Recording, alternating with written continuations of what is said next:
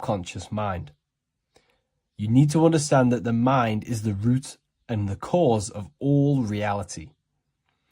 I am mind, you are mind.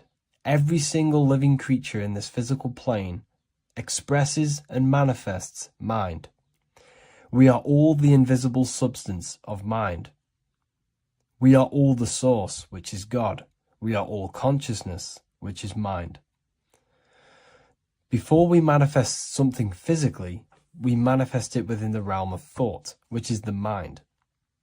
Thought then manifests into astral imagination. This then gives energy within the etheric plane. Then we manifest it physically within the material effect world. Everything begins in the mind, and this is why the government are called government. The word men comes from the Latin word mans, which is an English translation for mind. We see this word in entertainment, government, mentality. It means mind. Govern means control. They are controlling the mind through information. Information creates perception within our minds, and so do the words that we use and the language that we speak. It all creates perception within the mind.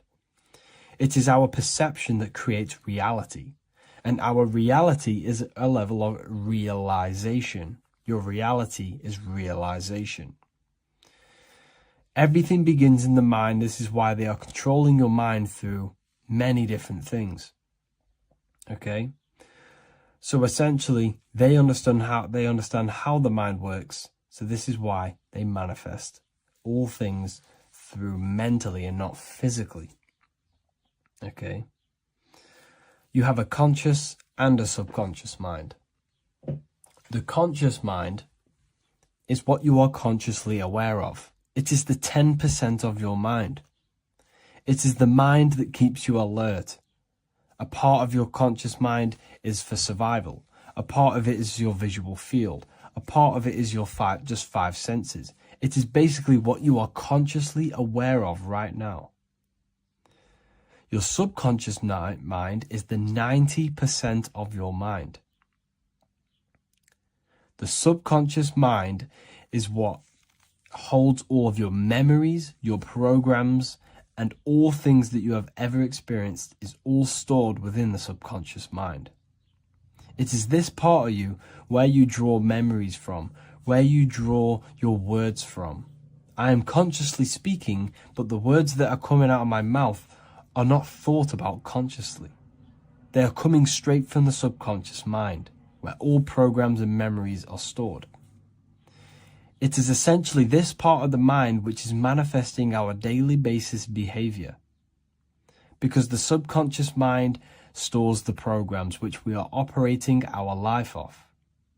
For example, if you tie your laces, you do no longer have to consciously do them. Your hands literally just know exactly what to do because you've done it that many times. So essentially, you create these programs within your subconscious mind through repetition and emotion. These are the two main ways your subconscious mind is programmed and installs things that you do on autopilot. The subconscious mind, like I said before, manifests 90% of your daily basis actions and 90% of your daily basis thought patterns. For example, if you were in a car crash 10 years ago and you had a very traumatic event, that car crash and that emotion that you felt in that time impressed your subconscious mind with a program. And even to this day, 10 years later, you are still wary about entering cars because of that program. Even though you may be not thinking about the car crash, you are still wary about entering cars because of that program, because of that emotion impressed upon the subconscious mind. You see, everything you say, everything you think, and everything you feel is telling your subconscious mind, that is what I want. The subconscious mind takes everything literally. Even if you are talking about someone else, your subconscious mind only knows you, and it only knows yes, and it only knows the now, the present moment. So this is why the golden rule back in the ancient days was treat others like you want to be treated. Because the way you treat others is telling your subconscious mind that is how you want to be treated. And this will create subconscious programs within you, affecting you. So, before you go to sleep every single night, what you want to do is to impress your subconscious mind with thinking and feeling of something that you want to become. Become that reality. Think and feel that reality. And by doing this, you are impressing your subconscious mind, and you will wake up in the morning with ideas. Because when you install a program within your subconscious mind, like I said before, it manifests into at least 50% of your thought patterns.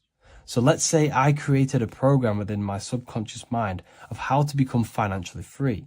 Well, I created the program that I am financially free.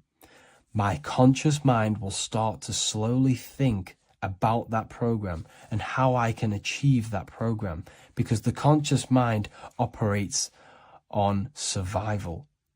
So if you create a subconscious program of I am financially free, your survival conscious mind will start to operate and think and act on this program subconsciously. You won't even know that you are doing it, but you are. And this is the power of the subconscious mind. You have to reprogram it properly. You have to be careful of the things you think, say, and feel, because all of this is contributing towards molding your subconscious mind, which essentially molds your reality. It draws things to you. Welcome to Revival of Wisdom.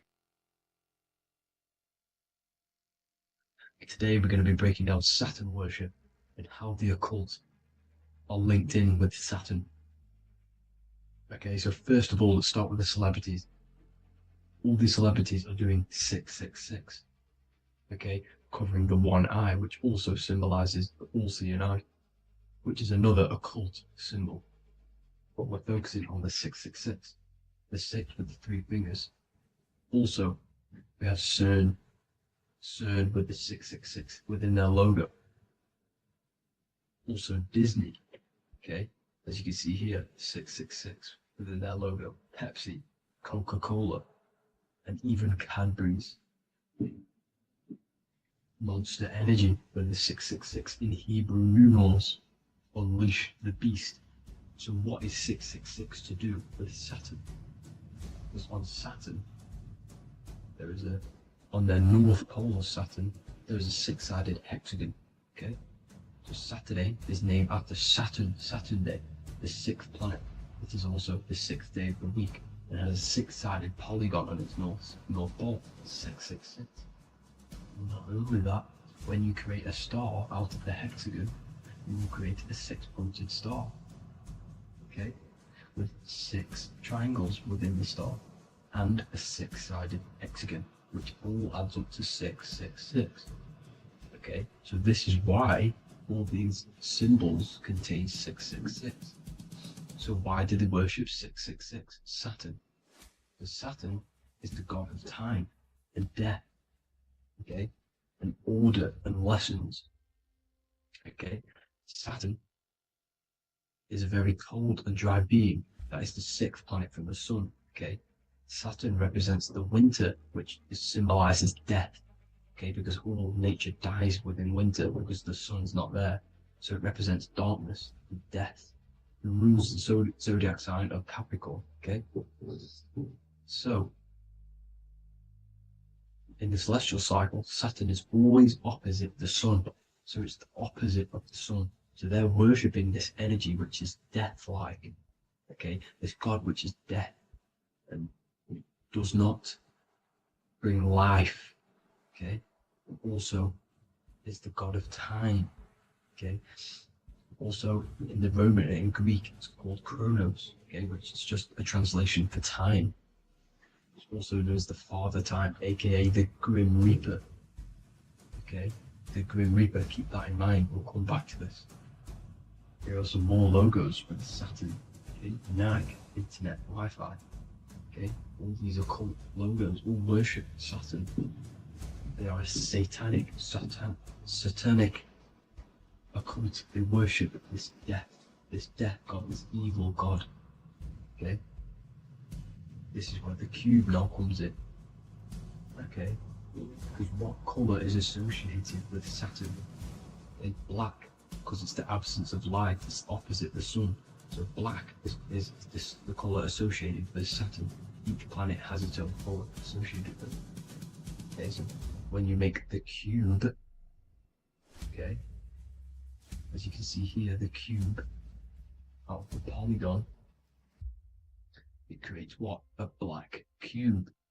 Okay, and the Kabbalah, okay, Kabbalah means cube, Allah means the God, the cube God.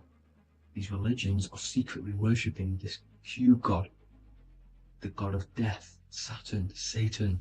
It's the same entity behind it all. Okay, so also we have these black cubes in Australia, Denmark, all around the world, these black cubes, because this occult is worldwide. It's Saturn, Satan taking over this realm. Okay, also with this black cube, they walk around it like the rings of Saturn. It's around the black cube of Saturn with the rings, they walk around in circles. What are circles? Cycles. What is a cycle? Time. The time god. This is why it has a ring around it, because it represents time, cycles. Okay? And this is another depiction of Saturn, always depicted with this Reaper staff. Okay? Keep in mind this staff, just like we associated with aka the Grim Reaper. The Grim Reaper also wears a black robe, representing Saturn with the same staff. Can you see it? This is where it comes in. Okay? The same thing, look, the same staff with the black robe. Black representing Saturn, the god of death. Okay, the Grim Reaper, Satan. Okay. Also, when you graduate from university, what do? You wear a cube on your head, a black cube with a black robe. This is Saturn worship. See, this is how Saturn, Satan, has tricked the world into worshipping him, not God, the sun, which represents God. So what is a corona? Because a corona is a crown, a circle, okay? A set of concentric circles of light seen around a luminous body. So Saturn. So this is why they used to worship Saturn by wearing crowns in ancient days. And we still do to this day. The king or queen has a crown, a corona. Also, corona, the drink. Corona adds up to 666, just like Saturn is 666. But like you see in the corona, you see the staff. You see this staff, just like the staff of Saturn, the Saturn god, like the Grim Reaper, with the black robe and the staff, just like the Saturn god. What is the Grim Reaper? It's a killer. It represents death, just like Saturn, the god of death and time. So all these occults and secret societies all worship the 666 god, which is Saturn, Satan. All of our energy is being put into Saturn. Okay, and Saturn, Satan, is harnessing all of this energy. So gradually, this is what the mark of the beast is. Like it says in the Bible, the mark of the beast, or the name of the beast. Here is wisdom. Let it know that you have to understand and count the number of the beast, for it is 6. It is the number 6 of a man, and is 600, 3 score is 6, 666. So this is what the mark of the beast is. They are going to eventually put green chips, just like Neuralink, which is what Elon Musk is pushing. Okay, So this chip is the mark of the beast, and it's going to be implanted to our hands or brains, okay? And they will manipulate our consciousness, and it will manipulate our DNA, and it will directly connect us to AI, and AI is linked in with Saturn, Satan, as the demons and the people who rule this world are in love with AI. They want to connect humans to AI. And this will control our consciousness completely and give all of our energy back to Saturn, Satan, this deity that they all worship. Just like when you get married, you wear a wedding ring, the rings of Saturn, over the finger, which represents the sun. So you're basically seeing Saturn over the sun. The sun is the son of God. It represents the sun, represents God. So you're putting Saturn over the sun. So thank you guys all for tuning in. I'm going to leave you guys here. Please leave a like, comment some topics that you want me to talk about. And please subscribe for more amazing content. God bless.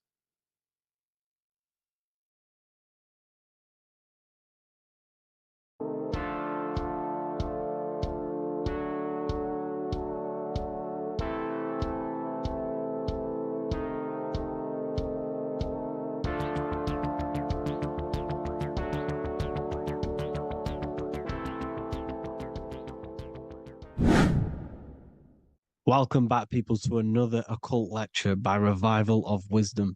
Today, we're going to be talking about magic and how it's being used on us for the New World Order. Magic has the word mag within it, which is magnetism. Magnetism is the force. Magic is influencing forces, natural or supernatural forces, and using it for a certain agenda to gain something out of it. Now, magic is not what everyone's being thought. It's not some sort of fantasy thing. It's actually very common, and we all do it, whether you believe it or not. Magic is all to do with the mind. As I said, always say in my lectures, your mind is what creates matter. Your mind is what creates your external world. So it's all about manipulating and planting seeds within the mind, because your mind is a garden, and thoughts and words are seeds which are being planted in that garden. Your life, your physical life, the people you have in your life, your friends, your car you own, the job you have, is all a reflection of the thoughts that you've been thinking in the past. You are where you are in life because of the thoughts that you've been thinking.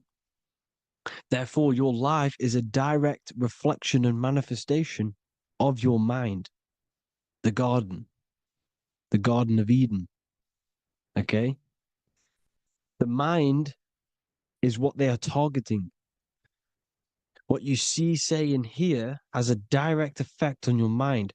Me talking to you is influencing you. The words I'm saying is planting seeds within your mind. Now it's up to you to consciously act on these thoughts or these words, or to maintain these words. As above, so below, as within, so without. What's inside of me is outside of me. What comes into the storehouse comes out of the storehouse. You have the left, you have the right, you have the up, and you have the down. As above, so below. Whatever is in your mind will be expressed in some sort of way, consciously or subconsciously, spiritually or physically. The mind is what manifests everything. And this is what we need to understand. We need to understand is that the mind is not physical. All things spiritual manifest physical. All things seen come from the unseen. The words you're thinking that everything you have is coming from the unseen. The actions that you do come from the unseen mind. Another expression for as above, so below is you are the universe itself. You are a universe, a mini universe. But just because you are mini does not mean you are the whole thing. If I take a little piece of infinite, let's say there's an infinite light source. Let's say I take a little chunk of that infinite light source. That little chunk I took is still infinite because it's been taken from infinite. You are the universe. Your awareness, your mind is the universe. It's information. You are the universe experiencing itself. This is why we say we are all God. As above, so below. What is in me is outside of me. The sun, the physical manifestation of the sun is your soul. The 12 constellations are manifested in the physical body. The 5 elements are manifested in the physical body. They're manifested in the 5 fingers you have. As above, so below. This is manifested, well, this is a symbolized in Freemasonry and secret societies as the 2 pillars.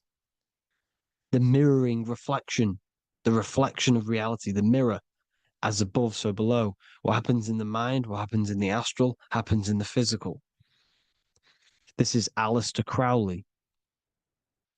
This is all symbolism. This is the 2 pillars with the all-seeing eye and the triangle at the top. Aleister Crowley was a master magician, very powerful dark magician, black magician. There's 2 types of magic. You have white and black, just like the checkered board, the Masonic checkerboard. You have white and black, you have good and evil. White magic is influencing natural forces to gain something that will help the collective consciousness, help the collective, help the earth, help other people.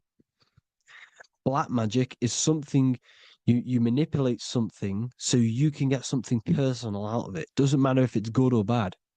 It's still considered as black magic because you're being selfish. Everything you do should be contributing towards the collective consciousness and helping others. And this is why the ancients lived in a system where everything was in unity. We understood that I am you and you are me. What I do to you happens to me because I am you and you are me. We are the same mind substance on the inside. We're all the same mind substance being expressed in different bodies. So what I do to your mind will have a ripple effect on my mind because all of our minds are connected within the mental plane. So this is why they know all this knowledge. They know all this knowledge. So yeah, this is the mirroring effect of reality, the 2 pillars, or symbolizes the number 11. The number 11. We'll go deeper into that. The technology we're using is magic. It's a form of magic. Television is tell a vision. They're telling a vision into your subconscious mind, into your memory. And when you turn on the television, you get a program because they're telling a vision to create a program within your subconscious mind. You see, the conscious mind is only 10% of your mind, which is to do with your, what you're aware of, your 5 senses. What are you consciously aware of? Well, I'm aware I'm here, I'm talking. I'm aware of what I'm wearing, the 5 senses, what I can hear, taste, smell, hear. What I'm wearing, I'm aware of what I think of. But the subconscious mind is the 90% of your mind. It's the hidden part of the mind, which is telling your heart to beat, telling your body to breathe. It's storing all of your emotions. It's storing everything you see, storing all the belief systems that you have. It has everything. It stores all of the habits you have, the values. It stores everyone's name that you know. All the words that I'm speaking right now is all coming out of the subconscious. Everything is subconscious, and it literally manipulates 90% of your daily basis behavior. Most people don't know this. What you did yesterday is what you will do today because of these beliefs and mental programs within the subconscious, stored within the subconscious. So the subconscious is what they're aiming at. They're trying to create programs within the subconscious because the subconscious manifests 90% of your thought patterns, 90% of your actions and words. They know all this stuff. So the subconscious mind is the most powerful part of the mind. Another way the subconscious manifests and influences your life is, let's say you were in a car crash years and years ago, 10 years ago. Let's say you're in this car crash, right? And you really hurt yourself. The emotion you felt in that time when you were injured in that car crash had a great impression on your subconscious mind. You see, the stronger you feel something emotionally, the stronger impact it has on the subconscious.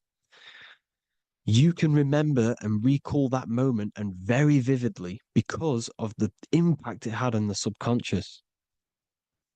Another, for example, you become that terrified of cars that it manifests into your life today, that you are wary to go in certain cars. You don't want to go into cars at all, maybe, because of that moment that stood within the subconscious.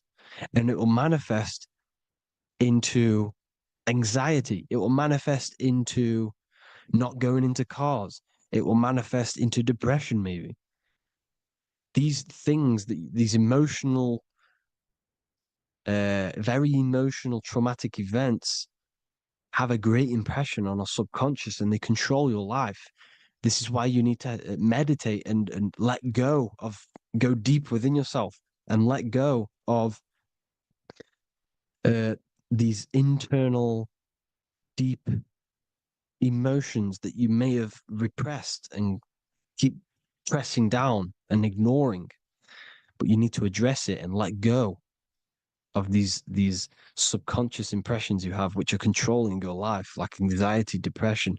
All of these things are stemming from things that are stored within your subconscious years and years ago, more than likely. Broadcasting. They're casting spells to a broad audience, to news, north, east, west, and south. They're casting spells. No, if you watch the news, everything's red. Breaking news in red writing or the red background, everything's red. Why? Because red's the root chakra, which is all to do with survival. They want to stimulate this root chakra because they want you down there in survival mode. They want you in survival mode because you're easier to control. They control out of fear. And not only they're casting these spells as if, because most of the things they cast in the news hasn't already happened. They're constantly bombarding you with there might be a war breaking out, war this, war that, kill here, kill there, murders. It's impressing, it's casting spells on your subconscious mind. So when the event does turn up in real reality, in physical reality, you're less emotional, you're less surprised. You're not as surprised because you've already heard it before. Your subconscious has already heard it all before. If you never heard of a war and then a war broke out, you'd be going crazy. So they subtly program your subconscious mind through the words, because the words they say is impressing your mind. It has an effect on your mind, which will have an effect on your behavior, your words, your conversations you have with people. They're casting spells to north, east, west, and south on the tell a vision. They're telling a vision by broadcasting, by saying spells. This is why we call it spelling. Even the word, listen, the words we say cast spells. Bless. Oh, bless you. That's be less. The subconscious mind only picks up literal things. You see, when I say bless you, your conscious mind picks that up as, oh, thank you, you're blessing me. But your subconscious picks up as be less. You see? Because the subconscious it has no filter. It's just, it is what it is. Everything is factual in the subconscious. Therefore, if I call you an idiot, your subconscious, my subconscious will think I'm talking to myself and calling myself an idiot, and it will take that as true. That is truth. Everything is truth within the subconscious, and the subconscious manifests your behavior. The devices you, this is the biggest one. Black scrying mirrors, device, the devil's vice, the device. Okay. Black scrying mirrors, black screen is scrying. Black scrying mirrors were used to communicate with spirits within the astral plane in the medieval times. They're probably still, well, they're still being used now by black obsidian mirrors. And look at your phone, it's a black mirror. And there's some sort of, I'm not saying this is fact, but personally, I believe these are portals for spirits and ethereal entities to come into your life, to come into your surroundings. So this is the next big thing: the TVs, your iPhone, your iPod, all black mirrors. And mirrors are very, very powerful. Even just a normal mirror. Mirrors have an effect. Whatever you say into a mirror, what you say is energy. And when you say something into a mirror, you're saying it into yourself. It's an infinite cycle of words of energy because it's being reflected infinite times. When you say something into a mirror, it has a massive effect. You're saying it directly into your eyes, into your mind. So what you say in a mirror should be said with precaution. Never say anything negative into a mirror, because mirrors are very, very powerful ways for you to reprogram your subconscious mind for the good. You can say very positive things into mirrors and it will reprogram your subconscious mind. Okay? Manifesting is all magic. It's all magic. Everything is magic. But consciously doing it is what they're doing.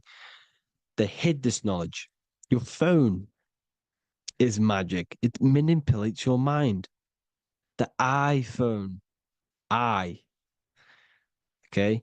See, magic isn't all of this with wands and see, Harry Potter, okay, that was created to give you this perception of a mystical and amazing form of magic with magic wands and all sorts of stuff like that. Yes, that stuff was true when the collective conscious minds were on a higher level and our belief systems believed in these things, because the universal mind, all of our minds contribute to reality.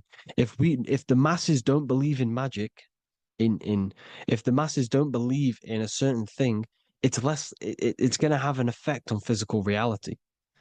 So when the collective minds are higher and have more open minds, things like Harry Potter can come true. See, it's all in the mind. The iPhone, the eye is the symbol for the mind, the invisible intelligence. The triangle is the ethereal plane. Okay, so the eye in the triangle is the eye that sees into the beyond the ethereal planes. The square is the physical plane. So the iPhone, your phone, is a black box, just like the Saturn black cube. It's a black mirror. It's taking photos of you every 2 seconds, and it's your mind. Your mind is in that phone. Everything you like, everything you text, everything you type in Google, everything you say to someone, every conversation is all recorded on the phone. Therefore, it is a direct reflection of your mind. Your mind is imprinted into your phone because your mind, everything you think in your mind, you're manifesting into typing, saying, taking pictures into the phone, and it's collecting it and storing it. And what they're doing, and this is for all forms of magic, it's manipulating the mind. It's all manipulating the mind. Reels, Instagram, TikTok, this is all dopamine. It's all controlling the mind. Every like you get, every follow you get, every share that you get is dopamine within your brain. They're literally targeting your brain and mind. It's all manipulating because what they're pushing through the phones, through the media, through the news, through the televisions is visions and programs. You are the one manifesting the New World Order. They're not manifesting the New World Order. They're giving you the information so you can manifest the New World Order. Everything they say is contributing to your mind. For example, digital money and all the information they put out for you to see is contributing to your enslavement. Your mind is manifesting the New World Order. They know this. They don't manifest it. There's billions of us. We could easily run over them physically, but on a mental level, these people have the knowledge and they hide it from us, and they let us manifest reality because we are the collective. They give us the information which manifests their agenda. It's all magic through the phones, the media, the television. So your phone is a manifestation of your mind. It's a record of your mind. Hollywood, holly tree, holy tree. They used to make wands out of holy trees, because it was the most holiest wood, the best for casting and transmitting energy. So they used holly trees to cast spells. That's what Hollywood is.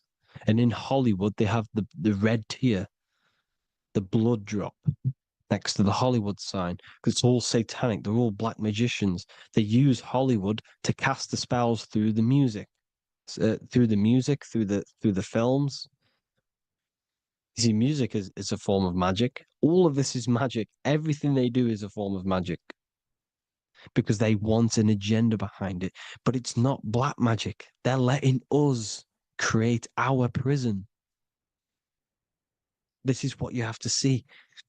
Yes, they're evil, but they're not doing anything evil, or else they would face the karma.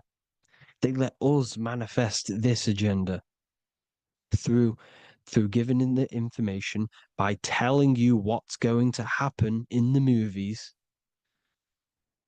Everything that happens in a movie, it's all there on purpose to program your subconscious, to plant a seed within your garden, your subconscious, your mind. Because when the mind is already seen something, when it comes up and turns up in physical reality, you will be less shocked and you won't rebel.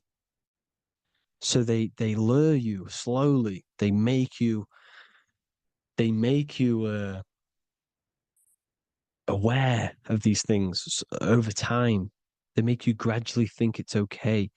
Like the technology, we never used to use these phones. How did we become so addicted and reliant on them? Well, because first they gave you a little flick phone. Well, no, sorry, they gave you a phone in your house, and then once you got used to that, they say, "Oh, here's the newest version of a little flick phone." You started texting your friends. Everyone was loving it in high school. They could now meet up without saying, "Let's meet on the weekend at this point at this time," like your parents probably did, or maybe some of you watching this, you probably had to tell your friend to meet on the weekend at a certain time because you had no way of communicating. So everyone got these phones and got addicted to them. Then they slowly got addicted to the new iPod with the touch screen. Now they invented touchscreen. Then everyone got addicted to touchscreens. Then because all of this is producing dopamine in the brain, which creates you to become mentally addicted to things and physically addicted, chemically addicted. Because dopamine's a chemical. Your subconscious becomes a program within your subconscious, and your body becomes chemically addicted to these phones. And these phones are the enslavement of humanity, technology. Without this, we wouldn't be in this mess without technology. Because they're creating a hive mind.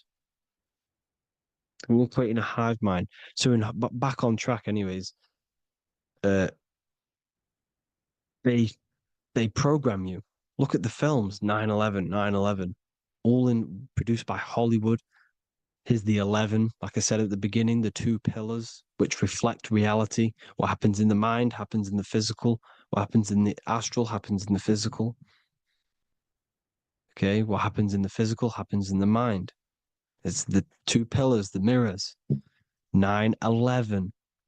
9 plus 1 plus 1 is 11. Flight 11 was hijacked. New York is the 11th state.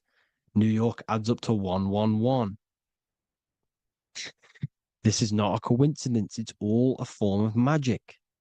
It's a ritual, energy harvesting ritual, because your mind produces energy. Your mental attention produces energy.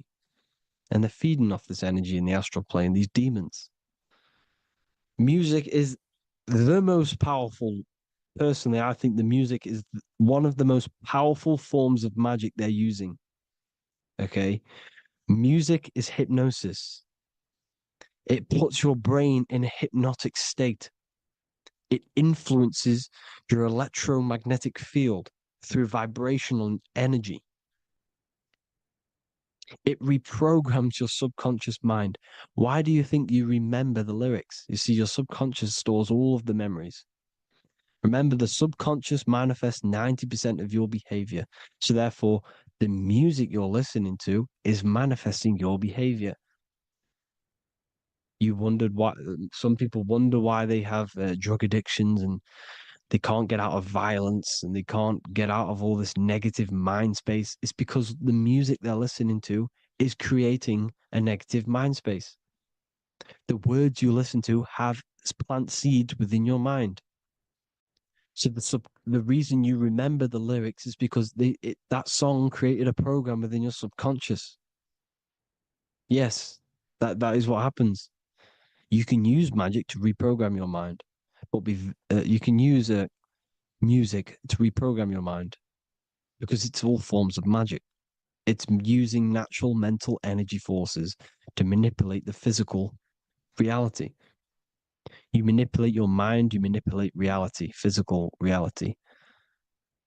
Okay. So the music, another very, very big one. When you turn on the radio, it's just all talks about alcohol, drugs, and sex because they want you down in the lower three chakras. They want your mind attached to matter when it's mind over matter. Your mind's not physical. You see, the word spirituality is the new trend. It's not about your spirit. It's not about your spirit. It's about your mind. It's not about, you know, uh, spirituality and looking after your spirit. And they've got you focused on your spirit. Why? Because they hide your mind from you. You see, a lot of people think their mind is their brain, but the mind is everything. There is no physical reality without mind. You can have a brain. Imagine if you had no mind but a brain. It wouldn't work. The mind is everything. The mind controls your avatar.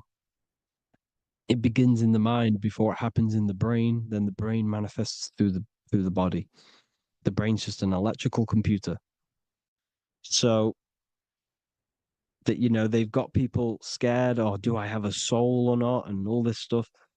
Listen, if you have a mind, you have a soul, because you are not the mind. This is why everything is sort of an illusion, because beyond the mind is your soul. But what is the soul without a mind? You can't have a soul without the mind. But if the mind didn't exist, the soul doesn't exist. You are the person listening to your mind. I shouldn't say person, because you're not the body. You're the entity behind the mind. But if you didn't have that mind, you couldn't understand what you even were. You would just be an observer who couldn't think. So yes, we all have a soul. If you have a mind, you have a soul. Everything is mind. Everything has mind. Mind creates everything. God is mind. And then manipulating your mind through TV, your phone, uh, every little thing, the school, it's all about the mind, people. Control your mind, you control your reality. Just the last thing, here you go. Aleister Crowley, the Dark Magician, Kanye West doing the exact same thing because they're implementing magic in the music. Here's the Beatles with Aleister Crowley in the background. Bet you never noticed that. Aleister Crowley was influencing music and placing magic within the music to influence the subconscious. This is what Baal worship was. This is why they kill children. They sacrifice these children. Why?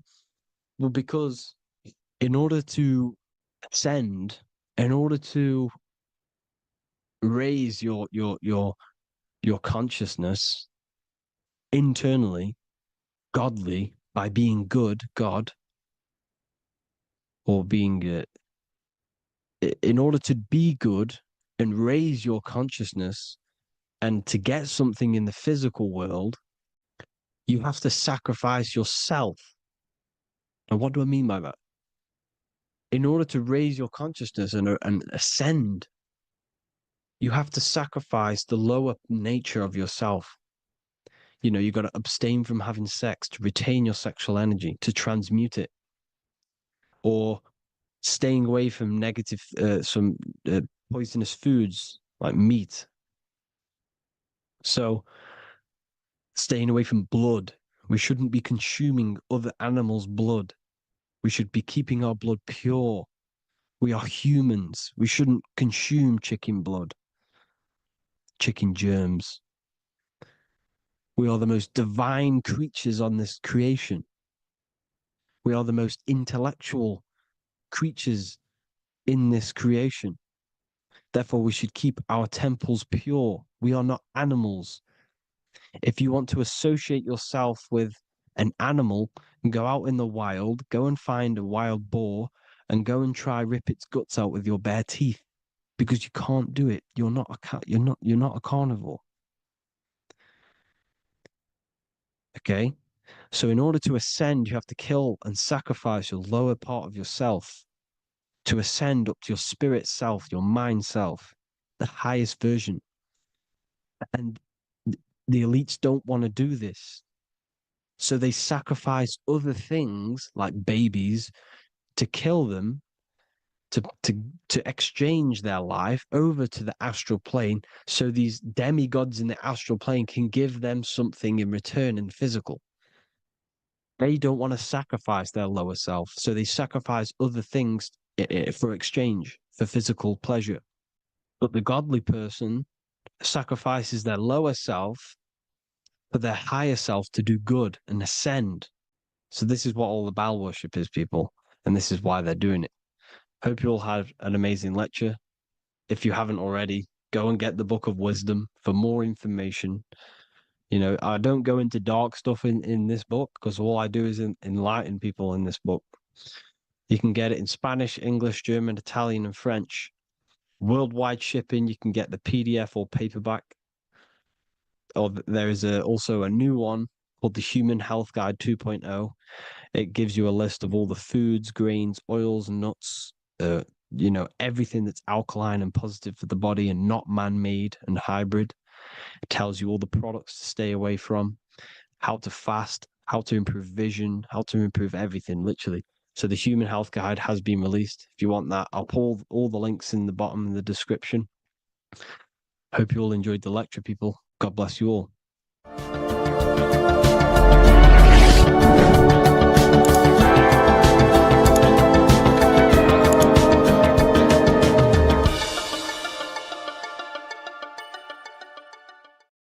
Hello, everyone, and welcome to another lecture inside Ethereal University. In this lecture, you will learn about the death process and how to prepare for it, and why that preparation is so important. So let's get straight into this.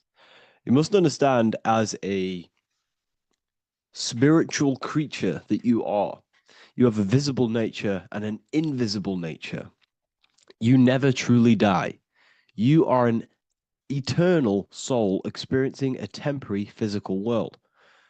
The inner world of thought and emotion is eternal, while the outer world of matter is mortal.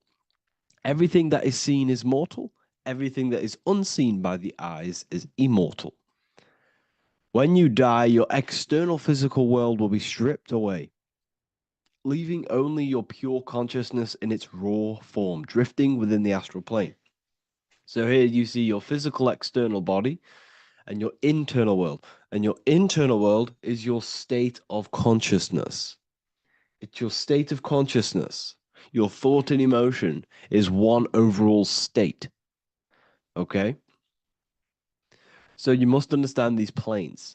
You have the physical body, the etheric double, an astral body, a mental body, and the Buddhic body. When you die, you leave the physical plane. Then you will more than likely leave the etheric plane, because the ether acts as like a portal.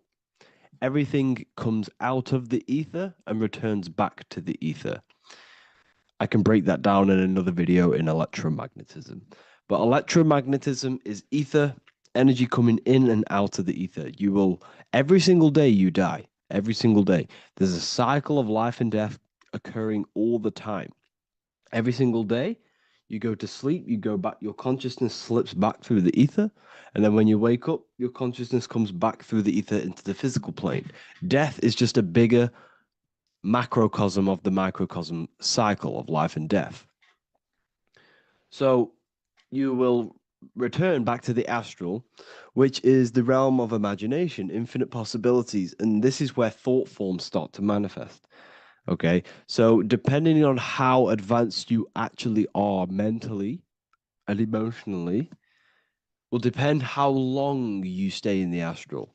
Now, what we must understand is that there is many different components to the astral. We have the higher astral, the middle astral, and the lower astral. These are all vibrational states. So if your mind and soul is operating in lust, lust, desire, hate, food, physical addiction, smoking addictions, then these are quite heavy. These are quite heavy attachments to your consciousness, and they're quite low level desire, which means they have a low vibration. You will manifest in the lower astral when you're stripped from your physical body. The lower astral is not inherently evil. However, there's just low vibrating things going on there. Low vibration does not mean evil. Okay? So, just like bad doesn't mean evil. Okay? In the lower astral, you are going to see lower astral beings. You're going to see spirits, souls with low level desire. Okay? People who are attached to the physical plane, people that lust, people that do these things. Technically, this is hell, but you can escape it by escaping yourself. Now we're going to break all this down. I'll break all this down properly once you understand the full context. So depending on your level of desire, you will manifest in a corresponding layer of the astral plane. If your mind is still attached to the low physical desires, you will find yourself in the lower astral realms. But if you have few desires and have detached from the worldly attachments while you are encased in a body, then you will rise into a higher or middle astral plane, mainly the middle. Okay. The higher astral plane is very formless. So as I broke down here, this is, well, the physical plane is the lowest dimension. This is the most form, the most matter. It's quite heavy. The higher you go, the lighter it becomes, the more fluid, the more formless it becomes. So you see here it says denser down and lucidic up. So this is more lucidic in these higher realms. This is more dense in the lower realms. So this is why the ancient Egyptians were always talking about, I'll show you this. This is showing you death. So first of all, we have Anubis, which represents death. Here you have the heart, which represents the soul. And here you have a feather. And this is a scale. You see how this is a balanced scale? So what this is symbolizing, this represents death. This represents your heart, and this is a feather.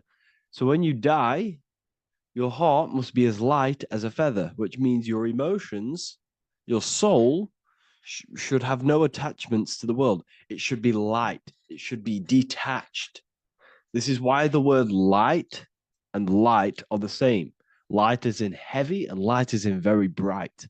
Because when you're less attached to the things, your soul shines. You're authentic. You're light. You're very bright soul. And you have no attachments. Your light is in not heavy. So you must detach from the worldly desires. We have to detach from the smoking, the food. This is why we should fast. Smoking, this is why we should detox. We should also meditate. We should also be able to sit with ourselves for long periods of times. Okay, I'm going to break all this down properly. But that's why the Egyptians show you the symbolism here. Okay. So you're stripped of your material body. So that state of consciousness you're in right now, your inside world, if you shut your eyes, that state you're in, that is what you're going to experience when you die. Okay. And you're going to be manifested into the astral. In the physical plane, you can mask or hide almost anything. But in the spiritual realm, you cannot. The astral body, your thoughts and emotions directly shape your spiritual body, your astral body, revealing your true inner state. So your desires that you can hide in the physical plane, your emotions, your thoughts, you can't hide any of that in the spiritual plane, in the astral plane. That will directly shape who you are, your color of your astral body, and your astral body as a whole. So here we have Kim Kardashian. If you could see this lady's astral body, you would run so far that you would be horrified for the rest of your life. If you could see their spirit, their astral form, it would be horrific because their mind is so attached to, physical things, so attached to desire, money, fame, worship, power. These people do not want to die. These billionaires and millionaires will never want to die. They will do whatever they can to stay alive because they understand what when they die, they have to face themselves. They have to face their inner world. And their astral body, their true authentic self on the inside is horrible and horrific and so low vibration. So this is where it comes in. You must be as light as a feather. This is what the Egyptians are showing you in their artwork. Your soul must be as light as a feather. In order for the soul to ascend to a higher plane and not look at that physical plane and say, I want to go back or I want to desire things down there, you must detach now and prepare for death. Hell is not a place. It's your own personal suffering born from within. If your mind and soul are deeply attached to mental fixations, emotional wounds, and physical addictions tied to the material world, that pain will follow you into the astral. This is your true judgment day. You judge yourself when you die. You see your authentic self. There's no hiding. Right. Imagine right now that you that everything you cling to was stripped away. No matrix, no electricity, no food, no TikTok, no phone, no possessions, no distractions, no one else. Could you sit alone with yourself for just 1 hour? Could you sit alone with your thought and emotion? That moment of truth is what you must begin to prepare for. Could you sit alone with yourself? Can you sit alone for long periods of time and just think? And if you cannot, then you're running from your internal world. You're running from your thoughts. You're distracting yourself from your thoughts. This is what we must address. Now, don't feel bad if this is you. We've all have problems. We all have internal problems. But this is what we have to face directly in order to prepare for life after death. We must meditate for long periods of time.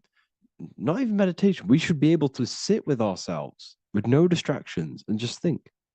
This is what the people of the past used to do when we had no technology. People would sit and think for hours. This is what we need. Because if you cannot sit with yourself, imagine sitting with yourself with no physical body. That's the level that's going to happen. And we need to prepare for that. The soul and mind must become as light, as weightless, as radiant as a feather to ascend to a higher plane and move beyond the physical life. To rise, they must release heaviness, attachments, burdens, fears, and desires. The lighter and brighter your inner being becomes, the more freely it can rise into a higher state of existence. Ascension is not about going somewhere, it's about becoming something pure, clear, and luminous. Okay, this is very important. Very, very important. We must detach from the worldly things. So, enough of that. How do we do it? How do we attach? How do we prepare? Number one, you must detach from the material things. Start loosening your grip on things, possessions, titles, even identities. They are temporary. Appreciate them, but don't let them define you. Let nothing outside of you define you. Nothing. Your name is not you. Your job is not you. Your reputation is not you. Your bad past is not you. Your good past is not you. Your business is not you. Everything outside of you is not you. Now, what I'm saying is, I'm not saying go full right hand path and never care about anything physical, never care about your family, don't love your family. I'm not saying that. What I am saying, love these things, love these outside things, but do not become attached and do not let them define you. You must be okay with losing anything that is outside of you. You must be okay with that because you must understand the physical plane it's promised that everything is temporary. Everything is temporary in this plane. So don't ever think it's going to be there forever because it's not. And you must remind yourself, not remind yourself, but I think about this sometimes when I start becoming a bit attached to work and stressed. I just remind myself that I'm going to, this is temporary. I'm going to leave this world one day and I'm not going to care. So you must have the balance. Okay. The balance is key. You can go down that right hand path and just fully cut off from the world like a monk and shave off your hair, disconnect from the physical world. You can do that. That's not wrong. There's different paths in life. You have the left hand path, purely physical. You have the middle path, which is balance between the physical and spiritual. Then you have the right hand path, which is monk mode, where you fully disconnect from the world. They shave their hair off to disconnect from the physicality. They meditate for long periods of time. This is what they're doing. They're preparing for death. Monks prepare for death. They understand this. They understand that you don't die. Your inner world is the true world. The inner world is the only world that exists. Everything outside of you is an extension of you. Number 2, cleanse the mind. Watch your thoughts. Are they rooted in fear, anger, regret, or craving? Meditation, mindfulness, and inner reflection help purify the mind. The cleaner your thoughts, the lighter your spirit. So your astral body is formed by your thoughts. It's formed by your emotions. If you sit around thinking about eating all day, you're going to have a very heavy astral body. It's going to manifest in the lower planes. But if your mind is thinking about good things with good intentions, love, knowledge, expansion, you're going to manifest even the middle or the higher. And there are ways to even ascend out of your astral body. Yes, you can ascend out of your astral body and out of the mental body, but that's all very advanced, and I'm not going to teach that yet. I'll make another video on that, but you can ascend from them bodies. The astral plane is not the end. You can keep ascending as a soul until you're left with just the pure essence of the soul. But we're going to, anyways, cleanse the mind, reprogram the limiting belief systems, let go of mental attachments. And the way you do this is by getting a piece of paper and writing down every single attachment that you have. And you're going to realize, dude, there's more than you think. Okay. We have to detach from these. We have to.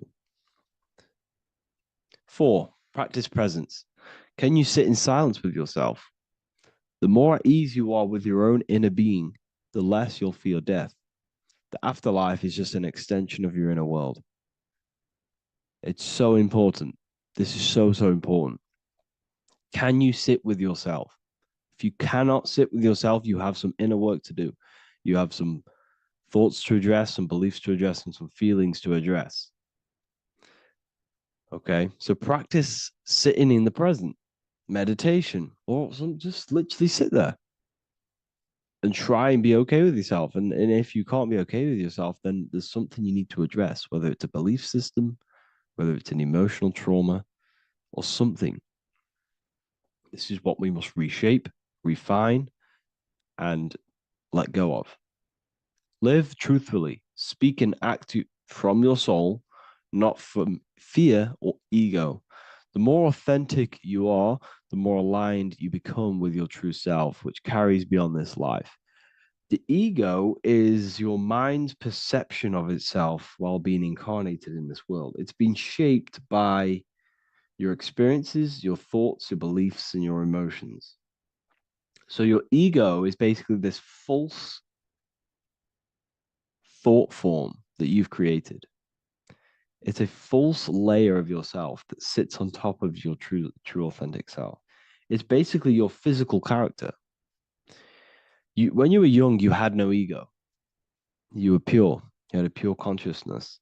But then as you grew older, your ego started to grow, and it still is growing because it was shaped by experiences, things you've gone through, things you said, things you believe, things you think.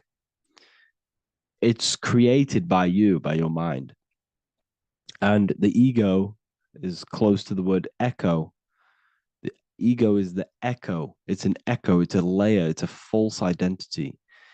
It's a false layer that sits on top of your soul. And if you don't get rid of that ego, if you don't know how, well, not get rid of it, but balance it. If you don't know how to rise above that ego and you die, it's that ego that's going to be pulling down when you die. It's that ego that's going to be your suffering. Okay. 7, connect with the divine, whether through prayer, meditation, tune into something greater than yourself. The connection is the soul's compass beyond this world. If you can meditate and rise above them clouds of thought, that's the soul, that's the observer. We must connect with that. Okay, this will definitely help with just allowing yourself to connect with your true self. Meditation's great because you can just fully detach from the world. And the more you meditate, the more you can prepare for death. A powerful way to cultivate detachment is through daily detachment meditation. done either at night or in the morning or the first breath upon waking. Or do this as many times as possible per day. Start by physically grounding yourself in the present moment. Say out loud, I am here right now, nothing else matters. Let that phrase draw your awareness into the now. Just keep saying it until you're present. Then begin to slowly list everything you identify yourself with, one by one. I am not your body. I am not my body. I am not my name. I am not my possessions. I'm not my house. I'm not my children. I'm not my everything. I am not my thoughts. Release each layer gently. Imagine, if you want to, if you have a good imagination, imagine placing these things into a big box. Placing your body, placing your name, placing your possessions, placing your house, your car, your thoughts, your beliefs into a box, and then shut that box. If you have a good imagination, do that. That can help. And you'll be left with yourself. And you're not even that. It goes even deeper. Eventually, you'll reach the mind itself. Detach from the language that the mind is even using. Now, that's very difficult. And not many people have ever thought about that, and they've ever even been there. Detach from the language that the mind is using. Think about that for a second. Your mind is not what you actually think. It goes very deeper. Your mind is not that little voice. It's that voice that the language is using. So even the language is a spell on your mind. Okay, it's an attachment. Eventually, you'll reach the mind itself, detached from the language it uses, the voice in your head, the need to define. What remains is something beyond thought and beyond words. I can't even describe what's left, because words, once the language is gone, it's purely metaphysical. All I can say it is pure awareness, and it's symbolized. This is why symbols are so amazing, because they can symbolize things that are beyond words. A flame. It's just a flame. And you won't be able to understand that until you've been there. It's just a flame. It's pure cause. Words can't describe it. You'd have to experience it. Connect with this essence daily. This is truly who you are. So this is a great way to detach. We can do these detachments every single day during meditation. This will definitely help over long periods of time. Of course, you're not going to be ready tomorrow for death, but just try and prepare for these things. This is the whole reason people used to meditate. It's the whole reason why people do these spiritual practices, because they understood that this plane is temporary and your soul moves on from this plane. And you'll never truly believe in the soul until you experience it. So I can show you these things, but you must go out and experience it. The soul is real, but you won't understand unless you cast off everything else. Okay. So I hope this video helps. It's a very deep video. I'm going to be making more of these stuff, of more self-mastery. And of course, we've made the self-mastery section now. So I'm going to start filling up this place with lectures. And I think it's a great time to start this, because a lot of people have been asking on how to master yourself, prepare to death. So hope this video helps. See you in the next one.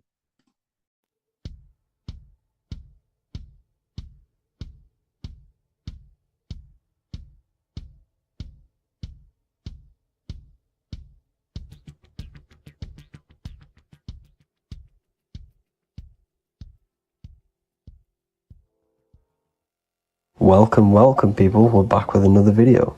I will now be keeping track of my YouTube and trying to upload every week. In this video, we'll be talking about the chakras. The chakras are the 7 attributes of God, and they are the 7 planets. These are literally vortex portals within us that connect us to these vices and characteristics of God. Each one of these energy centers are a spinning wheel of energy which controls the cells and organs in that particular area of the body. For example, it's literally a mini brain for that area of the body. Each chakra has a vice which you need to turn to a virtue in order to climb up through the system.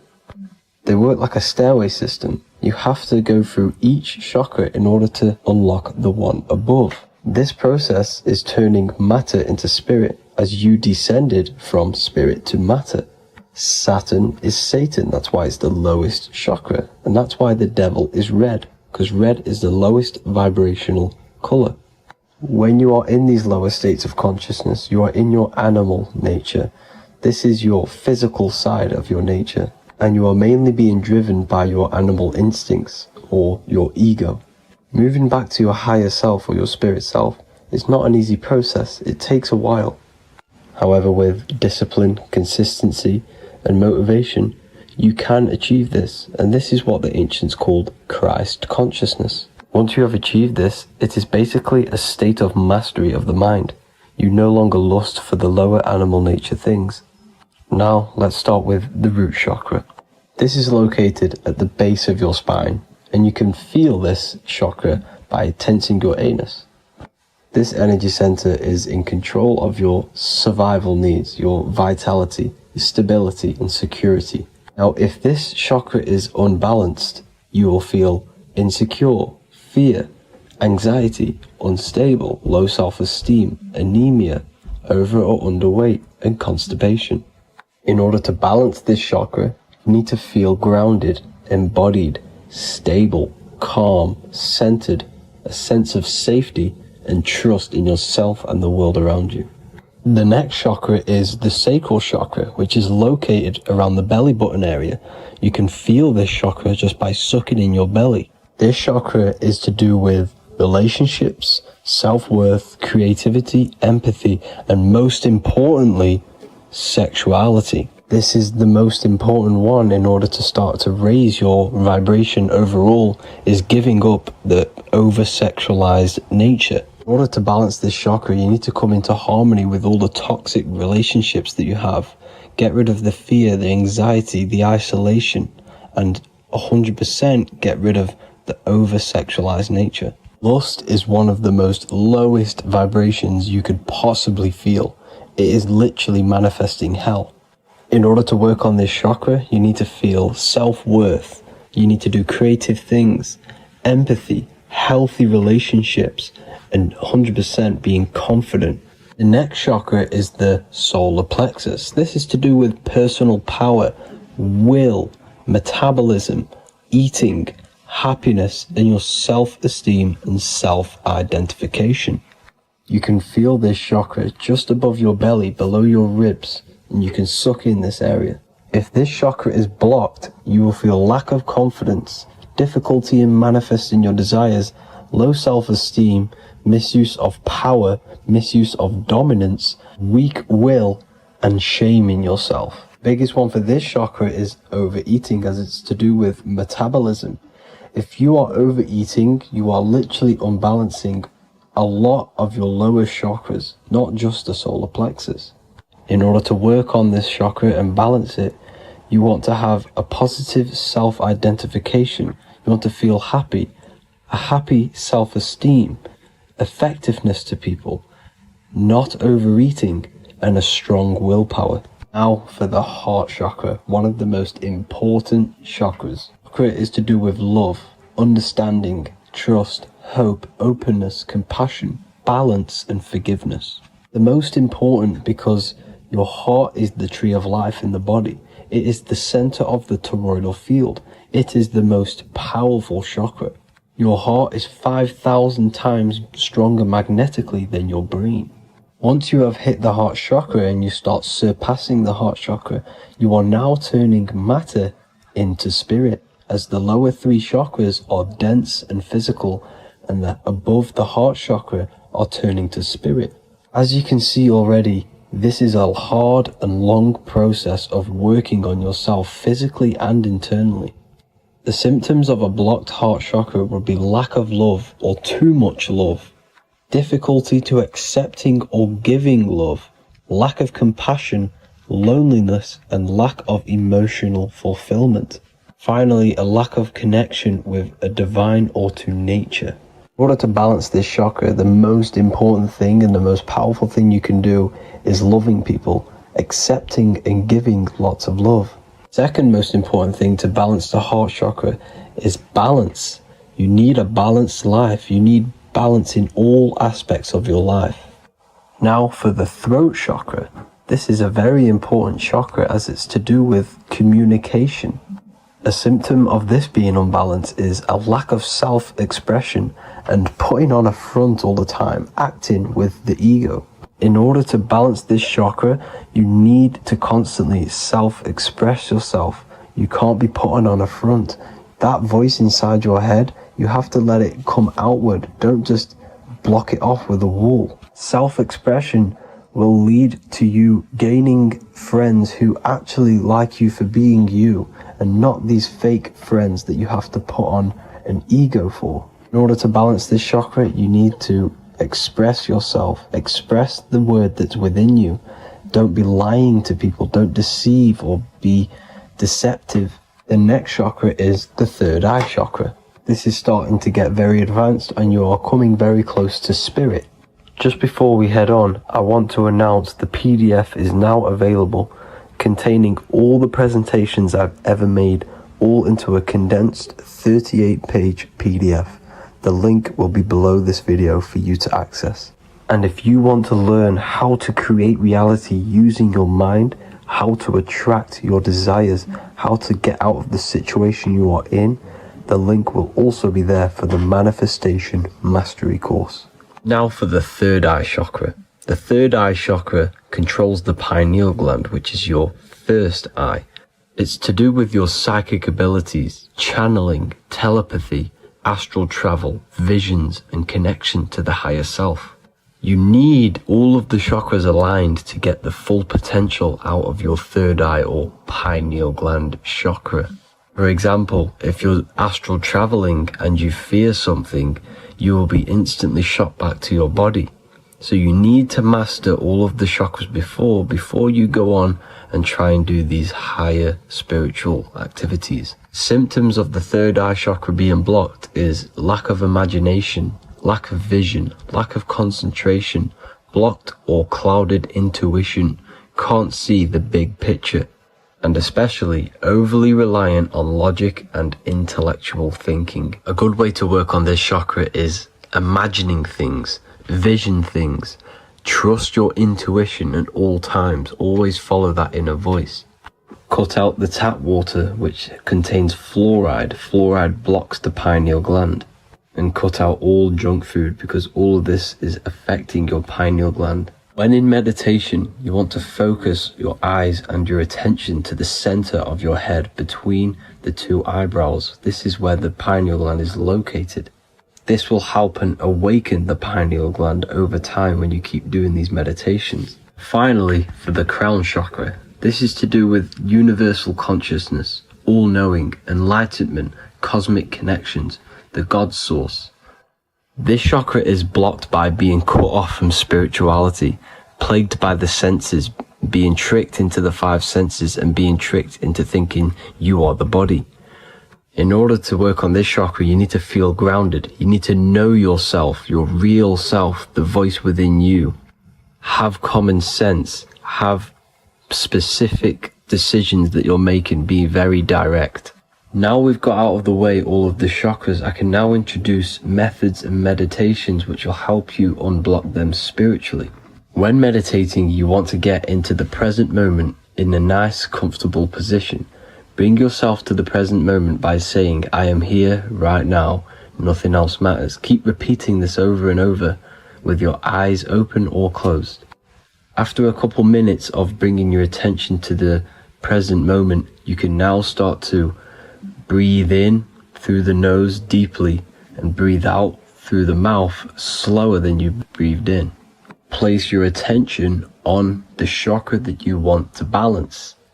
Think of a high vibrational emotion like love and think of this while placing your attention on that chakra. You can do this exercise every day for 10 to 20 to 30 minutes. The longer the better. Another practice you can do is by chanting the Bijis for each chakra. They are here starting from the root chakra all the way to the crown chakra. Or you can chant the 7 vowels. There are not 5, there are actually 7. A, I, A, O, U, M. A, I, O, This is the proper way of pronouncing the 7 vowels. These are so powerful because these are the only things that exist.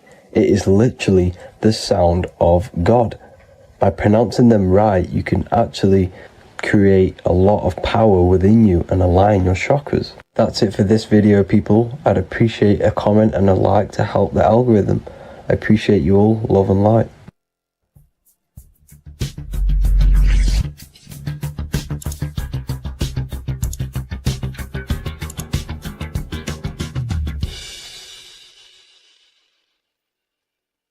Welcome to Revival of Wisdom. Welcome people. We're back with another video. Please make sure to hit that like button, subscribe, and turn on notifications to never miss a video. The Earth is a giant torus field consisting of a positive and a negative pole. The Sun being the cathode with a positive charge and the Moon being the anode with a negative charge.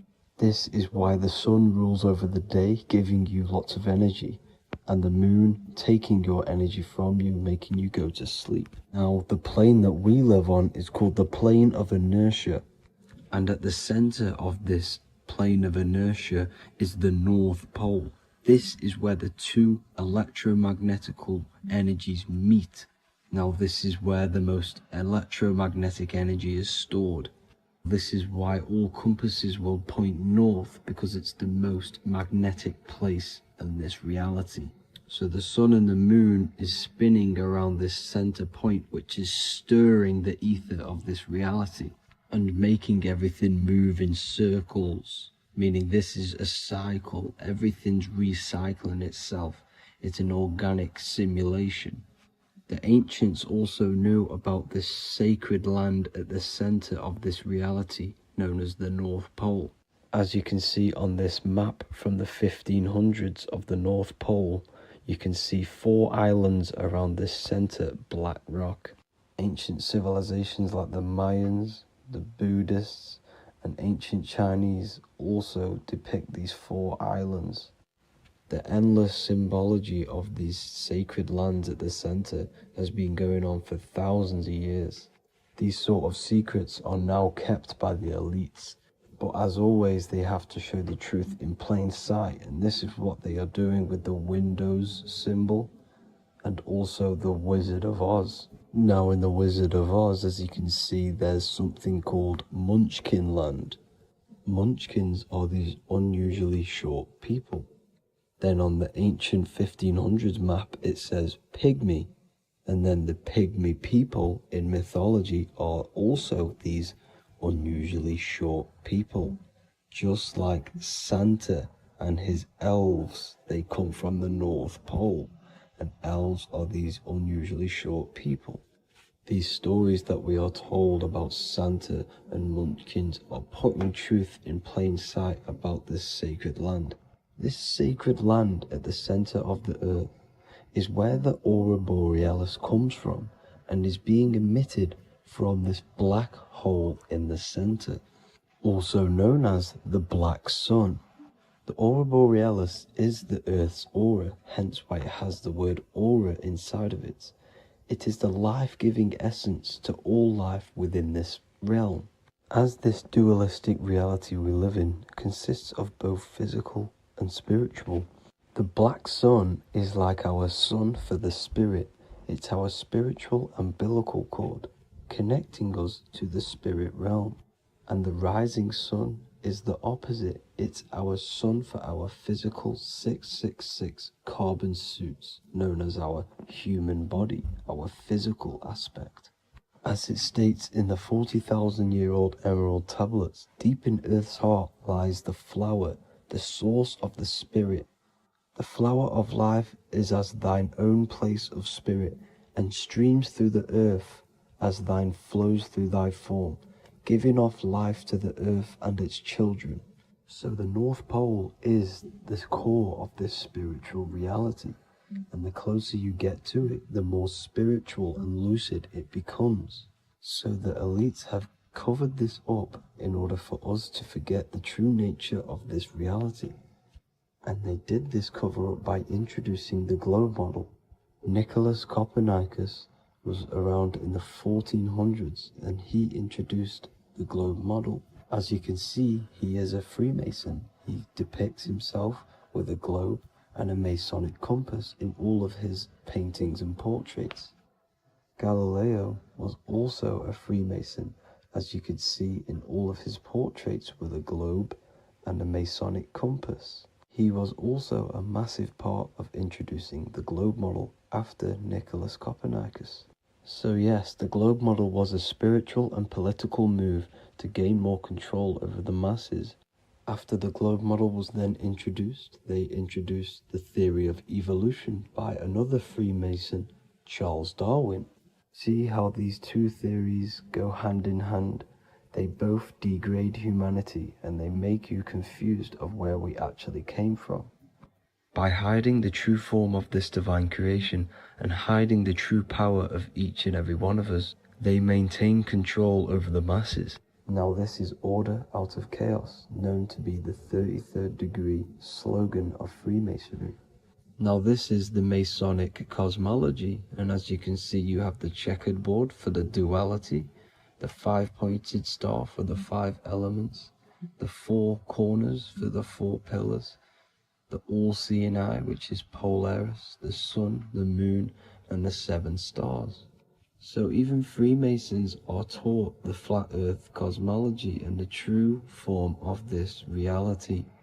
Now the true nature of the sun, the moon, and the earth is shown and reflected through the Masonic compass. The Masonic compass is the sun, the moon, Polaris at the top, and the black sun at the bottom.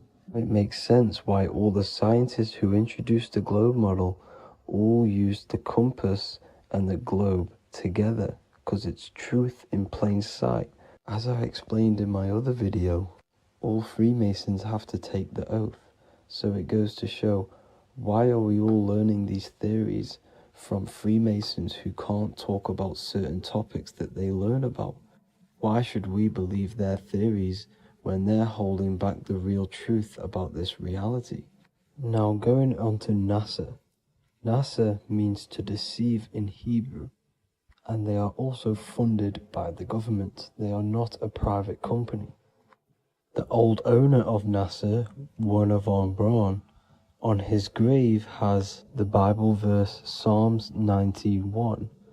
The heavens declare the glory of God, and the firmament showeth his handiwork. Now why would the owner of NASA put this on his grave? Seems a bit suspicious to me, alongside with the NASA astronauts are all Freemasons. And not to mention the countless mistakes they've made on their live videos in space stations, the moon landing, and the CGI footage of the Earth, which is obviously photoshopped. Just by tricking the masses that they live on a spinning ball, the elites gain the perception of the masses. Not only does it hide the divine creation we're inside of, it hides the divine spark within you. It hides the creator, the source. And by believing in space and we live on a spinning ball, it makes people come to the interpretation of that we are a coincidence and we do not have any purpose. And of course this is false. When you come to realization that we are all a divine creation and we can create our own divine life in this reality, life becomes more sacred and you start to enjoy little things. The elites want you to believe everything exists only in the 5 senses. They want you constantly looking outside of yourself because they know that will keep you on lower states of consciousness. Now this brings me to our next point. By tricking the masses into the heliocentric model, the elites started to advertise aliens in the movies, in cartoons and magazines in the late 1940s. Now this is subconsciously programming us about aliens and extraterrestrial threats, which then they can use to their advantage. And this is something called Project Bluebeam. They are more than likely going to fake an alien invasion to push this 2040 agenda, which is for one government and one ruling currency. That's it for this video, guys and girls. Hope you all enjoyed. please make sure to leave a like and a comment. God bless you all. Welcome to Revival of Wisdom. What is good, people? Is Revival of Wisdom. We're back with another video. Today we're going to be talking about the importance of Saturn and the occult. Let's jump straight into this. So Saturn is the god of the earth, right? It's the time of God, change, destruction, physical matter. He creates and destroys because the energy of Saturn is the key to crystallization.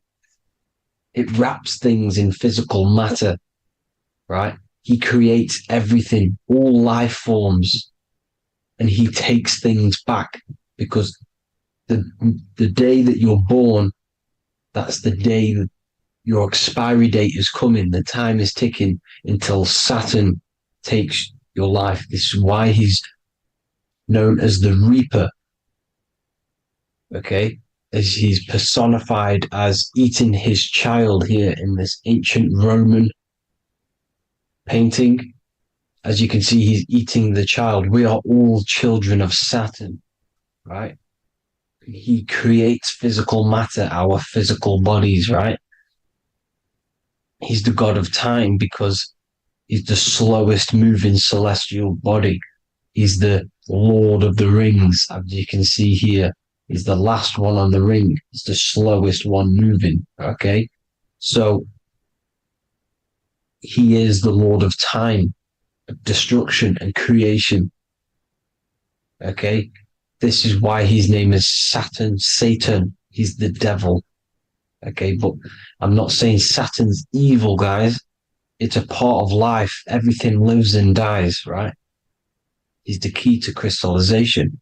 Now, as we have the clock here, our god Saturn, or Chronos in Greek, just means time. He's also the god of time, as I've already said. 60 seconds in a minute, 60 minutes in an hour, 24 hours in a day. Add 2 plus 4 equals 6. 60 seconds, 60 minutes, 2 plus 4 equals 6. That's 666. Okay? And as you see on the clock, 6 take away 12 equals 6. 7 take away 1 equals 6. 9 take away 3 equals 6. 6 is the number of Saturn. It's associated with Saturn, right? He's the god of time, of justice.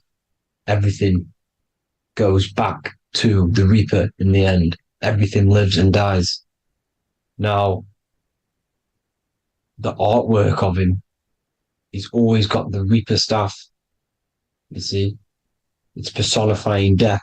Now, when you see this, the Romans were not saying Saturn was a real person, a real god in human form. No, this is personification. This is what the ancients always did. They personified, just like the Bible. It's all personification. So the personifying Saturn eating its children because it eats, it's the Reaper. No one can escape the Reaper. No one can escape death. Now, Saturn is 666, which is in the Bible, the number of the beast, right? The number of the beast, Satan, 666, right? So on the North Pole of Saturn, you have a hexagon, which makes a cube, right? Now this hexagon, when you join up all the corners, creates the 6-pointed star known as the Star of David, right? In the Jewish religion. Now, as you can see, the 6-pointed star has 6 points, 6 mini triangles, and a 6-sided hexagon. That makes 666. And also, your Saturday is named after Saturn, the 6th planet, the 6th day of the week, and has a 6-sided polygon in its north pole. That's also 666. Now, this Star of David, this symbol goes back thousands of years, and it originates from Saturn. It's not the Star of David, right? It originates from Saturn. It symbolizes the physical and spiritual aspect combined into one, which makes us humans, right? Also symbolizes the male and female combined into one. These two sacred energies create the human. We consist of both male and female energy, also known as the seal of Solomon. And we all know if Solomon was a real person, he talks about communicating with 72 demons.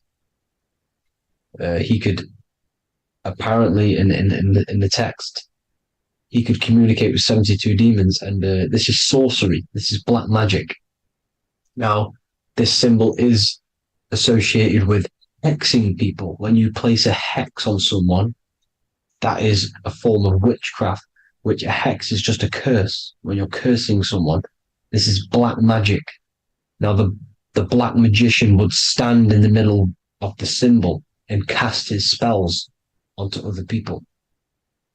Now, this symbol is obviously on the $1 bill, twice on the $1 bill. And it's very, very ancient symbol. And it originates from Saturn. And let's keep going. So the cube. So I've just said how you see the cube on the North Pole of Saturn, right? The cube is limited. It's a 3D shape. It symbolizes limitations to the physical 3D dimension, the third dimension, the physical realm which we are in. Now, as you can see, the color associated with Saturn is black, right? Black is infinite potential. Black is the creation of all things before there was light. Light is born out of blackness, darkness, okay? Now, black is physical matter. And as you can see, the black cube, black symbolizing physical matter, the cube being limited, as the physical realm that we are in is limited. It's not like the fourth dimension where everything can exist in a thought. The third dimension is limited, right? And this is what Saturn is. It limits you to the 3D 666. Your body limits you to your physical body. Now, these black cubes are placed everywhere. As you can see, Australia, Denmark, Manhattan. There's one in New York. As you can see, the Apple have a cube. The Nintendo GameCube. Trump Tower is a black cube. This is worshipping the energy of Saturn, the god Saturn. Okay, it's not a god, it's a celestial energy. However, it rules over Earth because it pretty much created the physical realm. Now, as you see, when you go to a funeral, you wear black, a black suit symbolizing Saturn, which is the color associated, black. And as you see in Mecca, they walk around the black cube in rings. As you can see here, they're stood around in rings, like the Saturn, the rings of Saturn. The Mercedes symbol. You probably wouldn't notice that, but yes, it's Saturn. And when you graduate from university, you wear a black cube on your head. This is all symbolizing Saturn. Okay. Now, as you can see, the Jews here have a black cube on their third eye whilst they pray. Notice how he's shutting his eyes into blackness, darkness, and he's wrapped around a black strap around his arm. This is symbolizing the wrapping of physical matter, of how physical matter wraps things into existence. And as we all know, the Star of David is a Jewish symbol. So he has the black cube and the Star of David, right? So all of these religions are secretly worshipping Saturn. Okay, this is all Saturn worship, Kronos, the god of time and destruction, the physical reality. Now, As you can see, it's symbolized everywhere in all major corporations. Pepsi, internet, that's obvious. NASA, of course, NASA. NASA means to deceive in Hebrew. Universal, Walkers, that one's so obvious. Nike, Toyota. So many different ways they symbolize it. You either see the rings of Saturn or the black cube, as I just showed you here, the Nintendo and the Mercedes, right? It's absolutely everywhere. Now, they also use 666 to symbolize it, as I've just broken it down to you.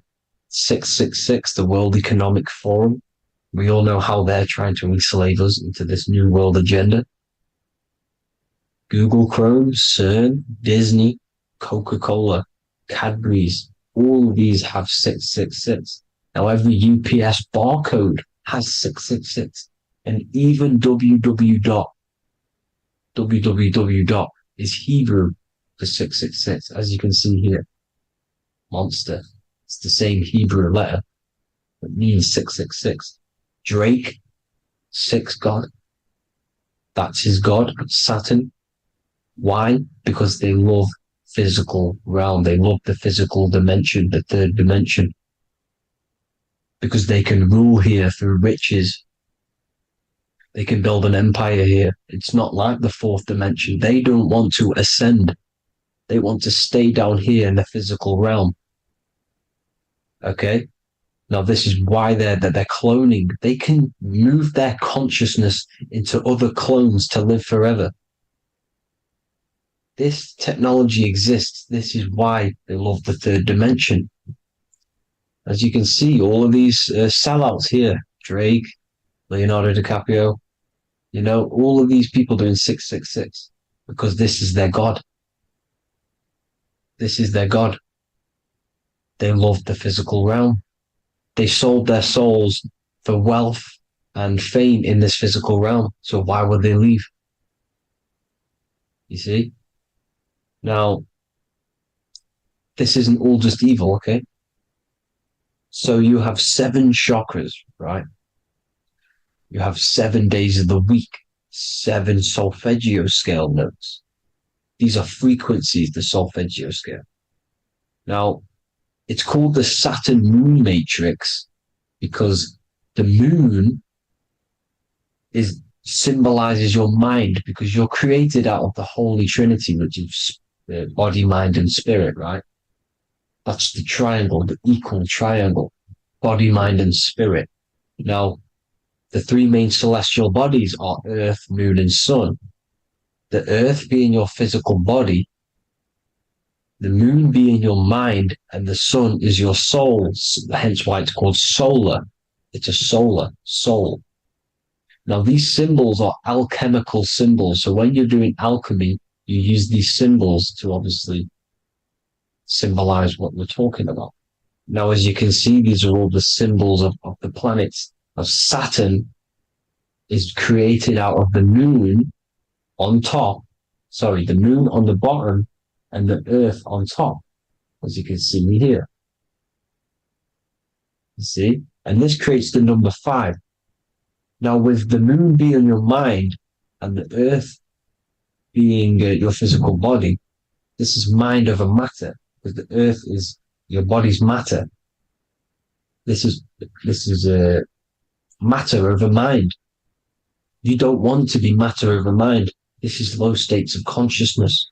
You won't be mind over matter. You see, to manipulate matter, to create your own reality. Now, obviously, we all know Saturn is associated with the lowest chakra, which is the root chakra. This is to deal with your animal instincts. When you're down here, you identify as the physical body. You don't know anything spiritual. You're you have a pure physical mind. You don't believe in anything spiritual. This is survival mode, consumption. They want you trapped down here, which is matter over mind. They don't want you to create your own reality, which is mind over matter. You see? Now, that's what Jupiter is. Saturn is the moon on the bottom and the Earth on top. But Jupiter is the moon on top with the Earth on the bottom. That's mind over matter, you see? So these chakras are an ascension process from spiritual, from matter, physical matter to spiritual. This is the ascension. This is the stairway to heaven. This is Jacob's ladder. You see? Now, the number 5, which is obviously associated with Saturn as well, which create the symbol for Saturn, created the number 5. You have 5 senses, 5 elements, 5 physical elements.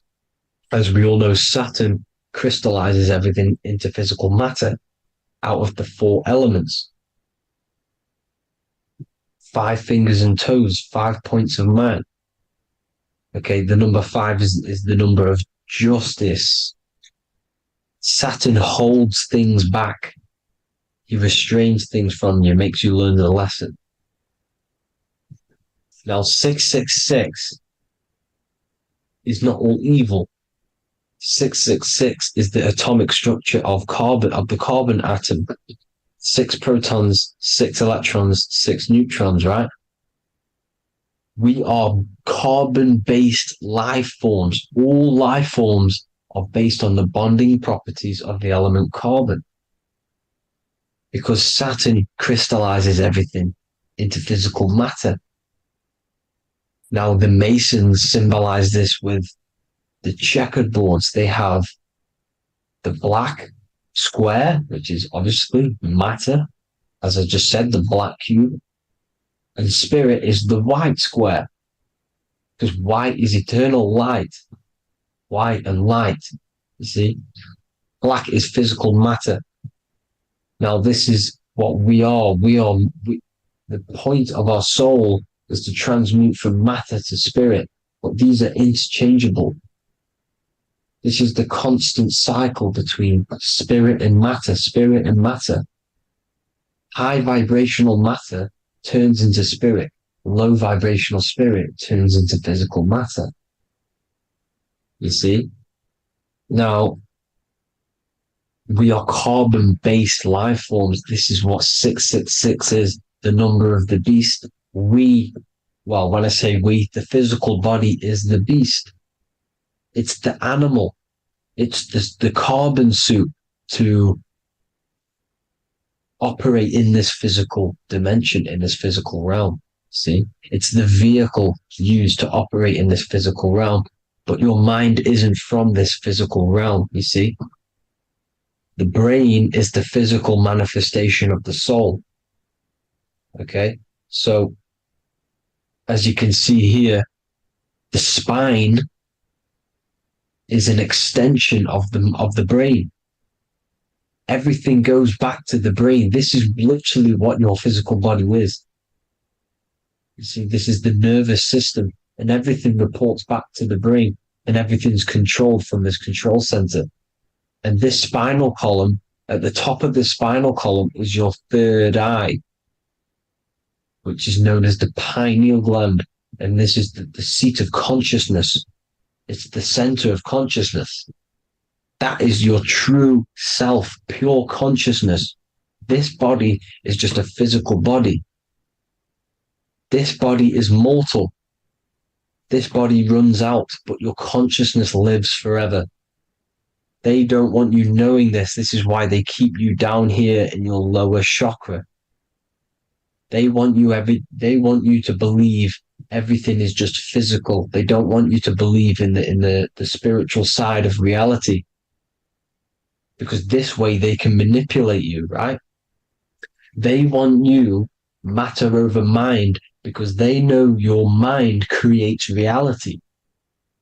They know your mind is the root cause of reality. You manifest your own reality from the inside out.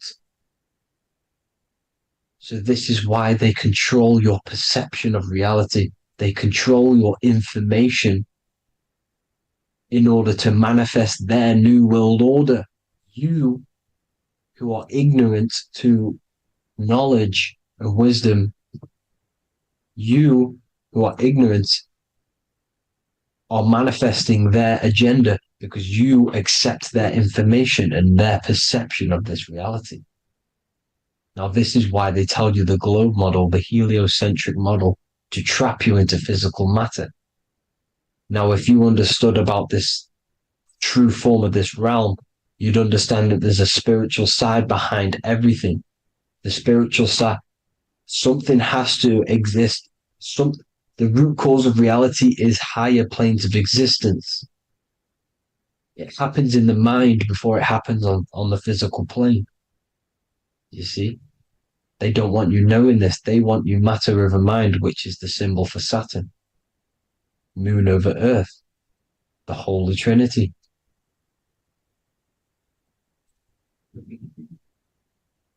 Now, as you can see, the cube also makes IXXI. This is Roman numerals. This is Roman numerals, and when it's translated from 9/11. Yes, 9/11. This is the secret code of the One World Order. The two twin towers, when the two become one. Okay, when the two become one, this is how you reach the higher states of consciousness, the physical and spiritual.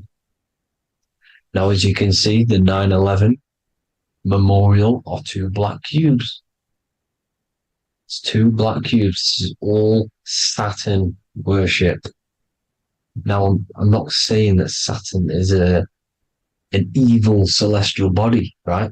No, everything has a good side and a bad side, right? It's duality.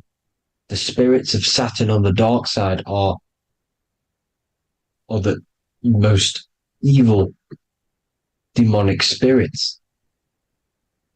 Now, these are the spirits that these are invoking through these rituals, right? Yes, 9/11 was a massive ritual. It's a satanic ritual, okay? Now, we all know Elon Musk. Elon Musk is coming with the mark of the beast. In English gematria, this equals 666, right? 666, as I said, is the number of the beast. You are the beast, your physical body. You see how the Bible twisted things up to make things more confusing, right? But it's there. You just have to have the knowledge to be able to read the Bible properly. As we all know, we had this virus. I'm not going to say the name because I'll get flagged. This virus adds up to 666 because this is all part of the New World Order. It's all part of keeping you in this physical dimension.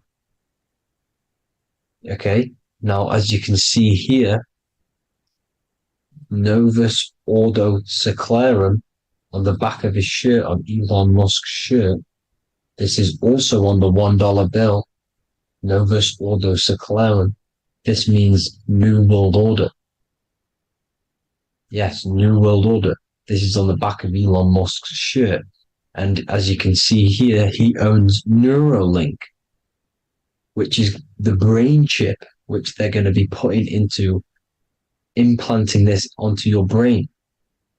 This is the New World Order to connect you and merge your consciousness with AI.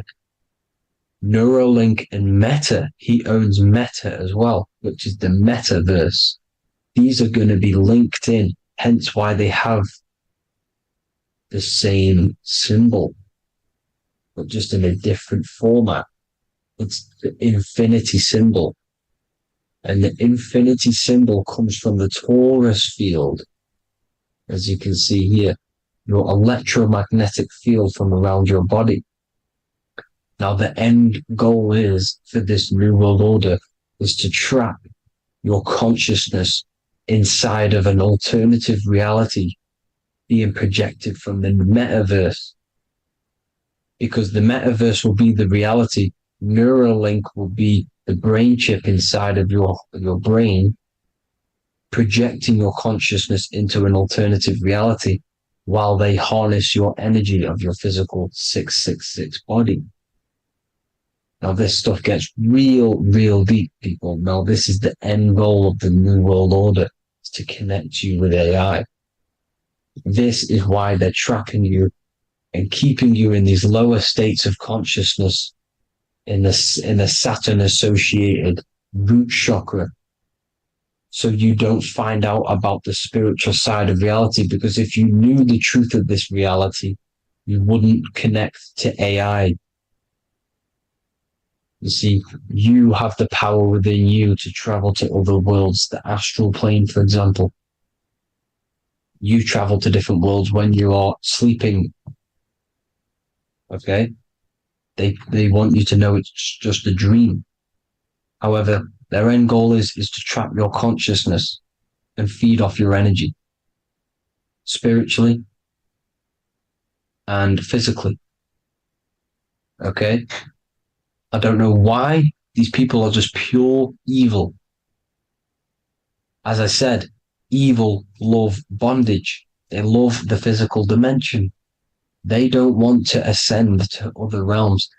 These evil love the third dimension. This is why evil spirits will inhabit bodies, exorcisms, because they miss being in the physical realm. They miss it. Evil love bondage. So this is why they're cloning and putting their consciousness in clones to stay in this third dimension, to stay as further away from the source as possible. Okay? This is why they're doing it. And this is how it's all linked in. So I hope you all enjoyed this video. Hope you gained some wisdom. Please feel free to join the Telegram. And please leave a like and a subscribe. Thank you all, people. God bless.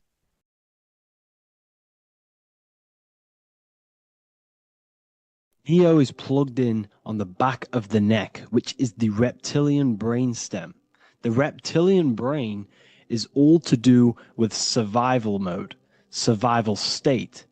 It's always scanning the environment for safety, whether that's physically, emotionally, or mentally. It does not think. It is instant. For example, do I smack the guy or run off? If something happens to you, like a car's coming really quick to you, you do not think about this. The reptilian brain is the animal instinct that will instantly move your body on the instant reactions. Hence why it's the closest brain to the rest of the body. It has instant access to the electrical nervous system to control the body at instant reactions. Now, Neo is plugged in on the back of the neck, which is the reptilian brain. Therefore, the matrix is the body itself. It is the lowest state of consciousness. This is what it represents. The word matrix means womb. It translates to womb because your body is a womb. Your body is a vessel for universal consciousness, for God consciousness. And the body is also a womb where you can be born again outside of this body by raising your consciousness, by awakening the neocortex. This is why Neo is called Neo, because it represents the neocortex. This is the higher aspect of our brain. This is all to do with new things, higher reasoning, higher thinking, new learning. You see, the brain is a receiver for universal consciousness. Now, what do I mean? It is a radio receiver. Think of it like this. You have a radio tower which emits frequencies. And each little frequency, 00.1, 00.2, 00.3, each 00 point is a different person. We are all the same universal consciousness, encapsulated inside of a different vessel. This is why our body is the temple of God inside of the Bible. Your body is a sacred temple of the divine essence of the universe. However, consciousness is controlling this physical body. And I'll show you this diagram here. Consciousness consists of imagination, emotions, thought, and memory. All of these things are not physical. They're not made out of atoms. You cannot think with atoms. If I split open your brain while you are thinking of a cheesecake, I would not see a cheesecake. It's because these things exist metaphysically within consciousness. They are not physical. The body is physical. It's part of matter. It's part of time. You see the Leonardo da Vinci, the circle and the square. The square represents limitation, beginning and end, because when you draw a square, there is a beginning and end. It represents the body, the mortal self, the ego, the echo. Then you have the spirit raised above, which represents spirit over matter, mind over matter. Invisible forces create physical forces. Everything physical exists in non-physical. This is also the Freemasonic square and compass, why the square is below the compass, because the compass creates the circle, which is spirit or mind. Then you have the square, which is matter. Mind and matter are the same substance. Mind creates matter through thought. Everything in this physical universe manifested through thought. Everything began as thought. So you are spirit and matter. You have a material body and a spiritual body. And you are right in the middle. This is why humans are very, very important. Because we have an animal nature, the reptilian brain, and a higher consciousness, the neocortex. And we must awaken out of the matrix, which means womb, which is the body. And neo is waken up from the lower self, the reptilian brain, and moves into the neocortex. Because the brain is a radio receiver for consciousness. Now, what do I mean? I went over this before. Your consciousness is controlling the brain. The brain is a computer. And when our consciousness, our imagination, our emotion, our thoughts, and our memories are all contributing towards just survival things, food, safety, fear, all of these things, and our consciousness is locked into a survival state, we are using the reptilian brain. We're no longer thinking. You don't think with the brain, but the consciousness is thinking, which activates the different parts of the brain. When we think for higher reasoning, we use the neocortex. It stimulates the neocortex. When we think about survival, we're using the reptilian brain. So therefore, when Neo wakes up, he wakes up to the higher aspects of consciousness, which is only utilized by the neocortex, by learning new things and expansion of the mind and expansions of consciousness. Okay? So the whole matrix is to keep you designed, well, the whole matrix is designed to keep you in a survival state, in the three-dimensional awareness. They want you constantly scanning for safety, scanning for food, scanning for emotional safety in relationships and other people. You see, they do not want you to think. They want you stuck in that reptile, that animal state, that beastly state that most people are in. Most people, all they do is eat, listen to music, consume, have sex, lust, desire. This is all the reptilian brain.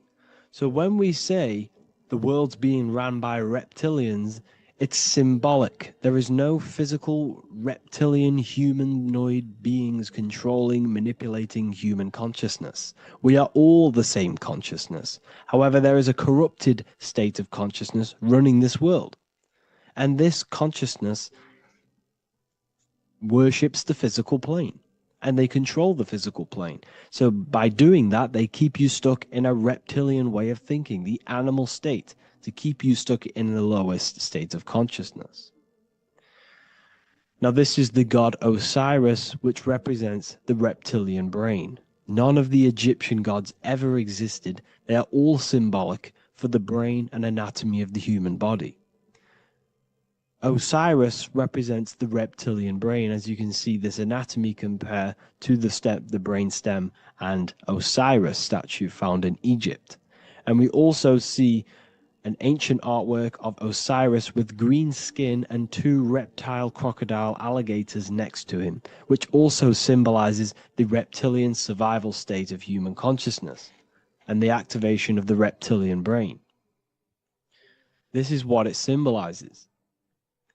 Now, this is what the Matrix is all talking about. It's talking about the awakening, the expansion of consciousness. The word divine is dive in because you connect with the divine by diving inward. There is no man in the sky going to save you. You must connect with the self. Know thyself. Truth comes from within. All of these things I'm telling you comes from within you. I'm just pointing it out. All of this is self-realization. A lot of people say, well, what are my sources? My sources is knowing thyself, observing thyself, using the neocortex of critically thinking, sitting down and thinking about yourself and having deep realization of yourself. You can realize that your thoughts are not of this physical world. It's quite simple. The brain does not think. The brain does not imagine. The brain does not hold memory. All of these things exist in consciousness, the one consciousness, but we are all fractal, infinite parts of. This is the eye on the triangle, consciousness being given down to the rest. This is separate. Consciousness is separate from the rest of the pyramid. The pyramid is your body. Neo is the one consciousness. This is the Egyptians symbolizing the one consciousness giving Ankh, which is life, to all the different life forms. However, you can see that the central sphere is giving a big Ankh to the humans, because humans, like I said, possess the advanced consciousness, an advanced brain that allows us to turn above our reptilian animal self. For example, we can go against our reptilian lower animal nature and turn to our godly nature. Animals cannot do that. They are stuck in instinct. They are stuck in a reptilian animal way of thinking and operating. Everything they create is to survive. We can turn against our lower nature and create for amazing things like buildings, architecture, technology. We can use our creative consciousness for anything we wish, not just survival needs. And it's the same with your spiritual journey. You can raise your consciousness beyond this animal state that they try to keep you in through fear, consumption, food, and the reptilian brain. We must awaken, start to think critically, and awaken to our divinity. Because the mind, the consciousness within you has infinite potential to expand. There are infinite fields of knowledge that you can explore. The mind can never be filled. It can never ever be full of knowledge. It always expands, and that's why you are alive. That's why you are part of this universe. That's why the science always says the universe is always expanding, because the universe exists in your mind, and the mind is always expanding into new fields of thought, new fields of knowledge and information.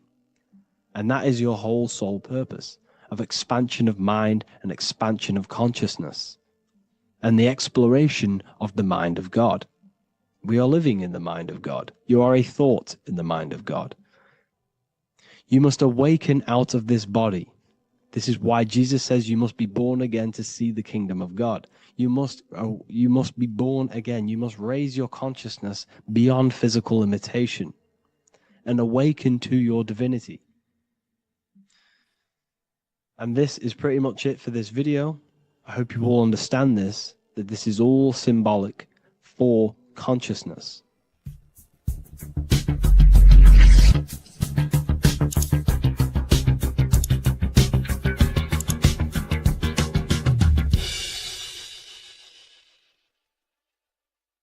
Welcome to Revival of Wisdom. Welcome people, we're back with another video. Please make sure to hit the like, the subscribe button, and turn on notifications to never miss a video. The Vatican is a giant key from a bird's eye view. and it also contains an 8-pointed star. The Anunnaki Sumerian gods also depicted this 8-pointed star. The sky god Anu from the Anunnaki also uses the 8-pointed star for his symbol. And even Freemasons depict an 8-pointed luminary with a ladder and a key. This is symbolizing the key to ascension up to the 8-pointed star, which is Polaris. Polaris is always depicted as an 8-pointed star. Polaris is the standstill star at the very center of our realm, which is perfectly aligned with the North Pole. The Earth is a giant torus field, and at the center is where the most electromagnetic energy is stored. This is why all compasses point to the north. Hence why a compass is an 8-pointed star, because it points you to Polaris, which is the North Pole, the center of this realm. The 8 points of the 8-pointed star symbolize the 8 points in space and time. So yes, Polaris is the portal which you ascend through if you outgrow this consciousness by aligning your chakras. Our earthly realm is a macrocosmic reflection of us, and we as humans are the micro reflection, with the earth containing its 7 chakras as well as us. The North Pole is the 7th chakra, which is the crown chakra. So the key to ascension is held by the Vatican, hence why it's a giant key, because they mislead the masses through their religions, which teaches the masses to look outside of themselves. As stated in the 20,000-year-old emerald tablets, written by the Egyptian god Thoth. On Earth, man is in bondage, bound by space and time to the Earth plane.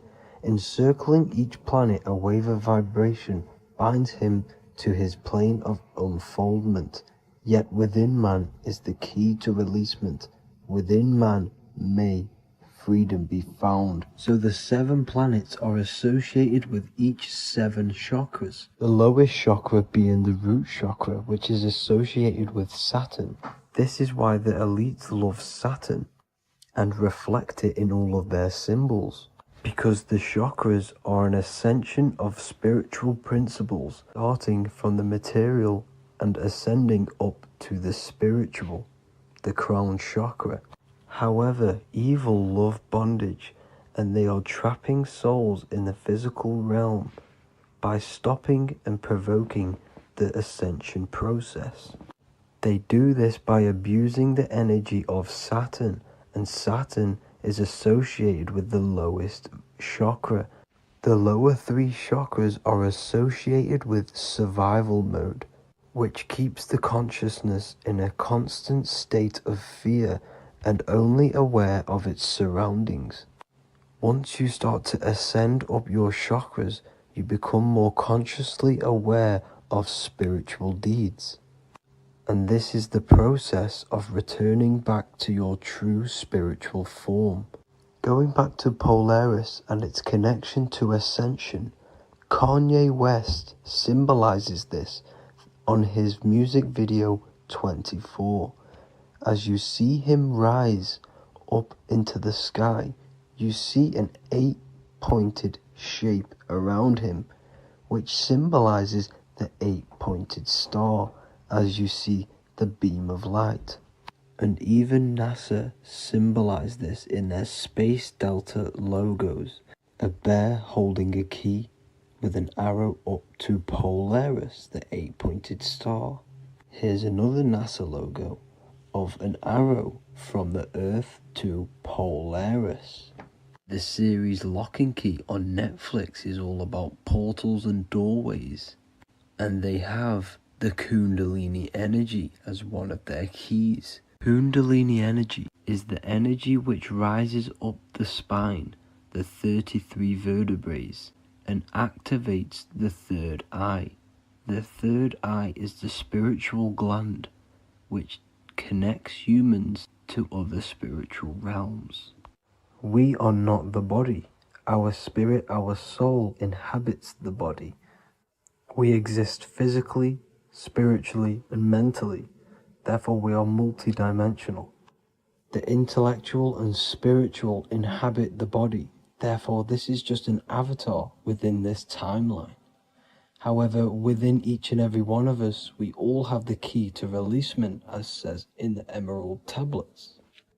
This releasement is ascension up until higher states of consciousness. As stated in the Emerald Tablets, man is in process of changing to forms that are not of this world. Grows he in time to the formers, a plane on a cycle above, and another one saying, man is a flame bound to a mountain, but we in our cycle shall ever be free. Know ye, O man, that when ye have progressed into the cycle that lengthen above, life itself will pass to the darkness, and only the essence of the soul shall remain. That's it for this video. I hope you all enjoyed. Please feel free to leave a like, subscribe, and comment any subjects you want me to talk about. God bless you all.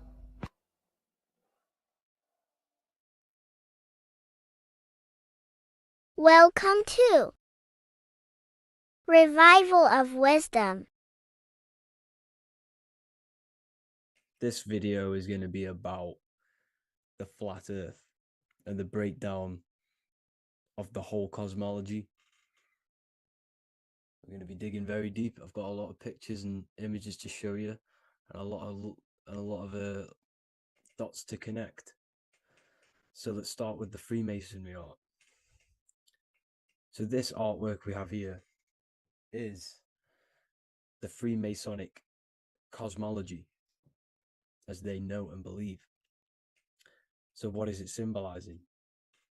We obviously have to start off with the 4 pillars representing the 4 corners of the earth. The 4 corners with duality. You see, there's everything on earth. There's good and evil. Good, evil, positive, negative. Good, bad. This is the checkerboard. This is what it symbolizes. Okay. Obviously, we have the sun, the moon. The sun gives you energy. It's the anode. The moon is the cathode. It's the opposite. It takes your energy. So therefore, you become sleepy when the moon comes out. You see, everything on Earth, everything in the universe is balanced. There's complete balance symbolized by duality. There's always 2 opposites. We have the all-seeing eye, and obviously 7 stars representing the 7 planets, but not planets as in we know planets. They're not physical spinning balls of gas. They are energies. They are lights emitting from the realm above this realm. They are lights through the firmament, through the electromagnetic field. So let's go through that again. The 4 corners, duality, positive and negative, cold, dry. Everyone on Earth has an opposite. Everyone, there's 2. Okay, and then we have the sun, the moon, the 7 planets with a 5-pointed star. What's the 5-pointed star? Of course, it's the 5 elements: spirit, water, earth, fire, and air. Okay, that's what the 5-pointed stars symbolizing, the 5 elements of earth. And then, most importantly, we have the compass. The compass is very, very important, hence why it's in the center. The compass is symbolizing many, many things. And one of the most important things, but we'll get into that after. We have a boat with water outside of the earth. So we have a boat on water, symbolizing the waters separated by the firmament, the waters above, separated by the firmament from the waters within the firmament, the earth. So this is what it's symbolizing. So the compass, what's the compass? This is where the compass comes from. The Polaris, the most important star there is, because it's in the center of Earth, the sun, the moon, and the black hole, black sun. Because all creation comes from center, the seed center. Okay, but we'll get into this after. But also, this is a very important Masonic symbol because they use this symbol a lot. This is one of their main symbols, hence why Neil Armstrong has the Masonic ring with the compass on it. The people who supposedly went to the moon, which obviously they faked to push this globe model, because the globe model is based upon fear. Because the globe model, if they can sell you the globe model, they can sell you anything then. You don't know where you actually are. The globe model is to push fear upon the masses, because the globe model means there's not enough resources. There's also risks of asteroids hitting the planet. There's also risks of space extraterrestrial invasions, global warming, asteroids. You see, this is all the fear that they can gain of selling you the globe model. Okay, because they don't want you to know that this is an intelligent design. And also, they're hiding God, the creator, the source. This is why they are satanic. They are opposites. They are lefty, Lucifer, right, righteous, godly. Hence why they do the symbolism on their eyes. 666. This is another famous, what's it called? Sorry. Famous astrologer. Astronaut. This is another famous astronaut doing 666, showing that he's in the alliance of the occult. But even look at their 10th anniversary stamps. They have a Masonic compass on there. Also, the Order Out of Chaos. Order Out of Chaos, double-headed eagle. Okay, the Order Out of Chaos ring, which they wear. So all of these astronauts are in the occult. They are lying to you. They are in with this order, this Masonic New World Order, whatever you want to call it. So let's break this compass down a lot more. Because as I showed you here, the center, okay, this is what the compass is symbolizing. Let's go into the North Pole map. This is from 1595. This is a rough estimate of where this map came from. It's from around the 1500s to the 1600s, maybe 1400s. There's not an actual set date on this map because obviously our history has been tampered with. But let's break down this map and the symbolism that they use towards this map, because this map is the map of the North Pole. Okay, so in the center, we have the black rock symbolizing the tower, the pole, North Pole. And what's on top of the North Pole? Obviously, it's Polaris. North Pole and Polaris. Okay, with the 4 islands around the center. Okay, 4 islands around the center. And this is what blew my mind, right? They say that Santa sounds similar. And if you look at this pole that's pointing to the North Pole, you see this line here. So this is obviously from the 1600s. What color is Santa? He's red and white.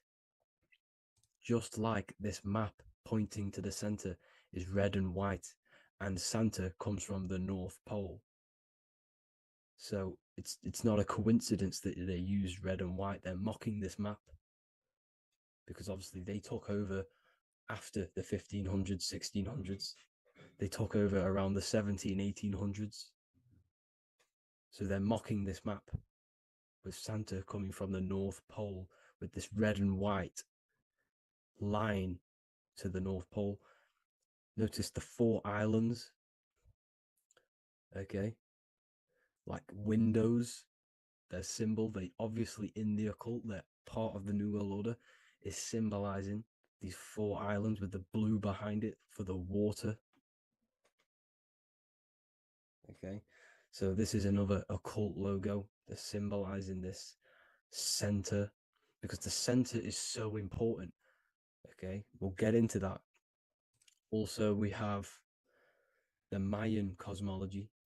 This is the Mayan cosmology. This is what they created. This is their artwork, with also 4 major lands around the center. You see there's 4 with green in between them all. 4 major lands with the underworld. You see this underworld is also symbolized by the Masons with the coffin of the skull and bones, the deceased, the dead. Okay, so this is also mentioned in the book of Enoch. Okay, and it's called Sheol. Sheol, the underworld.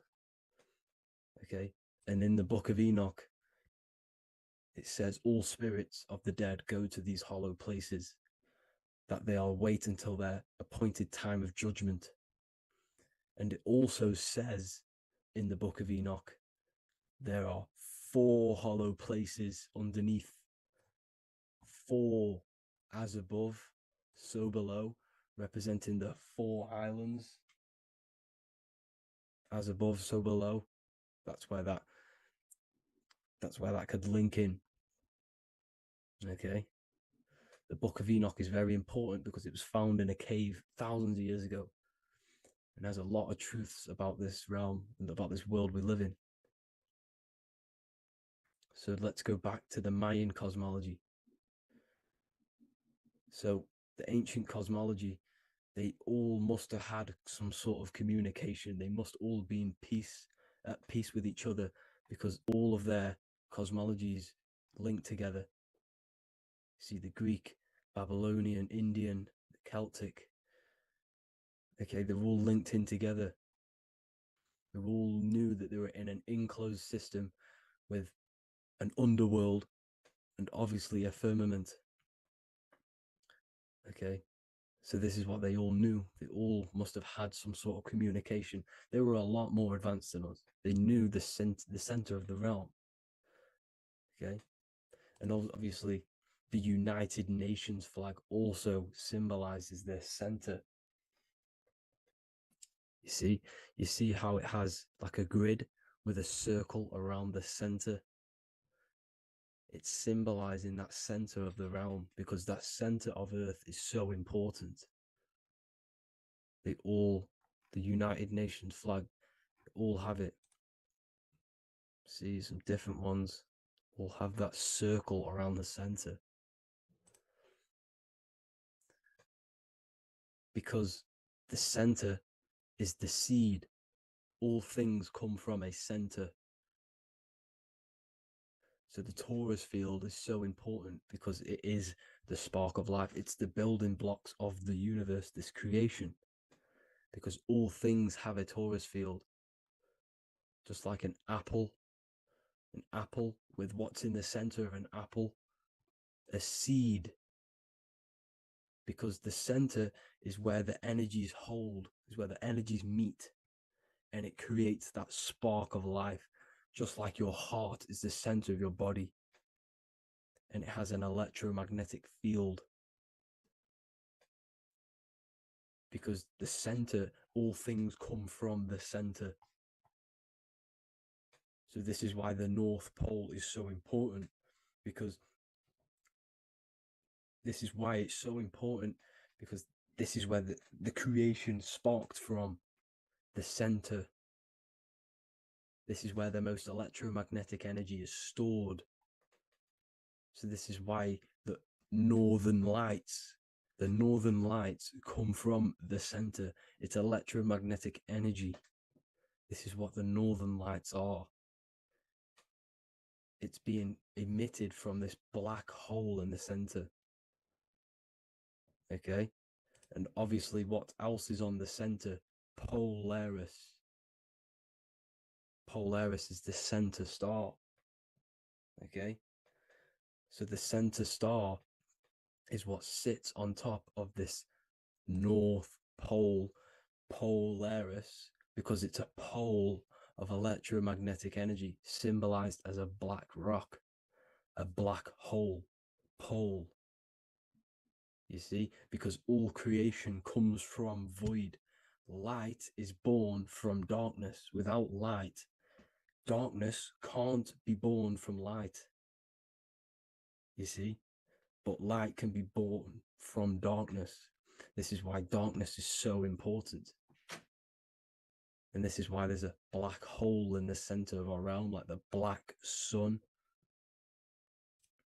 The black sun, the Polaris star, the North Star. You see, so this is this North Pole, Polaris.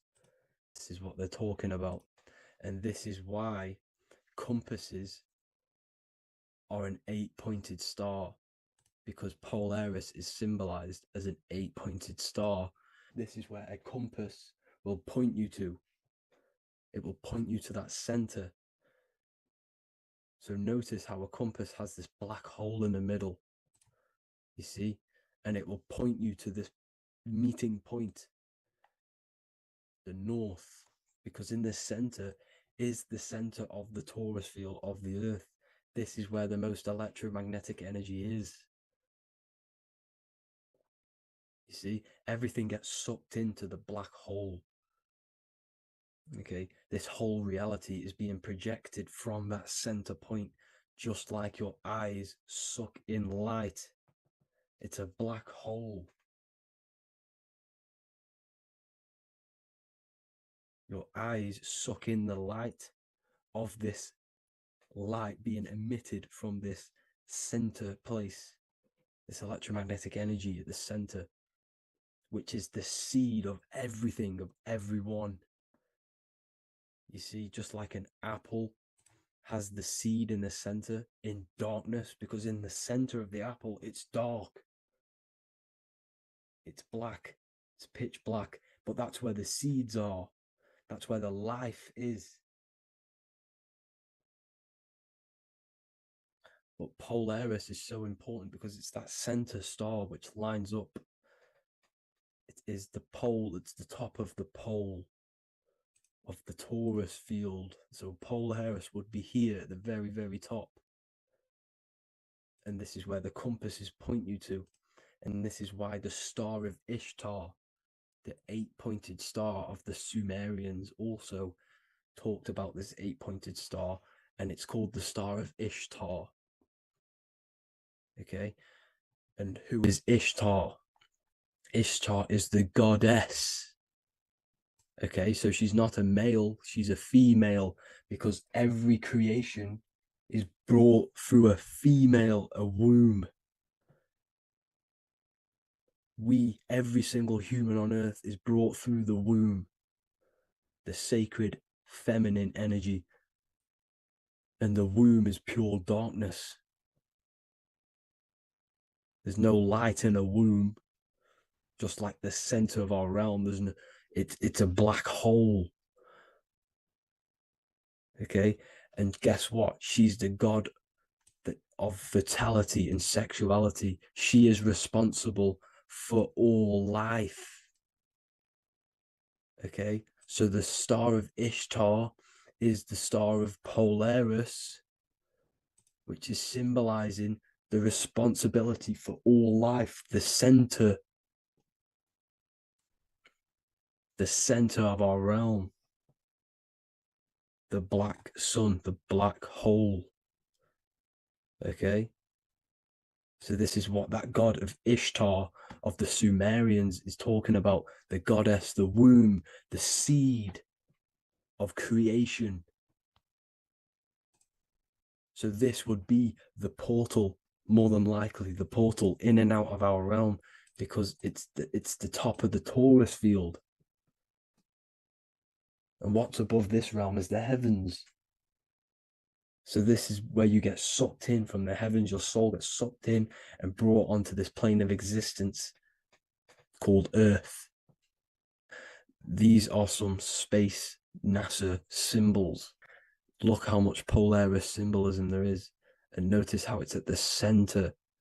You see this circle? This is like a half circle. And at the center is an 8-pointed star of Ishtar. It's the same thing. It's Polaris. It's at the center. And notice on some of these, look, this one is a bear holding the key and an arrow pointing to the Polaris star, so that they hold the key to Polaris. Another one with like a demon holding a key to the what? Polaris on top of him. Also an eagle, which is a Masonic symbol. The eagle holding a key on top of the center. You see, and notice how there's an arrow going up to the Polaris and an arrow down, as above, so below, to Earth. So you can go out to Earth, out of Earth, and into Earth through Polaris. And the eagle holds the key. You see? The eagle holds the key, just like this. This demon dragon holds the key to Polaris. And look at this one, Earth, with an arrow up to Polaris, an 8-pointed star. So Polaris is more than likely that portal which the Anunnaki used, the Sumerian gods used, because the Anunnaki symbol is also an 8-pointed star. Okay? And like I said, that center is the seed of creation. The center is the black hole. Okay, just like your pineal gland is at the center of your brain. The pineal gland is at the center of your brain. And that's what connects you to that spirit realm, to the source. That's it for this video, guys. Thank you all for tuning in. I hope you all learned something today. Please leave a like, a comment, and please subscribe to the channel for more content. God bless you all. There is a secret meaning behind the number 666. 666 is 3 sixes. The number 3 in occult and esoteric numerology represents the 3 aspects of human consciousness. We see this symbolism in the all-seeing eye with the light and the triangle. The triangle is the number 3. The eye represents consciousness, observation, and the light represents the light of consciousness, because consciousness is pure light. The 3 aspects of our consciousness is thoughts, emotions, and actions. Every thought creates a feeling, and the feeling creates the action. All physical manifestation is driven from these 3 aspects of our consciousness. All physical manifestation comes from thought. Every object you see around you, this screen, the phone you're on, the laptop you're using, or the iPad, was a thought in the invisible realms of consciousness.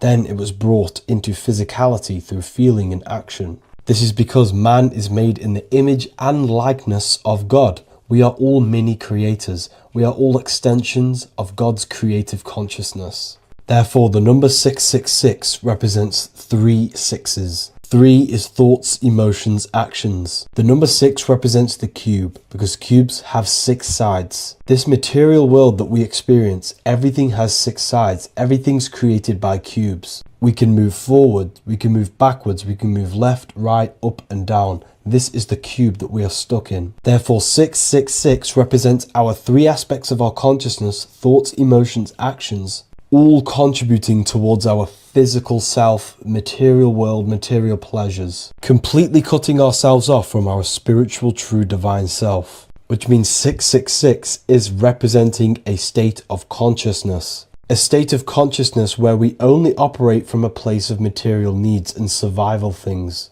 As humans, we possess a physical material body in the physical material external world, but we also possess an invisible inner world, which is what we call spirit. When we disconnect ourselves from our inner world, we become lost in this materialistic way of thinking and acting, which can lead to no life purpose, a feeling of emptiness and voidness in our hearts. Humans possess the ability to transcend our animal instinctual natures and turn to the divine mind, to the spiritual inner world.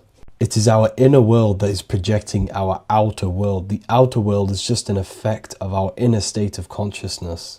It's important as we go through this human life to not lose ourselves and look for our validations outside of ourselves. The external world is simply just a mirror, mirroring with mathematical precision what happens inside our consciousness. When we change our inner world, we produce effect in the outer world. To get back on track about this number, this represents when we are lost in our material self and we are completely cut off from our true divine self. The devil is always having goat horns, which represents a ground animal. This is the lower animal self of man. He's always red. The frequency of red is the lowest vibrational color, and it also represents the root chakra. This is all to do with survival mode and our physical needs and physical self. Red represents chaotic and intense emotions like hatred and anger. This is why the devil is always red, because it represents anger and an uncontrolled state of emotion and consciousness. You see, we've been taught in the church and all through religion indoctrinations that the devil is an external deity which influences humans.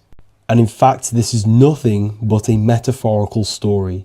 The devil is a character which represents an aspect of the human mind, the lower aspect of the human mind, a facet of our own consciousness and psyche. The voice that we have in our head that tells us to do these negative things is not an external deity pushing us to do something bad. This is an aspect of our own mind. Jesus and Satan are just two characters which represent the two voices that we have in our own consciousness. In fact, the word devil was never present in the early Gospels. Instead, what was mentioned was a spirit of evil. A term spirit of evil was not meant to denote a specific deity or being, but rather any force of negativity, whether it manifests as a destructive thought, emotion, or action.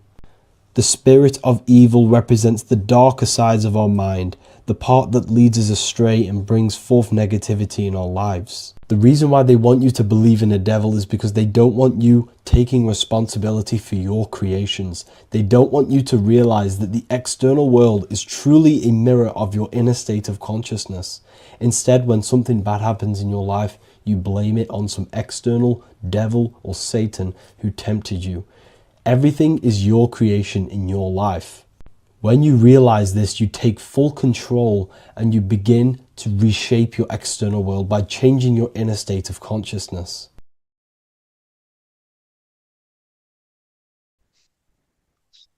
Matthew 21:1, Jesus went into the temple of God. Corinthians 3:16, do you not know that you are the temple of God? Now, what is this telling you?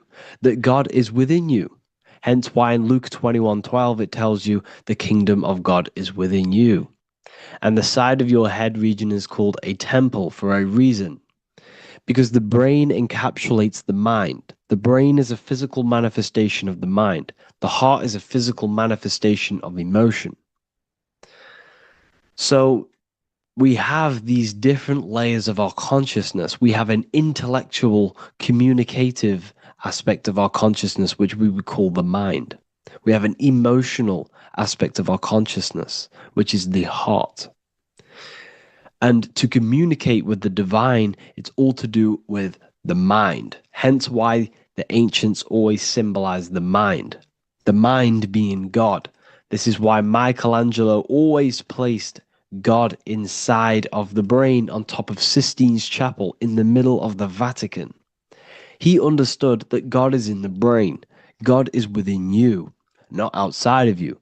The church tells you that God is in the sky because they are creating a externalization of the truth to create a business and a distraction so that you don't find the divinity within you, so that you don't find your power.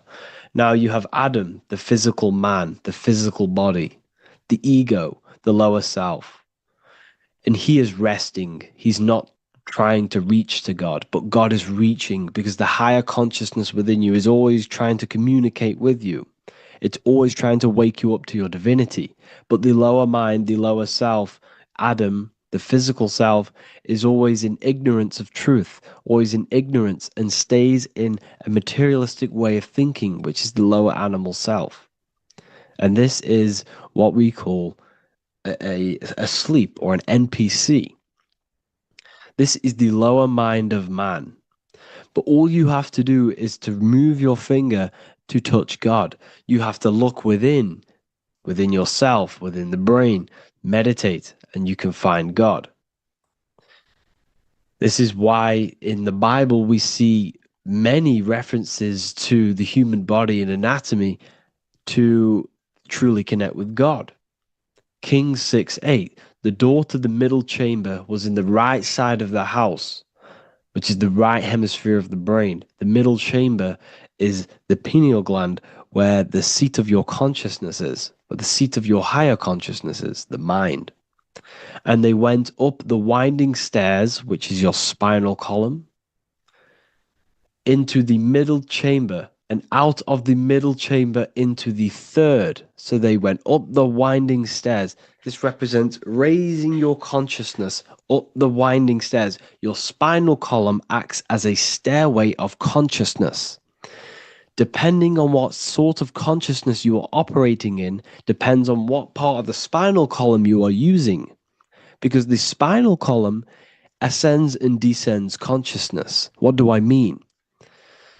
If you are in a reproductive way of thinking and you're always thinking about sex, you're jerking off all the time and you're always eating, all of your brain's power and your mind's power is being descended into the lower aspects of the spinal column, which represents hell, the physical state of man, Adam, the ignorant state. We're basically living off low-level pleasures like an animal. And the stairway to heaven is your spinal column. They went up the winding stairs into the middle chamber, which is your mind, your pineal gland, and out of the middle into the third stage of consciousness, physical, etheric, astral. When you meditate and you start to raise your consciousness during meditation, you enter the astral plane when you turn off thought. But this is the middle chamber inside of the brain. Here we see another painting inside of Sistine's chapel of God inside of the brain. This is the brainstem. This is the brain. This is the frontal lobe. This is the back lobe. This is the back lobe. This is the cerebellum. Here's the reptilian brainstem. Here's the claustrum. This is what we are seeing here. Anatomy. Here is another one in Sistine's chapel in the middle of the Vatican. This is depicting the brainstem. God's neck looks exactly like the brainstem. Here we see a real brain compared to God's neck, because the neck is just below the brainstem. And this is what they are symbolizing, because they knew that God is within you. God is a part of the human body. God is inside of the body, because the body is a vessel for consciousness, for universal consciousness. Inside of you, inside of me, is the same spark of consciousness. And this same consciousness is spread out into every living essence, because everything comes from the one source, the one God, the one consciousness. Matthew 6:22-23. The light of the body is the eye. If therefore thine eye be single, thy whole body shall be full of light. Practicing the single eye. What is this? This is meditation. This is entering within yourself. So the Bible's telling you to practice the single eye. But if thine eye be evil, thy whole body shall be full of darkness. What does this mean? If your consciousness is in an evil way of thinking, if your mind is filled with an evil, negative mind space, then your body shall be filled with darkness, with evil, with negativity. Because negative thoughts destruct the body. Positive thoughts heal and regenerate the body. So he tells you to The light of the body is the eye, your consciousness, the inner eye of consciousness, the eye that lets you see. And what do I mean? You look with your two physical eyes, but you see with the inner eye. What you see is perception. You look with the two eyes, and what you see is perception. You are seeing, you are understanding, and that's what consciousness, the mind, gives you. Consciousness, or the mind, is the force that allows you to be a human being, that allows you to understand things and interact with things and make decisions. It's an infinite intelligence. See, the mind is not the brain. This is a big confusion with people. Hence why the eye on top of the pyramid is separate from the bottom half of the pyramid, because the consciousness is separate from the body, the eye, the all-seeing eye. It represents the observer, the eye that sees into this body, into this world, into this. You are the perceiver. You are the invisible spirit within the body. Theologians 4:17. After that, we are still alive, and our left will be caught up together with them in the clouds to meet the Lord in the air. You don't meet the Lord in the physical air. Okay? This symbolism of the ancient Christian artwork is showing you this is symbolic. These things never happened. There's no man in the sky. Moses didn't go on a mountain to meet with God. The air represents the mind. This is why you say you're an airhead when someone's very stupid. Earth is your body. Water is your emotions. Fire is your spirit. Air is your mind, the invisible mind. So Anton Mengs, an ancient Christian art worker, is showing you anatomy of God in the clouds. But this is the anatomy of the human body, raising yourself to the mind and turning the mind inwards on itself during meditation. And that's how you meet the Lord in the air. You meet the Lord in an elevated state of consciousness. The air represents an elevated state of consciousness because the air is up. You have to raise your consciousness to meet the Lord in the air. This is why Moses went on a mountain to meet with God. The mountain represents elevation of consciousness, raising the mind up the spinal column, taking all of the mind's attention away from the reproduction and the physical aspects of self and raising it to the brain and turning off the brain and going inward into the air. It's talking about raising consciousness. It's allegorical. It's a spiritual, metaphorical text. The side of your head's called a temple because inside that where that temple is, right in the middle of where you call the temple, is the inner chamber, the open room, the holies of holies in the Bible, or the land flowing with milk and honey, or Mount Zion. There's so many different names for the brain, or the upper room where Jesus meets his 12 disciples, the 12 cranial nerves in your brain. This is the temple of God. Your body is a temple of consciousness. It encapsulates the consciousness. It encapsulates the mind and soul. John 10:30, Jesus states, I and the Father are one. Psalms 46:10, be still and know that I am God. He's talking about the I am within you, not within Jesus. Everyone refers to ourselves as I. I am God. When you say I, you're referring to the highest aspect of yourself. The aspect that is above all thought, above all emotion, and above all things. When you say I, you're referring to your pure awareness, your pure consciousness, the highest aspect of yourself. And anything after I is egotistical. I is God. The letter I is the Roman numerals for one, because there is one God, one consciousness. The letter I is one line, just like the number one. Matthew 6:3-4, take no thought. Therefore, take no thought. Take no thought. He says this 5 times because you must turn off the 5 senses and take no thought to connect with God.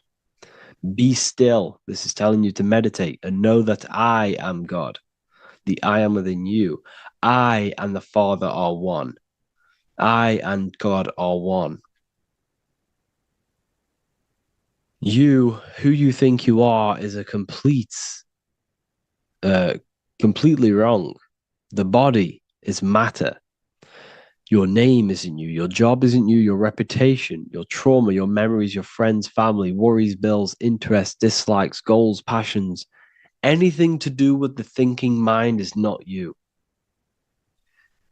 Who you think you are is a part of your thinking aspect of consciousness. But once you remove thought, you are no longer your name. You are no longer your body. You're no longer your reputation. You are the I. You are pure awareness, pure consciousness. Pure consciousness. And this pure consciousness has latched on to this name, this job, the body, and your traumas. Your pure consciousness has attached itself to this character who you're playing in the physical world. And this is essentially who you think you are, but you are not. You are the I, you are the self, you are pure awareness. So, in order for you to detach from these things, you must learn how to detach from your name, your job, your reputation. And you do this through meditation by turning off the thinking mind. Turning off the thinking mind allows other aspects of your consciousness to open up. What do I mean? Your whole life you've been thinking, and all of these thoughts has attached you to this physical body. You haven't allowed your consciousness to open up. And you can only do this by taking no thought. That's why Jesus tells you, take no thought. When you turn off the thinking mind, other aspects of your consciousness starts to open up. Other aspects of your being can open up. And this is how you have astral project. This is how you do all these mystical things and things to do with consciousness. It's taking no thought. Imagination, emotions, thought, and memory are all to do with consciousness. These things are not physical. You can't touch thought. You can't touch emotions. You can't touch these things because they are not a physical thing. So you must turn off these things for other aspects of your consciousness to open up. Okay? So essentially, the Bible is a metaphorical, astrological, numerological, metaphysical, spiritual, encoded text that talks about human anatomy, spirituality, and the true nature of the human experience. Everything they would teach you in school is to make you think that you are this body. Everything they teach you in church is the externalization of the true teachings of Jesus. Jesus was telling you to meditate. Jesus was telling you to practice the single eye.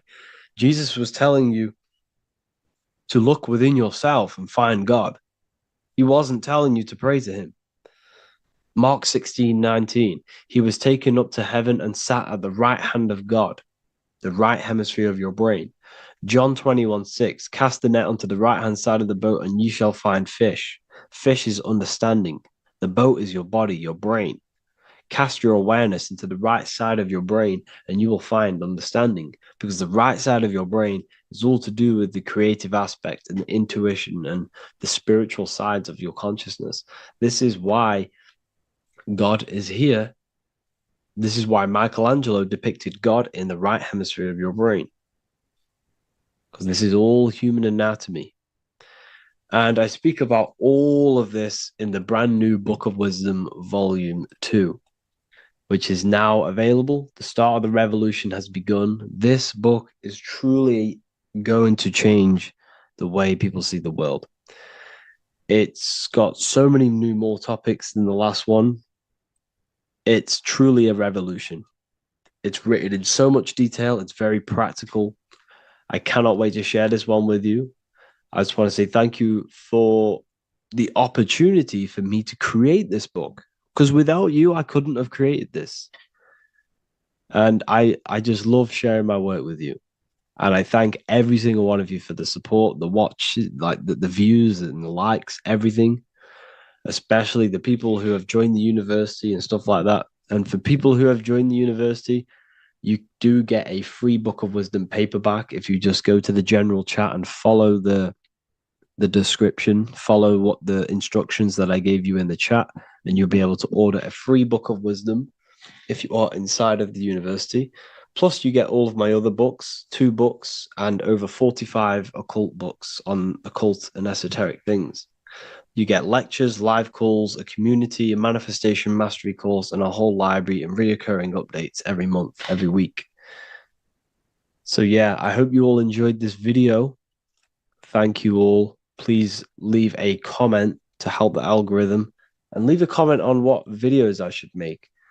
And yeah, I'll get to uploading on the YouTube a lot more now the second book is now released. I have a lot more time on my hands.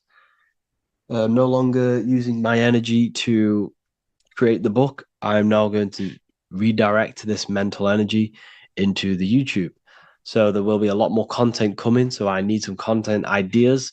So feel free to comment some ideas, some YouTube videos that I can create. Thank you all, people. Have an amazing day.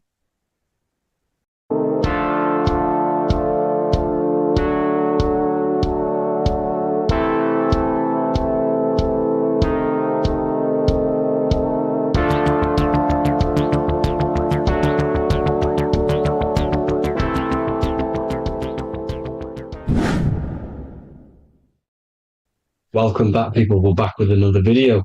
Let's jump straight into this. Make sure to tune in till the end, because this has got so much information in this video. So sit back and enjoy. So everything's Taurus fields. The Earth's a Taurus field. Everything's Taurus, which is electromagnetic field, electric and magnetic. The center of the Taurus field is where the 2 opposing forces meet in the center. And this is what creates the plane of inertia, the dielectric plane of inertia. Okay? You got red shift, blue shift, positive, negative, south and north pole, right? This is what the ancients were showing with the tree of life. As you can see here, this is the plane of inertia, and this is the Taurus field. Everything consists of this. Everything is a Taurus field. A atom is a Taurus field. Okay, now the inertia is the 0 point. So this plane is a 0 point. It's the balance between 2 poles. Okay, now this creates matter, because matter is 2 opposing forces in motion equalized. So these 2 forces coming together is what creates matter on this physical plane. And this is why we can't see the electromagnetic field, because it consists of one of the elements, which is either electric or magnetic. But when they combine together, it's what creates this physical plane, which is physical matter, which is light in motion. Now, everything is one. Don't get confused by duality. Duality is 2 opposing forces, but them 2 opposing forces are created by the same substance. It's 2 aspects of the same substance. So, for example, water and ice are the same thing. You know what I'm trying to say? But it's 2 aspects of the same substance, because all is one. The whole universe is one. All goes back to the one, which is God, the creator, or magnetism, whatever you want to call it, because magnetism pulsates.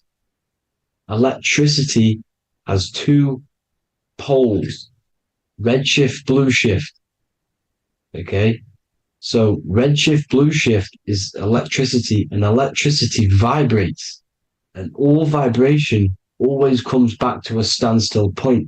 But magnetism is what pulsates. This is why your heart pulses.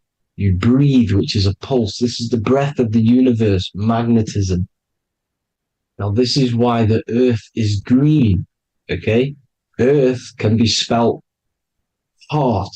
If you just move the H to the beginning, it spells heart, okay? Because the heart is the center of the torus field, which is the heart chakra for us humans. Okay? We consist of the same field, as you already know.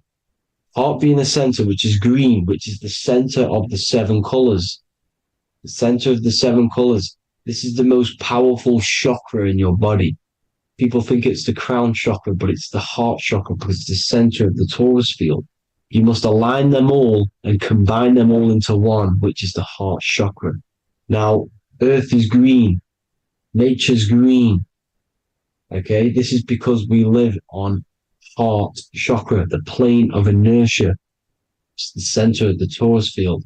Okay, and this is what the Egyptians called Isis, which is nature. Nature is balanced, and nature is female, Mother Nature, because it looks after us with the fruit it grows with abundance and the water. It's a female energy, Mother Nature, and this is the symbolism of an equal, balanced arms. This is the scales, it's balanced. Mother Nature is balanced. This is why the sky is blue, because what comes after the heart chakra? Blue. Sky is blue. We live in Midgard. This is what the ancients called Midgard. You don't have to take this tree literally. It's a metaphor. We live in Midgard, where both positive and negative duality here. Now, Mount Meru. Mount Meru was known as the center of the earth, okay, or known as Hyperborea. And this is the North Pole, the electromagnetic North Pole. But when I say Mount Meru, it's not an actual mountain. They weren't saying there was a real mountain in the center of the earth, a magnetic rock. No. The plane of inertia, okay, there's something called a hyperboloid. That's what it's called, a hyperboloid. And this is the center of the torus field. And this hyperboloid is what is in the shape of a mountain, you see? So if I go to this next one, they say Hyperborea on this map. Why did they call it Hyperborea? Because this is the hyperboloid in the center of the torus field. And this is the electromagnetic mountain, a metaphor. Mountain, what they're metaphorically saying, this is the electromagnetic mountain at the center, the double vortex, the center of the torus field, which is the North Pole. Pole of electromagnetic energy. So this is why they call it Hyperborea. It comes from the word hyperboloid.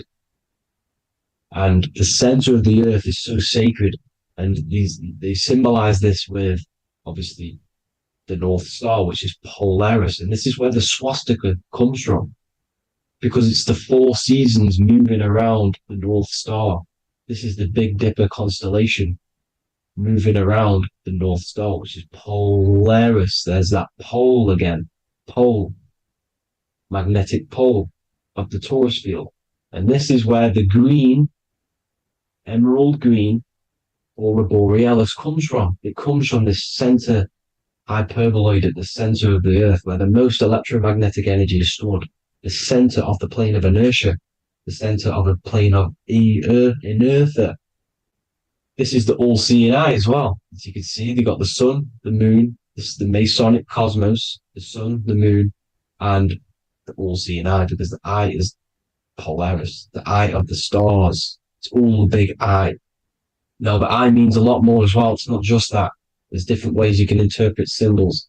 Now, this is the emerald tablets. Deep in Earth's heart lies the flower, the source of the spirit that binds all in its form. Okay? The flower of life is thine own place of thine spirit, and stream through the earth as thine flows through thy form, giving off life to the earth and its children, renewing the spirit from form unto form. This is the North Pole. This is what he's talking about. He's talking about the aurora borealis. Aurora borealis. It's the earth's aura. Emerald green. Heart chakra. Plane of inertia. Green. Earth. Heart. You see? All related. Now, there's many symbolism of this. So much symbolism of the ancients. The 7 layers of heaven. 7 layers of heaven, which are the 7 planets. Okay? these planets are the solar system. It's the solar system because we are the soul. We are the sun, the soul. And we're inside of a solar system, which is the 7 planets. That's why there's 7 layers of heaven. Okay? The rings of Saturn, the rings of the planets are moving around us. Okay? So this is what the ancients were depicting in their cosmology. Now this is the Hebrew cosmology of the earth. This is the Mayan cosmology of the earth. You see, it's all an enclosed system. We live inside of a giant torus field. All is atum. That's what the ancients said, ancient Egyptians said. All is atum. Atoms are torus fields. Don't be tricked by the modern science today with the current model of an atom. It's completely wrong. They're hiding the torus field. They're hiding the electromagnetic field, which is in everything. Absolutely everything is in motion, and motion comes from this field. And you see, this is upside down, but this is the I think it's pretty sure it's candles, but the 7 candles, the 7 planets, the 7 Elohim. You see, it all goes back to the stars and the heavens. Now, this is how the earth really works, with the stars on the outside of the cosmic egg, and then the torus field spinning around the sun and the moon, the positive and the negative charge. The sun gives you energy, the moon takes your energy. The moon controls monthly cycles. Moon is mon. This is etymology. Mon, month, money, demon, monster. Stir is star, moon star. We are all stars. Youngster, minister, superstar, Hollywood star. We're all stars. We come from the stars, which is heaven. Our soul comes from the stars. You see? We are the universe, the image of man made in the universe. We are a microcosm of the universe. The universe is a macro. We are micro. We consist of everything. The body, mind, and spirit. The sun, the soul. Moon, the mind. Earth, the body. Body, mind, and spirit. We have 12 systems in the body, which are governed by the 12 zodiac signs. Starting at the Aries, which is the ram of God, all the way down to Pisces and Capricorn, kneecap. It all goes back to the stars. We are the stars. We are the universe. Everything is inside of us. Everything. Like I say, the Temple of Solomon, the Temple of the Soul, and Mon, the soul. The temple is the body. The soul is the soul, and the Mon is the mind. The temple of the soul and the mind. Body, mind, and spirit. We consist of the 5 elements: air, spirit, water, earth, and fire. We consist of everything. We are the universe. We're made in God's image, which is the universe. You see? Now, everything goes back to the stars. The ancients worshipped the stars because the stars govern everything. They govern the systems in the body. They govern your life.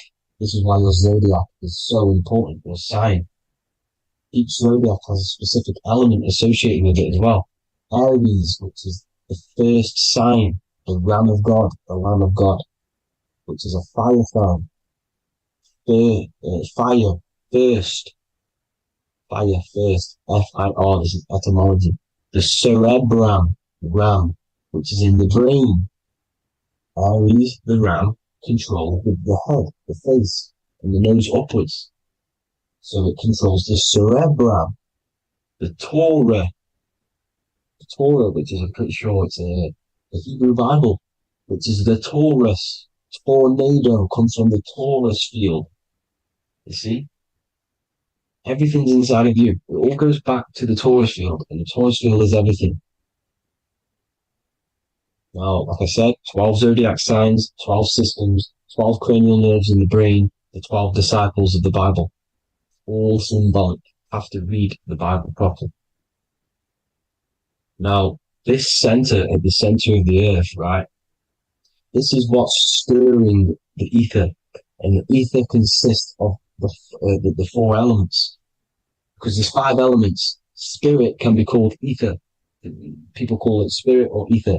Ether is pure potential, pure energy. It's what connects the astral to the physical. It's the dimension between the physical realm, which we're on, and the astral. So it has pure potential. It's pure energy. This is why we say either. I either want to go there or there. It's connecting two scenarios. That's what the ether is. It's connecting the two worlds, the astral and the physical.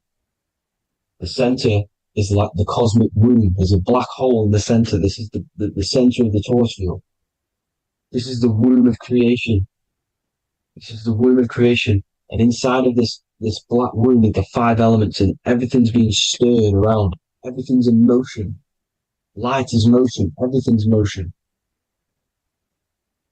Now, like I said earlier, light crystallizes into physical matter. They are the same substance. Spirit and matter are the same substance, but different variations, different aspects of the same substance. Low vibrational spirit turns into matter. High vibrational matter turns into spirit. Or light, whatever you want to call it. Matter is light crystallized. This is where we get the 7 metals from. The planets. The planets are light. Specific frequencies and vibrations of light. When these lights, or the planets, materialize, material metals, materialize, they turn into the 7 metals. Saturn turns into lead. That's why lead is red. Saturn is red. The sun turns into gold. That's why the gold is yellow and the sun is yellow. You see, Saturn is the time god. What happens in autumn? The leaves turn red and they die. This is why Satan, time god, the reaper, everything is crystallized till its death and then reborn again. You see, rust. When things rust, it turns to red. Because it's Saturn. Saturn crystallizes everything. He's the reaper who comes around in winter. You see? He's Satan. Jesus and Satan, the sun and Saturn. They say we live in a solar system. The solar system. I think I've already just broke this down. The 7 planets are the 7 chakras. Everyone already knows this. But I'm going through it anyway. But this is where we get the 7 planets from. And the 7 metals. You see, all the ancients knew it was an enclosed electromagnetic system. It's not a spinning ball in the middle of space, people. They want you to believe this so you get stuck in this material world. Because if you believe everything's material, you can never affect this plane effectively. You can never create your life effectively. You don't understand the planes of existence. Because the mental plane is a higher plane. And it breaks down and it controls the planes below it. The mental plane, hold on, I've got it here for you. The mental, the astral, etheric, and physical. Etheric connects the physical to the astral, but the mental is what's above them all. You see? Now, it's important to understand this. It's important. However, the ancients always talked about the enclosed system.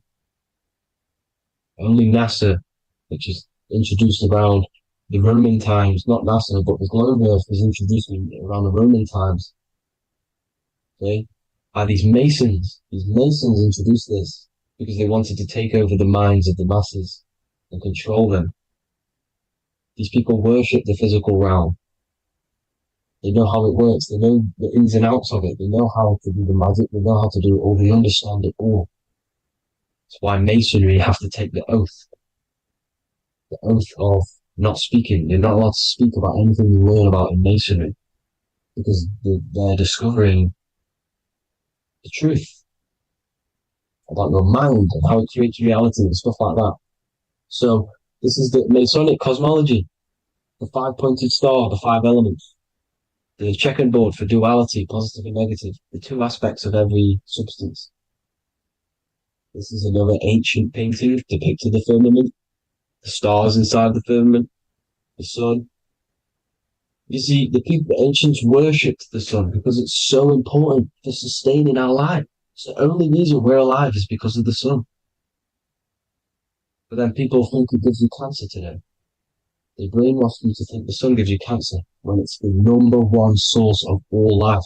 They want you to believe it's a big, spinning, dangerous ball in space. It's not. It's here to give us life. It's God's son. That's why Jesus is known as God's son. It is the son of God. God created that to sustain us. You see? So it's important you understand the true cosmology of where you are, because if you don't know where you are depleted of all of your morals. You're depleted. You're demoralized. You're lost. You don't know where you are. You don't know where you exist. Okay? Once you accept the globe model, the heliocentric model, you will subconsciously think that you come from nothing. This is why they implemented the evolution theory just after the globe model was introduced by Charles Darwin. Charles Darwin came in after the globe model. He's a Mason. He was another Freemason, and implemented evolution where we came from monkeys, because they want you thinking less of yourself so they can manipulate your mind. You see? They want to manipulate your mind, and they have done since you got here. Since you came through that portal, you were manipulated from that day to believe this, believe that. The true cosmology, the truth will set you free. You'll understand things better. You will feel better in yourself when you know the sun is here for you. You'll feel better in yourself that you know that you didn't come from a monkey. You were created as a human, a manifester, a creator. You're so intelligent. Your mind is amazing. You can manipulate matter, mind over matter. See? Thank you all people for tuning in. Tap in with yourself. Love yourself. Find the truth. Spread the truth. Nothing dies. Nothing in this creation dies. Everything's energy. Everything's light. Light can never die. You're a light being. That's why it says Hu. Hu man. Hu is light in Hebrew or Latin. Either one of the two. You are light. You're a light being. You never die. Ever, ever, ever die. Ever. Stop thinking you're going to die. This body will die because it contains electricity. And electricity always goes back to a standstill point because of vibration. Electricity vibrates. You are pure light. You will never ever die.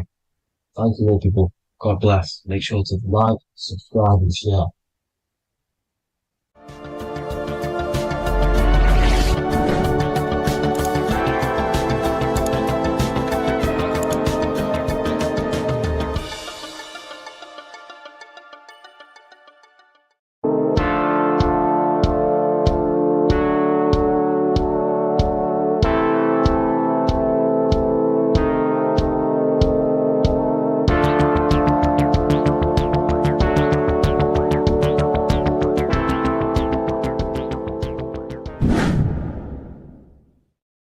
What is good, people? It's Revival of Wisdom. I hope you're all doing well. Now, this video is how to raise your holy oil or your kundalini. Let's get straight into this. So this is a monthly cycle. Every month, when the moon is in your zodiac sign, this oil is released. Now, the moon is in control of monthly cycles. For women, it's the menstrual cycle, and as well, this holy oil cycle. The moon changes sign every 2.5 days and passes through the zodiac signs in 27 days. So the moon tells the day, the sun tells the time, the stars tell the month. This reality is a massive clock, if you like to say. It's a cycle. Okay. The moon controls the night, emotions, water, fluids, and the mind. Okay. So this oil is produced in the claustrum. It's produced in the claustrum, which is here, right? This is where you get Santa Claus from. Now, the claustrum is at the center of the brain, and it is next to the pineal gland and the pituitary gland. Once it starts in the claustrum, this is the holy present. This is the present that Santa gives to us, Santa Claus.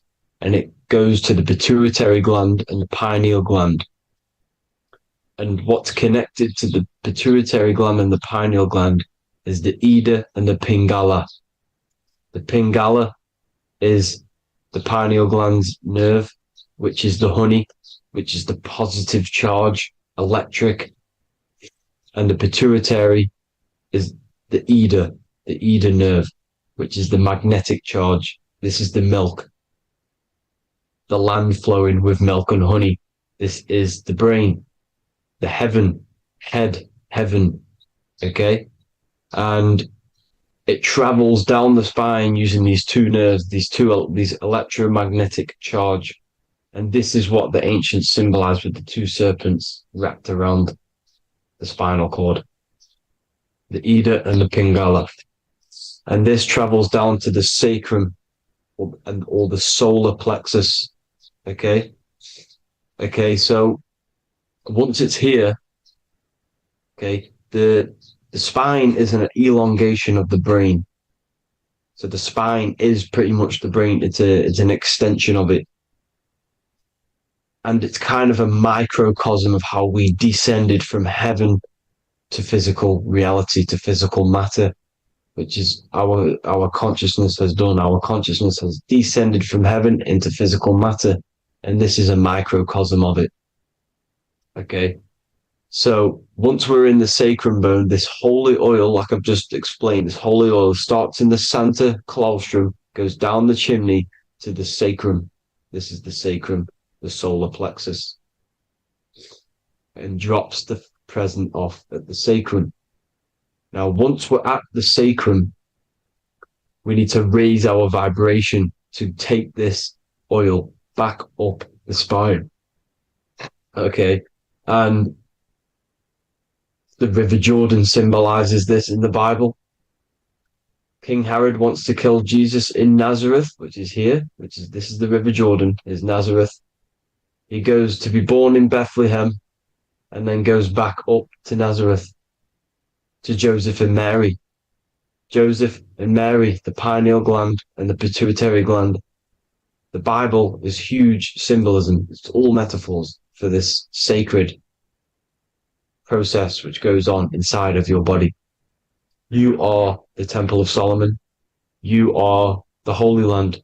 The Holy Land is your brain. Once this oil is at the sacrum, you need to raise your vibration in order to take it back up. Once this oil has gone back up to the pineal gland, it activates the crystals which are wrapped around your pineal gland. Your pineal gland is this tiny little beam here. This is the claustrum. This is the pineal gland. And it's wrapped in crystals. And when this oil travels back up the spine by raising your vibration, back to the upper room where Jesus met the 12 disciples, or the 12 cranial nerves in the brain, and it activates and it turns on this pineal gland. And once it's turned on, it illuminates all the cells and the nerves in your brain and turns them all on and activates the higher God man, the God consciousness, Christ consciousness.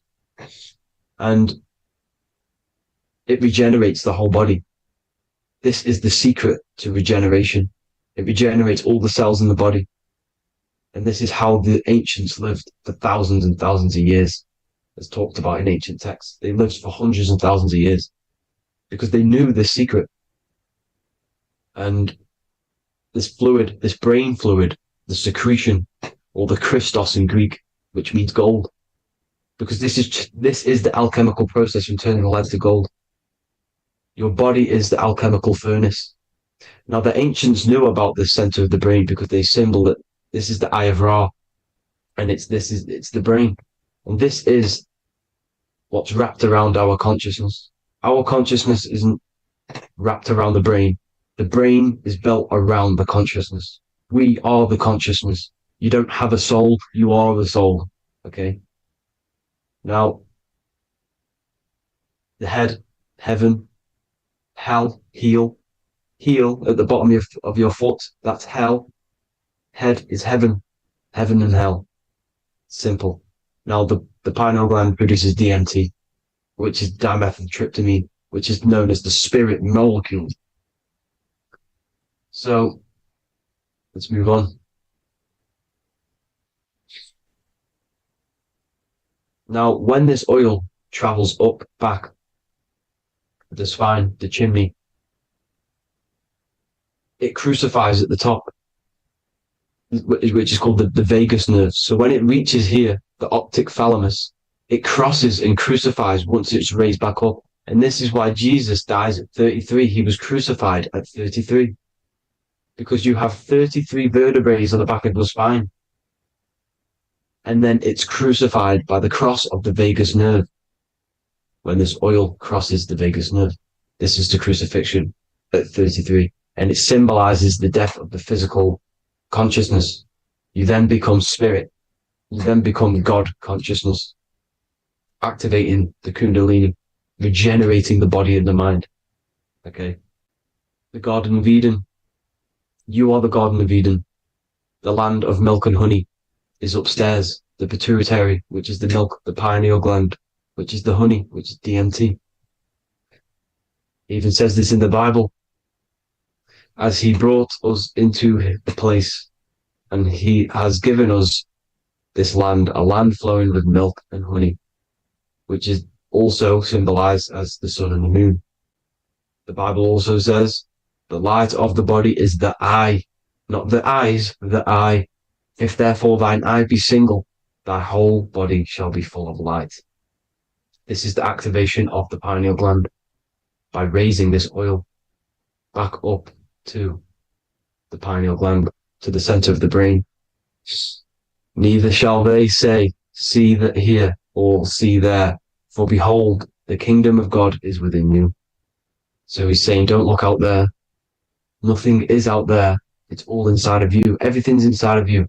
You're the universe. Now, how to raise this oil back up to the pineal gland? Every month, like I said. The moon controls the cycle. The moon controls monthly cycles. When the moon is going into your zodiac sign every month, this oil goes down the spine and you must raise your frequency to get it back up. You must retain your seed. This is the most important. Your fluid, your secret, your holy fluid, your life force. You can't let that go. That life force is the reason you're alive. This holy oil is the reason you're alive, because it feeds all of the systems in your body. It feeds all the systems in your body. You have to retain your seed, alkaline diet, positive thinking, and meditation. Okay? When you retain your seed, you will live longer. The moment you release it, you're killing yourself. You're killing a piece of yourself every time you release your seed. Every single time. You're killing a part of yourself.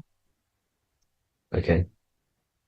Now, this could be why this could be the illumination, the single eye on the Illuminati's symbol, the Freemasonic symbol, the illuminated eye, the triangle, which could symbolize the body, mind, and spirit, but the eye illuminated.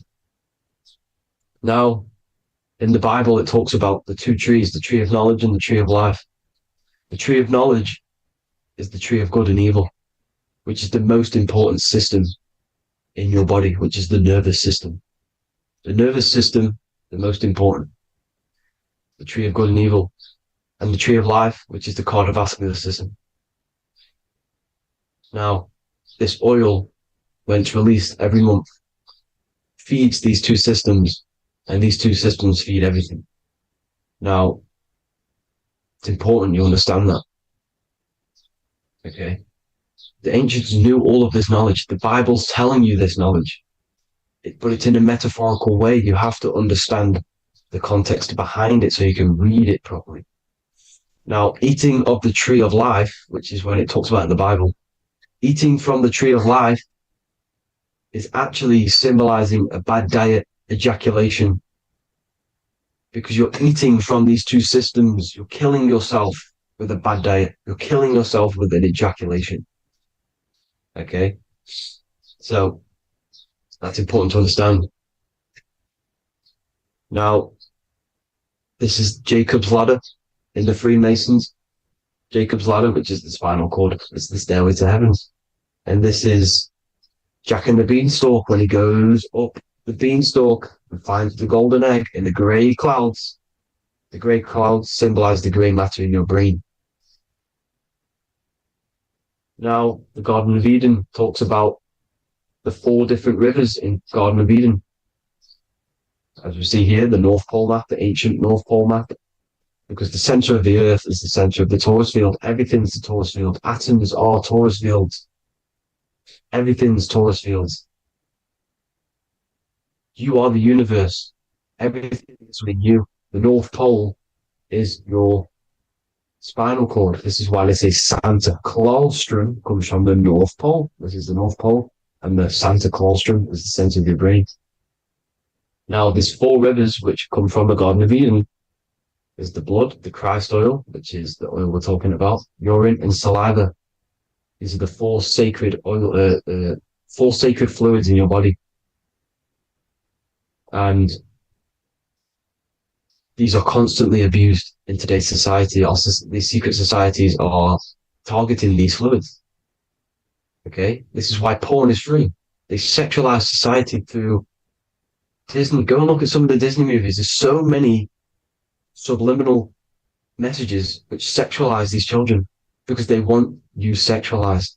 So you release your seed, which is one of the holy fluids in your body, especially your semen, your sexual energy. So important you retain this. So important because it's your life force. It keeps you alive. Okay. Now, let's recap on this. If you want to raise your oil every month, you can't just retain your seed for the month. You have to retain your seed forever. Don't just do it for a couple of days. Have to do it. It's a lifestyle. You want to become God consciousness, you got to do what it takes. It's hard in this society because this society is made around, it's designed to kill you pretty much. It's designed to keep you in these lower states of consciousness with all the bad food, the chemicals in the food, the chemicals in the water, the sexualized TV programs, sexualized adverts, sexualized TikTok and apps, videos, subliminally stimulating you because that is your weakness, sex.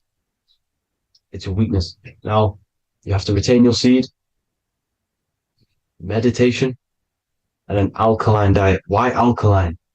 Because acidic is low vibrational. This is the color spectrum.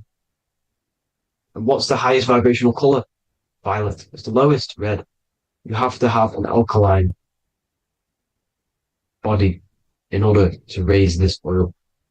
When you drink, when you have a bad diet, when you drink alcohol, when you smoke, this destroys the oil. It destroys the oil in your sacrum and it can't be raised again, can't be raised up. This is why it's so important. Without that oil, you don't live. That oil makes you live. It feeds everything in your body. It's crazy how we're not taught this.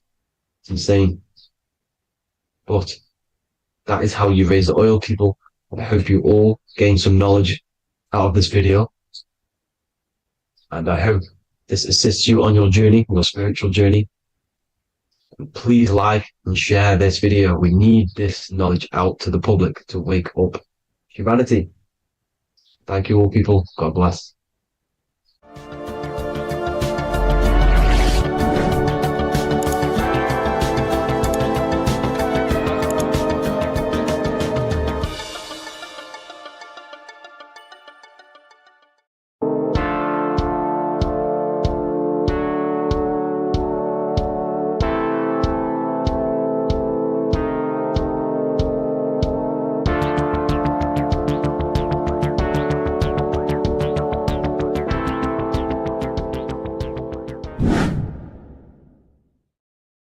What's good, people? We're back with another video. This is going to just be a quick video. Manifestation, magic, bending reality. So let's jump straight into this. So you have a conscious and a subconscious part of your mind. The conscious is what you're conscious of, what you're actually doing, where you can choose or not. However, the subconscious is the part of your brain which is automatic. So all of the systems in your body, like the digestive system, your heartbeat, these are automatically being ran, and you do not have to tell these systems to do anything. You do not have to consciously tell your heart to beat. It's automatically doing it, and this is what the subconscious mind is controlling. It's like the dark aspect of your brain or your mind. It is the way bigger aspect of your mind. Okay, it controls all the systems in your body. Okay, and this is where all of your programs are. So when you're in it from your childhood, what you've learned in school, all of these things are being kept in your subconscious, maybe traumas and stuff like that. So the subconscious is the female aspect, and the conscious is the male aspect, because the male is all about action and doing, and the female is all about creation, creativity, intuition. So you have a right and a left hemisphere of your brain, and these are obviously male and female. The right side of your brain is your female. It's to do with creativity, imagination, intuition, insight. Okay. And this is one of the most important sides of the brain. This side of the brain is the most attacked by the elites, whatever you want to call them. This side is one of the most important because obviously your intuition is a massive part of reality. And if you don't have intuition, then you lose track of the things around you. You can't consciously feel if things are wrong or right. They don't want you to have intuition or creativity or imagination. They want you in the left side of your brain, which is just reasoning, logic, and basic things. So they just want you to tell you what you want, tell you what to learn, and then that's it. They don't want you thinking for yourself, which is the right side of the brain. So whatever the conscious side of your mind impresses the subconscious side of your mind. So if you do affirmations, for example, if you consciously do affirmations every day, you're reprogramming your subconscious mind. You're impressing a vibration and a word into your subconscious mind, and therefore it will reprogram it. So the male and female aspect are symbolized by the Star of David as well. The male being the upside triangle, the female being the downside, connected all in one, because we both have male and female energy. So every thoughts are electric, which is the male aspect. Emotions are magnetic, which is the female. Each thought creates a wave of vibration in all directions. So think of it like a water drop in a pool, but it going out in every single direction. It's not just flat. And these thoughts have a certain frequency, has a certain vibration. That vibration has a certain frequency. And this affects your aura. Every thought, every emotion directly impacts your aura and the strength of your aura. So if you're angry all the time, your aura in the astral plane will look red. However, if you're happy, it'll be more like blue and green. So it's very important. Your electromagnetic field is created out of your emotions and thoughts, and that affects reality because you're 60% water, and frequency and vibration create certain patterns and has a certain effect on water. We'll get into that after this slide. So each thought that people are thinking around you, you are actually subconsciously picking up these thoughts because it's emitting this vibration in all directions. So this is why you can pick up thoughts of other people on the odd occasion. However, when you're more in tune with your intuition, your right side of your brain, you can start to pick up on vibrations, thoughts, and other people's auras. You can pick up on the energy once your third eye is open, and you know whether you should be in that environment or not. This is what we call an atmosphere when we go into a room and you can feel the tension if someone's been arguing, for example. This is the atmosphere, this is the vibrations, these are people's auras emitting these certain frequencies and vibrations. Okay. So our aura is contained of multiple layers. Obviously, we have the physical body. This is the electromagnetic layer. However, you have the different planes of existence, the spirit, mental, astral, etheric, and then physical. The physical is the lowest plane of existence. And the physical plane is a product of all of the planes above. So the mental impresses on the astral impresses into the etheric, and then the etheric creates the physical object. So the mind is the root cause of reality. The mind is the cause of everything. Your consciousness is pure cause. There's no effect. Everything you see in this reality is the effect. Everything that you experience is the effect, because the root cause was the mind. The decisions you made you experience that certain experience. And that decision was created on the mental plane. And this is just pure thoughts. And thoughts are things. If it exists in your mind, it is a thing. It's a certain frequency. So if you have a certain level of thoughts, if you're thinking positive, for example, you're going to have a strong aura, you're going to have a higher vibration. And that attracts like. Like attracts like when it comes to thoughts and vibrations and electromagnetism. So if you're thinking positive all the time, speaking positive, doing positive, you're then creating a higher vibration, and that's going to attract people on that similar frequency to you. Everything is electromagnetism, frequency, and vibration. Everything. You see, so this is why, for example, if I put my hand to a TV screen, if my finger was the same vibration as the TV screen, it would go straight through it. However, the particles in my hand and the particles on the TV screen are two separate vibrations, and this is what causes the friction to stop and not my finger to go straight through it. So, like I said, when you don't feel the vibe of someone, when you don't feel right, you don't really get along with someone, this is a vibration. Your vibrations are not matching, they're not similar, they're two complete different vibrations, and they're not aligning properly. So music has a massive part on this. Music is a massive, massive tool for the elites because music is frequency. And in 1975, the musical instrument are all tuned to 440 hertz. So Spotify, Apple Music, most of the music on YouTube is all set to 440 hertz. And 440 hertz is not divisible by 3, 6, or 9. And when you can't divide a frequency by 3, 6, or 9, it's not a natural frequency.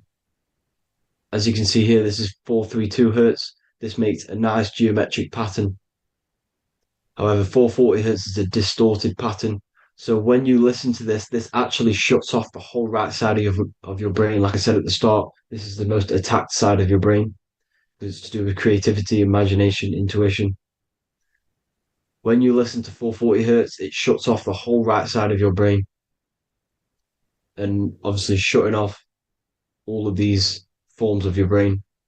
Music is a very, very powerful tool for the elites because it's the only thing which can enter your soul or your ears without consent, your body without consent.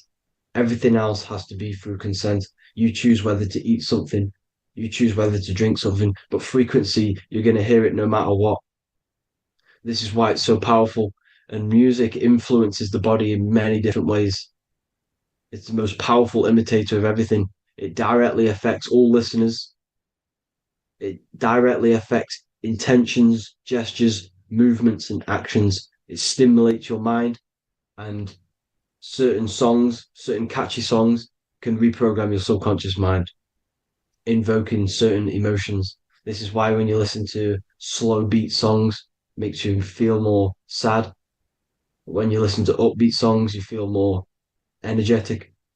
This is because these frequencies have a profound influence on reality and on how you feel. Because, like I said, you are 60% water. And as you can see here, each frequency creates a different geometric pattern. And inside of you is 60% water. So, like I said, 440 hertz is going to make a distorted pattern in your water. And this is going to have a profound effect on your emotions and your reality.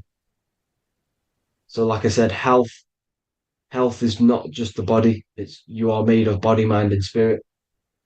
You need to look after what you put in your body. You need to look after your spirit and look after your mind.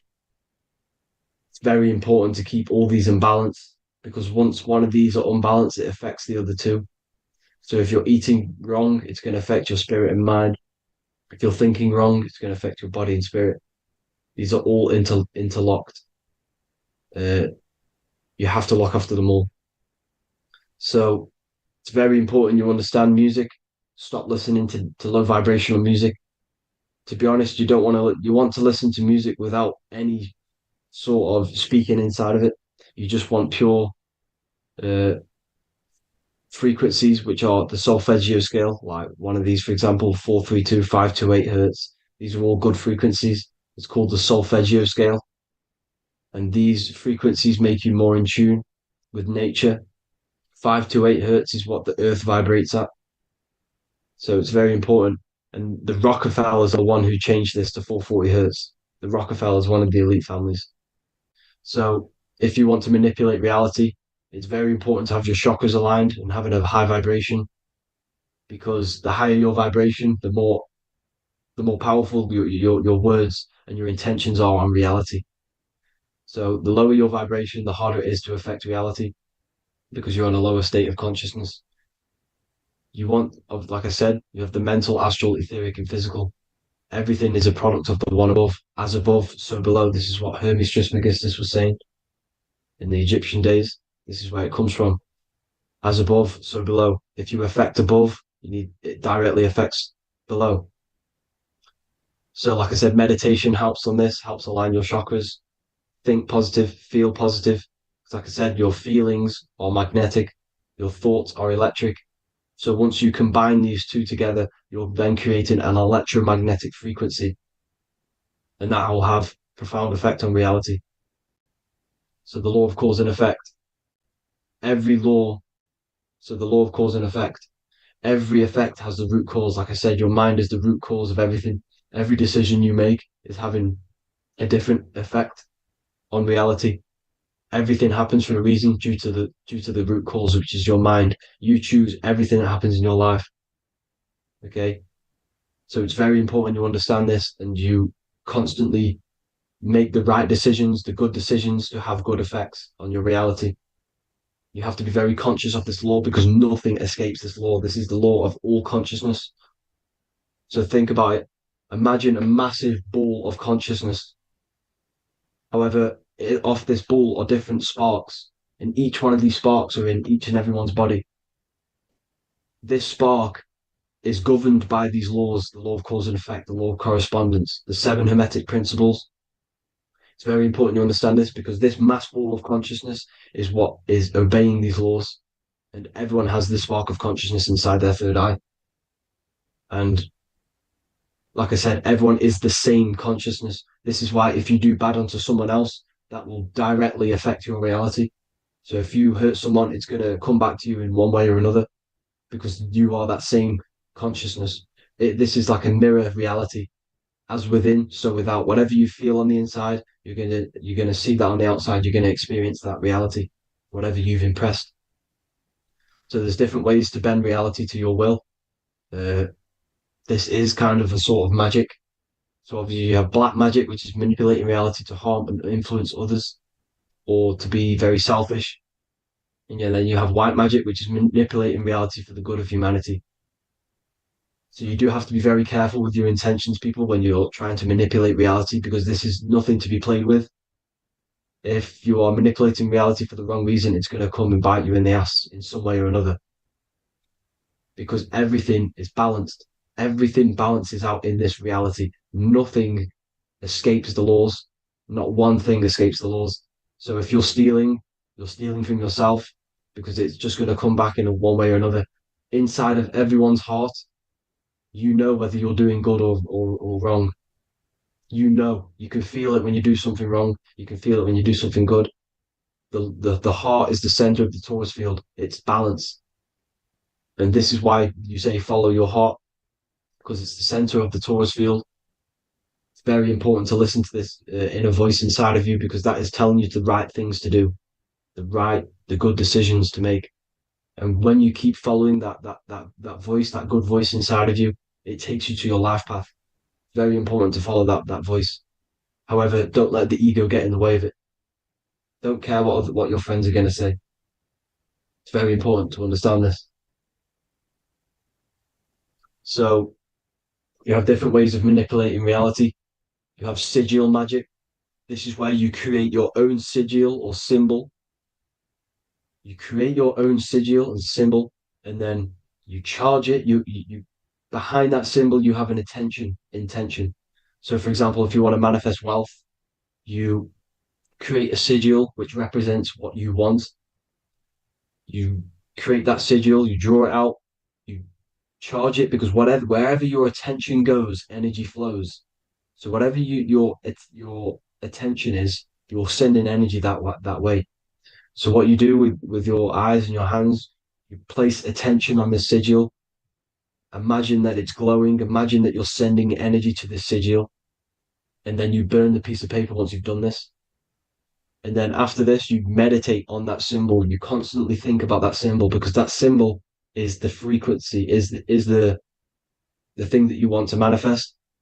So that's one way. Or you can just meditate on your reality. So imagine yourself having already what you have. This is what they call a mindset. You must set your mind to the frequency what you want to manifest. Okay.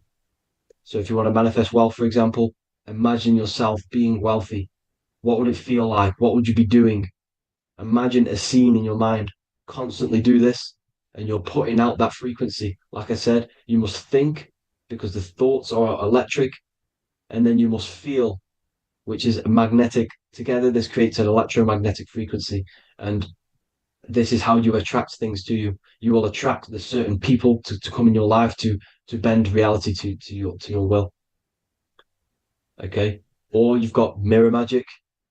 Stare yourself in the mirror, because a mirror reflects light. It also reflects energy. So you've got to be very careful with what you say to a mirror. You've got to be very, very, very careful, because whatever you send into that mirror is directly sent straight back to you. So if you're thinking negative, you're sending negative energy back straight to you, and that's going to have an effect on your reality. Affirmations are very important, because your words are frequency, your words are vibrations, and each word you say has a certain frequency. If it's positively charged, it's going to affect you positively. If it's negatively charged, because like I say, your brain and your mind is like the director of energy. That's what your brain is, and it directs energy into certain things. You can either positively charge it or negatively charge it, and this brain is creating your reality constantly. It's manifesting your reality constantly in the present moment. So this is what the government knows. The government know your mind is the root cause of reality. This is why they call themselves a government. Govern the ment. The New World Order is not being manifested by them. They are controlling the information. They are controlling your perception of this reality. And they know the mind is the root cause of reality. Therefore, if they control your perception of reality and your information, what you believe, you're going to manifest that information, that perception. So we, the people as a collective consciousness, are the ones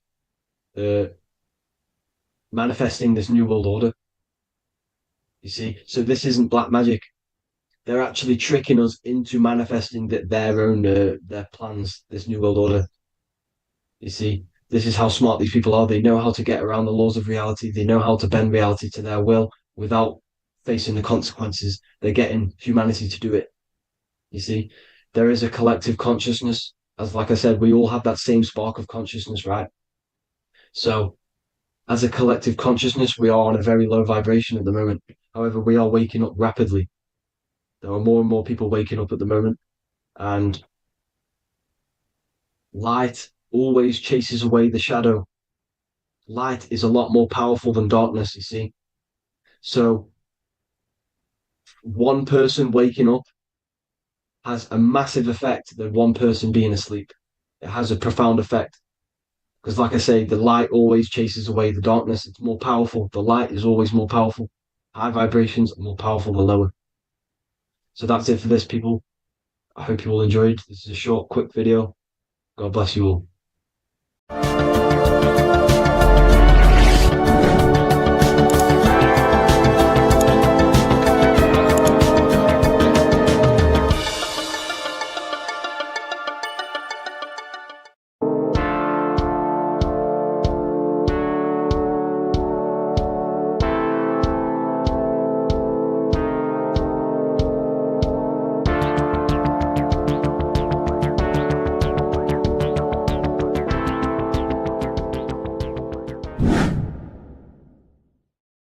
What is good, people? We're back with another video, and this is going to be talking about the connection between the micro and the macro.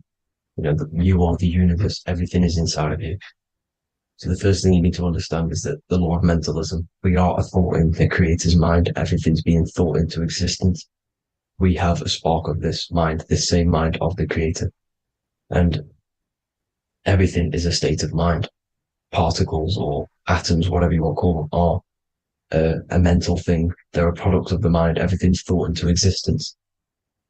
Thoughts influence everything. Thoughts are energetic effects which send out waves into the quantum field around you. And your consciousness is actually the universe experiencing itself, expressing itself, and viewing itself.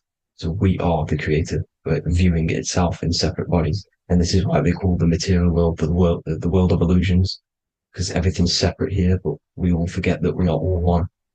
We've all been brainwashed to think we're all separate, but we're all one. We're all the same mind, the same consciousness, everything.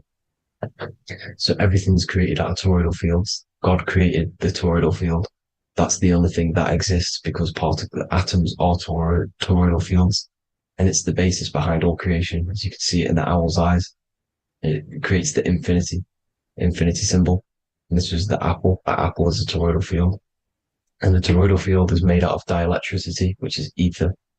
Ether is black light, and this is counter space. This is another realm. This is what creates God to be omnipresent, to be everywhere at one place at all times. He is everywhere because ether is everywhere.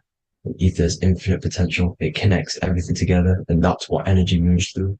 It moves through the ether, and that's black light. Everything is light, as it says in John 4:2. God is light. Everything's a vibrational state of light. So the torus field is made out of dielectricity, ether, black light, magnetism, which is white light, which is the center of the toroidal field. And magnetism radiates, it has no vibration. And then when white light splits, it turns into electricity, which is physical material, and that has a vibration. This is the Holy Trinity, the sun, the moon, and Saturn. Saturn, the god of materialism. If you've watched my videos on Saturn, you know that Saturn is crystallizing everything into physical matter. And that's why his old name was El. The ancients called him El. And this is why we get L electricity. This is where L electricity comes from. Because L electricity is only a product of the physical world, which is redshift, blueshift, Adam and Eve. And this is what creates the redshift, blueshift is what is a product of magnetism. When magnetism, white light splits. And this gives us vibration. And this what creates the toroidal field, which is the basis of all physical creation. The sine wave is created out of the magnetic wave and the electric wave. The electric wave is the blue wave, and the magnetic wave is the straight wave, which is radiation. This is vibration frequency. So the magnetic wave is straight, and then you have longitude and amplitude, which is depth, which is dimension. You see how the electric wave has depth and a dimension. This is why you get the cross.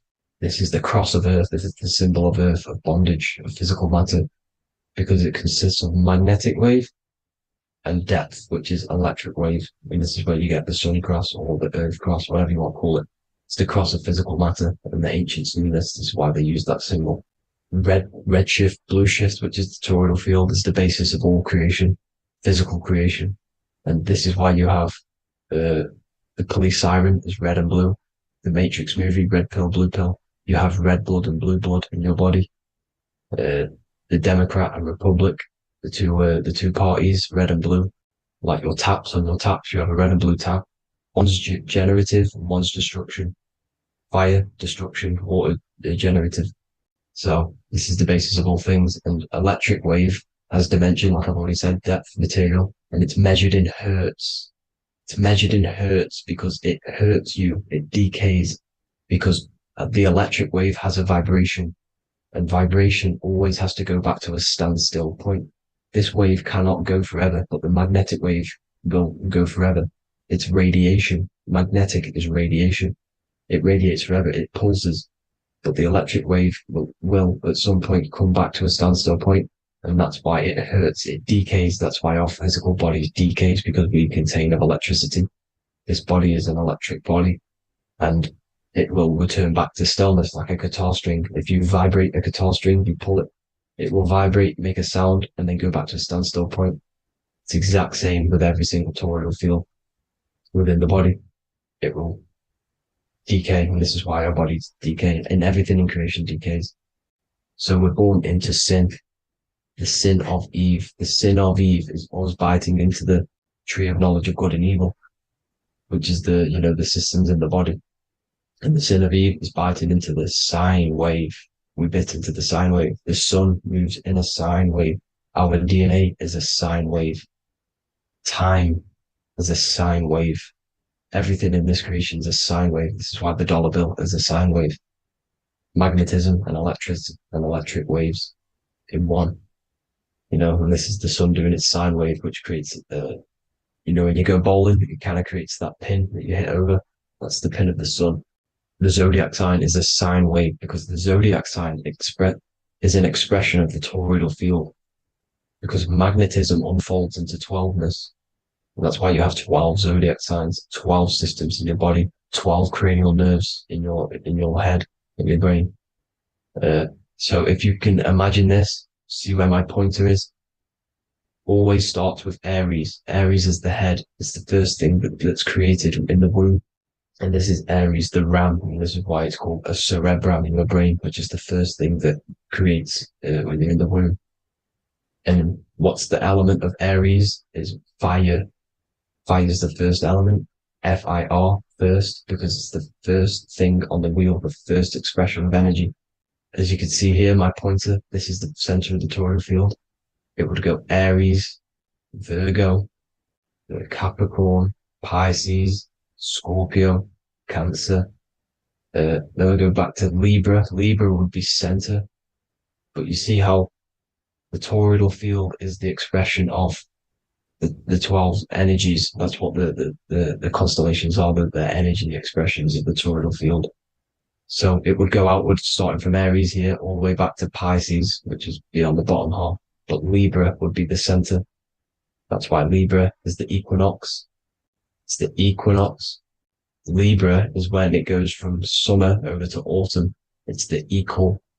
It starts to transition into the winter side. Equinox, equal, which is Libra. And that's why Libra has the two scales. It's symbolized with the two scales. That's because of, the sun moving over. It's being judged. It's equal now, but then it's going to tip over into the winter. That's why Libra is here, the center of the sine wave. Like I said before, magnetic energy unfolds into 12ness. Magnesium is number 12 on the periodic table. It's the sacred number. And this is why the scientists are NASA is trying to bring in another constellation to destroy the holy science of astrology. So Aries rules the head, which is Mars. Taurus rules the neck, the lower head. Gemini, the two twins, which is your lungs, your two twins, your arms, two twins. Cancer, the breasts, or the chest area. Leo, the heart, which is the sun, which is fire, the center of the toroidal field. Virgo, the belly, which is the intestines. Libra, the kidneys, the two scales, the kidneys, balancing out everything. Scorpio, the sex organs. Sagittarius, hips and thighs. Capricorn, I've missed that out, which is the kneecaps. Capricorn, kneecap. Aries, which is the ram, which is the cerebrum in your brain. And then Aquarius, the calves and the ankles, and the Pisces, the two fish, the 2 feet. So everything corresponds, as you can see here. This is an ancient way of depicting it, of the folded human. And this is everything. Each constellation rules that part of the body, gives energy to that part of the body, makes you do certain things. So magnetic energy unfolds into 12ness, electricity unfolds into 7s. That's why when you get electric, the light spectrum that we see, it consists of 7 colors. Why we have 7 planets. The 7 planets give us our 7 metals and the 7 solfeggio scale frequencies. So the rotor, this is the rotor, and rotor is an anagram for Torah, the Torah, which is I think it's the Hebrew Bible. Don't quote me on that, but it's one of the holy books, which is the Torah, the Taurus. Everything goes back to the Taurus field because it's the basis of all creation. So the chief cornerstone, it says in the Bible that the builders rejected the chief cornerstone. The chief cornerstone, you are the builder. You decided to incarnate into the physical world, into the electric world, El, the world of El, Saturn. When you are created in the womb, it takes you 9 months for you to be created. So, for example, if your parents, if you went into the womb here, it'd take you 9 months. So let's say you're born in Scorpio. So you'd go back 9 months, 1, 2, 3, 4, 5, 6, 7, 8, 9. You consist of all of these 9 energies because it takes 9 months or however long you took to be born. Some people are born earlier. You'd have to find out how many months you were in the womb for. But you consist of these 9 energies, and each constellation has a cell salt associated with it. And these cell salts are vital for your health. And your cells and the optimal health of your body. So the chief cornerstone that you rejected is these 3 cell salts, these 3 constellations. So you're mineral deficient in these 3 constellations. For example, fluoride, magnesium, phosphate, and potassium sulfate. So that's the chief cornerstone. And a cornerstone, people always get it rejected with the cornerstone. The cornerstone is not, it doesn't say the cornerstone in the Bible. It says the chief cornerstone. The cornerstone is a cornerstone of a building, but a chief cornerstone is the top of the pyramid. This is where we get the pyramid of the wheel. So you're mineral deficient in whatever 3 zodiac signs you're not. You were not in the womb for. This is the chief cornerstone you rejected. So the human body is the micro. It is the universe in a physical form. It consists of everything in the universe. Just like your consciousness is the universe watching itself, experiencing itself. Your body is the whole universe. 12 systems in the body, 12 zodiac signs, 7 chakras are the 7 planets. The Holy Trinity of you is your Temple of Solomon, the soul and the mind, the sun and the moon. You know, everything is in you. You consist of everything, all the energies, everything. Heaven and hell. Heaven and hell is a mind state. It's a state of the mind. Head, H-E-A, which is heaven, and the heel, the bottom of your foot, is hell. And the bottom of your foot is the soul. So they're basically saying, well, it's wordplay. They're saying that your soul is in hell because, you know, with the elites being in control. So they call the bottom of your foot the soul, trying to say that you're in hell. The Christ is in you. And this Christ is Greek for what Christos. And Christos is Greek for the oil. And this oil is produced in the cerebrum, the Aries, the ram, the cerebrum. It goes down the pineal.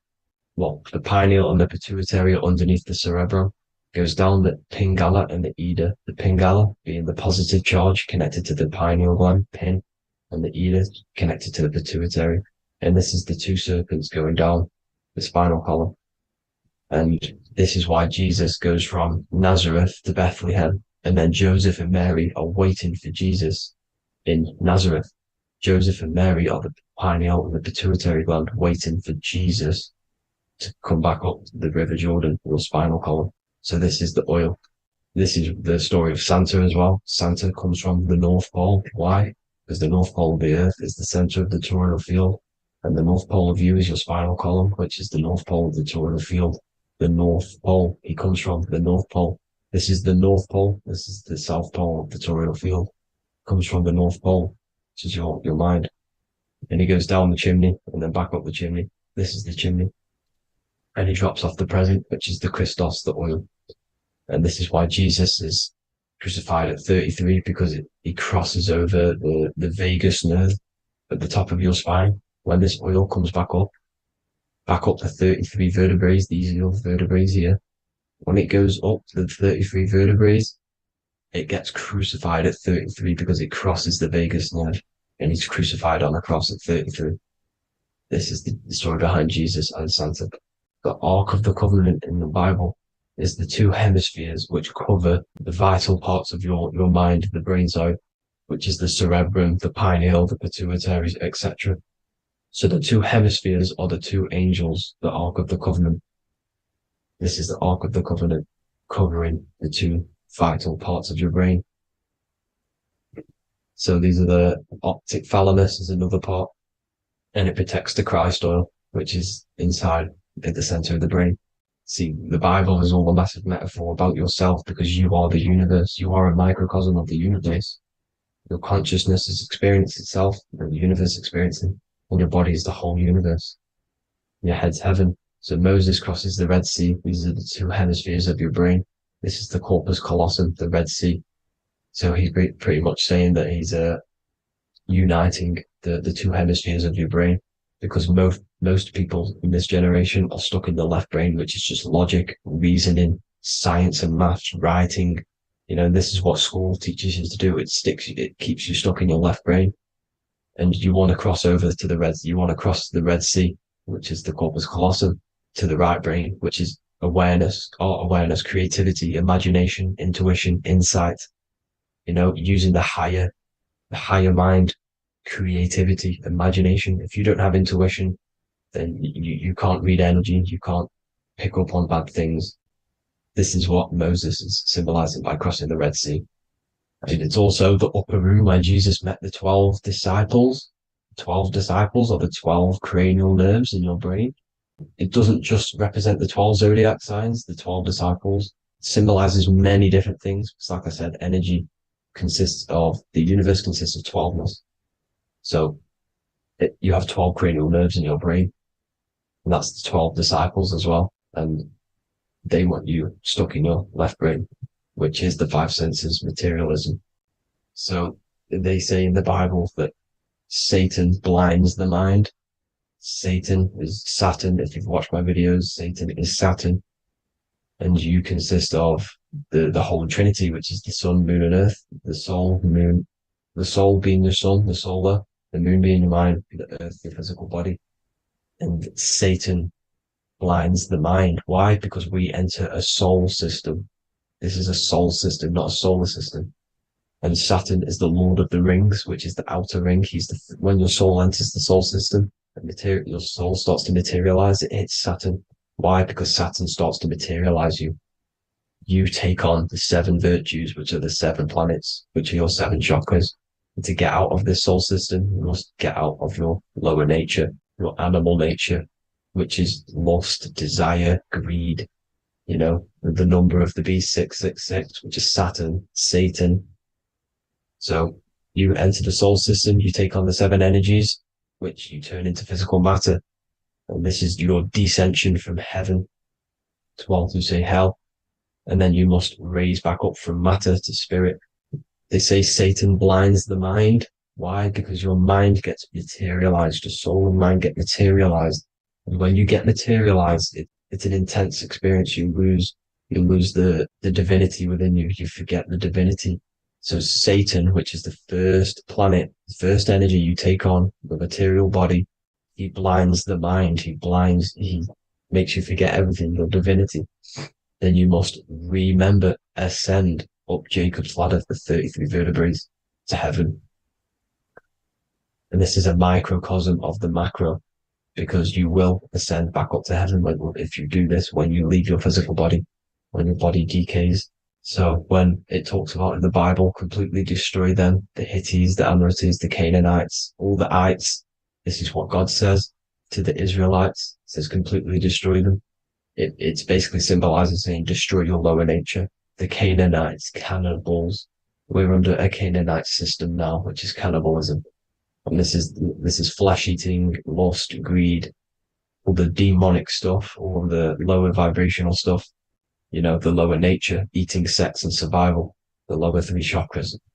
You must get out of these lower three chakras and return back to spirit, which is heaven, which is spirit, love, being holy, being truthful, being passionate, going back to Satan blinding the mind.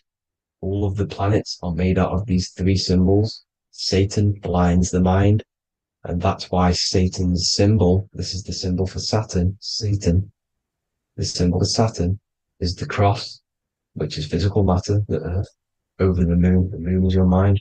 So the Saturn symbol saying matter over mind. He blinds the mind. Satan blinds the mind once you enter the soul system. And you must remember, in the Bible, it talks about the Genesis, which is Eve, the sin of Eve, which is biting of the tree of knowledge. With the serpent, which wraps around the tree. It says the serpent placed himself on the tree. Well, the serpent is the spinal column. It's the serpent telling you eat from the tree of knowledge of good and evil, which is your nervous system. And eating from the tree of knowledge of good and evil is doing bad things. For example, over-sexualized, overeating, eating the wrong food. That's eating from your nervous system. It's decaying you.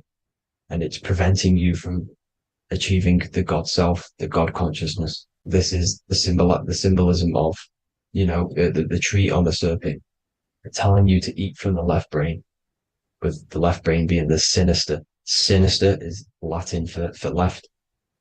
That's sin. Sin is left.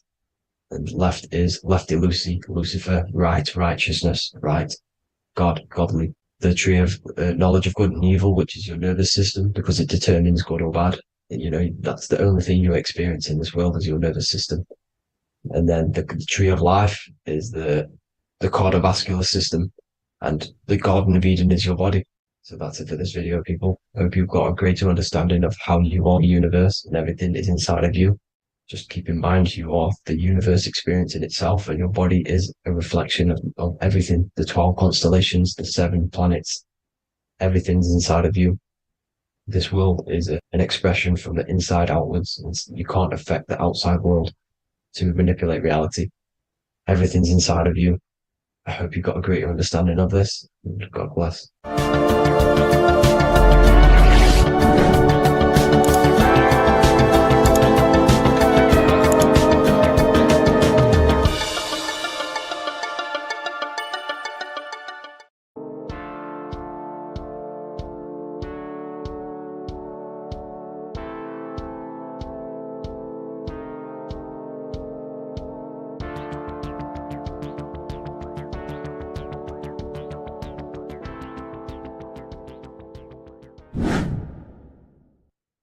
Left and right hemisphere, and what are they doing? How does it contribute towards your perception in this world? And this is what we're going to be talking about in today's video. We're going to be breaking down the 2 hemispheres of the brain and how they function in your life. So first, we have the left hemisphere. This is the logical hemisphere. This is the analytical, divided, scientific, or verbal hemisphere.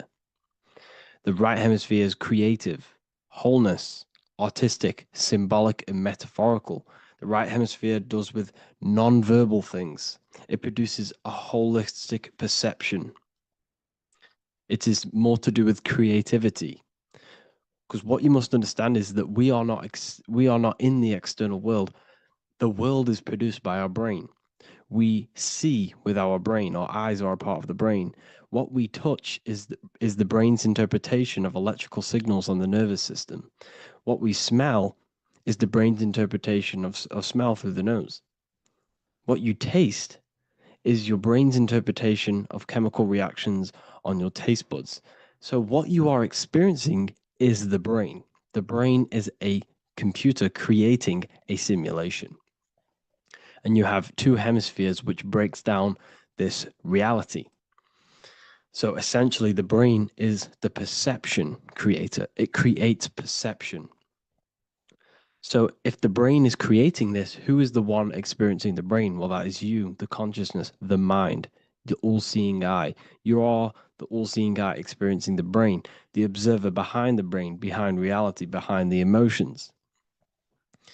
So if you're walking through a woods, this left brain sees individual trees. The right brain sees the whole woods. It sees the biome. It sees the bigger picture. So when you are walking through this woods, the right brain picks up a holistic perception of reality. It creates the woods as one unified woods. The left brain's job is to break this down and analyze it so that we can see individual things. And this is also necessary for humans to have the ability to break things down and manipulate things in this world. So without this left hemisphere, we could not manipulate things and break things down. So this right hemisphere is important because it sees the whole woods. It sees humanity as one unified consciousness. However, the left hemisphere sees individual egos. So the left hemisphere is the place of the ego because it only understands it sees the world very divided. Okay, so for example, here's another example of the left and right hemisphere. If someone pulls out in front of you in traffic, your left brain is going to start going crazy and analyzing them, calling them names. The right hemisphere, however, sees the bigger picture. Maybe he didn't see you. Maybe it's just a mistake. Maybe he's in a rush. You see how the two brains are very different. They do the same thing, but they function in different ways. The right hemisphere is feminine, the left hemisphere is masculine. So, like I said, this person pulls out in front of you, you start to think with the left. If you start to perceive that in the left brain, you're going to start analyzing them, you're going to start going crazy and calling them names because you're analyzing it. You're not seeing the bigger picture behind it. You're not seeing it from his perspective. So there is a crossover.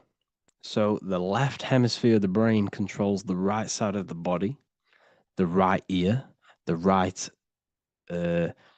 eye. Everything to do with the right side of the body is connected to the left hemisphere, and the right hemisphere controls everything on the left side of the body, including your eyes, your arms, your legs. So everything is crossed over, and even your visual field is crossed over. So this is your visual field, as you can see here, and even the left side of your visual field goes to the right brain. There's a crossover. No one really knows. There's not really a reason for this. However, this is how the human body is designed. As we all know, the human body is the most advanced piece of technology on the face of the earth. They cannot replicate the human body. And they tell you it has no creator. This is crazy. People are that brainwashed, they can't even understand that their body is the most advanced piece of technology. Your body is so advanced, the computers that you use are mimicked of the body. Everything they create is mimicking nature, but they don't show you how intelligent nature is because they don't want you to understand you're in an intelligent design. So anyways, let's get back on track. There is a crossover in the brain, and this is why they teach you to write with your right hand. And I was speaking to someone who's in a nunnery, or whatever you want to call it. They were a nun, or they knew someone who was a nun, and they forced these people, these nuns, to write with their right hand. You had to write with your right hand. This is why, I'd say at least 70% of the world, or 80%, is right-handed and right-legged, because they taught us this to activate the left hemisphere more because of this crossover that happens in the body. So when we are using this right side more, we are using that left hemisphere more. Why? Why are they doing this? Well, they also called it writing. Writing is a spell, to cast a spell on you, to use that right side of the body so that you use this left hemisphere, because they want you to see the world as a divided perception. They don't want you using the right hemisphere, using that left side of the body to activate the right hemisphere to see the bigger picture and see how everything is all one and everything is created. This left hemisphere domination keeps you from seeing the connections between everything, because that left hemisphere analyzes, it breaks things down. So when we are left hemisphere dominated by using the right side of the body, we are essentially seeing everything as divided. And this is why so many people will not understand my work, because my work connects dots and connects fields of knowledge, and makes you see the bigger picture. So people who are left hemisphere dominated will see my work and think this guy's crazy.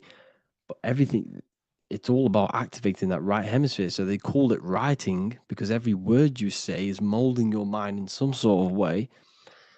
The things you see is molding your mind. Everything you take in through the five senses is molding your mind. And language is a massive spell, especially the English language. They called it writing so that you use that right side. It's a spell because your subconscious mind picks up everything you say. And 90% of your daily basis behavior and thought patterns is produced by these subconscious programs within the subconscious mind. Essentially, your conscious mind is only the 10% of you.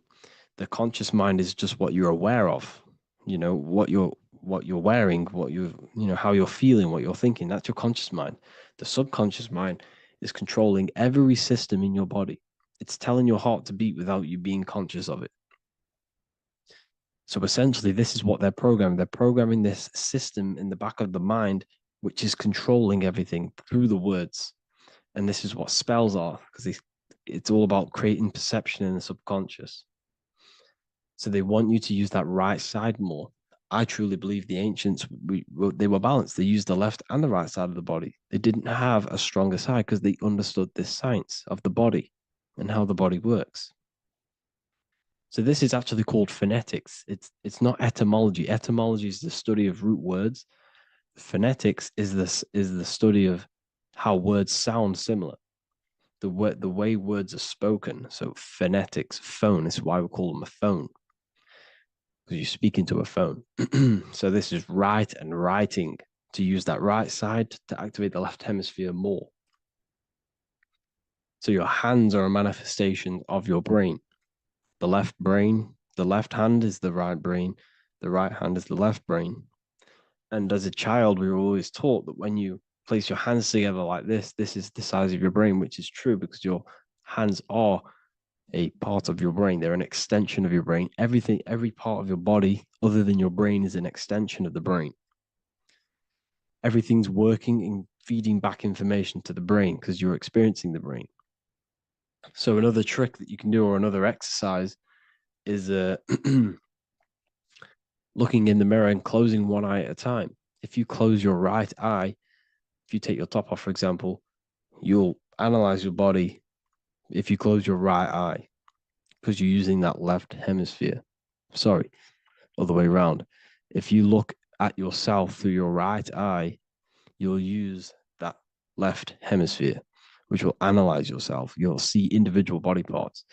If you close the right eye and use the left eye, you'll see your body as a whole. You won't really analyze it. This is how you can analyze yourself using these two hemispheres. So this whole system is created to keep you thinking logically and to restrict you from creating and restrict you from understanding symbolism, allegories, metaphors, and teamwork. They want you stuck in a logical way of thinking and a logical way of seeing the world. This is why when you go to school, you are told exactly what to do. You're told to think this way and no other way. You're told to do orders, do this. It's a very left-brained system, because if we all started to open up this right hemisphere, we'd all see, wow, everything is all one, everything's all connected. And this is what my work is doing. I'm showing you everything is one. The physical world is an illusion of duality, but everything comes from the one source, the one mind. The universe is a giant mind.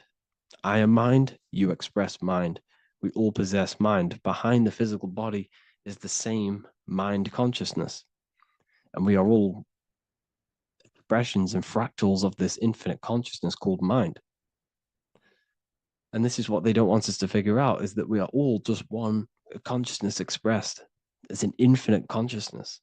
It's even in the squirrel, it's in the dog.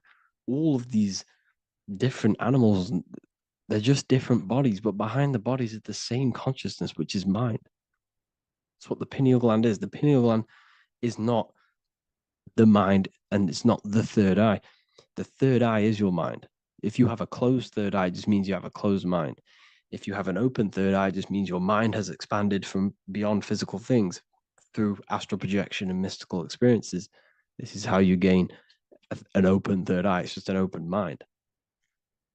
A mind that has astral travel, that has explored the realities within the mind. So everything they do is to keep us in a divided state. Divide and conquer, right? That's their motto.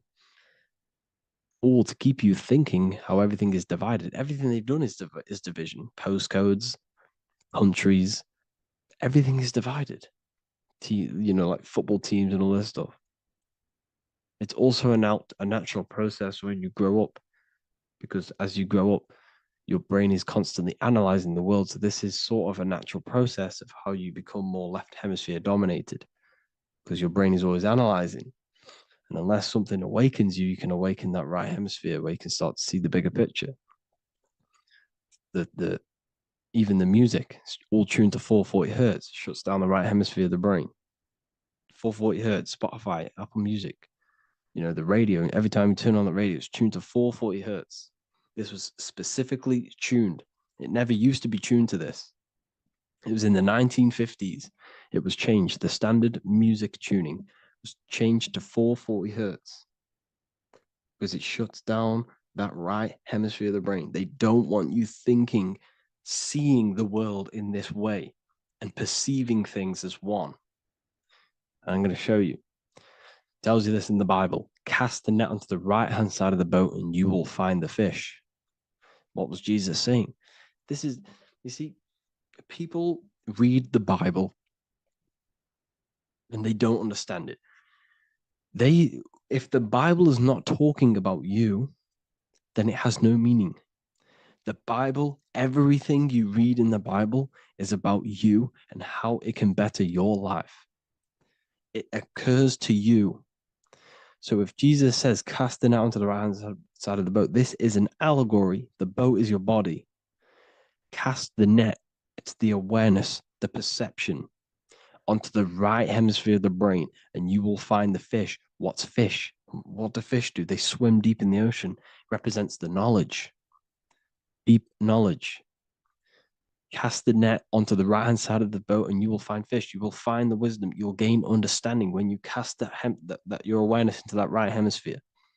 You will see that I am you and you are me. We are all one consciousness. You will see everything. You'll see that the trees are the same patterns as the nerves in your body.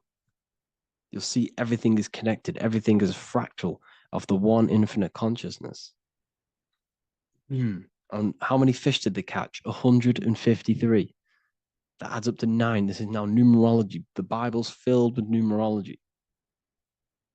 Adds up to 9. What's 9? Human consciousness. It represents consciousness. You're in the womb for 9 months. Feminine. It's all about consciousness. And in Revelation 14, and I looked and behold, the Lamb standing on Mount Zion. That's the spines, the mountain. With him, 144,000. 144 adds up to 9. It represents consciousness on top of the spine. You see? And he had his name the name of his father written on the forehead. What's the father? The higher mind, the higher consciousness within you. Where is that? In the forehead, the pineal gland. The pineal gland is the radio receiver for the higher consciousness. Because every body part of the body has consciousness. Your heart has consciousness. Your gut has consciousness. You are thinking with these different consciousnesses. You think with the gut. You think with your penis. You are thinking with all of these consciousness. And it's about raising your consciousness to the higher consciousness, which is the father, the mind, in the head. Don't think with the lower parts of the body because that is your animal nature. Think with the higher parts of the body. It's all representing consciousness. How to activate the right hemisphere of the brain? Well, it's all to do with non-verbal things. So music will activate the right hemisphere. Make sure it's tuned to the right frequency though. 432 hertz, 528 hertz. Any frequency that adds up to 3, 6, or 9 is good for you. Meditation, turning off the thoughts, and you raise yourself to the higher brain. Symbolism. Symbolism is all right hemisphered. Reading between lines. metaphors, determining the Bible. It's all right hemisphered. Seeing the bigger picture, it's reading between the lines. So tithing in the Bible. These people in the churches are giving 10% of their money to the church. It's nothing but a scam. What these people have done is they have externalized the Bible. They have taken the Bible and literalized it so that they can make a business out of it. So what they're doing is a tenth of the produce of what it says in the Bible, a tenth of the produce of the land, whether grain or fruit, is the Lord's and is holy. So what's that saying? The tenth of it's basically saying give the 10% to the Lord, to God. What does that mean? Well, what's the land and the fruit? This represents physical things, the physical things that you have. The tenth of the physical things that you have. What's that? That's your ego. All the physical things that you have is all to do with your ego. That's the lower self. The ego, what is the ego? It's the mind's perception of the physical self. You had no ego when you were a child. Okay, when you were a child, you had no ego. As you grew older, you created the ego. But the ego is the full self. It's the echo. Ego, echo. It's the echo of the full self. So it's saying give the ego over. Take away the animal self. In that left hemisphere, that's all to do with the left hemisphere. That left hemisphere sees the ego. It sees individuality. It's divided. So it's saying give that 10%. Give that 10% of you over to the right hemisphere. The 90%. The 90% of you is in that right hemisphere. The higher self. Now, I'm not saying the left hemisphere is bad. Okay, I'm not saying that at all. But it sees where it sees things divided. It's like I said, the left, the hands are manifestations of the brain. So when these Christians are praying, they're putting their hands together. What are they doing? That they're syncing the brain hemispheres. What you're doing, because everything's an extension of your brain. So if you put your hands together, you're putting the two hemispheres together. And what's happening when you place the hands together? All the electricity in the body is now running in a circuit. So once you connect these two hands, the electrical energy is now running in a circuit. And energy can move around the body quicker and more efficiently. So when you pray, when these people are praying, they don't realize that they're engaging in ancient forms of meditation, of balancing the two hemispheres. So now we're talking about balancing the hemispheres, not the right hemisphere. This is what Israel is. Look at the symbol for Israel, the up triangle and the downward triangle. What's that? The up triangle represents male. The downward triangle represents female. Okay? This is talking about the brains. Israel is Ra. Isis, which is female, the Egyptian god. Ra, El. El means God. Electricity. That's the force of the physical world. It's the force that runs this world, electricity. It's the force of God. El, consciousness. It means God. Is Ra, El. Isis, Ra, and El. It's the two hemispheres of the brain, the holy land of Israel. It's the holy land, it's the brain. Once these two hemispheres are synced, this is how you unlock your consciousness. This is the easiest way of astral projecting. Hemisphering, I forgot the word for it. Hemisphere syncretization, something like that. It's about syncing the hemispheres. This is how you unlock your consciousness. Once the brain is running as one electrical system, this is how you balance the two masculine and male opposing energies. Once these opposing energies are no longer in war with each other, the brain, they come together to work as one. You unlock your consciousness. You are born again. What happens when a male and female have sex? It creates a new child. It becomes one. You are born again. Once the two hemispheres of the brain, you are born again. You can then have an out-of-body experiences. So this is why the symbol of the Holy Land, Israel, is the up and down triangle back combined together, because it represents unification of the male and female, unification of the hemispheres. You're born again. You unlock consciousness. and you can get this for free. It's called the Gateway Tapes on my website. Basically, it's a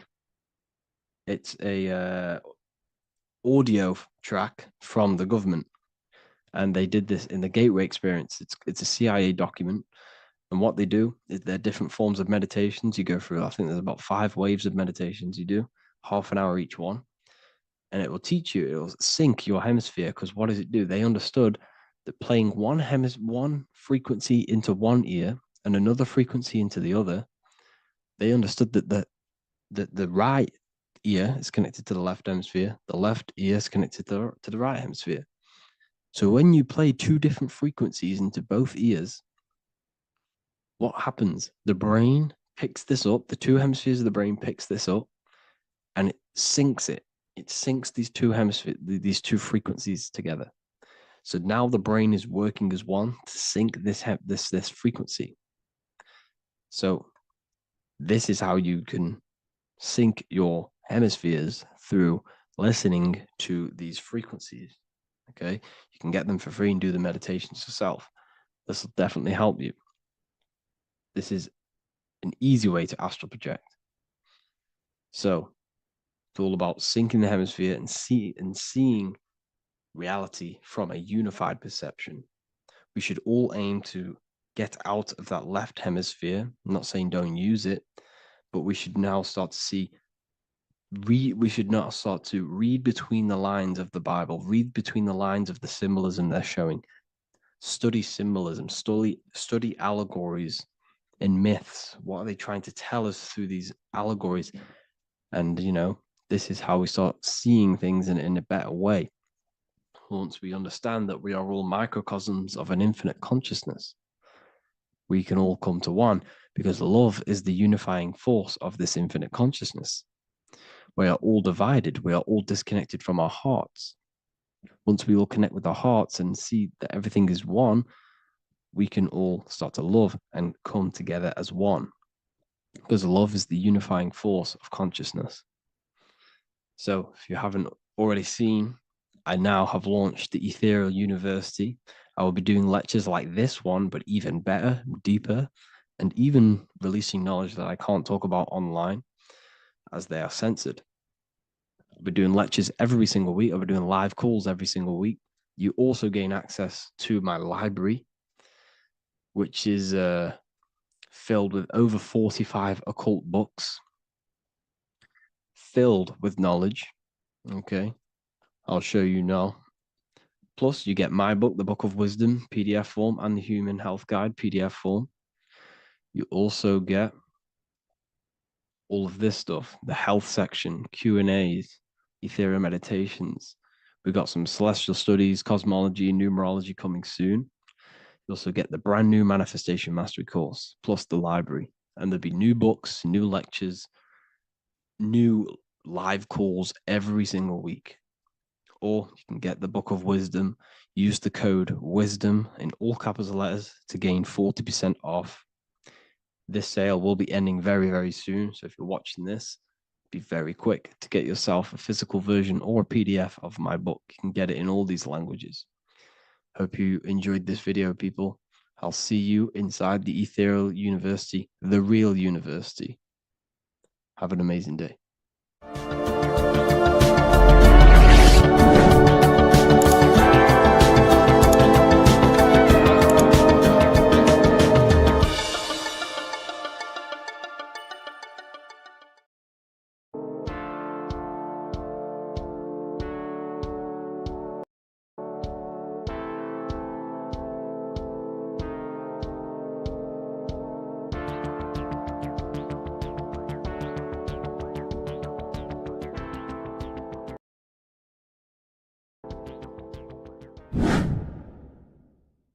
What is good, YouTube? Today we're going to be talking about the astral plane and how the cosmology fits into the astral plane. Okay, so first let's go over the astral plane and go over the different layers of reality so that you can understand reality more.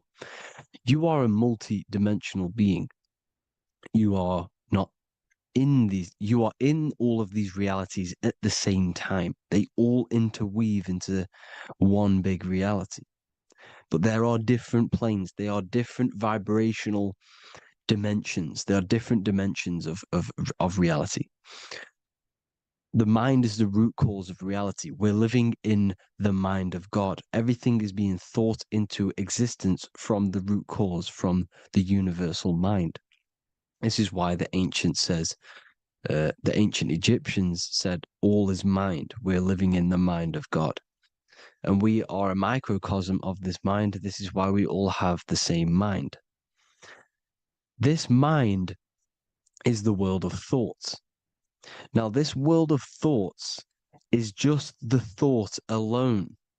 For example, it is the thought of a chair.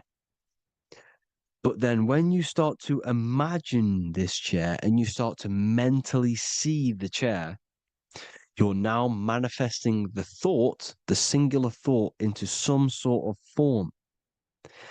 So now you're imagining the chair.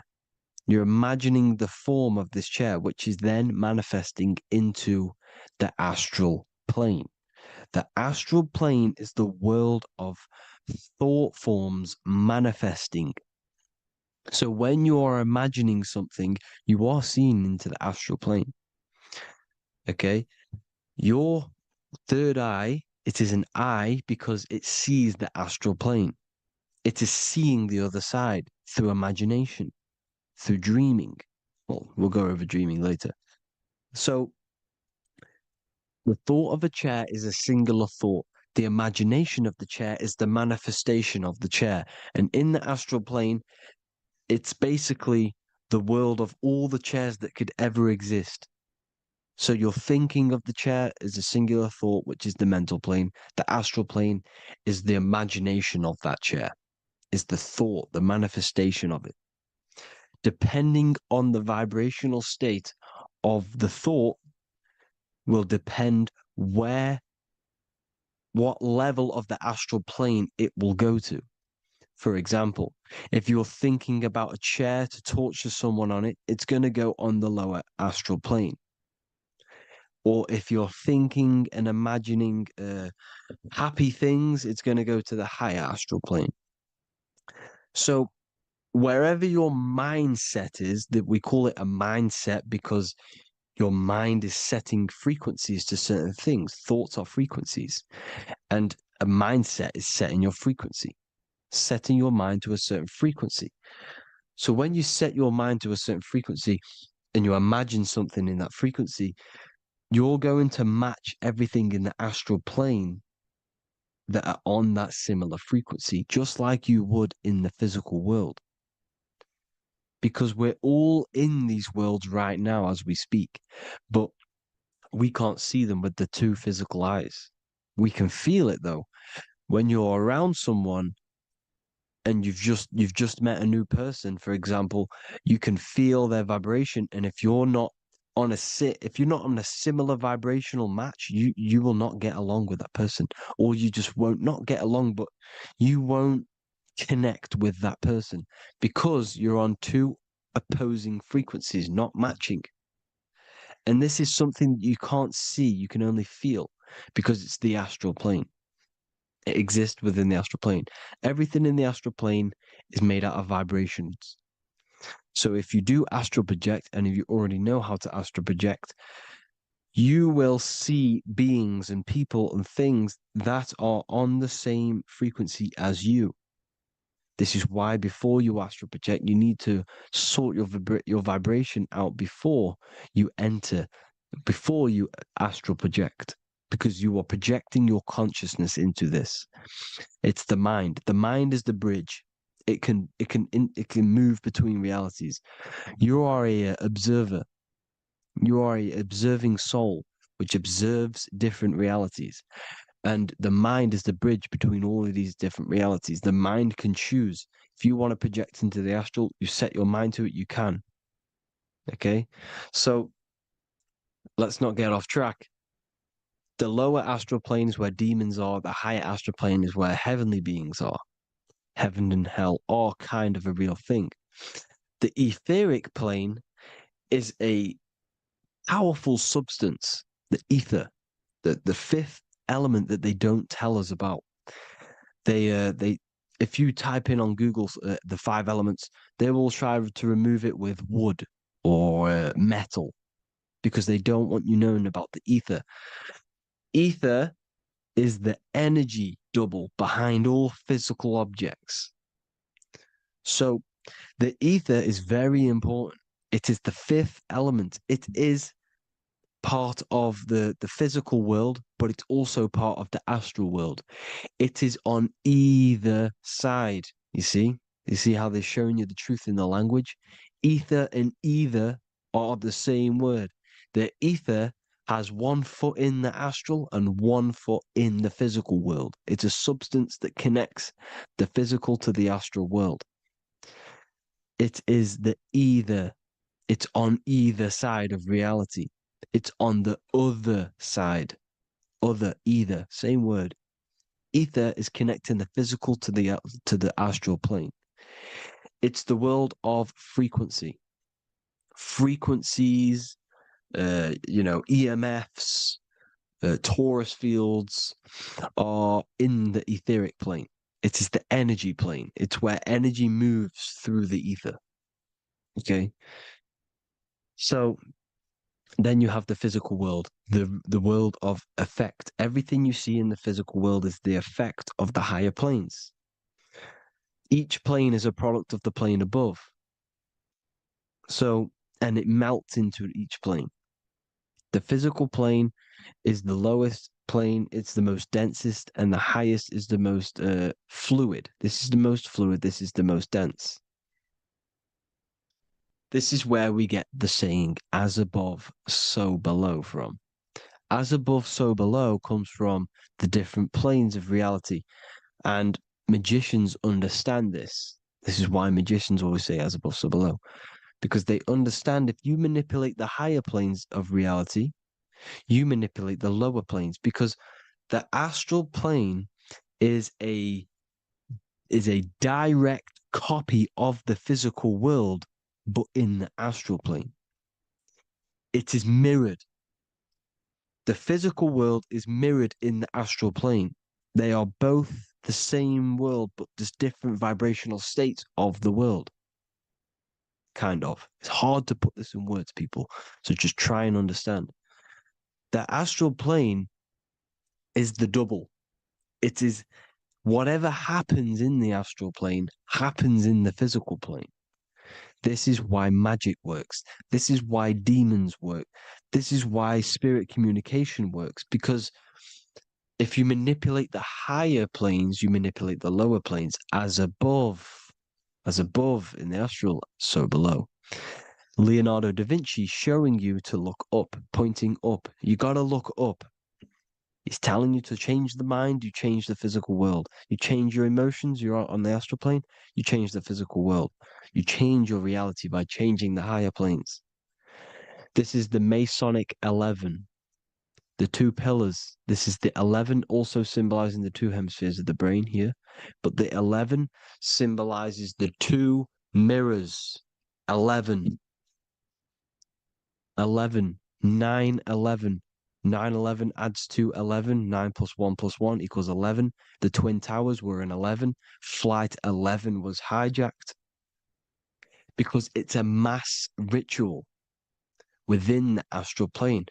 Now, we're going to go deep into that later, and I'll show you these rituals they do in order to manipulate the astral plane. So, this is what the 11 is. It's the mirroring of reality. If you contact spirits and conjure spirits, you can either summon or attract demons and spirits. Summoning is creating a spirit. You create demons. Okay? Like I said here, the mind is the root cause of reality. If you think of if you think of a traumatic event that happened in your life over and over and over and over again for years and years and years, where attention goes, energy flows. The mind is the director of energy. If you are directing energy into the specific emotion, the specific thing that is torturing you in your mind, that will manifest as some sort of being in the astral plane, which is called an elemental.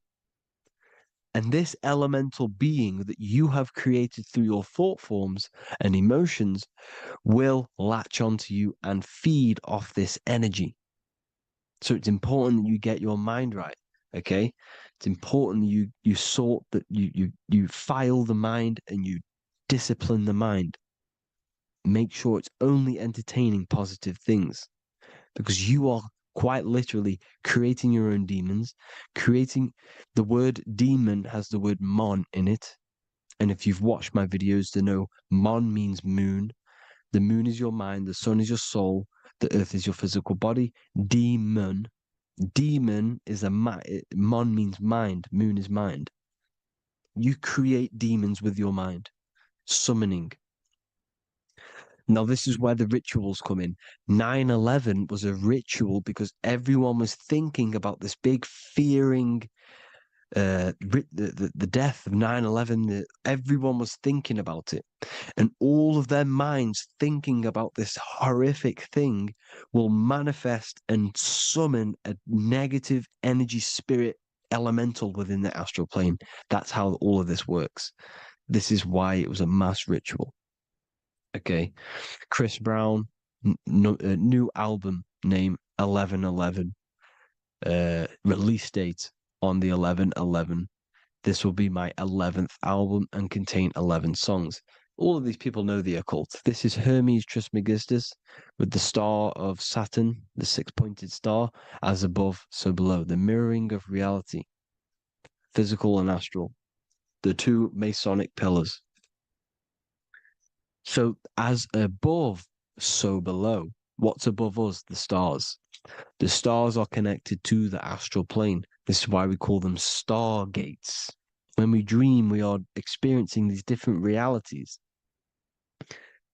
And what are stars? They tell in the Bible, it says Genesis 1:14. And God said, "Let there be lights in the firmament of the heaven to divide the day from the night, and let them be for signs." Signs translates to things to come.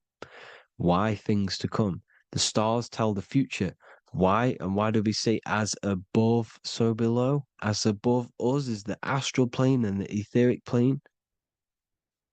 As above, so below.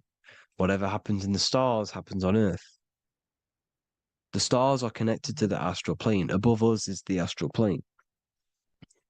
We are a star in a physical body. This is why we say Mr., sister, stir equals star. The E and the A are interchangeable. We are stars, and the stars are the start of our incarnation. We start in the stars, same root word, and we descend through the seven energies, which are our seven chakras. Then we enter the heart of the soul system. The heart rearranged spells earth. And this is the true cosmology. Here's the Masonic cosmology. This is Masonic now. Here's the firmament. Let there be a firmament in the midst of the waters to divide the waters from above, from the waters that below. Genesis 1:6. The firmament, firmament comes from the word firma, Latin, I'm pretty sure,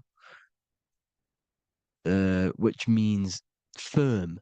When something is firm, meaning it's stable, it does not move, it is firm. The firmament is firm. So, is the firmament Genesis 1:6. What does it say? Genesis 1:3, sorry. Let there be light. This is before the sun and the moon was created. Let there be light. Before the sun and the moon was created, light was appeared. So what's that tell you? This is a holographic projection from some sort of light being, some sort of projector. And that projector is the all-seeing eye you see in the Masonic cosmology. This is the all-seeing eye projecting the light beams. Let there be light. Everything is made out of light. The universe is created out of light waves. The torus field is one unit of light. The light projecting this reality is Polaris. Okay, the famous all-seeing eye. Now, what else? Then we have after let there be light in Genesis 1:16, and God made the two great lights. This is the sun and the moon, electric, magnetic, male and female. Then we have the Masonic checkerboard, the black and white symbolizing dualities within the dualistic reality we're in, spirit and matter, light and matter, rest and motion, positive and negative, good and evil. Everything's dualistic here. Okay? And it's a dance. The universe is a dance between flickering of white and black light, which is the Taurus field. We're not going to go over that, but this is all connected to the astral plane. This is the true cosmology. The astral plane cannot work on a spinning monkey ball in the middle of space. Does not work. Cannot work. It's impossible. Okay? Impossible.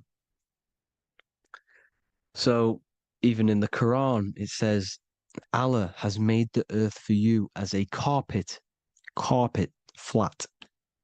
Quran 15:19. And the earth we have spread out like a carpet, set there on mountains, firm and immovable. It is immovable. In the Quran, it also says 65:12, it is Allah who has created the seven heavens of the earth. The seven heavens meaning the seven layers of heaven, the seven planets. And Psalms 104:5, he set the earth on its foundations and it can never be moved. Never. So here you see in Isaiah 40:22, he sits enthroned above the circle of the earth and its people are like grasshoppers. He stretches out the heavens like a canopy and spreads them out like a tent to live in. We live in a tent. This is the tent. The projection of light. Here you see an ancient picture here. Here you see the ethereal barrier, meaning the firmament, the etheric barrier. And here you see his head popping out. Why is his head popping out? Because your head is heaven. Your heel is hell. Your head has access to the astral plane. This is why your head is heaven. The pineal gland, when stimulated, has access to project itself, project consciousness into the astral plane. Here you see another ancient picture here with the Masonic Royal Arch, with the zodiac here, the zodiac on the top, arching because there's a firmament above us. Here's God in the brain. Consciousness is God. Here you see the Masonic Royal Arch, symbolizing the firmament. George Washington above the Masonic Royal Arch. These are the stars. This is Polaris projecting reality. His ancient churches with the dome, Polaris projecting reality with Jesus. Disney World is under the dome. The seven layers of heaven, ancient paintings, all depict if you go and look at the ancient paintings, they'll all depict the firmament, the arch above us. This is where we get interesting. The Masonic Royal Arch has the 6-9, which is Cancer. The constellation Cancer, which is 6-9 is associated with portals because CERN is the 6-9. Okay, CERN is opening portals. They're trying to create a portal to the other side. Cancer has the word CERN within it, so there is a link between Cancer and the opening, the firmament opening above us to ascension. Here you see the Masonic art with the Royal Arch and the light and the opening. Here you see the light and the opening. This is the opening of the firmament. Here's the Hebrew cosmology with Sheol, the underworld, and the opening. So Cancer is definitely some sort of portal in and out of this reality. I'm just connecting dots here. Now, we're going to go change a bit now. These celebrities that you are seeing they have not sold their soul to Satan, okay? They have not sold their soul to Satan. Satan is a demonic, low vibrational energy that has been summoned over the thousands and thousands and thousands of years of evil occult arts. So since Babylon was summoning this demonic energy, and this demonic energy in the astral plane will grow and grow and grow. It has no form. It has no physical form. Okay? But you can see it in the rappers. If your third eye is open, you can see clearly that these people are demonic. You can sense the energy that they're manifesting. Selling your soul is not what you've been told. It is gaining, because your soul is pure love, okay? Your soul does not want to do anything bad.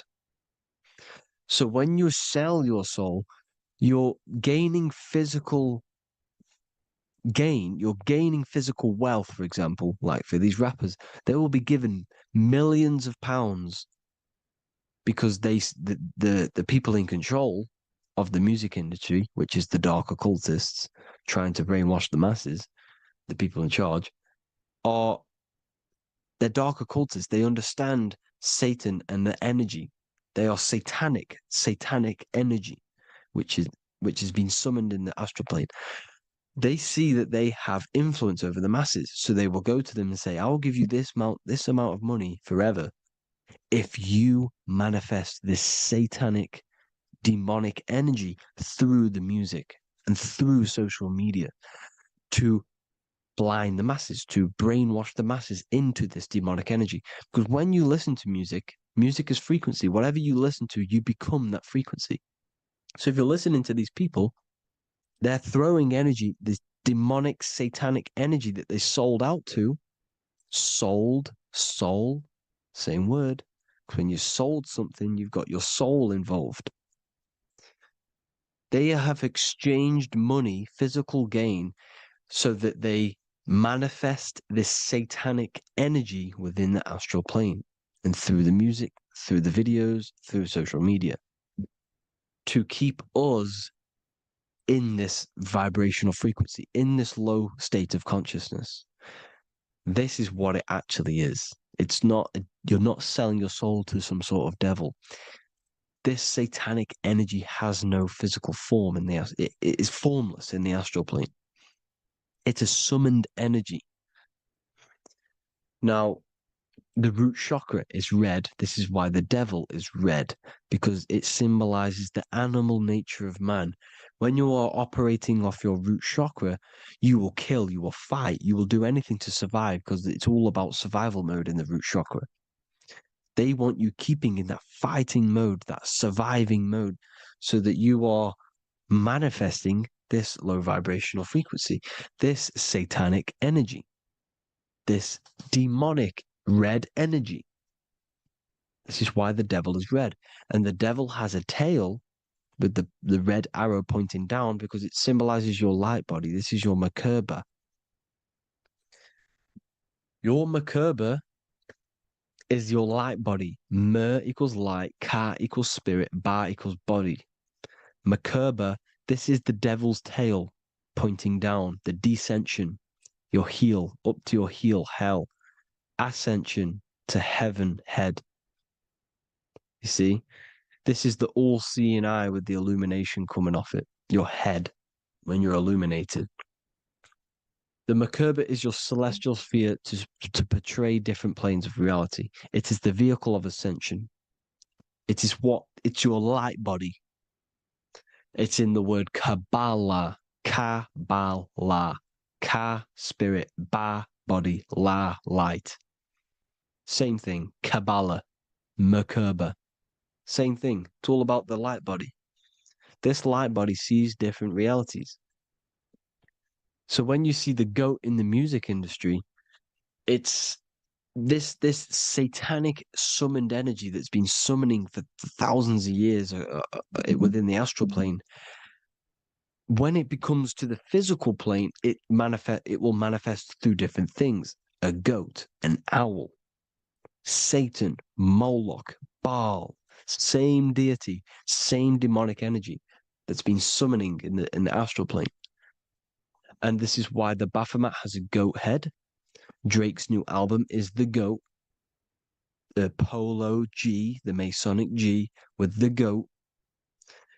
And here's Rilo Rodriguez in the mirror with the goat in the mirror and him in his physical body. It symbolizes, the mirror symbolizes the astral plane because he's manifesting the goat, the demonic energy. He's sold out to the demonic energy, and in the physical plane, he's his physical body. The mirroring, the Masonic 11, the mirroring of reality, the astral and the physical. And what do you call them when they're an amazing rapper, the best rapper? You call them the GOAT. Because the GOAT, you're the GOAT because you're manifesting the GOAT energy, the satanic, demonic energy within the astral plane. So Baal, Moloch, all the same thing. Because in the astral plane, if you want to gain spirits to come to you and communicate you in the physical world, if you want to communicate with spirits, you have to gain their attention. You can either gain their attention or come together and agree to create some sort of being, which is Satan. Okay. You can, like I said earlier, you can create these beings, you can summon them or attract them. One way to attract them is sacrificing. In order for you to become God, man, to turn to God, you have to sacrifice your life. You have to sacrifice, not drinking, not doing things, not doing anything demonic, not doing anything bad, not eating meat. You have to sacrifice yourself to become the light. However, if you want quick, instant gains in the physical world, you can sacrifice something else to communicate with these spirits, because these demonic energies feed off demonic energy, your demonic energy. So these dark occultists will give away babies, they will sacrifice, torture babies so that they gain, so that they can communicate with these spirits for physical exchange. Yes, you can do this. These powerful spirits, these powerful demons can give you powers. They can give you certain things. And this is what they are doing. They're summoning and attracting these demonic energy. This is why, trafficking is one of the most, Balenciaga. Baal is the demonic energy in the astral plane, which requires child sacrifice for his presence. Balenciaga, and they were trafficking children. They were trafficking, killing them, and offering them to the spirits. This is what they are doing. Balenciaga. It's in the name. Here you see, you can see here a stick man with two horns. The goat, obviously, it's all the same deity. Baal, the goat, Moloch. Here's Moloch, the owl, the Egyptian owl, because it comes from the owl of Moloch, which is Baal, which is Satan, all the same demonic energy. And it's on the dollar bill, a tiny dollar bill, tiny, on the $1 bill. All the same thing. Bohemian Grove, they worship the big owl, Moloch. It's all the same thing. It's all one big demonic energy which has been summoning in the astral plane. And it's trying to take over Earth, the physical plane. That's what it's doing. So I hope you all gained a deeper understanding of the astral plane and what's actually going on in the world. Please leave a comment if you can to help the algorithm. Drop a like if you like this content. And hope you all learned something today. And God bless you all. Thank you all.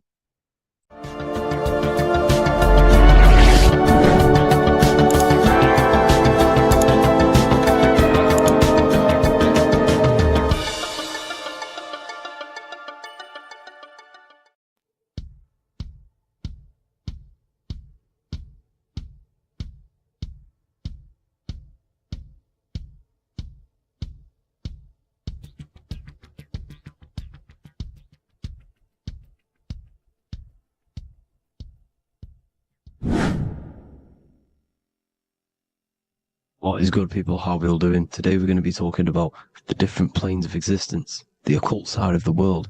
the things they don't teach you in school. And of course, you can only find that on this channel, so welcome. So you need to understand is that your consciousness moves through these different planes of existence, these different states of consciousness, which make up all of you. Okay? They are all interlocked planes. They are all interpenetrated into each other. They are all one. They melt into the plane above and below. You see, each plane is a product of each plane. As above, so below. Now, the higher you go, the more fluid, the more dreamy, the less dense it becomes. The lower you go, the more denser it becomes, the more solid it becomes. The lowest plane is the physical plane, which you are obviously aware of. You are inside of the physical plane now. But while you are in this inside of this physical plane, you are indeed inside of all these other bodies which you have not awakened yet. You have to awaken these different bodies. You have these bodies. Okay? It's like a ripple effect. And the center is the most dense, the most solid. This is Earth, heart, the heart of the ripple. And the lower you, the further you go out from the center, the more dreamy, the less fluid, the more fluid, the more less dense it gets until you're one with the all. You see? And this is what it's like. This is what this system is. It's like a ripple effect. Now, let's jump straight into the planes. First, you have the physical plane, made out of 4 elements. 5 elements. The ether is the mother of the elements. It's the womb of the elements. It's the 5th element. And it gives birth to the 4 other elements. 4 is stability. Tables have 4 legs, and this is why the ether gives birth to 4. Because it's the foundation of the physical world. Fire, earth, water, air. They are not pure. Each one of the elements melts into the other one. For example, earth and water both share cold. Water and air both share wet. You see, they compose of each other. They melt, they mold into each other based off the vibrational state of the ether. That's what it is. The 4 elements are the vibrational states of the ether. Okay? So you have the 4 physical elements making this, physical world. It's the lowest world. It's the world of effect. This world, whatever you see, whatever you experience, it's the effect. You can't change anything by manipulating this world. You got to manipulate the higher worlds to affect this world, you see? As above, so below. This is the lowest plane. It has 3-dimensional. It's the 3rd dimension. Space, height, and thickness. That's all it is. Front, backwards, upwards. You see, it's 3-dimensional. We cannot perceive the hidden side, which is the interior of this existence. We cannot perceive the interior from our exterior view. We are looking into this world. Okay? This is the exterior view. We can't see what's inside of that. That's the 4th dimension, which is the next one. It's the most gross and dense plane. 4 states of matter, the most slowest vibrational molecules, exist in this plane. Above this plane, you have the ether. Okay? The word ether and either are the same thing, because either connects 2 scenarios in languages. I either support Manchester United or Liverpool. Either is connecting them 2 scenarios. The ether is doing the exact same, as you can see here on the planes of existence. It connects the astral world, which is very important, to the physical world. It's connecting these 2 worlds. So it's the ether. It's the ether. The ether is pure potential. Energy flows through the ether. It is pure energy, pure potential. Okay? The physical body is an exact copy of the etheric counterpart body. So every physical object has an etheric energy double. It's like a blueprint of that object. Every single object has an energy double, and that's the etheric double. Okay? The etheric body determines the shape of our physical body through its lines of force. All through life, it rebuilds and restores the physical body. Physical problems show up first in the etheric body, because as above, so below. You manipulate the higher planes, it will manipulate this plane. And this is why sorcery works. Contact with astral plane entities. We'll get into that a bit later. So the reason why we can't see this plane, this energy world, which is all around us, which we are inside of right now as we speak, is that the molecules that compose it are further apart than those of the physical plane, making it invisible to the two eyes. That we can't perceive it. Our eyes cannot physically suck in that sort of information, and our brain cannot decode it. This is why, they brainwash us with all these programs to keep us asleep, to keep these other bodies we have asleep, so we don't find out about these other bodies, and is to make you believe that everything's just a material. Only the material world exists. They don't want you to know is that everything that you see is a result of something you cannot see. As above, so below. There are realities within this reality. This is what I'm breaking down now, these different planes, on how this reality works. So your etheric double is your energy body. You can see here the physical, etheric, astral. Astral is your spirit. The ether is a part of the physical plane. It's like just above the physical plane, but it's still part. But then the astral plane is completely separate. It's another plane, but they're all interlocked. Don't think they're apart. They're all interlocked. They're all one. They all melt into each other. The chakras that we have are inside of our etheric body. They are our sense of organs which tune us to the fourth dimension. These 7 chakras connect us to the astral world, the fourth dimension. Okay? They are points for the flow of energy from the universe / 7 planets, because the 7 chakras are your 7 planets, and the 7 planets are connected to the astral world. They are feeding these 7 senses in our body. They connect us to the universe, to our etheric counterpart, and then to us, supplying the physical body. Because the energy comes from above. As above, so below.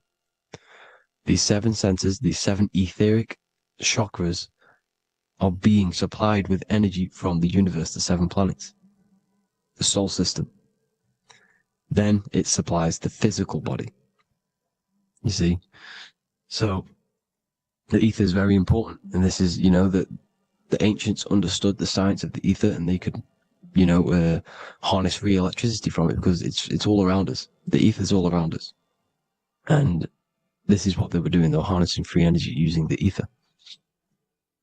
The astral plane, the fourth dimension, very important plane. Very, very important. We've all been there. Every single one of you has been there. Okay? The fourth dimension is unseen of what we see. It's the interior of the exterior that we see. We see the third dimension, but we cannot see beyond what's making this third dimension. This is the fourth dimension. Okay, it's the dream world. This is where you go when you dream. Okay, this is where you go when you dream. It's the place of disembodied spirits or ghosts, entities, whatever you want to call them. When you hear ringing in your ears, that is not tinnitus. That is an entity around you. Okay? That is an entity around you. The fourth dimension is where thought forms exist. Mental images. Thought forms as in what you see in your mind when you think of an image. Because the mind is the highest plane of existence. Mind is the highest plane of existence. And it manipulates all of the planes below. So it goes the mental plane, then the astral plane. So the thought is in the mind, the mental plane. That just the thought alone, no image, but then the form depiction, the thought form exists. It manifests in the astral plane as a sort of image, an entity, a living conscious being. So this is why thoughts are things. You see, thought forms exist within the fourth dimension. So when you imagine something, when you are, for example, right now, look into your hand and imagine there's an apple in your hand. If you can see that, you are seeing into this fourth dimension. You can only see into this fourth dimension using the mind's eye, not the 2 eyes, the mind's eye. When you shut off the 2 eyes into darkness, the third eye opens. The mind's eye is open, and you can see, this is astral travel. You got to work on astral travel, and you will see this astral plane, this fourth dimension. And there are 3 different sections to this astral plane, higher, middle, or lower. So yes, there is a kind of a heaven and hell, and a middle, Midgard. Heaven being the higher vibrational entities manifesting higher vibrational thought forms existing there, the lower vibrational thought forms existing in the astral plane. But these thought forms are beings. You can create these beings. They're called elementals. Okay? If you entertain specific thoughts for long enough, this will plant a seed and it will grow. If you keep, so for example, you have a bad feeling or whatever, what's a good example? Unforgiving someone. You keep that energy inside of you for long enough, it will manifest in the fourth dimension. You entertain that thought long enough, it will manifest. And it will create an etheric body, and it will be an entity which will harm you, that will feed off you, this low vibrational energy. Your mind is so powerful. It creates thought forms, and these thought forms can take consciousness, can take bodies, etheric bodies. Now, that's why it's very important that you master your mind, master your thought patterns. So this fourth dimension is the astral world. So when you have a nightmare, this is the lower astral plane. You're in the lower astral plane. Whilst this physical body rests at night, your consciousness, while you awaken this other body, your consciousness goes inside of this other body, whilst the physical body lays asleep. You see? So it's all inside of you. This is what you need to understand. You just haven't awakened these bodies yet. You can awaken them. You just got to awaken them. Okay? The next is the mental plane. This is the mind, the source, pure cause, pure motion, the most less dense, the most fluid. No form. There's no form to the mind. Astral plane is the first plane where a form takes existence, pretty much. The mental world has no form. It's pure mind, pure intelligence. Thoughts alone exist here without any images or manifestation. The most fluid, the most dreamy, the most causal plane. All of the rest take the effects of this plane. That's why it's mind over matter. Your thoughts they create vibrations. Each vibration is vibrating on a specific frequency, which creates mental images, creates effects down here on this physical plane. This is why it's so important to master your mind. Master what you think. Master your mind. It's the hardest thing to master. You could conquer the world, but it's probably harder to conquer your own mind than to conquer the whole world. I can promise you that, because the mind can play tricks on you. You got to listen to that inner guide within you that will constantly manifest the good things. So anyways, people, hope you learned a lot from this. Please work on trying to activate these other bodies. I will maybe do another video on trying to activate these bodies if you wish. Please comment down below if you would like to see that. And have an amazing day. Please like, subscribe, comment down below any video ideas you want me to do, any information you want me to spit. Thank you all. Have an amazing day.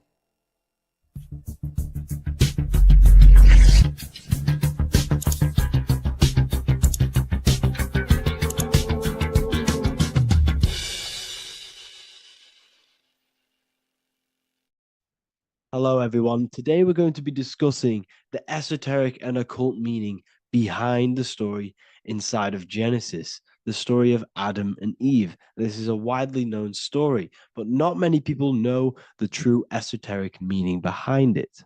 Okay, so today we're going to be breaking this symbolism down. Before we get into this, please leave a like and a subscribe on the channel. I would greatly appreciate it.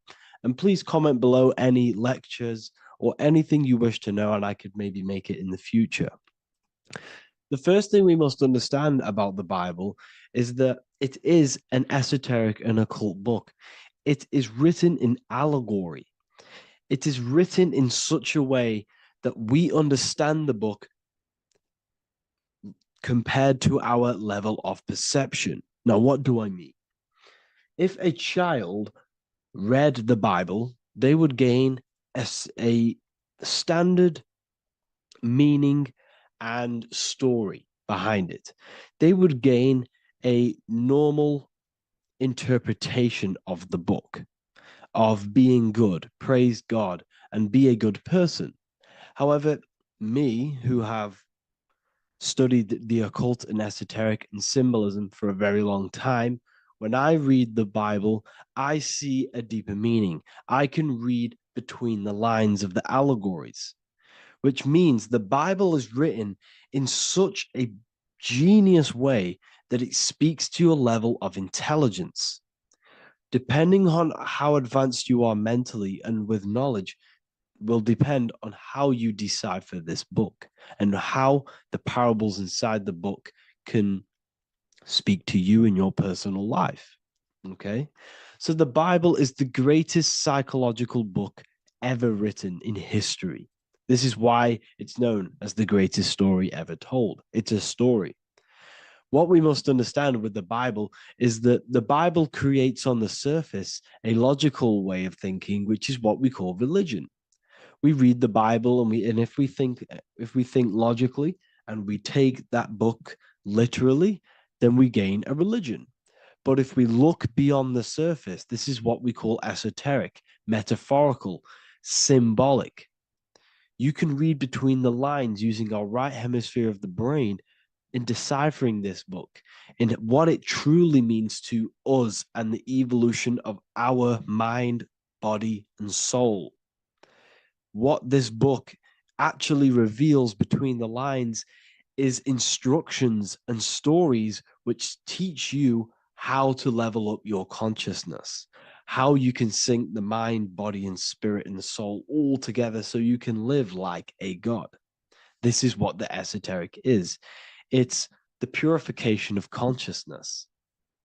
Now, when it comes to Adam and Eve, okay, what we must understand is that this is the beginning of creation. This represents the beginning of your life in an esoteric way. This is symbolic for the beginning of your incarnation into this physical world. Okay. And we have Adam, masculine, Eve representing feminine. These are the two masculine and feminine energies which create the whole material universe. Okay. And as we are born with a pure consciousness. We are born with pure consciousness. Well, now, what do I mean? As a baby, we have no knowledge. We are pure essence of the soul. You know, we don't gain the knowledge of good and evil. We are pure. Yes, we're not happy all the time as a baby, and we're not sad all the time, but we have no ego. This is what I mean. Our consciousness is not split. As a baby, you are whole. You have a whole consciousness. You are yourself. You have no false identifications, no limiting belief systems, nothing. You are pure awareness and the pure soul and the pure mind. Now, this is what Genesis is representing. As we grow older, the more experiences we gain, the more thoughts we start to think, the more knowledge we gain of this world, the more impure our mind, our heart, our soul, our spirit becomes, the more impure our body becomes. As we grow older, we're infected with negative beliefs, negative thoughts, and society norms. This is a big one. As we grow older, we are molded by society. We shut off areas of ourself and we push them away so that we fit in with society. We all know this. We all did this in school. We pushed away parts of ourselves to act cool or to fit in, whatever it may be. Whatever type of person you were in school, we all went through this because society and culture is programmed.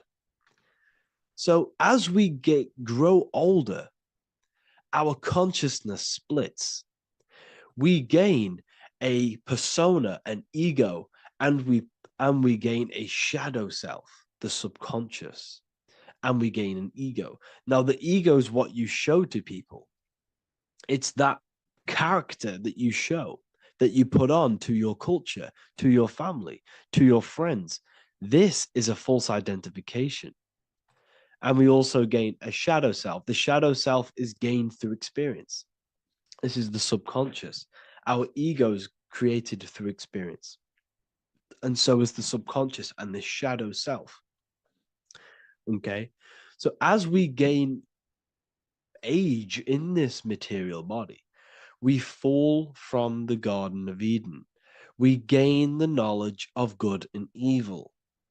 This is what the symbolism represents of us leaving the garden, us eating from the fruit. Now, the fruit represents the knowledge, it represents the insight, the experience, which splits our pure consciousness. Our soul splits. Okay?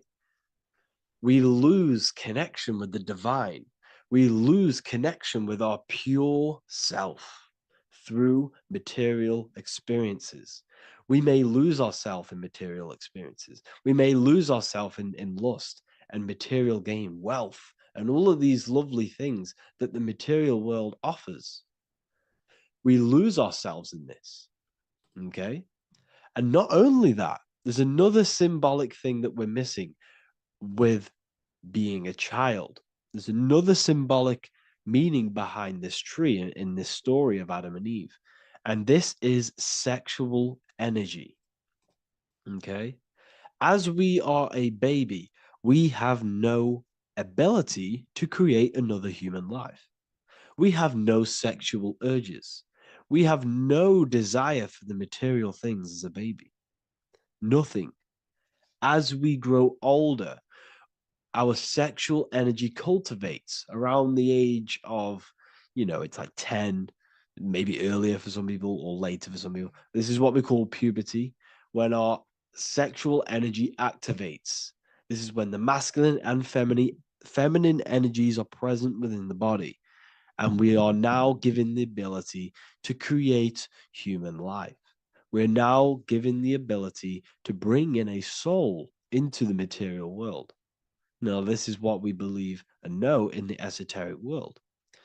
That is what sex is. You're bringing a soul from the astral into the physical. Okay? So, as you grow older, you gain this ability to use the power of creation. You gain this force within you that allows you to open a portal in the astral and bring in a soul to the material. Now, this power can be misused. This power is very powerful and it should not be misused. In occult and esoteric teachings, we teach and learn sexual transmutation, how we transmute sexual energy into different areas of our life so we can grow and create. Because sexual energy is creative energy. It creates a whole new human being. So if we retain it, we can transmute it into creativity. So this energy is kind of corrupting us as well. And now I'm not saying growing up is evil, all this thing is evil. This is a natural cycle that we must go through. The soul of us must go through this cycle so that we learn, so that we overcome it, so that we gain mastery of ourselves, so that we expand ourselves. I recommend you watch the Evolution of Consciousness lecture that I did on my YouTube. An amazing lecture. Talks about the evolution of consciousness and how we're on a never-ending cycle of life and death and expansion. So leaving the Garden of Eden is symbolic. You see, Eve represents emotion. She's feminine. Adam represents action. That's why he bit the apple. You see, Eve takes the apple and tempts Adam because she's the emotion. She's the sexual desire. And Adam eats it. He releases. He misuses the power of his creation. He misuses his consciousness because of material illusions and material desires. This is natural, okay? As we grow older in this life, our soul has to experience sin. We have to experience negativity. We have to experience evil, okay? And we have to misuse this power within us to learn about it so we can overcome it and gain control over it. Now, this is why the Bible says in Genesis 3:6, for God doth know that in the day ye eat thereof, then your eyes shall be opened. Ye shall be as gods, knowing good and evil. This is very, very, very symbolic. We come into this world to experience a dualistic way of reality. We come into this world to challenge ourselves so the soul can grow, because the soul comes from pure love from God. But we come into this world so the soul may know what it's like to be evil. You see, we are like a seed. Our soul's like a seed. And when that seed grows, okay, and it's planted, them roots must grow to hell in order for the top of the tree and the roots to grow to heaven. In order for the soul to reach the highest states, it must descend down into the lowest states. Good and evil. This is the story of good and evil, okay? And this is the story, a psychological story of how the human mind has functioned in this life. This is what this story is representing of how our soul and mind is functioning, how our consciousness is splitting and growing up and evoluting. Okay. Like I said, snakes represent sexual energy. They represent, snake, when you've been snaked. This is why we say you've been snaked, because it represents a temptation of sexual energy. This is why the Kundalini is symbolized as a snake. This is the serpent within us that we can rise to activate dormant brain cells in our brain. Now that's called the Kundalini awakening. I'm not going to get into that into this video, but this is what it symbolizes, the tree and the knowledge of good and evil, because our body is the tree. Our central nervous system is the tree. The snake is our sexual urges and this false temptation that tempts us to interact with sin, the material world, okay, and go against our higher divine self. This is what it represents. Now, it's very, very symbolic. Not everyone is going to agree with this, but this is my interpretation of Genesis based on my research of occultism, symbolism, metaphors, and me studying the Bible. This is my interpretation, and I hope it resonates with you. It might not resonate with you, but this is what makes sense to me, and this is what has made sense to many other occult researchers who are in this space as well. Okay. So please leave a like, leave a comment, leave a subscribe. I'd greatly appreciate if you could, just give me some support on this channel. We're nearly at 100,000 subscribers, which is insane. I just want to say thank you all. And yeah, I will see you inside the university. If you join, I'll look forward to mentoring you, connecting with you on the live calls. There's a new symbolism course, which is going to be available very, very soon.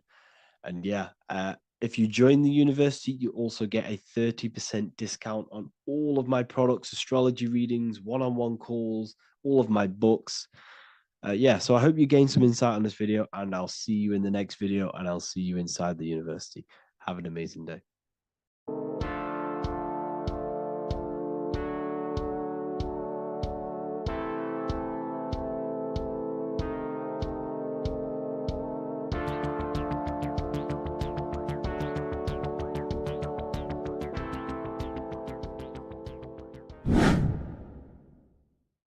What is good, people? It's Revival of Wisdom. Today we're going to be talking about Saturn. I've done this video in the past. However, this video is going to contain a lot more in-depth explanation of Saturn. So the 33rd degree Mason, Manly P. Hall, said, Saturn is the key to crystallization, physical matter. Light is matter, matter is light. They are interchangeable. Low vibrating light turns into matter, high vibrating matter turns into light. And Saturn is the god of this world, this physical world. He crystallizes light into matter. This is symbolized as the Masonic checkerboard, matter and spirit, matter and light, light and matter. He's also the god of time, destruction, Justice, he creates and destroys, because all things in time die. He creates and destroys you. So,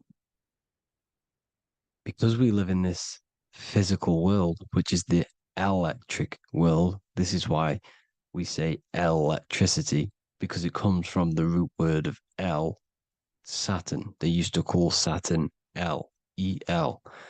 This is why we used to say Elohim is God. The real God of this world is Saturn, but it's being hid. This is being hid. Jesus is Saturn. All of this is Saturn. It's all Saturn worship. It's the real God of this world, So, physical matter is a result of two opposing forces equalized on the plane of inertia, because everything is created out of electromagnetic toroidal fields.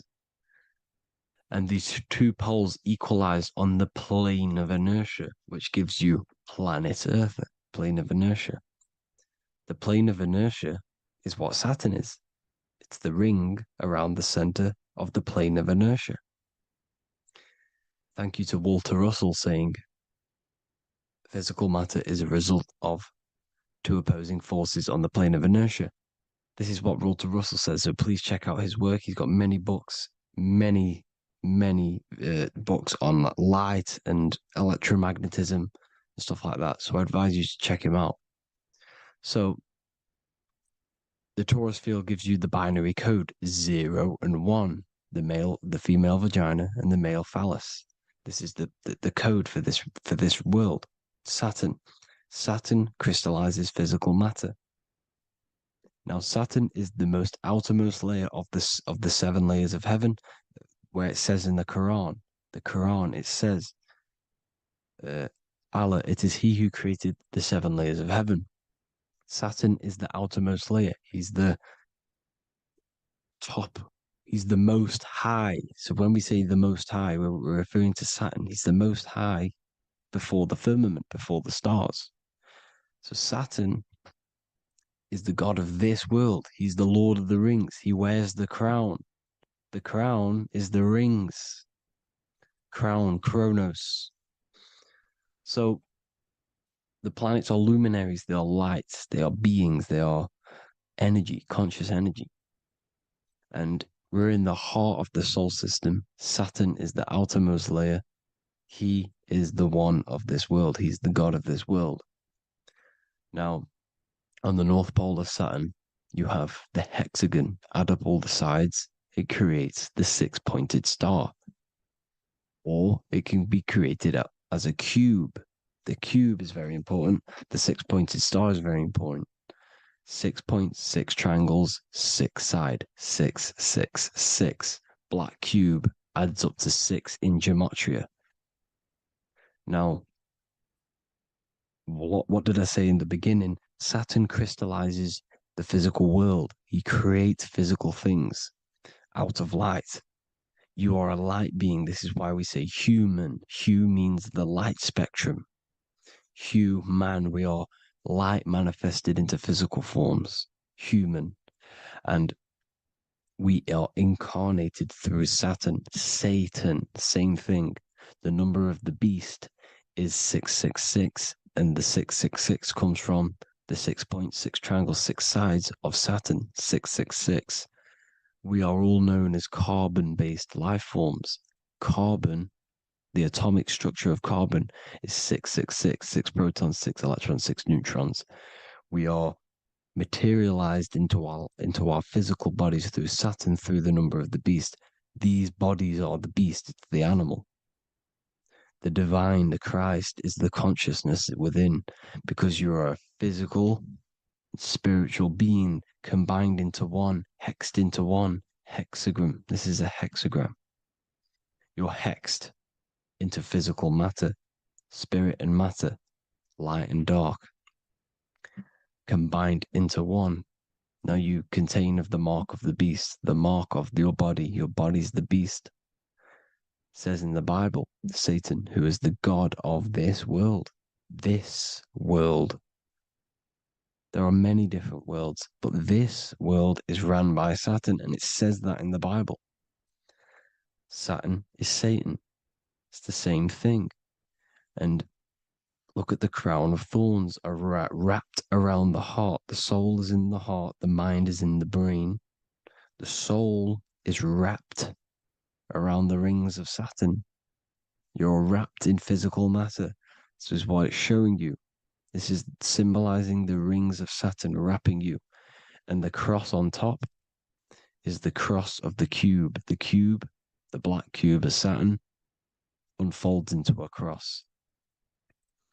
So Satan, who is the god of this world, Corinthians 4:4 in the Bible, Satan, who is the god of this world, has blinded the minds of those who don't believe. Saturn blinds your mind because the god of this world materializes you and he blinds your mind when you incarnate into physical matter. When you enter this soul system, not the solar system, you hit Saturn first. He materializes you. And look at the symbol for Saturn. This is the symbol for Saturn. All of the planet symbols are created out of the Holy Trinity. The Earth, Moon, and Sun. Body, mind, and soul. The sun is your soul, the moon is your mind, the earth is your body. Your body's made out of the 5 elements. The sun is your soul because the sun is life force, gives life to everything. Your sun is a soul. Your soul is the sun of your body. The moon is the mind. The moon is the moon of your body, the mind of your body. Intelligence. So all of the symbol of the planets are created out of these. The Saturn symbol is created out of the Earth cross, matter, and the moon crescent, moon, mind, matter over mind. This is why Satan, who is the god of this world, has blinded the minds of those who don't believe. He blinds your mind. Look at the symbol, it's showing you. The Saturn symbol is matter over mind when it should be mind over matter. So we descend into a soul system, into our 666 Saturn carbon suit bodies, and we are matter over mind. Then we have to move up the spine to go back up to spirit, to mind over matter, where you manipulate your own reality. Now look at this. It creates the number 5. 5 is the number of change. You're moving from this side of the number sequence over to the right side. You're moving from the spiritual into the physical world. You're incarnating into the 5 elements, the 5 senses. So the cube, the black cube of Saturn, is another major symbol. Very important symbol. Here you see the cube, and the color black is associated with Saturn because Saturn's associated with death. He creates and destroys, light and dark. Death is associated with black, spirit, because you can't see spirit, which is blackness. So the black cube is black because Saturn rules the nighttime, which is dark, blackness, and he rules the winter, which is death, blackness. So Saturn is the black cube. Cubes have 6 sides: up, down, right, left, back, and forward. Cubes are 6-sided. Everything is 6-sided inside of this creation because you're incarnating, you're materializing, crystallizing into the cube, the world of the cube. Everything's a cube. Everything's got 6 sides. Here's Leonardo da Vinci showing you that you're in the cube. Leonardo da Vinci did this famous painting. You're in the cube, you're hexed into physical matter, where you're incarnated into the 3rd dimension, the 3-dimensional world, which is a cube, 3D. And black cube adds up to 6 sides of the black cube. The Kabbalah means cube god in Arabic. And look at what they do. They worship the cube, the black cube, and they stand in rings like the rings of Saturn. Australia, Denmark, Manhattan, Santana all have these black cubes. You go to New York, you will see the black cube there as well. These black cubes are everywhere because it is the real God of this world, So look at the cross. The cross unfolds into the cube. Xbox, Nintendo GameCube, Sega Saturn, anything to do with a simulated gaming reality, they put Saturn in it because we're in the simulation of Saturn. This is a simulation.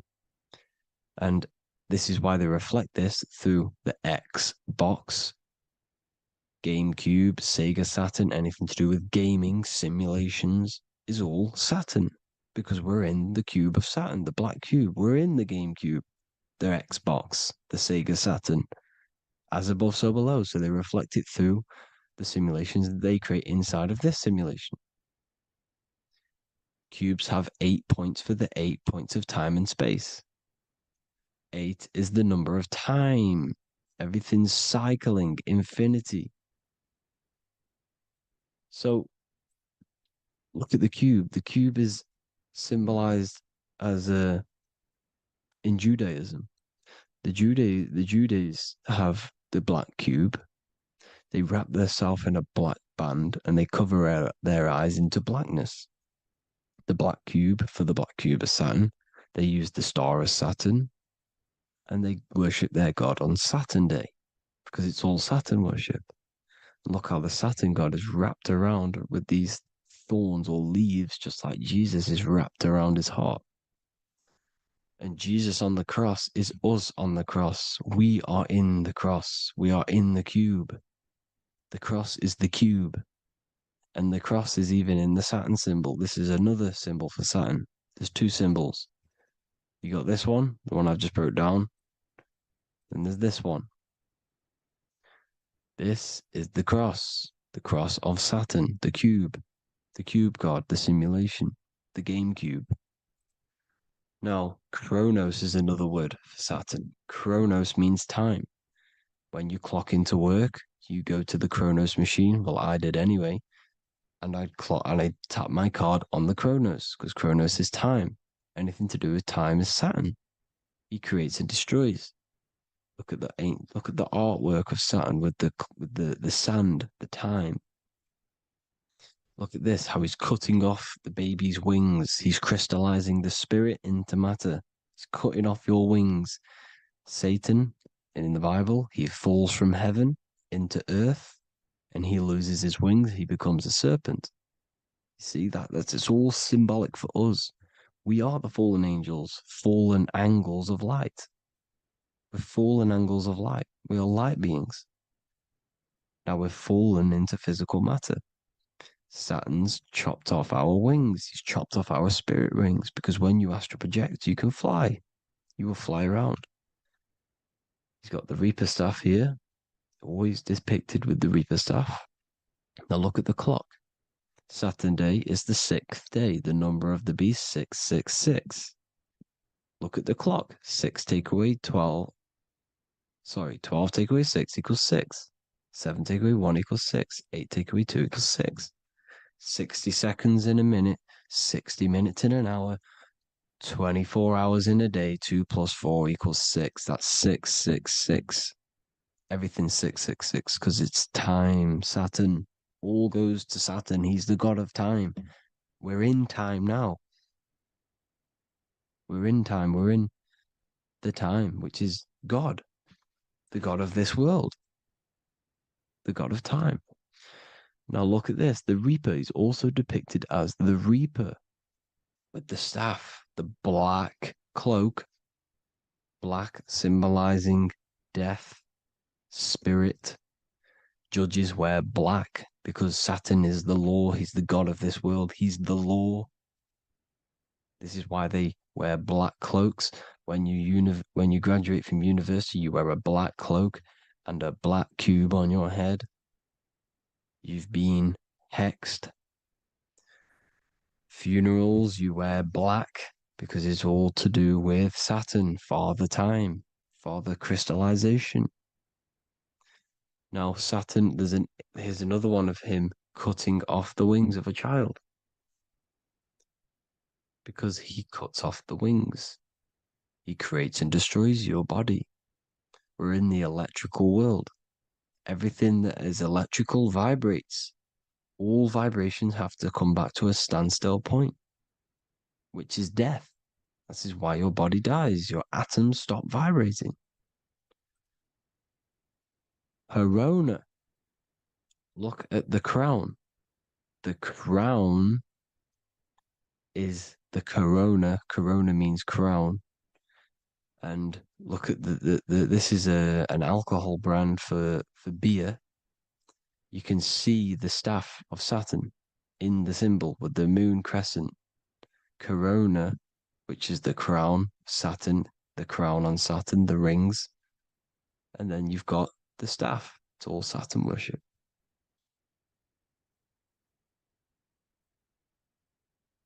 Is the black cubes of 9/11. 2 black cubes. This was a ritual for Saturn. It's all ritualistic. And look at the Star of David, the Star of Saturn. It's not the Star of David. Creates IXXI, the sigil of Saturn. IXXI means 9/11 in Roman numerals. 9/11. It's all a ritual for Saturn, and they have the 2 black cubes of Saturn. Now look, XX. There's more symbolism of Saturn now. We're going deeper. XX is more symbolism for Saturn. The sigil of Saturn is XX. As above, so below. Same with the Star of David. You split it in the middle, as above, so below. As above, so below. XX. This is a Knights Templar Cross of Lorraine. XX. Knights Templar, high order of Masonry. They all worship Saturn. Well, Saturn's the real god of this world. X Eon with the XX. XXL magazines, which is all to do with famous rappers and stuff like that. When you die, you put XX on the eyes because it's Saturn. He's the Reaper. Is Jesus with the XX crown with the thorns around his heart, around his soul, with the cube on the top, the cross cube. Lucifer with the XX Cross of Lorraine. Jay-Z with his alcohol brand, XX Cross of Lorraine. The X Factor with the rings of Saturn. All Saturn worship. The seal of Melchizedek is also Saturn. This is the cube. This symbolizes the cube with the 8 points for the 8 points of space and time. And this is the cube. It's another ancient symbol for Saturn. Here you see the star of Saturn with the Melchizedek symbol around it, which is all to do with Saturn. Here you see an altar, the Holy Grail, the Melchizedek symbol on it, and they're worshipping it. This is why we wear rings, wedding rings for the rings of Saturn. It all goes back to Saturn. Earrings. The 8-pointed star of the ancient Sumerians is all Saturn. It's all Saturn. So the ancients, the symbols of Saturn goes on forever. It's in all of the major corporations. You can see it everywhere, the rings of Saturn. Toyota is an obvious one.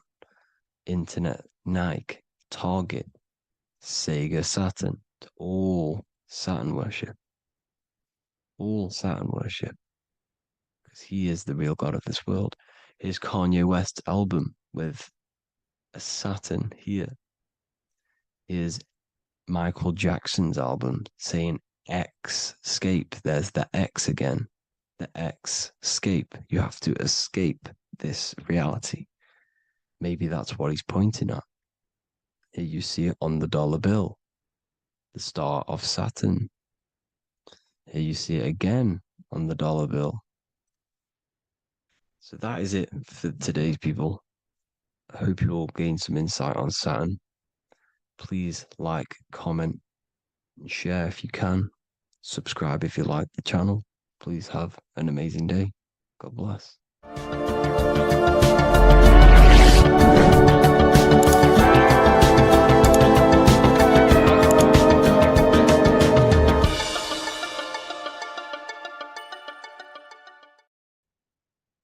You don't just have a physical body. You have a physical, mental, spiritual, and emotional body. Each one of these aspects are a body of its own. Body does not just refer to a physical substance. You have a mental body for thinking, an emotional body for your emotions, a spiritual body for your energy in your astral form, and a physical body to encapsulate all of these.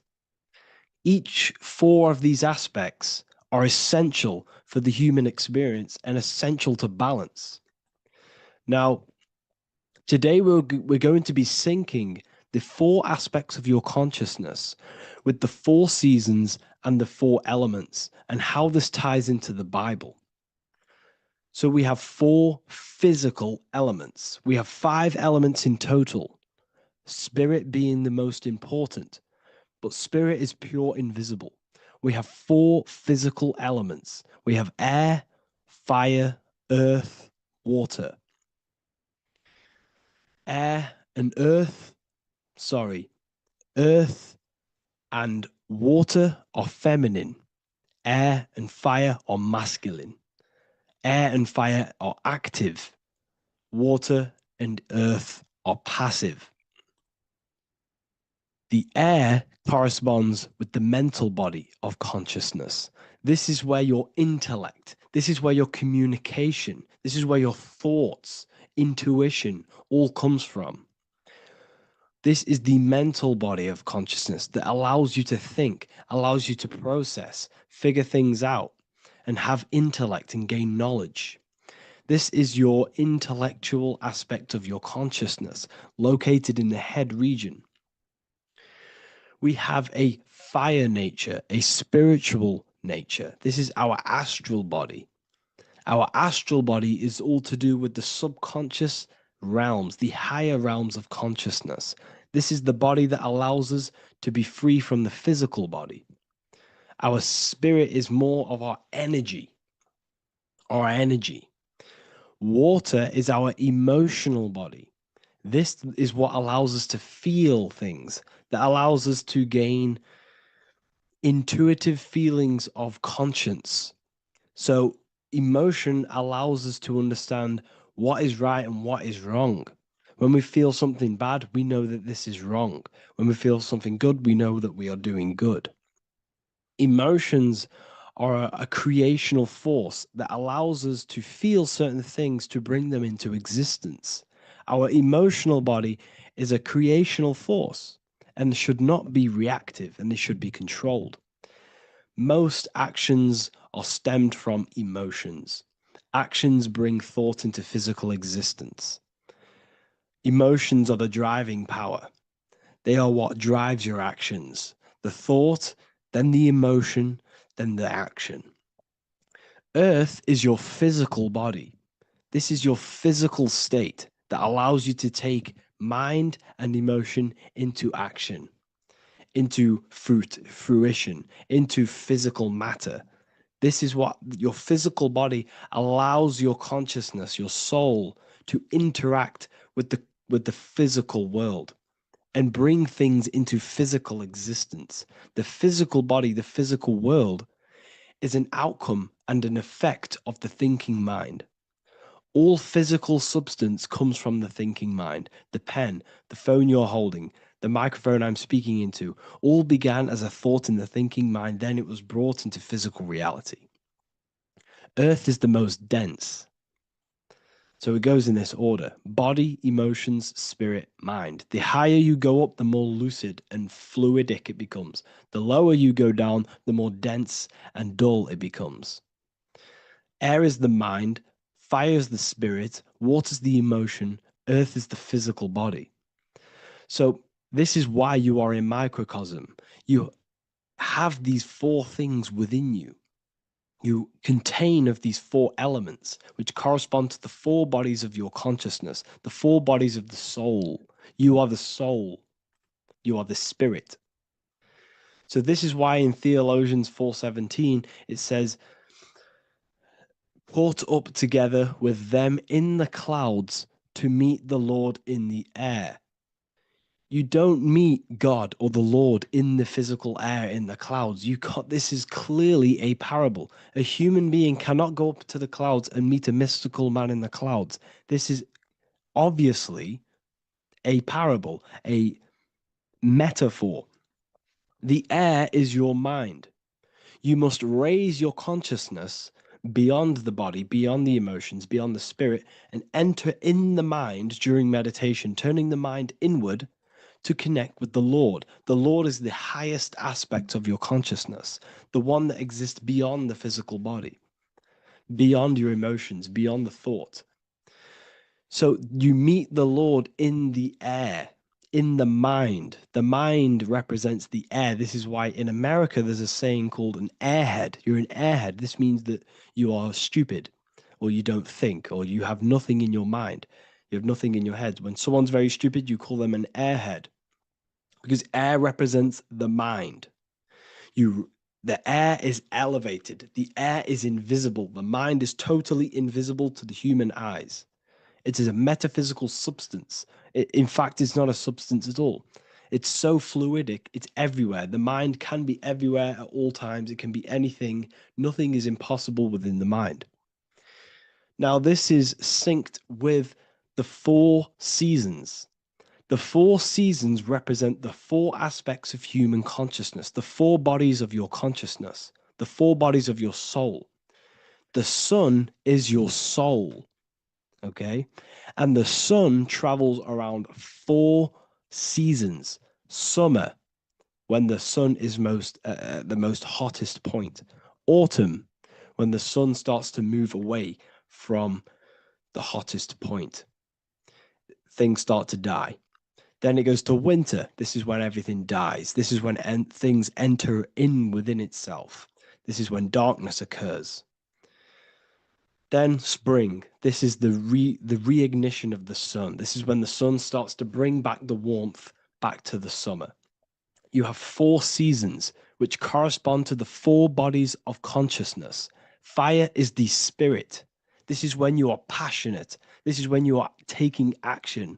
This is when you are fiery. The sun is blazing. You're taking action. You're very passionate. You're very spirit. You're in the spirit. Autumn is water, emotion. This is when you start to become very reflecting. This is when you start to feel emotional, because in autumn there's lots of water. This represents the emotional body of consciousness. Winter is the mind. This is air. Winter, what happens in winter? Everything enters within itself. The leaves die, the trees die, everything dies and goes within. This is the mind. The mind is the darkness, remember. You close your eyes to enter within the mind. The winter represents meditation. In the winter, what do people do? They stay inside of their house. They research more. They read more books. They become more intellectual. They think more in the winter because we are so we're stuck inside.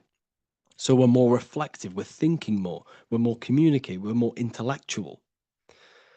In the spring, this represents the earth, the body. This is when we start to come out of the mind and we awaken to the body, and things start to grow again. The plants start to grow. The earth is growing again and reborn again. This is the body. This is when you become more active in the spring. And then the summer, back to the summer, we then take action on these thoughts and these thoughts that we gained over the winter. Essentially, this is just a massive cycle. And this is a daily cycle also. The nighttime is the winter. The morning is the spring. The midday is the summer. And the evening time is the autumn. This is a microcosm.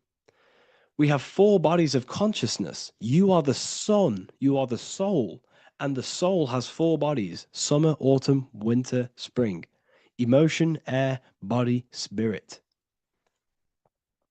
Sorry, emotion, mind, body, spirit. So you are the soul. You are the pure essence of consciousness. The sun is your soul in the heart. And the seasons are inside of you because you are a microcosm. Okay? You are a microcosm. The word sun is son. The Latin word for sun is sol, which is soul or solo, because the sun is solo. It's on its own. You are the soul, and the soul has the 4 different bodies of consciousness. So before we move on any further, if I've blown your mind, please, if you can, leave a like, a comment, a share, and a subscribe. Let me know what videos you want me to make in the future. Please drop a like. It definitely will help me. You are a microcosm of the macrocosm. Man is a miniature universe that goes through its own cycles. The seasons of the summer, winter, spring, and autumn do not occur merely outside of him, but within him as well. The summer is within you. You feel different in the summer. You feel different in the winter. You feel, depending on the body of consciousness, it's your soul's interacting with. So the sun in the sky is your soul inside, and the sun goes through these cycles, which is affecting your bodies of consciousness, because the cycles represent your bodies of consciousness. Now, this ties in with the Bible. This is why we have 4 Gospels. This is why Matthew, Mark, Luke, and John are always seen with the 4 different zodiac sign animals or symbols. So you always see each one of the Gospels. If you just type in on Google Matthew, Mark, Luke, and John, type in ancient pictures, paintings, or pictures of them, and you will find these 4 zodiac signs are always standing with each one. Taurus, the bull; Leo, the lion; Scorpio, the eagle. An old symbol for Scorpio was the eagle, and a man for Aquarius. Here you see very, very ancient paintings and artwork. Here we see Matthew, the man, Aquarius. Here we see John, the Scorpio. The same here. We also see it on the tarot cards, on the world card. We see the 4 fixed zodiac signs. Here we see it as well. These are called the 4 fixed zodiac signs. Now, when we look at the zodiac, we're no longer looking at the sky, because what you must understand is as above, so below. What is above you is inside of you. What is above is what is below. What is outside of you is within you. The zodiac is inside of you. The zodiac revolves around the sun. The sun is your soul. These are different energies of your soul. Like I said earlier, the 4 seasons are the 4 bodies of your consciousness. And in each body of consciousness, you have these different energetic energies that you can work with. Okay, so this is the true astrology. This is the true astrology, the internal esoteric astrology. You can't find much information on this at all. Very hard to find. So what we're looking at are the 4 bodies of consciousness. Obviously, when you look in the middle of each, when we look in the middle of each season, spring, the middle of spring is Taurus. The middle of winter is Aquarius. The middle of autumn is Scorpio. The middle of summer is Leo. These 4 signs are known as the 4 fixed signs. Okay, Scorpio is fixed. It's the middle of autumn. Scorpio is a water sign, emotion. Aquarius is the air sign, the mind. Taurus is an earth sign, the body. Leo is a fire sign, the spirit. This is why we see Matthew, Mark, Luke, and John with the 4 fixed signs of the zodiac, which represent the 4 bodies of consciousness. Leo, the spirit, fire. Luke, Taurus, earth, body. Matthew, Aquarius, air, mind. John, Scorpio, water, emotion. Each gospel is depicting Jesus and showing Jesus in each gospel. Each one of these gospels is showing and depicting Jesus according to the different body of consciousness. In John, this is when Jesus starts to turn water into wine. Water is emotion. Wine is transmuted emotion. This is when he does miracles with his emotions, water into wine. Aquarius, which is Matthew, air, the mind. Inside of the Gospel of Matthew, this depicts Jesus as an intellectual person, a person is communicating and using his mind, his mental body a lot inside of the Gospel of Matthew. Go and read go and read it, and you will see this. Luke, Taurus, Earth, the body. Luke shows and depicts Jesus according to the body of consciousness, the physical body. He shows Jesus as a human, being a human being, helping people physically and helping people's physical needs, like giving away food and doing all sorts of good things for other people. Leo, Mark, inside of the Gospel of Mark, this shows Jesus as a spiritual teacher, a passionate person who is taking action. Each gospel is showing Jesus according to the different body of consciousness. And Jesus represents you, the Son. That's why it's called the Son of God, the light of the world. Jesus represents your soul, and your soul has these four gospels, the four bodies of consciousness, the four fixed signs, the four elements, and the four seasons. These things all correspond to your consciousness. So this is Leonardo da Vinci showing you the exact same thing. Jesus is the I am, the Son, the soul, in the middle, on his own. Luke, spring, earth, body. There are three people in each group. There are four groups, and there are three people in each group. 1, 2, 3. 1, 2, 3, 1, 2, 3, 1, 2, 3. Fall, winter, summer, spring. These are according to the four bodies of consciousness. Here we see Aries, which rules the head region. He's on the head of the table. Gemini, he's holding up the two hands because Gemini rules the two hands, the two arms. Gemini is the two twins, which is the two arms and two hands, and the two lungs. Here we see the beginning of summer, which is Cancer. You see the big knife here. Cancer, him here, this gray-haired guy, holding a knife for the crab. Cancer, they pinch. You have a knife, symbolizing the crab. Leo, the middle of summer, showing dominance. The sun is very dominant. He's got his elbow on the table, showing dominance.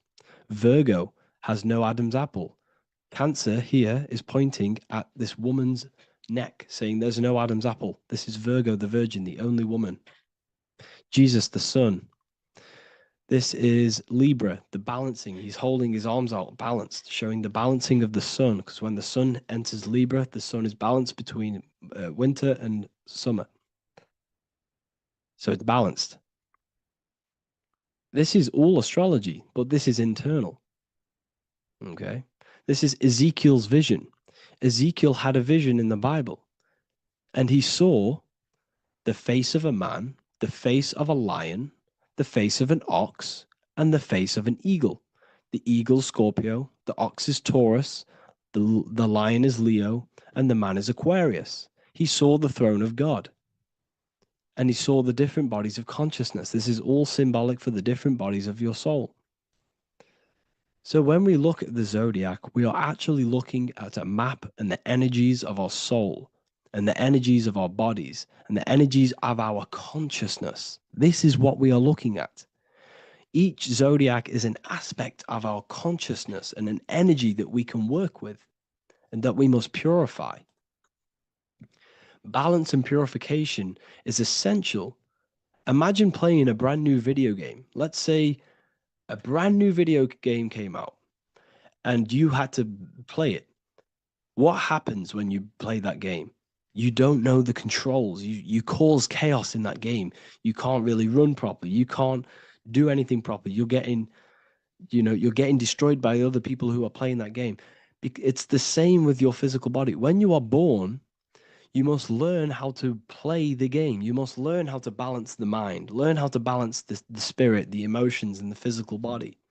We must balance and purify each body of our consciousness, which we must look after our physical body with our physical health by eating physical, electrical food like fruits and veg. We must look after our minds by being conscious of what enters our eyes, enters our ears, enters everything. Whatever enters our five senses is affecting our mind, our mental health, our environment, mental. We need to look after our thoughts control our thoughts by purifying our thoughts, only positive thoughts. Then we must purify our emotions, feeling only gratitude and love and not feeling these negative, dull emotions. Then we must look after our spiritual body through meditation and looking after our spirit. But remember, when we look after our mind, it all begins in the mind. Each body of consciousness is interlocked with the other. If you have a negative, if you have an unhealthy body, you have an unhealthy mind, spirit, and emotions. If you have an unhealthy mind, you have an unhealthy body, spirit, and emotions. If you have an unhealthy emotions, you have an unhealthy spirit, mind, and physical body. They're all interlocked. You must balance each one of them. Look after your physical body, look after your thoughts, look after your emotions, look after your spirit. But remember, the mind is the most powerful one. It's mind over matter. Once we look after the mind, because once we start to control our minds and control every thought we think, this will then turn into discipline in our physical body. Because once we learn how to discipline the mind, we learn how to discipline what we eat, we learn how to discipline what we feel, we learn how to discipline our spirit. This is all interlocked, but work on the mind first. Work on the mind first. All of this knowledge is inside of the brand new Book of Wisdom, Volume 2. This is a revolution of human consciousness. If you've read it, please leave a review down below. If you've read Volume 1, leave a review down below. This is the next revolution. I don't see this information anywhere. This is the next revolution of human consciousness. And of course, if you are serious about this and you truly want to gain enlightenment and join an amazing community where you can connect with me on live calls, lectures, the Manifestation Mastery course, you can gain access to my library with over 45 PDFs plus my books. And if you do join the university, you can order a Volume 2 free of charge. All you have to do is to pay for shipping. If you truly take your knowledge serious and you want to take advantage of life, join the university. This is where truth seekers belong. Just want to say thank you all. Please leave a comment. Please leave a like. It's going to help me a lot spread this knowledge to the world. And yeah, share this with a friend and subscribe. Thank you all. So depression doesn't actually exist, and in this video I'm going to show you how depression is actually a choice. And I'm going to give you some solutions on how to deal with it. And this is probably going to change your life forever just by doing this alone. Okay, so the first thing you need to understand about depression is that it exists in your conscious mind. It exists in your thinking mind. So what is inside your thinking mind? You have your body, your name, your reputation, your trauma, your memories, your family, your worries, your interests, your bills, your passion, dislikes, goals, right? Most people identify their lives with this. They identify their lives with their thinking mind. They think they're their name, their job, their reputation, their memories. But this is not who you actually are. Who you actually are is the observer of that. What happens if you stop thinking? What is left? You're left with unconditioned consciousness. You're left with the self, which is what we refer to as I. We are the consciousness, not the thinking consciousness. You are not these labels. You are not your thoughts. You are not your job, your name, your reputation. Okay? And the reason why I'm telling you this is because it's very important, is that we are something beyond this body, beyond this name, beyond our thoughts. We are the consciousness. So depression exists inside of the thinking mind, the conscious mind. Okay? So if you want to get rid of depression, you must learn how to escape the thinking mind. And not only just escape, but that's step one. In meditation, you do meditations, right? We sit still and we have to learn how to control the mind and turn off the thoughts. And when we turn off the thoughts, depression goes out the window because there's no thought present in your mental field of consciousness to be depressed. Okay?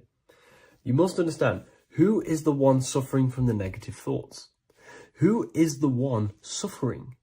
Your mind is not suffering because the mind is producing the thoughts. Your body's not suffering from the negative thoughts. You are suffering. And who is you? You are a soul. You are that feeling. You are that person beyond the thoughts, beyond the feelings, beyond that. You are the one experiencing. You are that. Meditation gives us the ability to turn off the thinking mind. This allows us to escape our thoughts. Okay? And it gives us, over a long period of time after meditation, you'll be able to turn this switch. And this switch will be able to turn off your thoughts.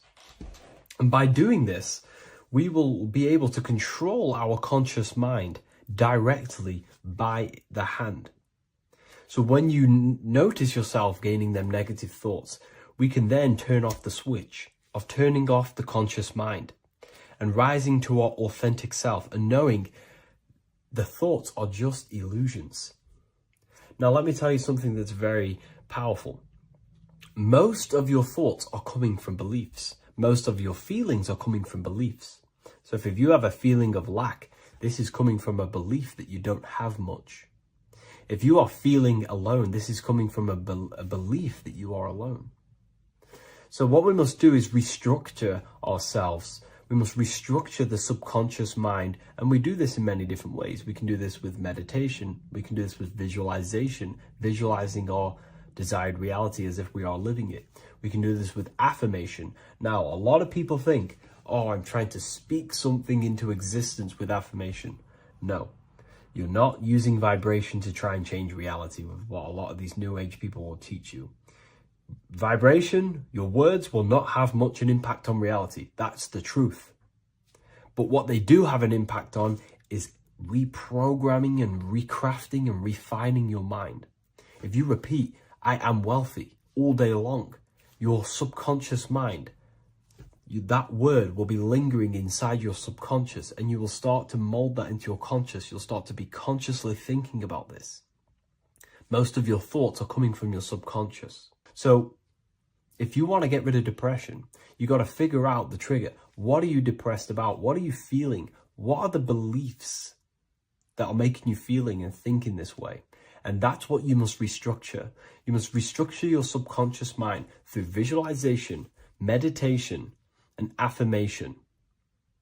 You do these all the time. You do these every single day, and you will slowly, if not surely, restructure your subconscious mind. While by doing the practice of meditation, you'll gain the off switch as well.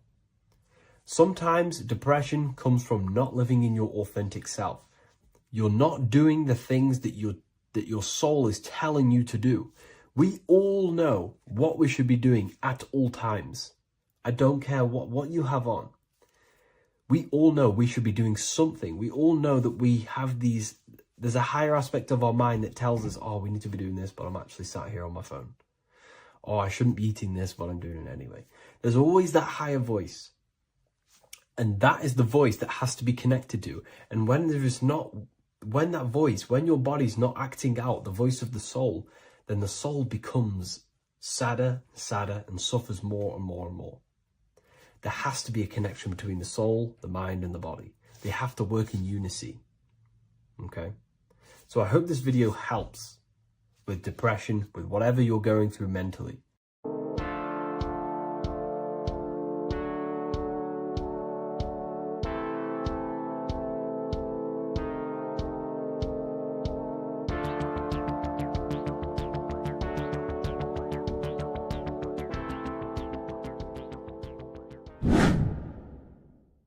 Earth has become a realm in order to trap souls within so that they can harness our electricity, our energy.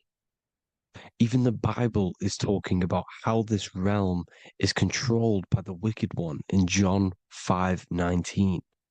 We know that we are the children of God and that the whole world is under the control of the evil one. Ephesians 6:12. For our struggle is not against flesh and blood, but against the rulers, against the authorities, against the powers of this dark world, and against the spiritual forces of evil in the heavenly realms. So the Bible is telling us that this is not the only world. There are other worlds, there are other realms that we can go to, considered as heaven. Heaven being a higher realm where there is no evil, no darkness. This is a midpoint realm where there is good and evil. Now, we're going to explain how the soul trap is how it's working and how your soul is being harnessed for its energy and how you are tricked to come back to this realm after death. What you need to understand is first is that you are the invisible intelligence behind the physical body. You are the mind and soul. The soul is the true you, the good you. It is pure love, pure bliss, eternal, never dies. The mind can be corrupted though.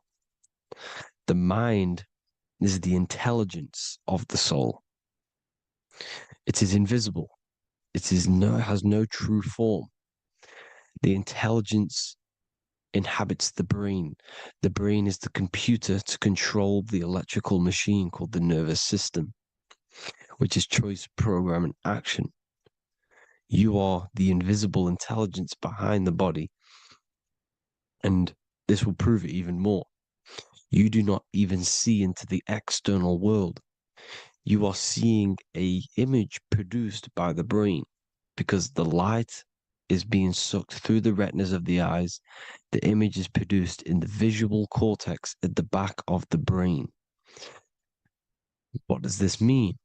This means that we are the consciousness in the center of the brain, in the pineal gland, that is experiencing the program being ran by the central nervous system in the brain.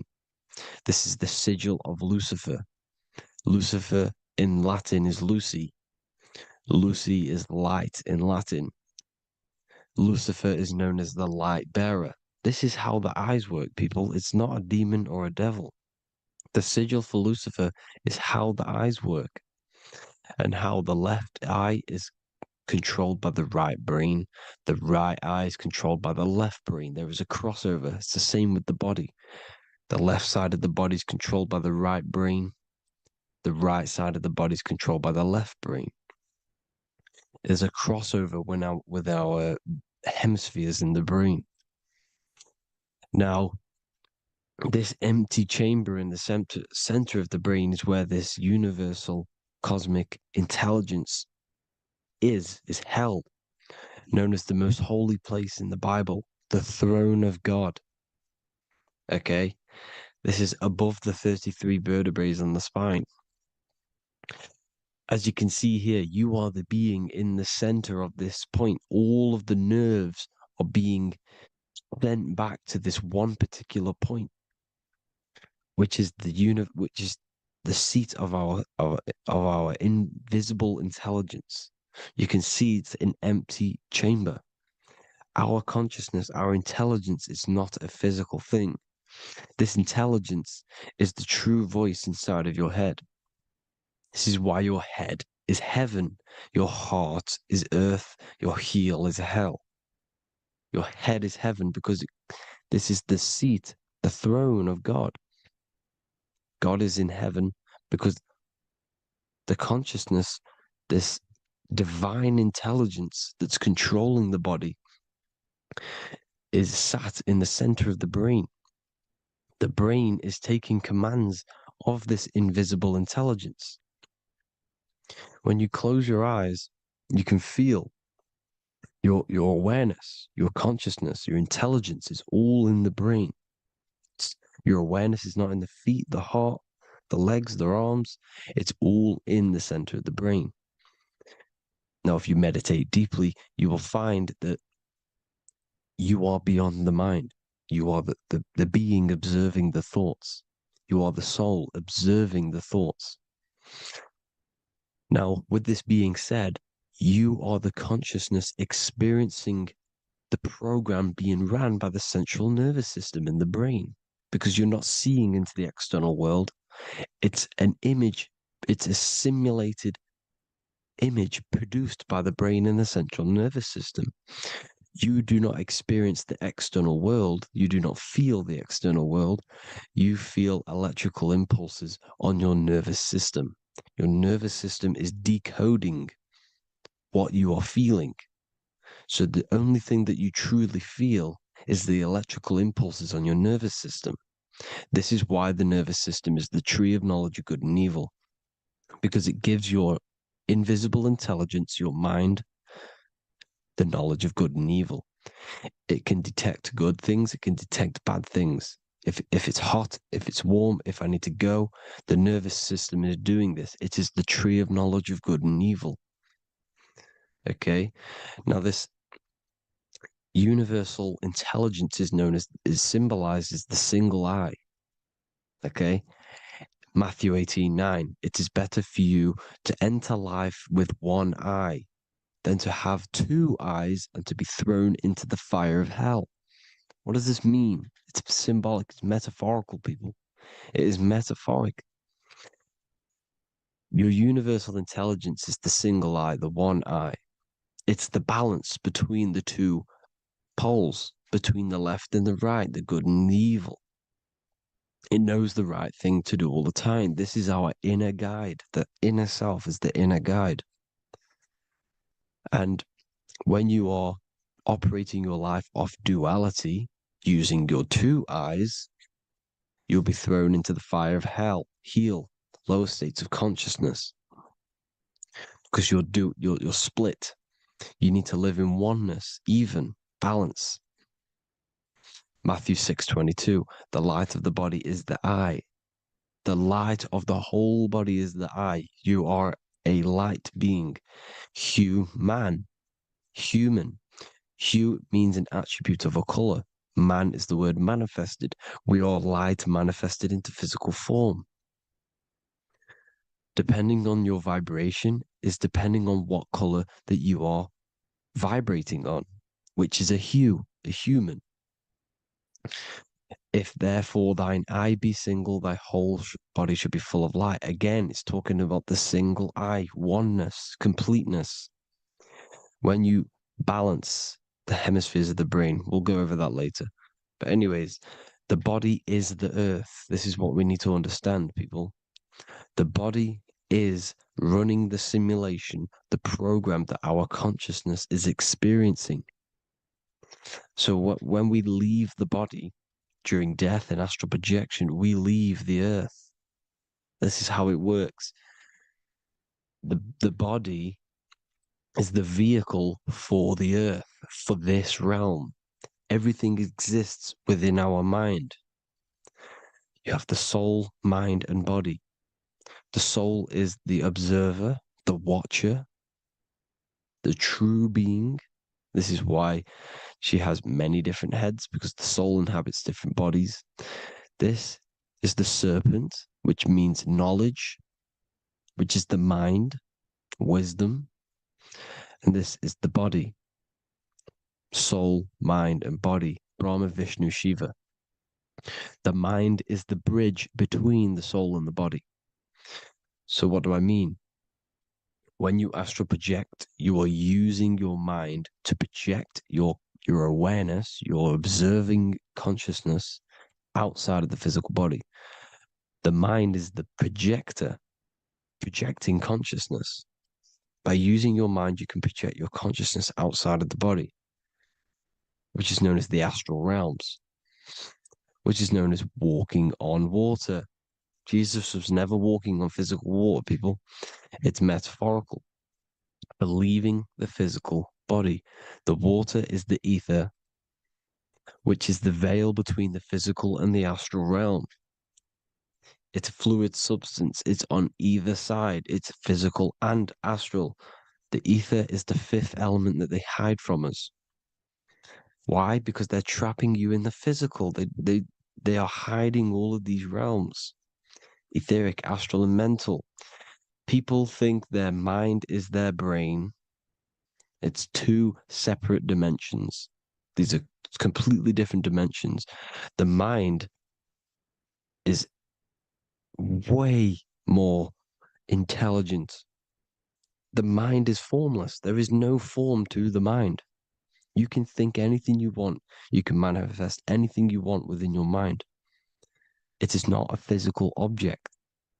The physical realm is being controlled by the mind. Everything's being controlled by the mind. Everything exists within the mind. This is why the Egyptian says the universe is mental. So when we project our consciousness outside of the physical, we go to the astral. The ether is the water that Jesus is walking on. This is the veil between the physical and the astral world. The word together has ether within it because it joins the two worlds together, together, the astral and the physical.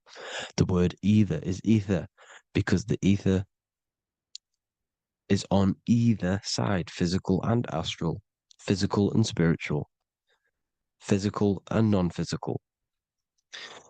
In the astral realm, the mind can manifest anything we want.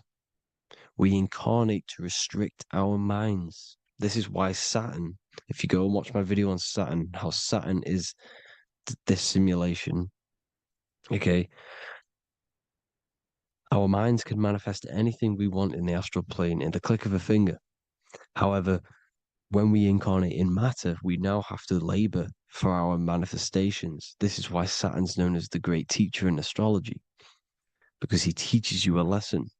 When your mind incarnates into matter, it's teaching your mind a lesson, the knowledge of good and evil. This is why the Bible says, you shall be gods and know the knowledge of good and evil.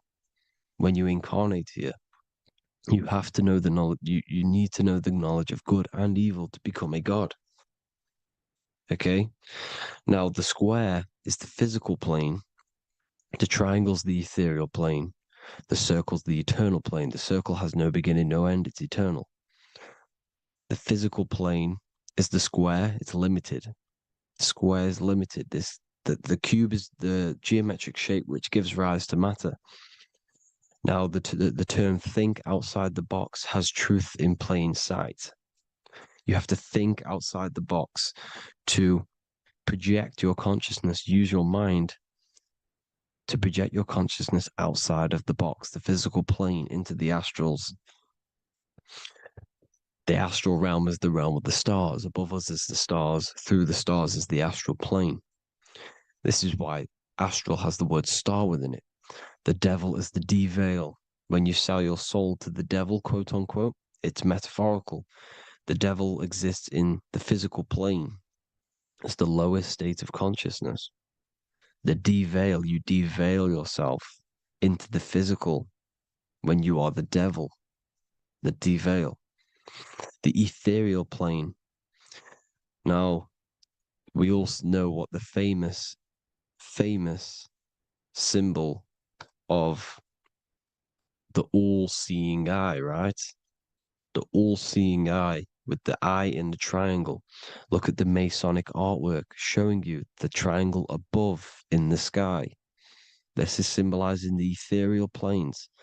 The eye in the triangle symbolizes your invisible intelligence, your mind, which has the ability to see on either side.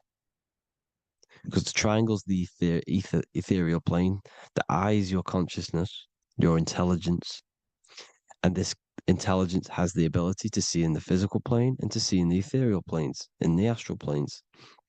This is why it's above the earth, it's above the ground, because it can see here, it can see in the heavenly realms. Now, the stars are, well, this is known as heaven, the realms of the astral planes. This is some quotes from the Emerald Tablets of Thoth. Out of the darkness ye must rise upwards, one with the light and one with the stars. Man is in process of changing to forms that are not of this world. Grows he in time to the formless, a plane on the cycle above. So there's other worlds. The Bible's telling you there's other worlds, there's other realms. Know ye must become formless before ye are one with the light, the astral light above, which shining through the stars. Not of the earth are ye, earthy, but a child of the infinite cosmic light. You are the invisible intelligence controlling the physical body. The body's not you. It's the vehicle that your soul lands in when your mind projects your consciousness into that realm. Free from the body, I flashed through the night.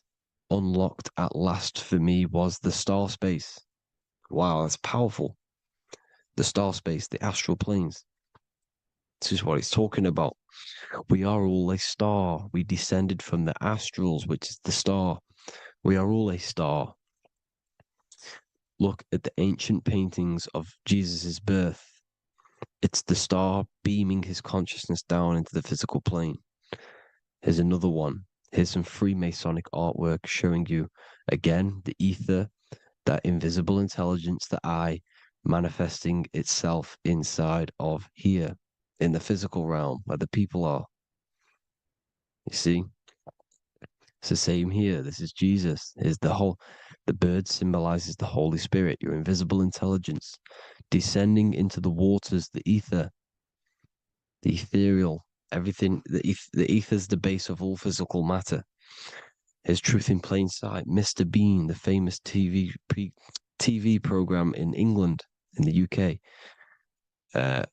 He begins the program like we all begin the program from falling from the stars. He falls down with a beam of light. And this is truth in plain sight. This is false. The aliens don't exist. They're a lie, alien.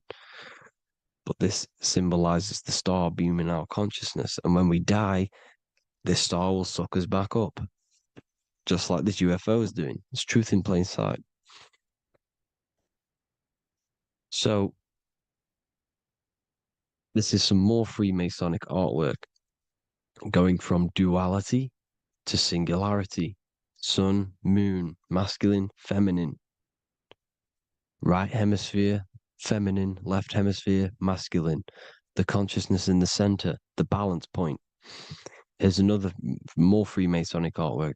The two pillars, left and right hemispheres, and the invisible intelligence between the left and right hemispheres, the light of the body. This is why light's coming off it.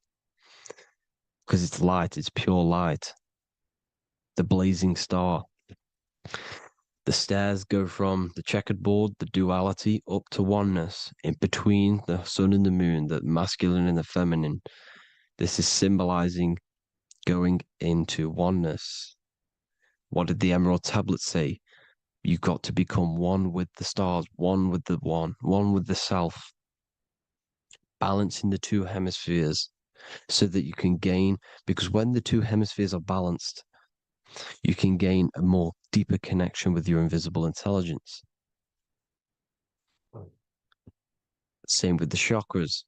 When the chakras, the seven seals in the Bible, these are seven seals because when you conquer the seven chakras, when you balance the seven chakras, you then gain a more deeper connection with your internal self because your mind is not filled, it's not being ran, it's not being dominated by these seven deadly sins, the seven seals, the seven chakras. These are seven energy centers which are concealing our true form. Balance makes us have a stronger connection with our true cosmic intelligence. Heaven is even. This is why Jesus is pointing at the heart. The even point is the heart. You got to balance the chakras and live from the heart because the heart is the earth. You're in good and evil. The body manifests the lower and the higher self. The higher self is in the higher parts of the body. Wisdom, intuition, expression. The lower self is in the lower parts of the body. Sex, food, and power. This is how they are trapping your soul, people. Like I said, the mind is the bridge between the soul and the body. So by tricking the mind, not giving it the right knowledge, and keeping the mind stuck in the lower three centers, thinking about power, food, and sex, this is low vibrating energy. It's going to keep your mind addicted to the physical realms. Okay? This is why you need to go even, balance, heaven. Okay. I will explain the soul trap in a second, how it fully works. But I'm telling you all the science behind it so you can understand. When you are doomed, you are domed. This is the dome, the firmament, the firmament, the mind. Ment is mind, firm is firm. A firm ment is doomed under the firmament. You must have a loose mind, an open mind to expand your consciousness beyond the stars, beyond the ethereal barrier. You have to vibrate higher than this world. Your consciousness must be expanded more than the physical plane. You need to learn how to astral project. You need to learn how to leave the body, how to operate outside of the body, so that you, when you do leave the body, you will have recognition. You'll have knowledge. You'll have practice. But this is as above, so below. The woman's belly is the earth. It's as above, so below. It's a microcosm of the macrocosm. We are the children in the womb. We are the people in the earth being ready to be born into the heavenly realms. As above, so below. It's a microcosm, macrocosm. Everything is in everything on a bigger and a smaller and a larger scale. Now, when the baby figures out that there is a world beyond its mother, what happens? The baby starts to move around and tries to get out of the mother. Because once it starts to hear the external world, starts to hear people, it's going to wonder, what's outside of why am I in here? What's outside? So the baby will force its way out of the mother. It's the same with our minds, as above, so below. When our minds figure out that there are other realms beyond this world, we will seek a way out. This is the womb, the mother earth, mother nature. It's the mother. We're in the womb. We can be born out of this world, which is being born again in the Bible. When you are doomed, you are domed under the dome, under the firmament, the firm mind. The firm mind will keep you under the firmament. Due to the law of polarity, there has to be other realms. There has to be. Because the law of polarity works in this world, and it will work on every scale possible. It's universal laws. These are universal laws. The law of polarity means that there are other realms polarizing this realm. There is a hell, there is a heaven. There is a midpoint, which is Midgard, which is the one we are in now. Earth, heart. Earth is the heart. Heart is the center, good and bad. The balance between good and bad. Your reality is your level of realization. Your mind realizes other worlds, you will seek a way to them worlds. It's that simple. The soul trap is to keep you stuck in this physical body, which is the earth. This body is the earth. It's running the program, like I said at the beginning. It's running the simulation that your consciousness is experiencing. You are an electromagnetic being, and you're hidden in a cage, your rib cage, and you're stuck in cells, the prison cells. Look, you're in cells. We produce electromagnetic energy. Your soul produces this energy. And by trapping your consciousness inside of this physical realm, they harness this energy within the astral realms. They're using you to manifest demons, because your mind creates demons through emotions and mental thought energy, which is a whole nother video. I can make a video on that. You're manifesting everything for them because they're trying to create a hive mind. This is why they want everyone to believe in one belief system, one government, one belief system, one religion, because they're creating a hive mind. This hive mind will manifest and be summoned within the astral planes, because the mind manifests the astral plane. The astral plane is the realm of imagination. The mental plane is the realm of just thought alone. The etheric plane is the energy. The physical plane is the matter. So all of our minds together are manifesting these demons within the within these subconscious realms, the astral. Now, how are they keeping you stuck to this realm? Well, when you die and you're stuck in your lower three chakras, okay, when your mind and soul detaches from the body, which is the earth, when you leave the earth, you're still going to have these mental addictions to the food, the sex, the materialism, the phone, the cigarettes, everything. This is why they get you addicted to everything possible. The TikTok, the YouTube, they get you addicted to as many things possible. Because when your mind is addicted to these things, and when this mind leaves the physical body, you're still gonna have these addictions. Okay? You're still gonna have these thoughts. And you will be manifested into the lower astral realms because you're thinking materialistic, you're thinking negative, because your level of realization was your reality. You were manifesting hell on the earth. When you leave the body, you're going to manifest hell in the astral planes, which means you'll be vibrating on the very low, which will put you in the lower astral realms. So guess what? You're going to come back. You're going to come back into materialism. You're going to reincarnate. Because you haven't prepared for life after death. You must detach from the external world. Okay? Moon is mind. The sun is the soul, the earth is the body, the moon is the mind. This is why we say lunatic. In your mind, you have a specific mood. Moon. Money, M-O-N, is the moon. Money exists in the mind. They get you addicted to the money. The Bible's telling you this. Do not conform to the pattern of this world, but be transformed by the renewing of your mind. It's telling you. Of this world, but be transformed by the renewing of your mind. Who knew that the Bible was this deep?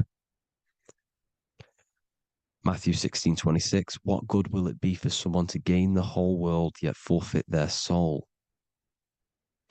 James 4:4, don't you know that friendship with this world means enmity against God? Therefore, anyone who chooses to be a friend of this world, of the world, becomes an enemy of God. John 4:4, dear children, are from God and have overcome them, because the one who is in you is greater than the one who is in the world. It's talking about the invisible intelligence. It's greater than the physical world. John 2:15, do not love this world, nor the things it offers you, because this world will create you to, if your mind has attachments to what this world offers, sex, money, and power, pretty much, you will reincarnate here. You will come back here, because when you leave the body, your mind will still have these addictions. Do not love the world, nor the things it has to offer you. All of this is in my newly published book. The paperback versions are now available. Finally, for all the people who have been waiting, the Book of Wisdom. All of this knowledge is inside of the Book of Wisdom. The paperbacks are available. There's worldwide shipping. You can get it anywhere, pretty much, any country. My new website, it's amazing. There's going to be some amazing products coming on the new website. But I thank you all for the support. Before I leave, I need to explain what is going on with the soul trap. Like I said at the beginning, the mind's the bridge between the soul and the body. The body's the realm. By tricking your mind with false knowledge, they are keeping your soul stuck to this realm. They get you addicted to all the physical things, and that is it. As soon as you're addicted and you die, you're going to come back. So by tricking your mind, which is the bridge between the realms, they keep your mind stuck within this body. They keep you in physicality. They deveil you, the devil, the deveil. Thank you all for the support, people. If you do want to join the Academy, all the links will be posted below this video for the book, The Academy. Thank you all for the support and have an amazing day.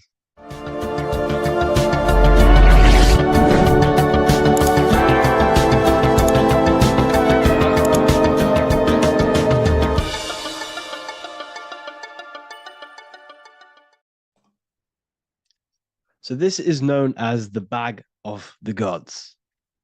This symbolism is widely known, but no one knows what it truly symbolizes. We see this in ancient Sumerian artwork. We see this in the Mayans' artwork. We always see this bag with the gods. What does this actually represent? Okay, so the bag itself represents carrying. Carrying what? It represents information. It represents knowledge.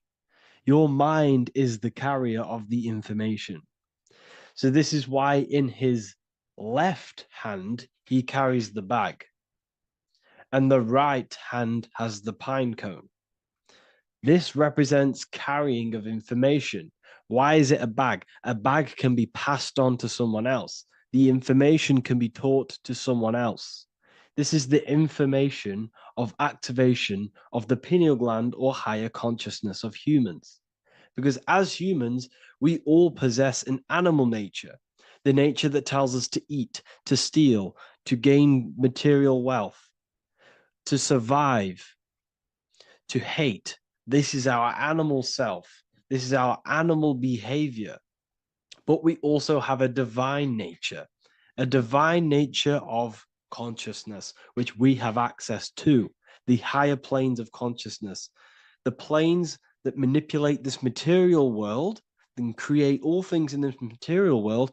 The human mind has access to. The animal does not. The animal has no idea he exists. The animal has no inner dialogue, but humans have the inner dialogue. Humans can create infinitely. We can expand our minds infinitely into new realms of thought. So we have this higher divine nature and a lower nature. This bag of the gods is basically just representing the knowledge they possess of higher consciousness, of the higher aspect of life. Okay? Which is the activation of the pineal. The pine cone. The pine cone is in his right hand. The right represents wisdom. The left represents intellect, knowledge. Knowledge and wisdom are two separate things. Wisdom is applied knowledge. It's a feminine aspect. Knowledge is just gained information that you know, which is masculine. So in his right hand, he holds the pine cone. The pine cone can be opened and shut. The shut pine cone represents the asleep human being, the human being that exists in his lower nature, that just basically survives, lives on eating, consumption, material lust, living in chaos with his emotions, living in a place of hell. This is the animal nature. Then we have the awakened human, the one who has consciousness of himself, the one who looks within himself, the one who knows there is more to him when he looks in the mirror. He is far more than just the physical body. He is a divine spiritual being, a divine being who has limitless potential of creation into the material plane. So this represents the awakened. This represents the asleep. This is why he carries the pine cone in his right hand. It represents applied knowledge. This is the information. This is the intellect he possesses. And this is the applied knowledge of the awakening, of activation of the pineal gland. Because remember, the pineal gland is not your consciousness. The pine, pin, pineals, the same root word. Pine cones were always symbolizing the state of consciousness one was living in, whether he was asleep or awake. We see this at the Vatican. we see the pine cone over the two pillars. This is the two pillars of Freemasonry, and the dome. This is the Royal Arch of Freemasonry. This represents your head. This is the two pillars, the two hemispheres, and the pine cone in the middle, which is the pineal gland. What is the pineal gland? The pineal gland is not your consciousness. It is not the third eye, and it is not the mind. It's not the mind's eye. The pineal gland is a radio receiver. This is your body. Your body is an antenna. Most people think they are this body. This body is nothing but a receiver and a downloader of consciousness. Your brain does not produce consciousness. You are not this brain in your head. This brain is a downloader of consciousness. Consciousness comes from a way higher divine plane, which is what this image is showing here with the clouds.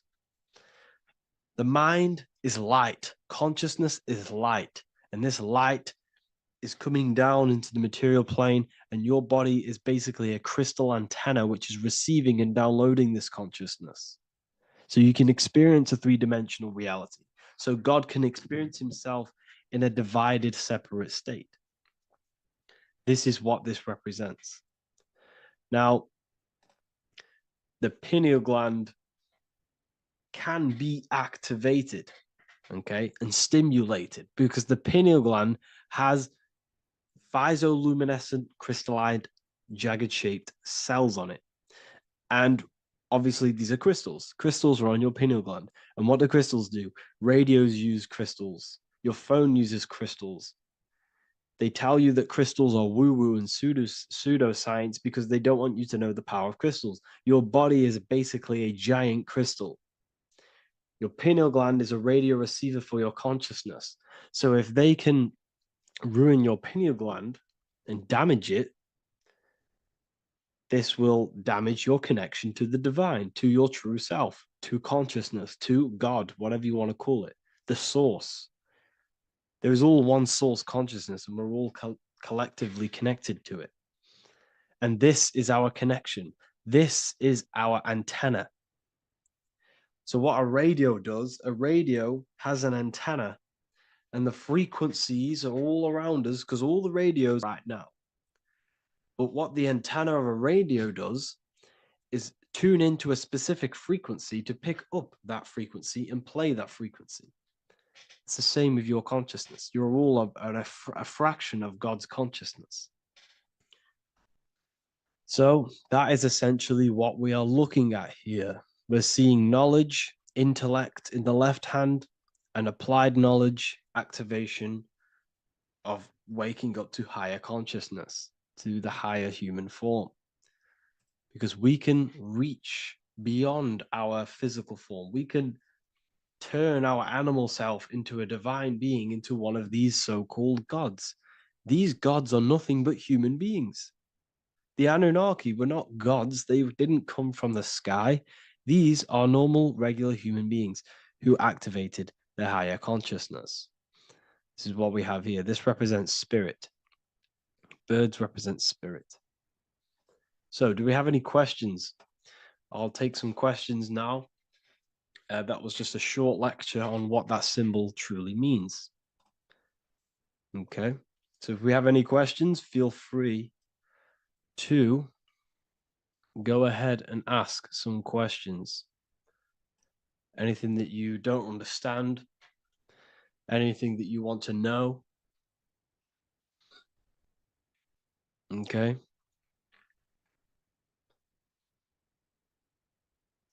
So base reality would be where source resides. Yes, the base reality is your consciousness. Are these lectures available in the university? There's a whole section, basically inside the university, there's a whole section with like over 30 long form lectures like this. So the base reality is where the source resides. Yes, the base reality is your inner world, your consciousness. That is the only thing that exists. Your outer world is just an effect of your consciousness. Your consciousness, everything that has gone on within the mind and emotion is pushed outwards into your reality. You have thought and felt your way into your external circumstances. Your life is a direct correlation of every thought you thought in the past. Therefore, your inner world of consciousness is creating and molding your outer world.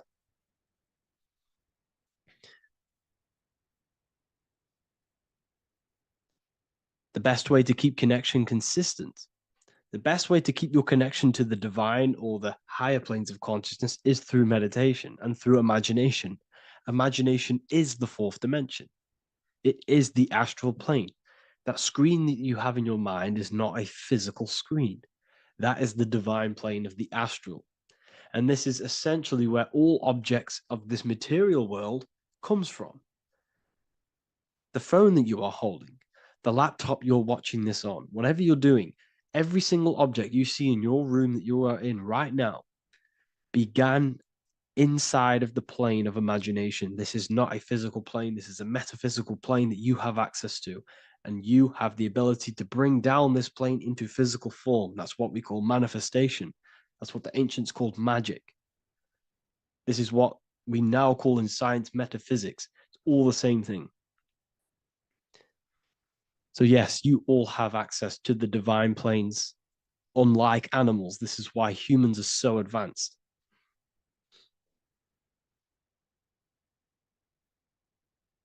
Okay.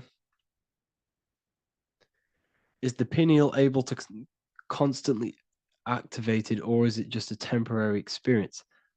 I don't fully understand that question, unfortunately. Maybe you could word it in a different way. The real meditations on the university, legit, y'all, yes. In order to connect to consciousness, you need to sit in meditation and turn off your feelings, and the feeling of unity will come. Do I understand correctly? Yes, that is correct. So when you sit in silence and in stillness, I highlight the word stillness because stillness, when you are still, no information from your nervous system is being decoded by the brain. So when your body is still and does not move, your nervous system starts to relax and comes to a balanced state. Your brain starts to relax, it comes to a balanced state. The left and the right brain stop working, the nervous system stops working. Then, once the body, the material body is shut down, you then have access to consciousness. You can't access consciousness if the body's in such a busy state. If electricity is being fired every 2 seconds, your whole body's electrical. When you move your foot, that's electricity being fired from the brain to the foot instantly through the nervous system. The brain, your whole body is a technological machine. So you must shut down the technological machine to access the divine that exists beyond the technological machine. Do you understand that? Did we create ourselves from the higher plane? When you say yes, you created yourself, you manifested yourself in this material form for a reason in this specific time and place. Wisdom books, are these available inside the university? Yes, they are. So anyone who joins the university, they all gain 50% off the store. So you can get anything off, anything you want inside the store for 50% off. Plus, you get the Book of Wisdom Volume 1 PDF for free. You get the Human Health Guide. Plus, you get all of the library books. There's a load of different books on occultism, symbolism, esotericism. Do you need to place your attention somewhere specific during meditation? You can do. Okay, you can do. So if you struggle, when you first start to meditate and you struggle to turn off the thoughts, think of the back of the brain, the back of your head. Don't think of it, place your attention on it. Okay, so when you place your attention on the back of the brain, this now shuts off thought because the back of the brain doesn't have any activation to do with thought. The front brain does, the neocortex. That's all to do with activation of thinking. So place your attention on either the back of the brain or your breath. What's more important, creating yourself or finding yourself? It's balance of both. So in order for you to create fully, you must have awareness of self and awareness of thought and control over the mental dialogue, the inner voice inside of you. Okay. When you control that inner voice, that is when you gain power. That inner voice is what brings commands into physical reality. Before you kick a football, there is a change in consciousness. There's a decision made in consciousness before the body takes the action. Therefore, every physical manifestation is a change of inner consciousness before it's a physical reality. You can have the reality you want through consciousness before physically having it. That's the secret to creating.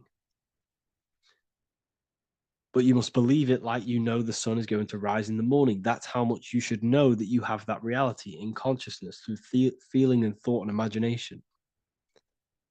And that's how you can truly create in your reality. Shrooms help with consciousness or ego. I can't really talk about that because I'm maybe uploading this to YouTube, unfortunately. But we need to clean our pineal gland first from calcification. Yes, definitely. You should go on a detox the body. Because you can't really connect with consciousness if your body is in such a dirty state. Because the brain is, your nervous system is in a state of fight or flight, trying to fight off all these toxins. So when you meditate, you're probably going to be having thoughts all the time because your brain's firing, your nervous system's being attacked through toxins. So you must detox to have a true connection with the divine. Your diet plays a big role in your spirituality and mentality. What is the most optimal food for pure consciousness? Fruits and vegetables. They possess consciousness. So when you place them inside of you, they're syncing with your consciousness. How to check the cleanliness of your body, your skin, your teeth, your tongue, your mouth. If your skin has spots, different colors on it, you're not clean because your skin is a reflection of your inner organs. Coffee's not the best for you. Coffee gives you fake energy. Okay. So what coffee does, that buzz you get off coffee is actually the toxic effect of the chemicals reacting with your body. If I'm inside the university and wanted to buy your book, you said it would be 50% off because we are your student. Is that automatic or we need to have a code? You will have a code. Yes, I'm going to releasing a code for all the students after this. Caffeine equals neurotoxin. Yes, it fries your brain, it fries your nervous system, it fries your dopamine receptors. Will the Q&A last week about money symbolism be posted? Oh, I didn't post that. That's my bad. I totally forgot. I will post that after this. Thank you for reminding me. How to detox the body. The best way to detox the body is going through a week cleanse of fruit. So only consume fruit, sea moss, and cayenne pepper, and lots of freshly pressed juice. Do that for a week or 2 weeks, depending on how you feel, and then start to fast. You will lose weight, but you're not losing weight, you're losing impurities. It's good to do this every couple months, to just go on a raw fruit diet, cleanse the body, push everything out, and then start to fast while, consuming sea moss and having lots of freshly squeezed juices. What is an alternative for coffee? Something with high energy levels. Okay. We're not taught the most simplest thing about the human body. It is an electromagnetic machine. It's electrical. It runs off electricity. The only energy you need is electricity, and that is found in fruits, vegetables. If you want energy, drink pure, fresh, pressed juice. That will give you more energy, more electricity than coffee. Can we cleanse ourselves through oil pulling? Do you recommend it? I do oil pulling every day with coconut oil in my mouth. Celery juice is a good one. Very good one. Yeah, celery juice.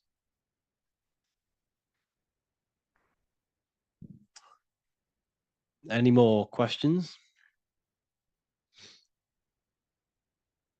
What kind of music do you listen to when lifting? For me, rap, hip hop push me work harder, but I know it's terrible for my subconscious. Yes, very.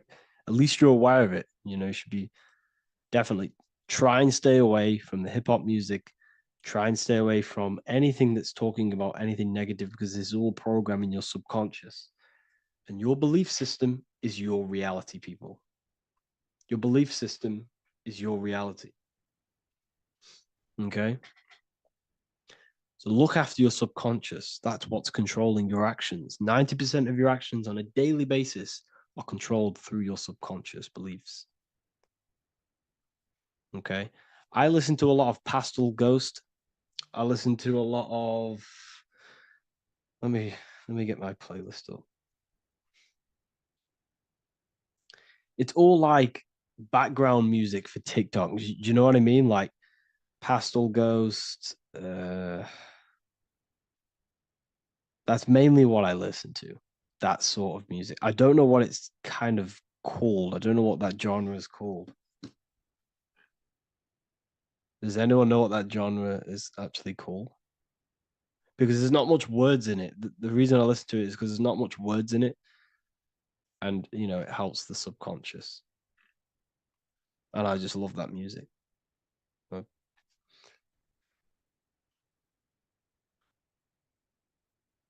Like Lofi, yeah, a bit of Lofi.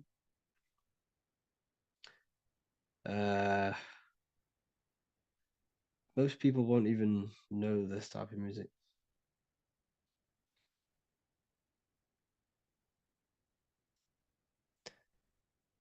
Can you tell us how you use cayenne pepper? So I mix it with freshly squeezed orange juice every morning. So the first thing I have, empty stomach, I have a teaspoon of cayenne pepper, mix it in and just down it every morning. And sometimes at night. The feeling you get in your stomach after putting cayenne pepper on an empty stomach is absolutely amazing. It tingles in your stomach. It kills parasites. It kills all horrible organisms.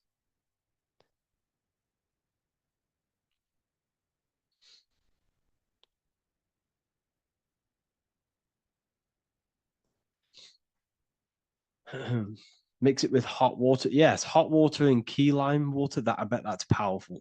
If you mixed warm water with key lime with cayenne pepper in first thing in the morning, I can imagine how powerful that is. I've never done that, but I'm going to try that. Do you use sea salt? I don't know what to think about sea salt, to be honest. I try and stay away from it. I don't know whether it's good, don't know whether it's bad. I'm kind of mixed on it, mixed information. I've heard people have benefits. I've heard other people say stay away from it. So I don't know. I just stay away from it. I'm not too sure on it.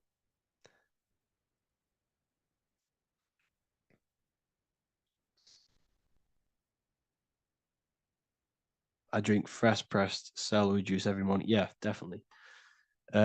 Is there any chance we could move to esoteric occult questions? The only reason I say that is because I might be posting this to YouTube, so it's like I don't want them. I don't want them thinking I'm giving health advice because I'm not. This is what I do. I'm not giving anyone medical advice. This is what I would do to myself. Because I can probably get in trouble for that. So the subconscious is the all-knowing. It is the all-seeing eye. The subconscious knows everything.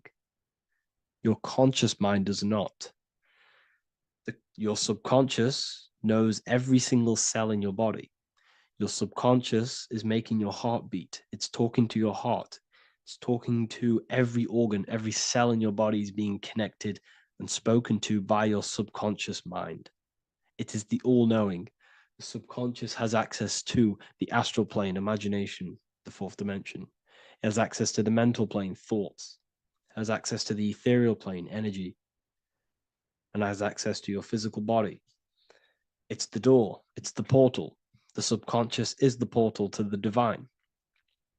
You must go through the subconscious in order to access the divine. Any coupon codes for book 2? Yes, inside the university, there will be a 50% off coupon code. Speaking of ancient civilizations, why did they use symbols to give us true knowledge? This is a very, very good question. Very good question indeed. The reason they use symbols is because symbols are their keys. They hide meanings. They hide things. For example, if it was written down, if all of this sacred knowledge that I'm speaking now was written down, it can be easily taken. It can be easily misused. Someone can take it, read it, and steal it and misuse it and abuse the world and create horrible things. The reason they use symbols is because they're hidden. They hide the teachings. Only the ones who possess the key, that possess the knowledge, can read the symbol. So the symbols act as a guard towards this higher wisdom, this higher knowledge, which gives you power. All of the knowledge I teach you gives you power. And you can misuse it. You can misuse your imagination. You have no clue, unless you've put this into action, how powerful your inner consciousness is. You can become a Okay, listen. If you hate your job, it's not the job that you hate. Think about it. It's not the job that you hate. The hate is coming from your inner consciousness. It's the state of consciousness that you hate. So what does that tell you? You can change that inner consciousness to another reality, the feeling of another reality. You can become that consciousness within before you actually externally have it. And by becoming and knowing that reality, that's what produces effect on shaping your outer world. When you really, truly know that reality inside of you, of being free, of being wealthy, of having abundance, your outer world has no other choice but to rearrange itself to your new inner state of consciousness. That's what magic is. It's manipulating your inner state of consciousness. It's convincing yourself that you already have it, not believing it, knowing it. Okay? Knowing is different than believing. Believing is a lie. You should know thyself. Okay? So we can say that human overpopulation is intentional. There is no human overpopulation. We're all cramped in these cities. We're all cramped into one little place. We're not supposed to live like that. We're not supposed to live so cramped. This is why there's so many weirdos out in public. So many weird people doing weird things. This is when things start to go weird, and we shouldn't be living in this state, in this condensed state. We should be spread out. Okay. There is no overpopulation. It's just an illusion, because we all lived in such. Have you ever been on a plane? Have you seen how much land there is? It's crazy. There's no overpopulation. And how many people do they say there's in the world? There's not that many people in the world that they say. I think it's like 8 billion. I think they say there's 8 billion people. There's not 8 billion people. There's probably more like 2 billion. And the reason I say that is because I have a friend who only has like 300K followers. So that's a lot of followers, okay? And he gets recognized everywhere he goes. And he's into all this stuff. And he says, listen, the population is definitely not 8 billion or whatever they say. I think it's like a couple billion. It's probably more like a billion. How to properly manifest intentions. Thought, emotion, and imagination are the key. You must know that you have that reality. Don't believe it. Become that reality within your consciousness. All day long, as much as possible. Feel it. Imagine it. Say it. And have zero doubt. How to have zero doubt. You can't, well, okay, so the doubt, that little voice that will seep into your mind saying, you can't do that. You can't do this. That's your old voice of your subconscious program. Listen, the reason why most people fail in life is because they have trained their subconscious that they will fail. They have told and believed that they will fail. The reason I will succeed for the rest of my life is because I have trained my subconscious to say, I will win, I will succeed, I will solve any problem. That's my belief system. And if my belief system is that, then my external reality, my conscious mind will seek a way to fulfill that belief. It will seek to control and create that belief in my external world. It will seek to solve any problem. I've trained my subconscious mind to know that I already have the reality, to know that I'm abundant, to know that I have everything that I already need. Therefore, if any problem comes, I can sort it straight away. But most people have a different belief. It's not your fault. We've been kind of manipulated and told this, that they will fail, that they can't do anything, that it's too hard.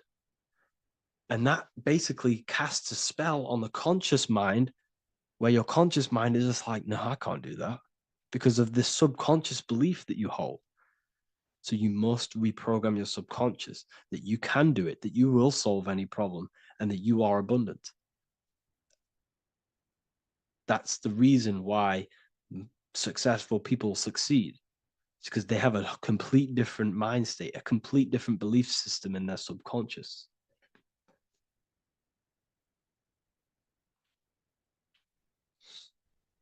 Do you offer mentoring? Yes, I do offer mentoring, but it's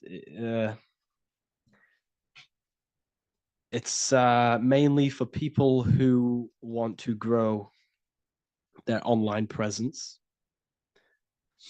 and for the amount of value and transformation that I can place into your life, and the time that, well, the price of my time, it will be a higher price tag, but your life will completely change if you join my mentoring, because I will transmute your life. I will transmute your mind, and I will transmute your whole reality,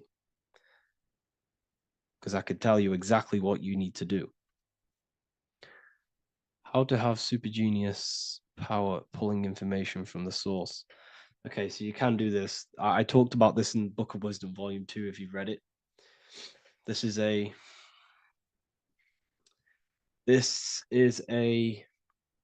technique that Albert Einstein used. This is a technique that Thomas Edison used.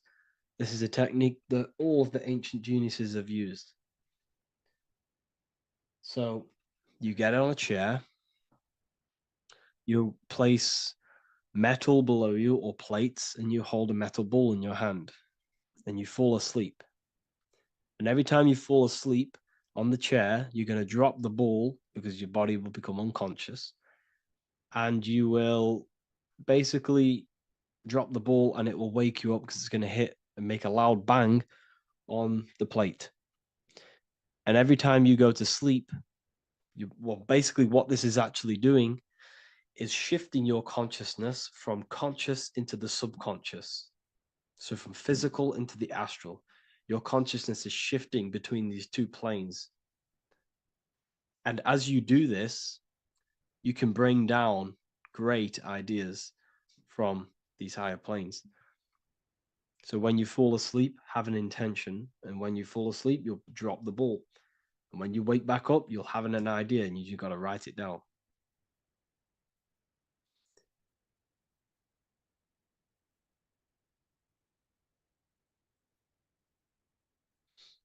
how to balance chakras. Don't focus on balancing your chakras. Focus on the mind. The mind is the cause of the chakras being blocked. If you have a blocked throat chakra, this is a problem in your mind, not the chakra. You see, the chakras are a result of the mind. You transmute the mind, you can transmute the chakras and cleanse them.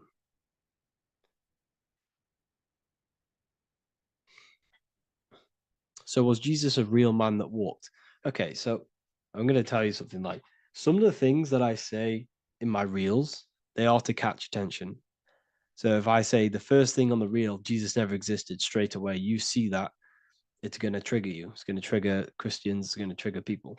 So yes, I do say things to catch attention. The reason I do that is because I have to in order to catch attention.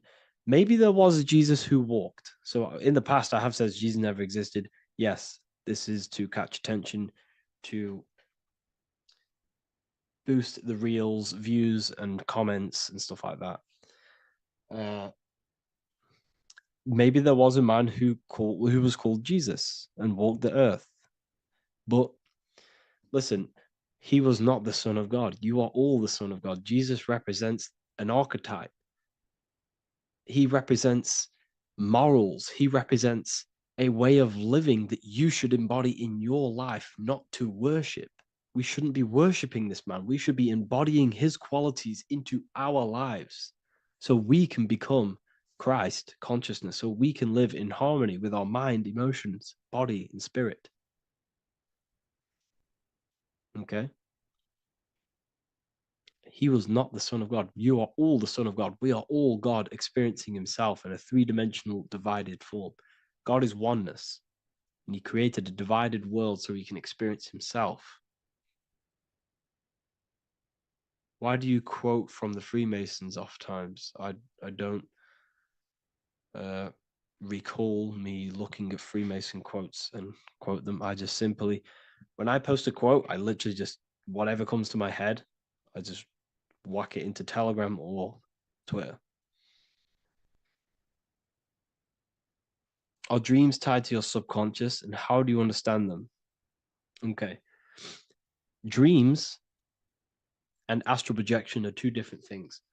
Astral projection is your soul leaving this plane into the collective consciousness, into the collective mind, the collective astral plane. But dreams are basically the astral plane, but it's your personal astral plane in your personal subconscious. So when you dream, you're entering your own consciousness, you're entering your own subconscious. Every character, every event that happens to you, everything that is said to you, everything that happens to you in your dream is yourself pushed outwards, and you're basically experiencing your own mind. If something scary comes up in your dream, this is your belief, this is something in the back of your mind materializing and coming to you and showing itself to you. So in order to understand your dreams, it's basically suppressed emotions, suppressed thoughts, all lingering in your subconscious materialized. Okay. A few months ago, I'd have concurrent dreams of getting in a car crash that lasted for months. Then one day out of nowhere, I got into a really bad accident, and that low-key bugged me out. I didn't know if my mind was trying to warn me or what. You can explain that. Okay. If you are having dreams about having a car crash, this is a belief. Okay, so let me tell you something. Let's say you're a drug dealer, okay? And you live in fear every single day of the police coming to you. This dealer every day is worried, he's scared, and he lives in fear of the police getting him. He was believing it. This fear, this emotion he was feeling on a regular basis, repetition, and the emotion is basically impressing your subconscious. It's impressed his subconscious that deeply that he now believes it. It's now become a belief. So one day the dealer gets caught and he goes prison. Let me tell you something. He placed himself there because he created a program, a belief in his subconscious of the police. And his external reality is now in a prison cell. But that prison cell is just an external manifestation of the prison cell of fear he installed in his subconscious mind. The four walls he's now trapped in is just basically an externalization of his own belief system that he created through consciousness, through the subconscious. If you embedded your belief that you will be in a car crash, you will be in a car crash. He placed himself there. He materialized that reality through the thought, through the emotion, through the belief. He put himself there. You see? So if you were having dreams, this was maybe, could have been anything. You could have watched a program when you were a child about a car crash and that maybe scared you. Or you saw a car crash when you were very young and that scared you and that impressed your subconscious. Then you had a dream about it. Then you started to believe it. And then one day, bang, it happens. That's the power of the subconscious mind. It holds control over you. It holds control over every aspect of your reality, of your being. So, I hope you all enjoyed this live. I'll see you all inside Ethereal University. I'll be posting another lecture this week. And yeah, let me hold on.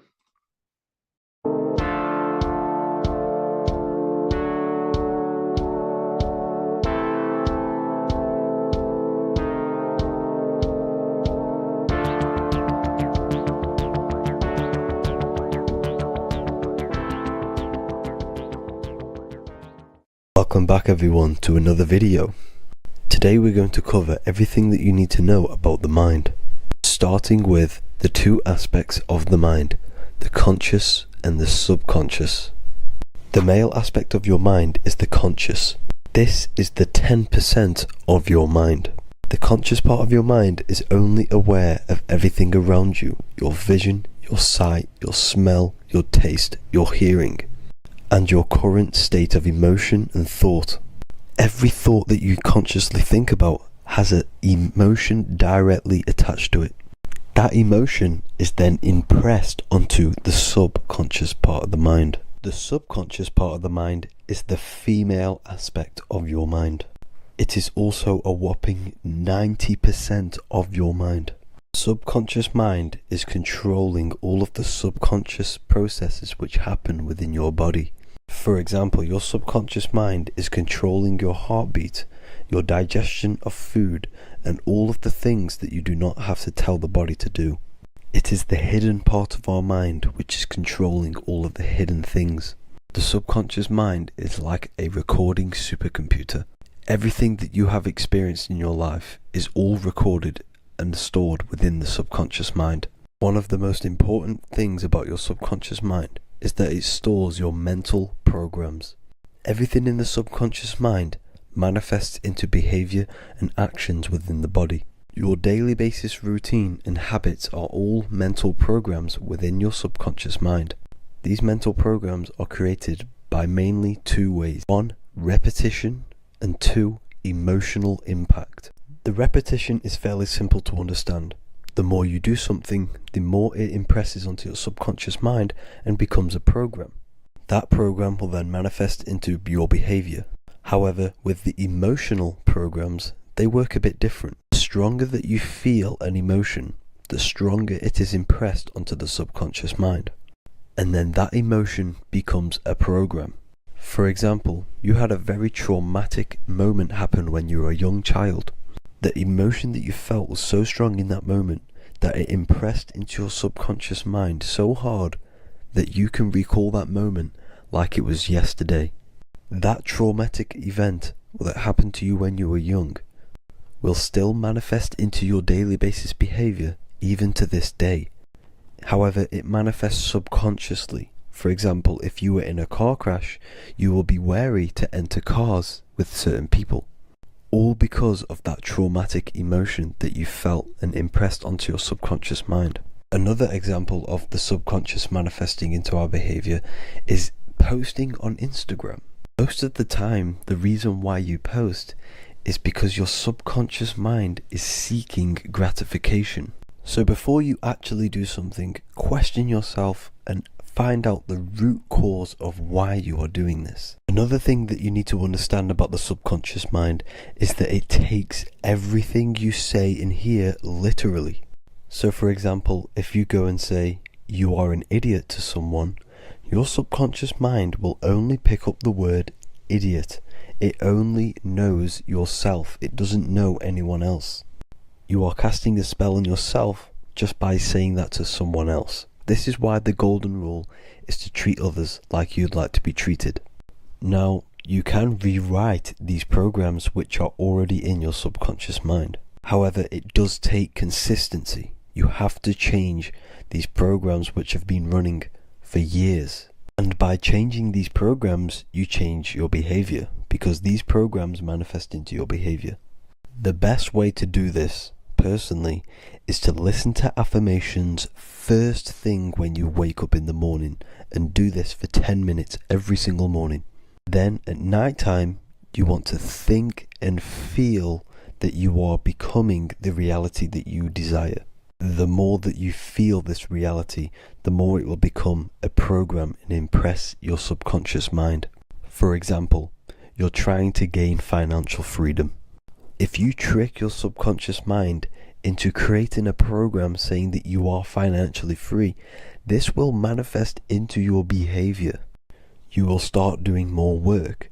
You will start looking for ways to make money. Your mind will be set on the frequency of money and financial freedom. Therefore, you will receive thoughts based around this program. If you take enough action, your life will dramatically change because of this program that you created in the mind. This is why we call it a mindset, because your mind is a frequency tuner which sets its frequency onto different thoughts, because thoughts are frequency. If you fill your mind with a specific frequency, you will gain thoughts and ideas based around that frequency. To create a stable mind, you need to master your emotions. You need to change your mindset. Everything that you experience is neutral. Based upon the mindset that you see it, you either give it a positive or negative charge. By understanding this deeply, you will then control your emotions. I hope you gained some wisdom and enjoyed this video. Please, if you can, leave a comment and a like, and subscribe to the channel if you like this content. Love and light to you all.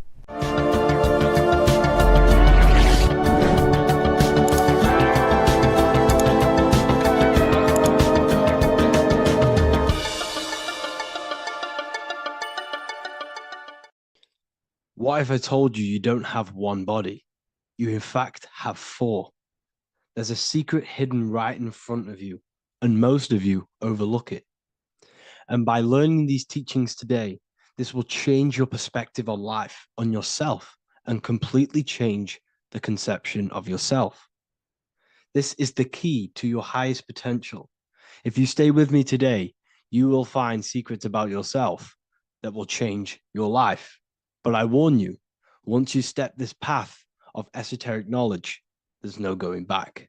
Once you see, you can't unsee. So stay with me, and we will discuss the four bodies of your soul and how you can master yourself to reach your highest potential. The first thing we must understand is that there is a sun. And just like the sun gives life to the earth, there is this life force within the sun that gives life to all matter. We must understand that matter itself is dead. It has no life potential. It has no ability to create or destruct anything. All of the life comes from above, from the sun, from the life-giving power of this infinite energy source we call the sun. No matter what model you believe, the sun still gives power to this physical realm, giving life to all of the crops, giving life to animals, giving life and growth to all things that the rays come in contact with. This is a macrocosm process. We must understand the teachings of as above, so below. This means that the macrocosm repeats itself in a microcosm form. Now, what do I mean? Humans are made in the image and likeness of God. You are a miniature version of God, a spark of the divine consciousness made in human form, in physical form. Just like the sun gives life to all physical matter and growth to all crops on the earth, your soul is a miniature sun. And your soul is giving life to the body. Your body is a miniature earth, which also goes through the cycles of the 4 seasons of the sun. We feel different in each one of these seasons. It's because our body does not only go through these cycles externally, but these cycles happen within ourselves, within consciousness. Your soul is the sun. The sun you see in the sky is an externalization of your soul. Your soul is the life force. You are the soul, not the body. And like the sun gives power to the earth, the soul gives power to your body. So first, let's look at the etymology of the word sun.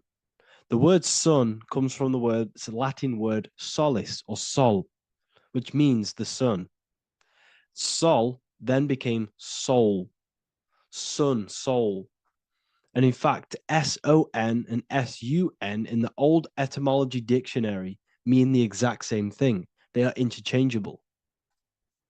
So when we look at the symbol of the sun, we look at a circle and a cross, which represent the 4 aspects of the sun, the 4 seasons of the sun: summer, winter, spring, and autumn. These are the 4 states of the sun. Like we said, this is why we get this symbol. You have the 4 states of the sun, which represent the 4 bodies of the soul. Now, this is where we get deep. Like I said, the sun you see in the sky is a macrocosm of your soul, an externalization of your soul. Just like your sun has 4 seasons, the 4 seasons within us are the 4 bodies. Our soul is incarnated and split into 4 sections. We have a mind, we have a physical body, emotions, and spirit. These are all interchangeable and they are all linked.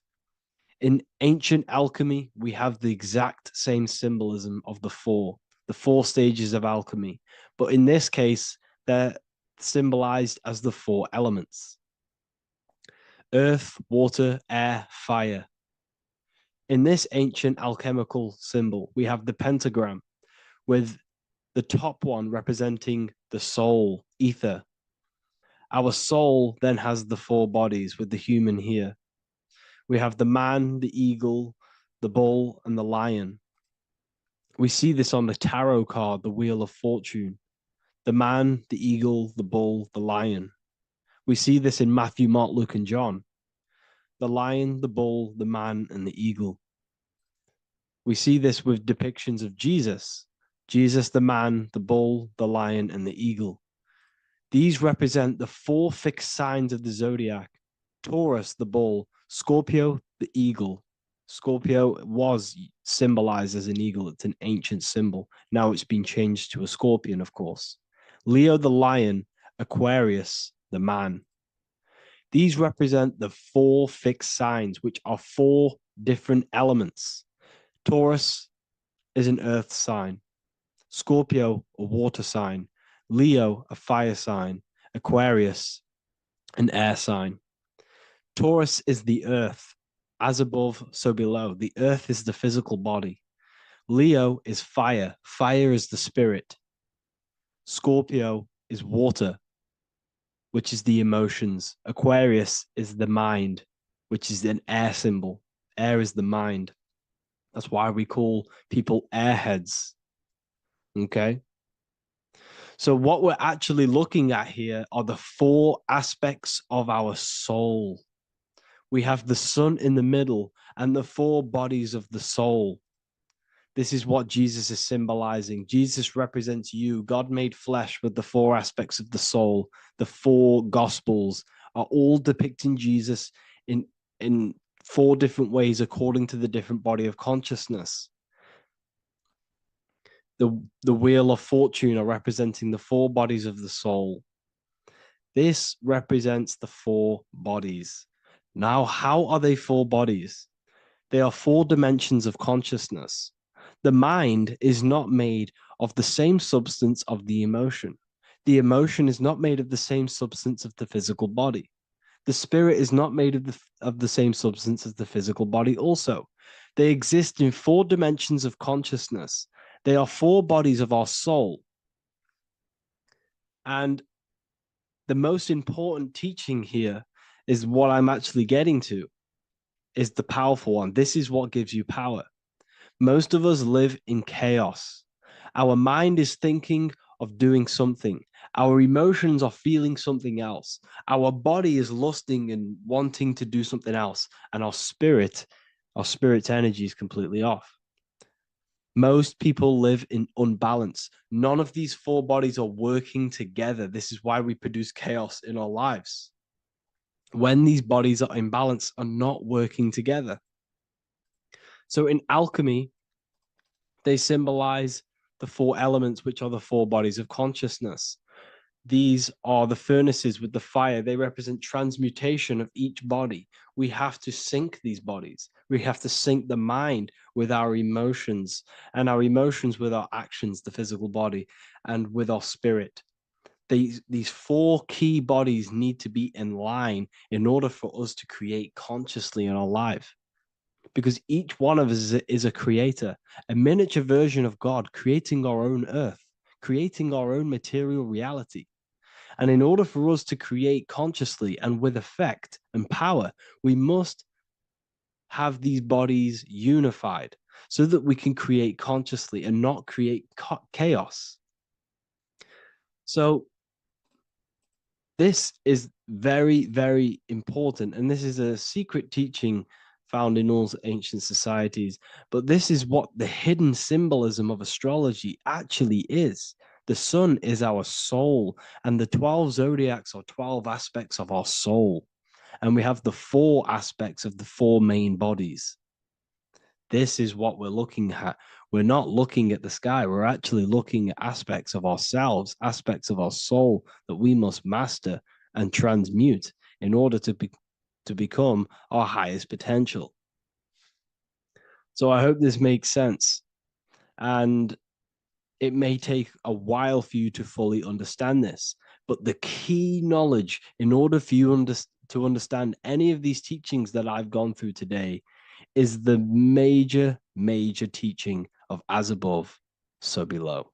What is above is below. What is within is without. Your inner reality projects the outer reality. What is inside of you is outside of you in some form or way. Whatever trees, whatever roots that go down will always shoot up. When you throw a bouncing ball, you shoot it down, it will go up. As above, so below. As within, so without. God did not make a creation separate from himself. We are all extensions of the divine made in physical form. And we are incarnated into 4 sections. Our soul is separated into 4 sections. These are the 4 corners of reality. These are the 4 pillars of reality that we must control. So in order to access our soul in meditation, we must turn off these 4 things. Turn off the mind, the emotion, the spirit, and the body. And then we access the soul. So I hope this video helps today. And you can learn all about this in the Book of Wisdom, Volume 2. This book is a revolution in consciousness.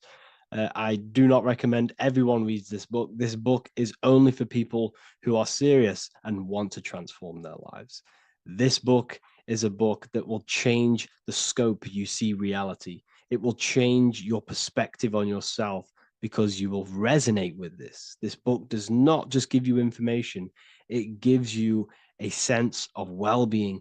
It gives you truth, and you will find your power from this information. This information is not just information, it's a key to your path of enlightenment and transformation. So you can find this book in the description of this video. And if you are part of the university, I will see you on the live calls. Thank you, everyone. Please leave a like, subscribe, and a comment, and let me know whatever videos you want me to make next. Anything that you fail to understand or have any confusion with, I can make a video on it. So let me know in the comment section any reviews or anything I should do. Thank you all, people. Have a great day.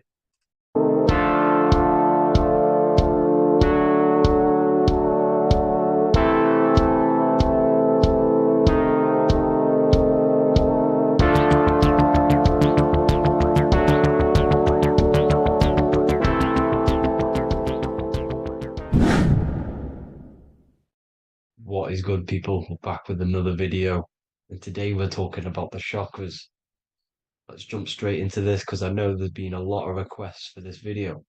So let's jump straight into this. So you have 7 chakras, right? 7 chakras, and these chakras are feeding off your electromagnetic field, known as your aura. This is both positive and a negative pole, male and female, right? This electromagnetic field is made out of electric and magnetism, and together they come as electromagnetic.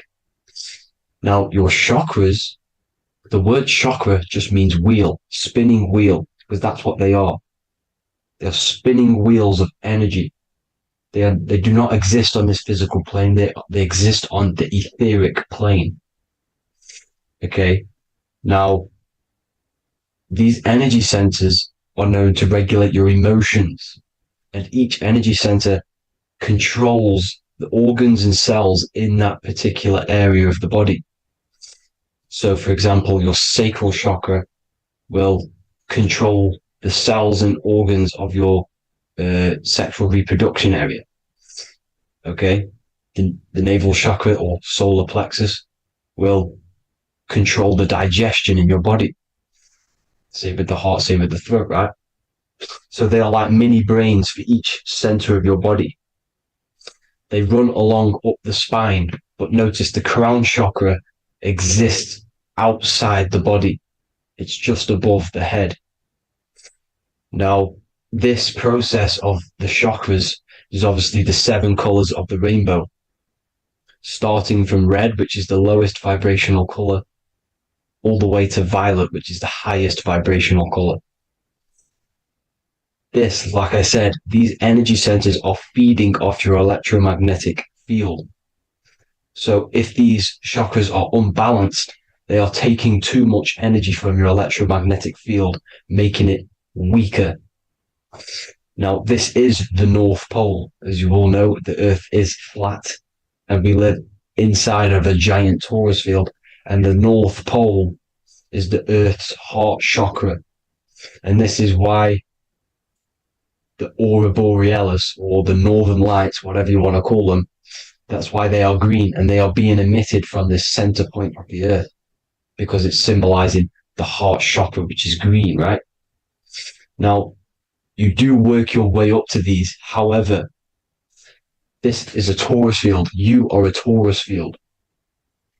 You have different layers of this torus field, right? And you need to balance all of these chakras, but you can't move up these chakras until you open the one below it. So it's like a stairway. You can't go to your solar plexus without going through your sacral. You see? So you have to work up these. However, you have to work up these and then live from the heart, because the heart is the center of the torus field. It's the balance between male and female poles, positive and negative poles. So you have to balance all of these chakras and then bring them all into one, which is the heart chakra. Now, they exist on the etheric plane, They exist on the etheric plane, and the etheric plane is a layer of the material plane. It's the one higher than the material plane. And then after the etheric plane, it melts into the astral plane. So they exist just between the physical and the astral aspect. Now, this is the yin and yang matter, which is the lowest root chakra, physical matter, and then to spirit, because high vibrational matter turns into spirit, low vibrational spirit turns into matter. So they're interchangeable. This is the yin and yang. Now, when you see ancient paintings with the halos, you see this is like a toroidal field coming out the top of his head, you see, with a halo. This was symbolizing in the old days, in the ancient days, that they've aligned their chakra, they've reached Christ consciousness, which is God consciousness, right? Now, this electromagnetic field is the apple that we bit out of in the Bible, because you see that apple is a torus field.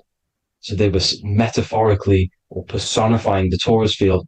That's what the Bible is. It's a massive personification. It's all metaphors. You have to read it properly. It's got a greater meaning behind it. Now, when we bit from the apple, we ate from the tree of knowledge, which is good and evil. Our lower mind took over, so we materialized to feed our physical bodies. We materialized through Saturn. That's what Saturn does. Now, if you don't understand that, go and watch the video previous to this one called Occult Secrets of Saturn. And that will show you how Saturn is the materializer. Now, this is one of the secrets behind the Masonic compass, electric and magnetic, male and female, duality, positive and negative. Now, like I said, they teach you about the torus field, about a magnet in school, but they don't teach you about your electromagnetic field. Everything alive has a torus field. It is the building block of this creation. Absolutely everything has a torus field. There's not one thing without it. And as you can see here at the center of the apple, that's where the seed is. That's where the life is. The reproduction of that organism. As you see, this is where the most electromagnetic energy is stored, in the center, because this is where the two duality, this is where the field meets at the very center. This is why the seed is at the very center. Now, your spine is a elongation of the brain. The brain is heaven, and the bottom of the spine is hell. So this is Saturn, which is the root chakra. The 7 planets are associated with each chakra. Moon equals mind. Okay. Now, Saturn is physical matter, as I've just explained. This is the lowest vibrational color. And they want you trapped down here, which is your hell state, your animal nature, your physical nature. They want you to identify as the physical body. They don't want you to reach these higher states of consciousness. Okay? Now, in the brain, you have 12 convolutions. Now, this is what they were symbolizing in the Bible with the 12 disciples. And obviously in the Bible, it says the upper room where Jesus met with his disciples. This is heaven, the brain, the higher states of consciousness. Now, this is your North Pole. This is Jacob's ladder. Okay. This is why you have 33 levels of Freemasonry, because it's symbolizing the 33 vertebrae, which are these little things here on the back of your spine. Because once the Kundalini energy from the bottom of your spine rises to the top, this is when you get enlightenment and opens your third eye. Spiritual enlightenment. As you can see here, this is Jacob's ladder. This is the Kundalini symbol, right? And they're even showing you this in the medical symbol. They're putting it in your face. The serpents are wrapped around the spine. Now, the serpents symbolize how the energy moves around the spine, because it's a torus field, you see? At the center of the torus field, it wraps around the center pole. It wraps around it, and this is how the energy moves up. So they're symbolizing it with the serpents. Okay. Now, every religion has a sacred river. For the Egyptians, it's the River Nile. For Christianity, it's the Jordan River, right? This river is the canal, the energy canal at the center of your spine, all the way leading to heaven, to the Holy Land. This is the chamber which the energy rises up, right? Now, they used to say the gods descended from heaven to man. This is just heaven. This is the mind state. And they said the gods were connected by a rainbow bridge. That's the chakra system, the rainbow bridge. Okay. Now, the ancients called this place Midgard, Earth, where both evil and good live, right? Midgard. But you can go to heaven, which is a pure mind state, because once you're in heaven, nothing negative can ever bother you. That's completeness, pure Christ consciousness. Now, this is why Jesus dies at 33. He didn't actually die, but it's symbolizing the death of the physical body. Not the death of the physical body, but his consciousness rising above the physical body to, as I said here, matter to spirit.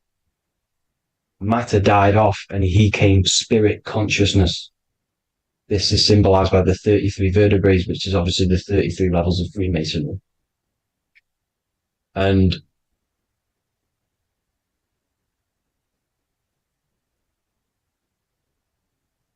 now the pineal gland, which is at the very top of this Jacob's ladder, or the River Jordan, the canal, your 33 vertebrae on your spine. This is where the pineal gland sits, right? At the very top, at the center of your brain. Now, there's multiple ways this was symbolized. The Eye of Ra, which is used by the Egyptians. Now, this pineal gland is the seat of consciousness. This is where your consciousness is stored, right? And the ancient Sumerians used the pine cone, hence why it's got the word pineal gland, the seat of the soul consciousness. It produces DMT, dimethyltryptamine, which is known as the spirit molecule. And the pineal gland is wrapped in microcrystals, and we all know crystals transfer frequency and energy. Now, radios use crystals. A radio is a frequency transmitter, turning a frequency into a frequency that we can hear with our ears, right? Because all the radios are actually playing right now in your ears. However, our ears can't pick it up, so the radio transmits it into a frequency that we can hear using crystals. So this is the power of crystals, and this is what our third eye is wrapped in, crystals.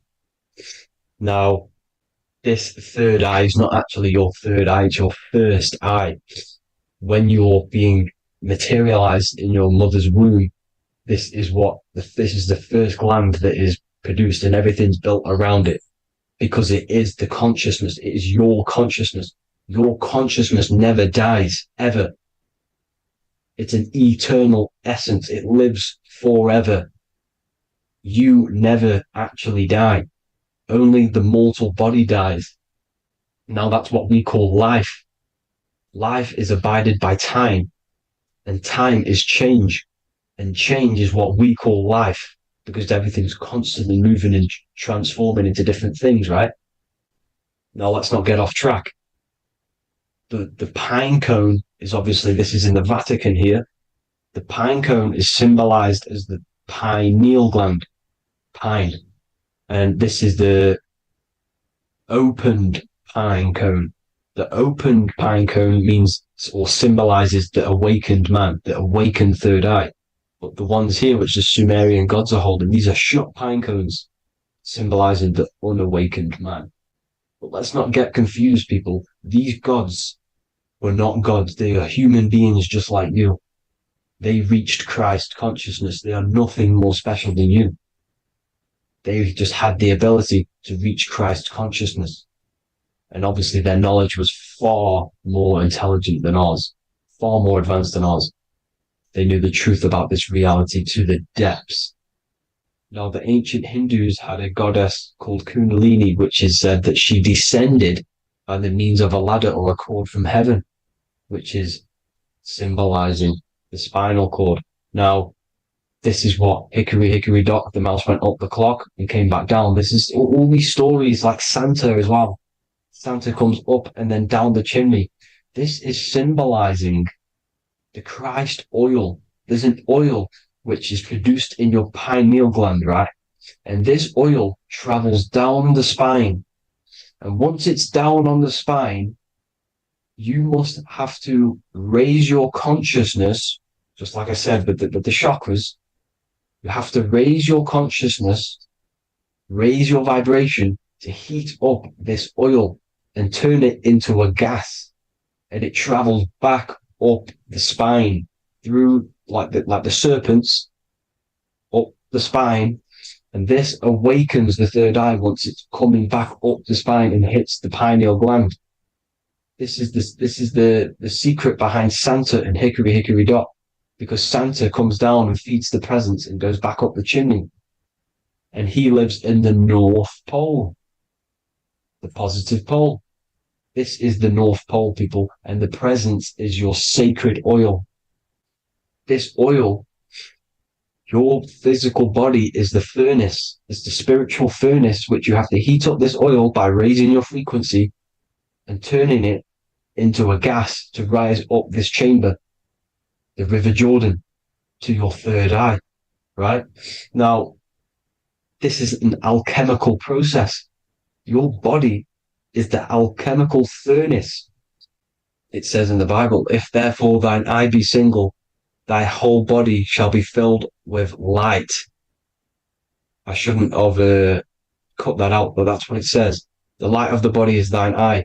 If therefore thine eye be single, thy eye shall be filled, their body shall be filled with light. This is symbolizing the pineal gland, enlightening the body, the spiritual body, filled with light. Now, as I said, they want you kept down here, which is the root chakra, which is your animal nature, which is obviously mind, matter over mind. This is the symbol of Saturn, right? As you say, we're built of body, mind, and spirit, the Holy Trinity. That is the sun, moon, and earth. The sun's your soul, solar. Moon is your mind. Earth, which is the cross, which is your physical body, the 5 elements, right? So body, mind, and spirit. So the Saturn symbol is actually made out of the cross on top, which is the earth, and the moon on the bottom, which is symbolizing matter over mind, because earth is physical matter.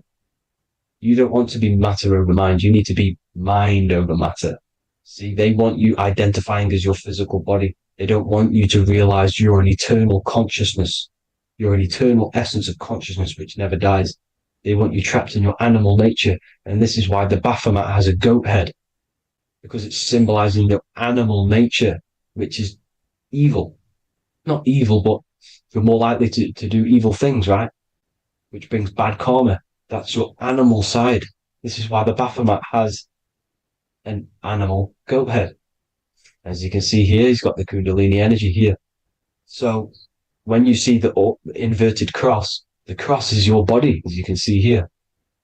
The inverted cross means your chakra's downwards, down here. Your head's down here. Your mind is down here. But your mind needs to be up here, which is the upwards cross, which is Christ consciousness. And as we all know, 7 colors of the rainbow, 7 planets, 7 chakras. Red light is low frequency and long range. This is why Saturn is the slowest moving celestial body. And it's the lowest chakra, because it's low frequency, long range. The moon being the crown chakra, which is high frequency. This is why the moon moves around the quickest. The moon is your crown chakra, which moon in mind. See, so there are multiple ways of your chakras becoming blocked. Now, each chakra has a specific intelligence. It has a specific thing that it's doing for the body, right? Now, this can be overused. It can be abused. For example, masturbation. That keeps you down here in your sacral chakra because you're abusing that energy center. You're abusing your sexual energy, which is then becoming unbalanced. So this is how energy, this is why these centers are pulling more energy out your electromagnetic field, because these centers are wheels. The chakras just mean spinning wheel of energy. So when you're abusing these certain centers, you're pulling energy out of your electromagnetic field, which is making your field weaker, which is making your frequency lower, which makes you prone to diseases, prone to lower negative energy, right? So you need to align these chakras. You need to unbalance them. And as you can see here, you can screenshot these to see how they're blocked. I'm not going to go over each one because it'll take me forever, but have a little read yourself. This is why they're blocked. Now, the ancients used to say Aum when they meditated. Now, these are the 7 vowels. There's not 5 vowels, there's actually 7. Now, when they say Aum, they're aligning all their chakras by saying this when meditated. This is where the Aum originated from. Now, emotion is energy in motion. So if you're feeling a certain way, that's the energy you've put in motion. It's a reflection. We live in a mirror reality. Everything's mirrored. Everything's mirrored. As within, so without, as above, so below. Everything's a reflection of some sort. So whatever you're feeling, you're doing something wrong. It's telling you you're doing something wrong from the root cause. Because your energies are the effect. You're feeling the effect of something you've caused. The law of cause and effect. Nothing escapes it. Now, the Jehovah's Witness believe that exactly 144,000 faithful Christians go to heaven or be resurrected, right? This is not true. This is symbolic. 144,000 go to heaven. Now, the petals on the chakras, this is the root chakra, this is the crown chakra. Now, if you add up the first 5 chakras, the petals, add up the petals on the first 5 chakras, you get 48. And then you get to the third eye, which has 2 petals. 48 times 2 equals 96. 96 plus 48, which you got from here, equals 144. The last chakra has 1,000 petals. Times 144 times 1,000, you get 144,000. This is a frequency. This frequency is the frequency of the ascension up your chakras. This frequency is a high frequency, which turns that oil into gas, which rises up the spine, activating your third eye. Right? So this is all the religions are all symbolic for this sacred secret of Christ consciousness. As it says in the Bible, the kingdom of God is within. It's not out there, people. You must look within yourself. You are God. You are a spark of his consciousness, infinite consciousness, right? So 144,000 is a frequency, and you must achieve this. Like I said, these people in the past, they're not gods, people. These were just humans. Nothing special. They just reached Christ consciousness. Now, they keep you in these lower vibrational states with the food, right? And as you can see here, all of these fast food restaurants are mainly are red and yellow, which are these lower states, these lower 2 chakras, lower vibrational colors, because they want you trapped down here in matter. And these foods are so low vibrational, they will keep you down here because your gut produces, I think it's like 80% of melatonin. Melatonin is your feel-good hormone. These foods will not make you feel good. This is very low vibrational. Meat. It's not meat, it's raw flesh.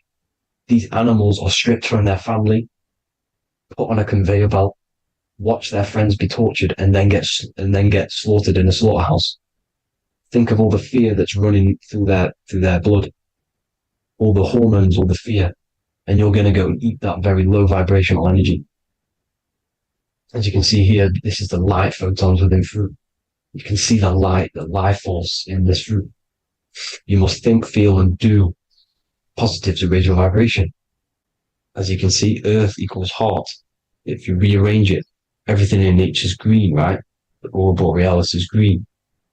You must align all these chakras and then live from the heart, because the heart's the center of the Taurus field. You must become the consciousness in the center. So that's it for this video, people. Thank you all. God bless.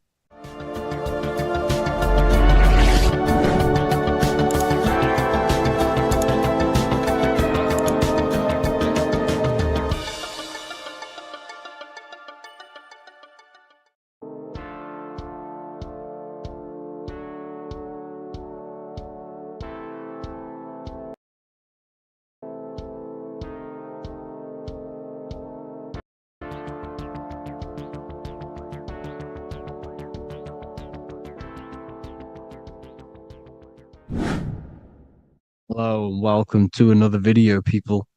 Before we start, please like, comment, and subscribe if you wish to see more content. Today we're going to be talking about the mental universe and how everything is mental. This is the number one law on the Kabbalion. If you've never read that book, it's called The Kabbalion. A very good book. It's the first law because this is the most important thing you need to understand. Is how everything exists within the mind. Behind every single one of these eyes is the same consciousness expressed in different bodies. The mind is what gives perception to what you're experiencing. Behind every single one of these eyes is the exact same consciousness, but the brain that they inhabit is giving them a different perception, a different being, a different body. Now, this is the difference between humans and animals. Humans possess a advanced consciousness, an advanced mind that gives us the ability to be aware of ourselves mentally, physically, and spiritually. We can reflect on ourselves. When a dog looks in the mirror or an animal looks in the mirror, it doesn't know what it's looking at. It doesn't realize it has a consciousness. It can't reflect on itself. It can't say, I want to improve in this area. It doesn't have that consciousness. We have a divine consciousness.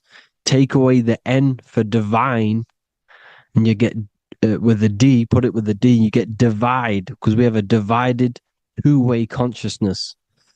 An animal only has one. However, it's still the same mind. We're all mind. We're all mental. We all exist within the mental plane. Look at this person walking. The body, the brain is sending electrical signals through the 12 cranial nerves, which the 12 disciples that spread the gospel of Jesus, right? You have 12 cranial nerves in your brain. There are 12 disciples which spread the gospel of Jesus. Jesus represents the mind, the intelligence, the invisible intelligence that we all are, the same intelligence, the same exact consciousness, which then sends a command into the brain. Then the brain sends these 12 electrical signals through the 12 cranial nerves to control the rest of the body through the nervous system. This person walking is not, the body is not walking. The mind is telling it to walk. And the brain is it's a supercomputer which is decoding these demands given to it by the mind. Because the pineal gland will have something to do with the ether, because the ether is physical and non-physical. The mind is sending the commands through the ether to the pineal gland, which is then getting broken down into electrical codes within the brain and sent throughout the nervous system to control the body. And this is why in the Sims simulation, because the body's the simulation, it's a false reality. It's the fake reality. It's not the real you. You are formless. There is no form. But the third dimension is a dimension within your mind. Matter, mind, light is all a product of your mind. It's all in the mind. Now, this is why The Sims has this green little diamond on top of the head. Because this is you. This is your invisible intelligence controlling the character. Okay, it's controlling the character, and this character is in the world. Your consciousness isn't in the world. The world exists within you, but the body is a vehicle for that realm that you land in. When you have a dream, your mind transcends this body into another body, duplicates your body into another universe, unite. Unite is one. We're all one. It's all one universe, expressed in many different ways, infinitely. And the vehicle that you land in is the body to operate in that realm. This is the all-seeing eye, as you see here. The eye, this is all the intelligence. This is the ball of consciousness, God, expressed in different bodies. We're all this same one in different bodies, as you can see here.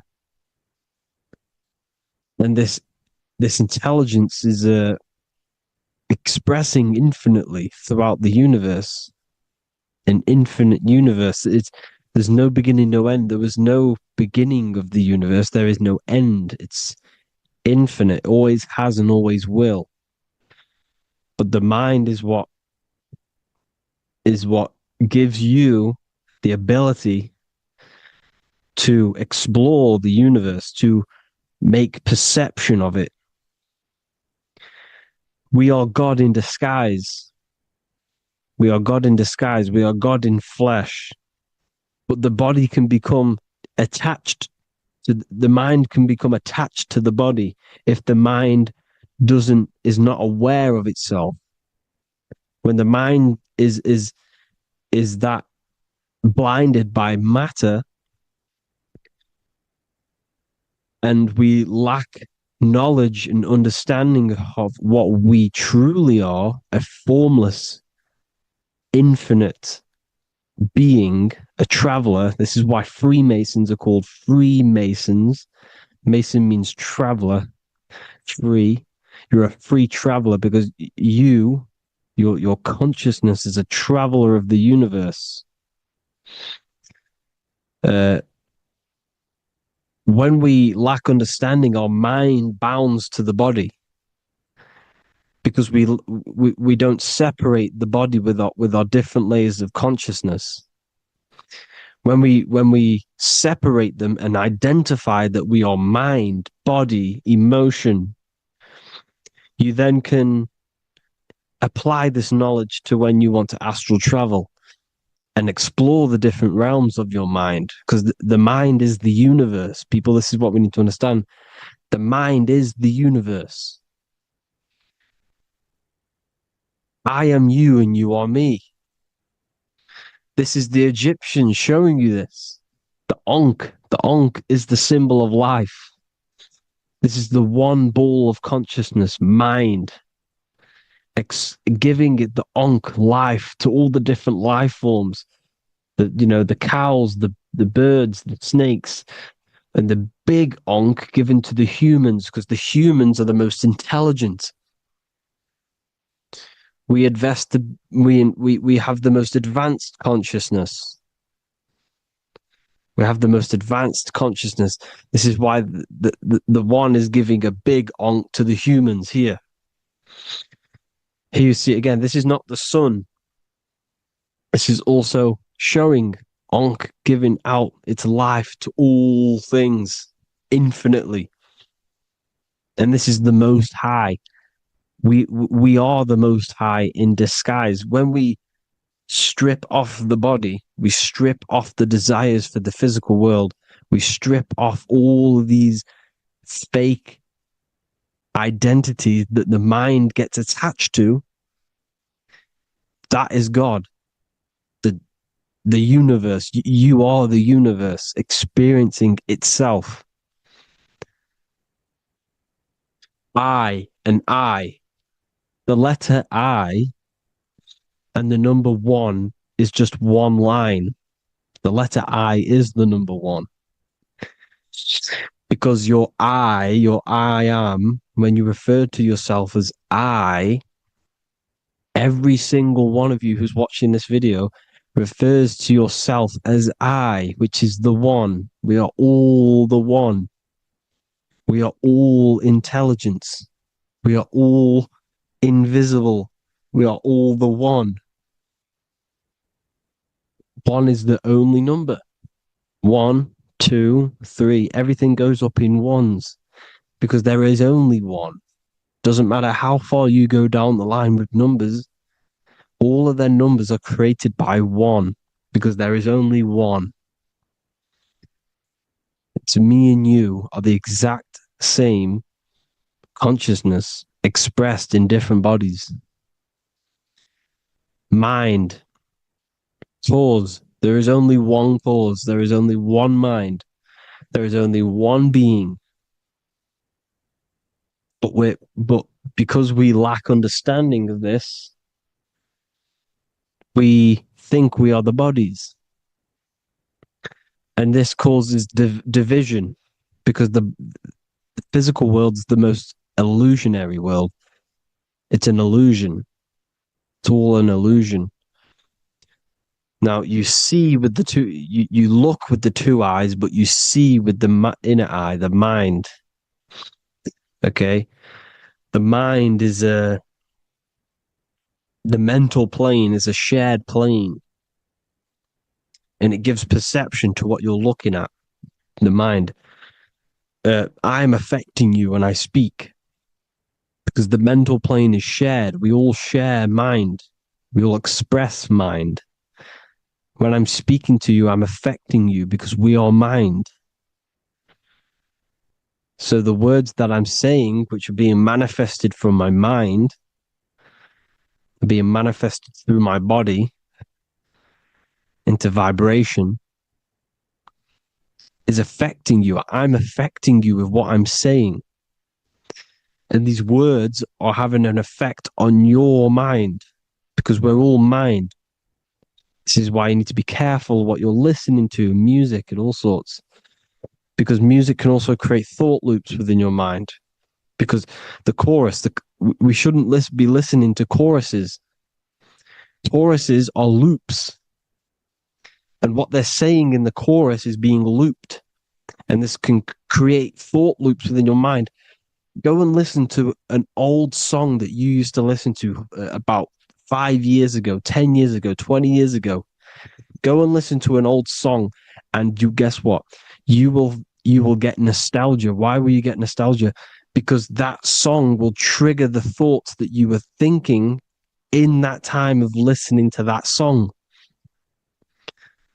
So songs with choruses create thought loops and they reprogram your subconscious mind. It's important why music is very powerful. Mind and mind, same word. See, language is the truth, people. This is why I use language in all of my presentations, especially the English language. It's riddled with occult truth. I is my me, I, you, and me, or I, one. We are not the name, we are I. Every single one of you is I, because we are all the one, all mind. Now, the only thing that is truly mine is my mind. When you say something is mine, it's an illusion. It's not yours. The only thing that is mine is mind, my mind. Okay?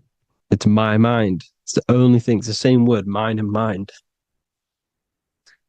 Like I said before, everything's one. Hot and cold is different degrees of the same thing, of the one substance, of degrees. The 7 colors are different frequencies of the one white light. Everything is one. There is only one. We are all one. Everything is one. Hot, cold, day, night. It's the same degree of one, which is mind. The mind's perception is what's giving it, labeling it hot or cold. The mind's perception of colors is what is giving it red or purple, hot or cold. There is only mind. The mind gives things perception. There is only one, that is mind. The conscious and the subconscious mind. The male and the female, these are married. The subconscious mind is your hidden part of the mind. Okay, it's hidden. You can't really, you can access it through different meditations and Reiki teachings, and dreams or manifestations of your subconscious. This is how you know mind and matter are one, because your mind creates matter in dreams. Your subconscious manifests everything in a dream, in the astral realms. The conscious is what you're conscious of, what you're consciously thinking of. So me, I am conscious that I am speaking into this mic and creating this video.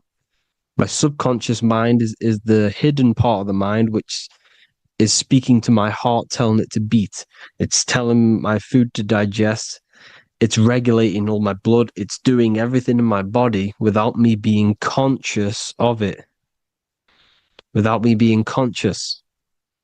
The subconscious is the feminine. The conscious is the male. The Bible, of course. Proverbs 12:4. Helpful, not helpful, an excellent wife is the crown of her husband, but she who brings shame is like rottenness in his bones. In the same way, husbands should love their wives as their own bodies. He who loves his wife loves himself. You can take that physically, you can take that literally, or you can take it metaphysically. See, the Bible's written in such a way where you can take it as your level of realization. He who loves his wife loves himself.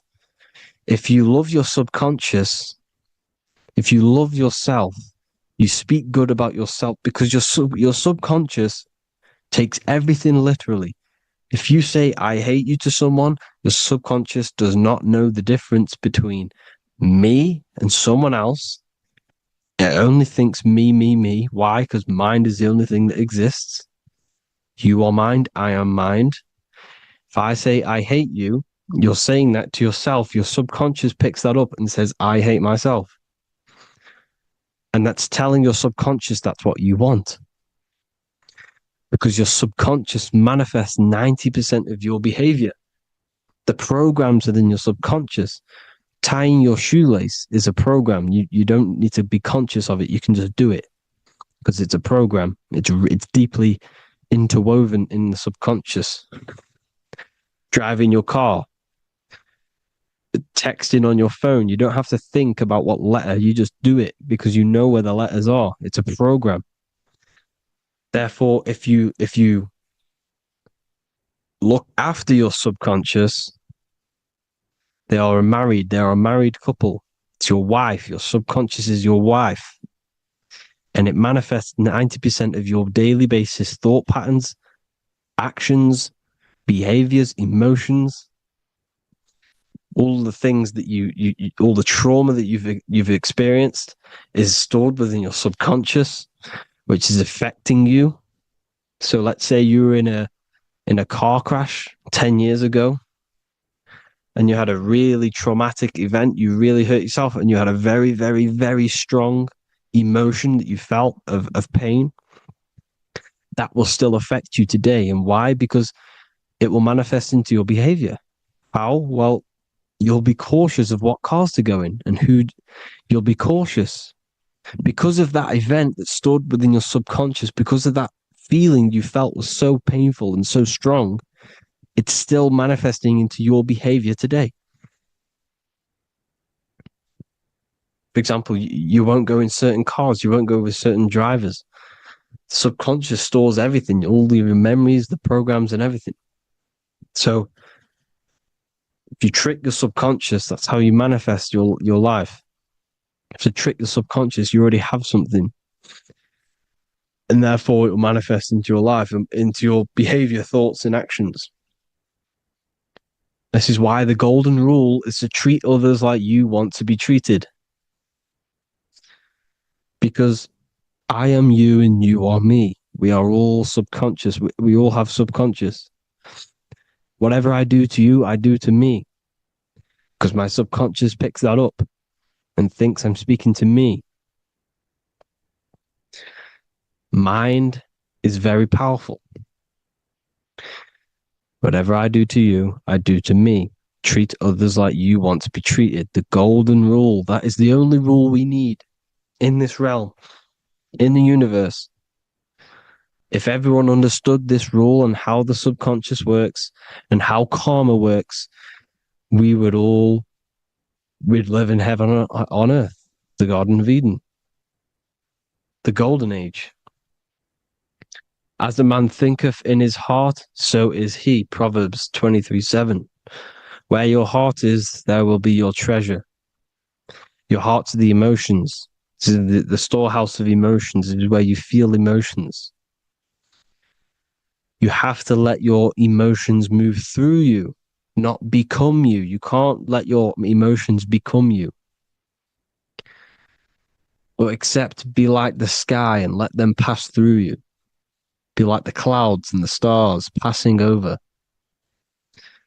Let them pass through you. Do not let them become you. And this is how emotions can take over your mind. We are driven by, when a man is driven by emotions, he has no self to control. You must control the mind because the mind can be corrupted. Because your thoughts are electrical in the brain. Your thoughts come from the mental plane. So how the mind works is that you place your attentions on something in the mind and infinite information just flows in. Think about it. When you think of a certain topic, as soon as you think of that topic, information comes flying into your mind. Different ideas, ping, ping, ping. It's all connected. It's why we call it a mindset. Because your mind sets itself to frequencies. And when we think of something, we tap into that frequency and just the universe, the mind, the mental plane just flows in information based on that frequency and that thought. The universe is just information. All of the information out there, nothing is new. It's all there. You just have to tap into it. You can tap into these different thoughts and it's all there. Everything already exists within the mental plane. You don't think anything, you receive thoughts. We all share the mental plane. We affect each other. I'm affecting you. Listening to me is affecting your mental plane, your mind. The physical plane is the lowest plane. It's the world of effect. Everything you see in the physical plane is the effect of mind. Like I said, the person walking is the effect of their mind telling the body to walk. The physical plane is the lowest dimension of your mind. Mother Earth, we are in a mother. We're in the womb still. The Earth is feminine. It looks after you. It provides you with food for free. It grows on trees with water. It's Mother Earth. It's the womb. The the dome above your head is your mother's belly. Okay, is your mother's belly. You're in the womb still. You're forever in the womb because your mind's constantly expanding. Because when the baby's mind figures out that there is a reality outside of its mother, it starts to hear the people on outside of its mother. What does it do? It figures a way out of the mother, and it becomes born again in the water, in a hospital, into the other world. It's the same with our minds. When our minds figure out there is other worlds beyond this physical, we explore them. The astral plane, for example. You figure a way out of the body. Because when you're the firmament, look at the word firmament, ment at the end. Firm is firm, something strong, something like a rock is firm. If your mind is firm like a rock, you will be stuck under the firmament. So, for example, people who are very programmed and can't think outside the box, they have a firm mind and they'll be stuck under the firmament because your mind is the only thing that's keeping you under the firmament. It's the only thing. When you're doomed, doom is dome. This is the dome, which is your head. Your head is the dome. Above your head, above the earth is the dome, the ethereal barrier. But that's just an external manifestation of your head. You don't leave the earth, you leave your body to leave the earth, because your body is the earth. It's a dimension within your mind. So when you're doomed, you're domed. Your reality is your level of realization. You realize something, or when you have an idea, the mind, in the EYE or I. Same thing, mind. It's all mind. Reality is your level of realization. You realize there's other worlds. That's your reality. Your perception's your reality. Mind in Latin is mens. Jesus was known as the fisher of men, which is the fisher of minds. He was fishing minds worthy of knowing the higher truth, the deeper occult knowledge. Jesus figured out that we are all God. And he got killed for it because in that age they were trying to suppress this information. Jesus figured out he was God because we are all God, every single one of you, and they killed him because we're all mind. We are not the body. We're the invisible intelligence, which is God. But you are not God if your mind is attached to this physical world, to the worldly pleasures. If you master your mind and travel the depths of your mind, that is God. Mental and men. Look at the word mental. It has men in it. Men in the Bible means mind. Here you see the Masonic symbol with the eye, the mind. Looking over, everything is the one. Everything comes from the one. All the lines coming off it, giving its life to all of the life forms. Down here on the bottom, you have duality, black and white. Up here, you have singularity. One and the two.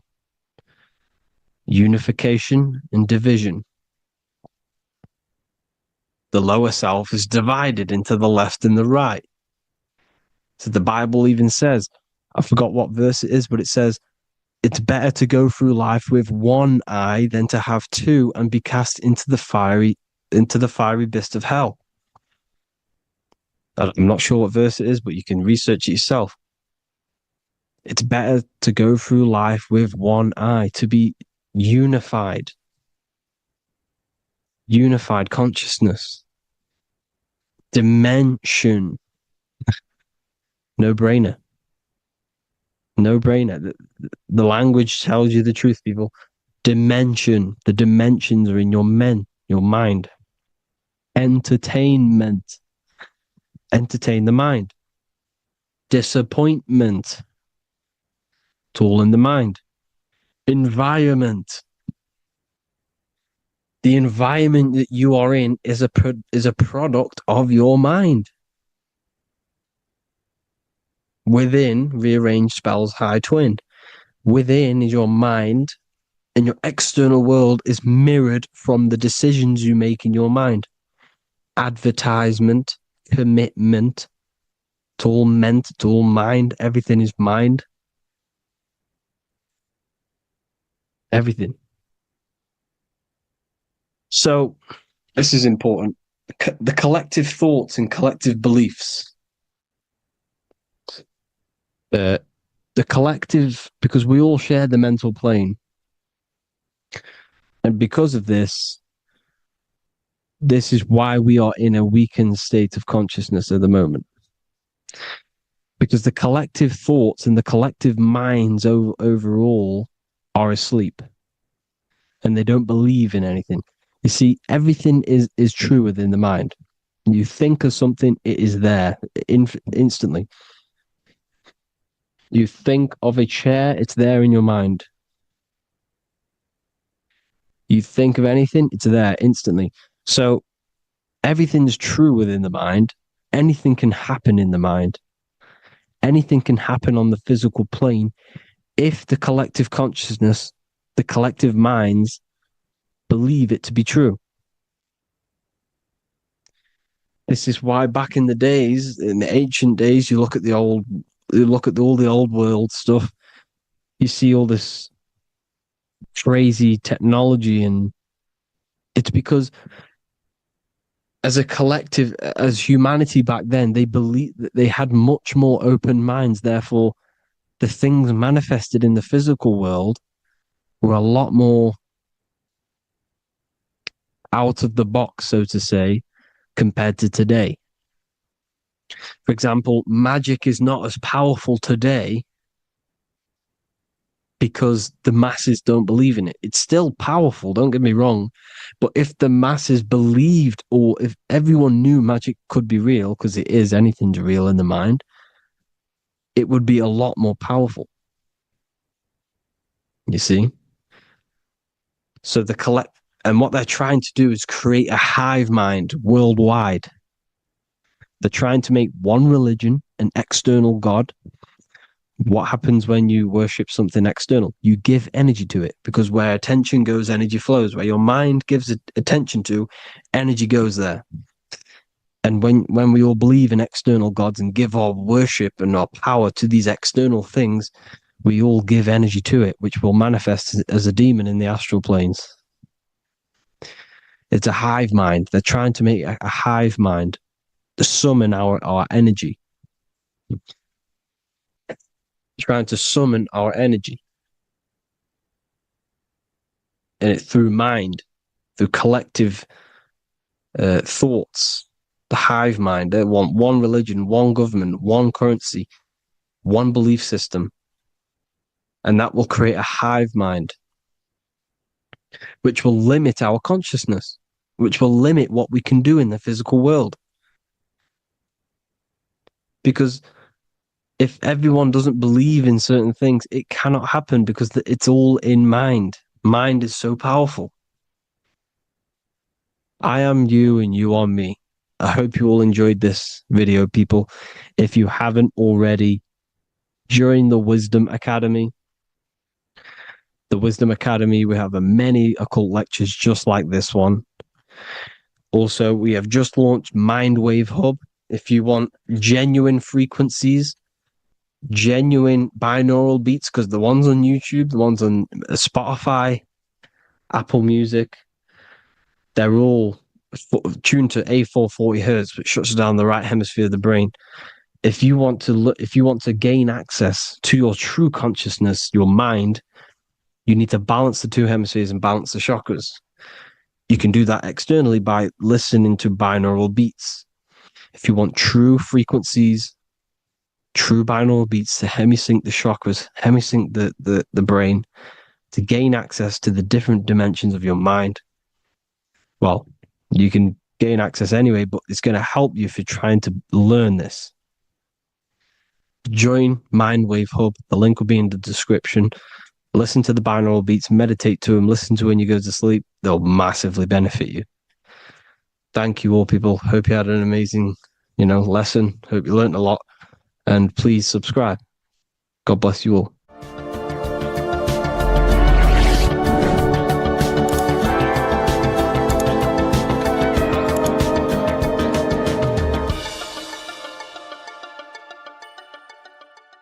Welcome to Revival of Wisdom.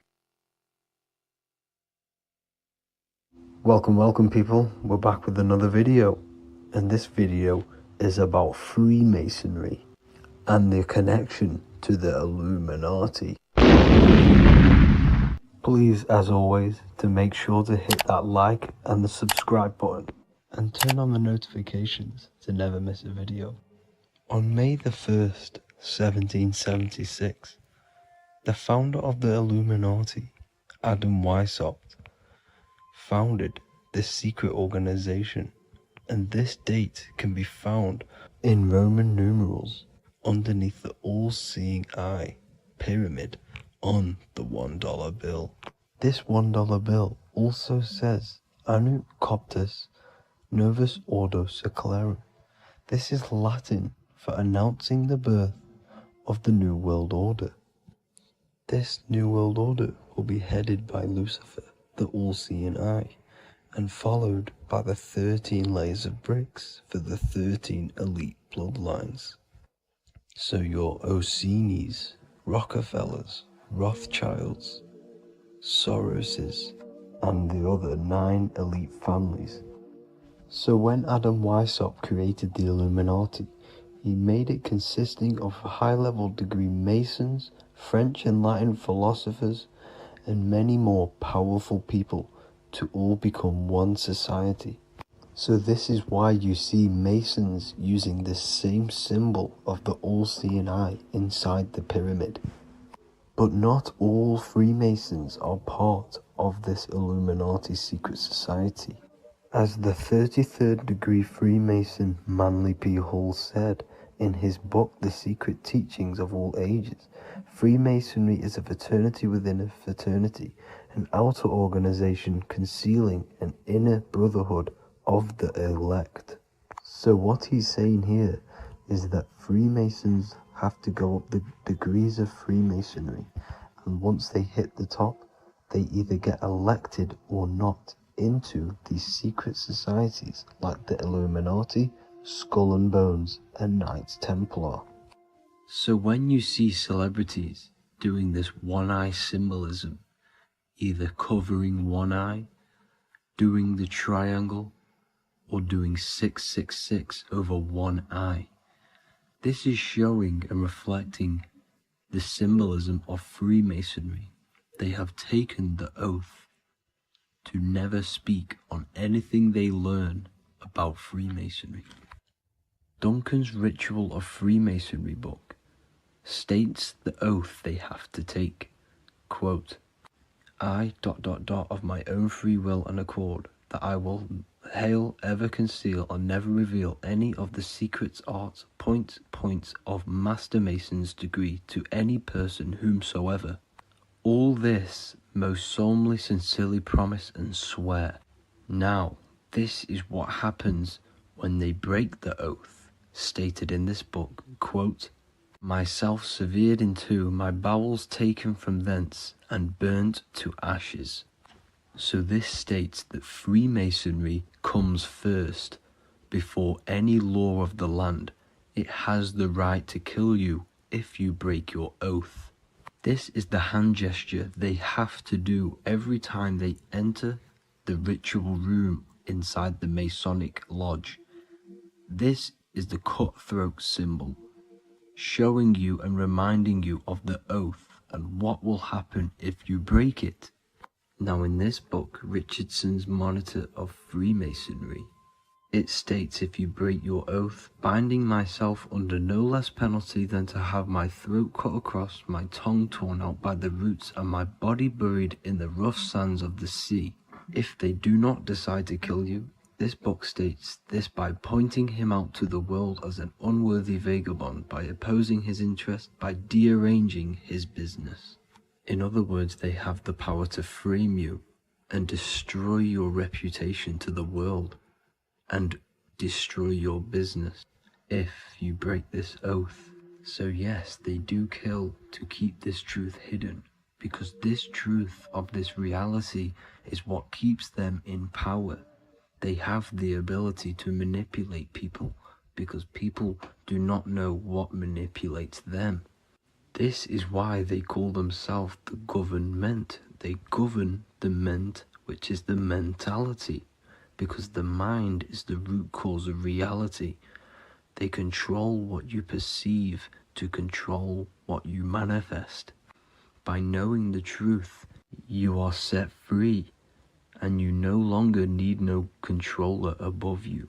So this is why they are willing to kill and do whatever it takes to keep the truth concealed within these high-level degrees of masonry and these secret societies. However, going back to Manly P. Hall's book, it states, part of the symbols are displayed here to the initiate, but he is intentionally misled by false interpretations.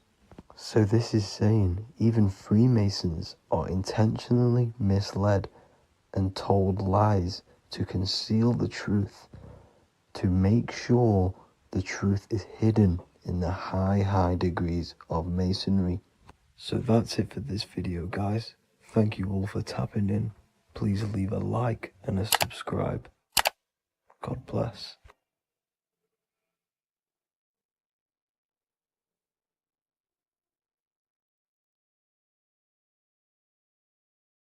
Hello, people. Today we're going to be talking about the secrets of the human heart. Everything they told you about the heart is a complete lie. There's secrets behind it, and you're going to find out why. And it's very important that you understand that the heart is not a pump. It's not a pump. They lied about this. The lungs is a pump. The lungs is what pumps the blood around the body. It's the oxygen. Oxygen is reacting on the blood. Now, what do you use to use a pump? You use air to pump things up. That's what your lungs are.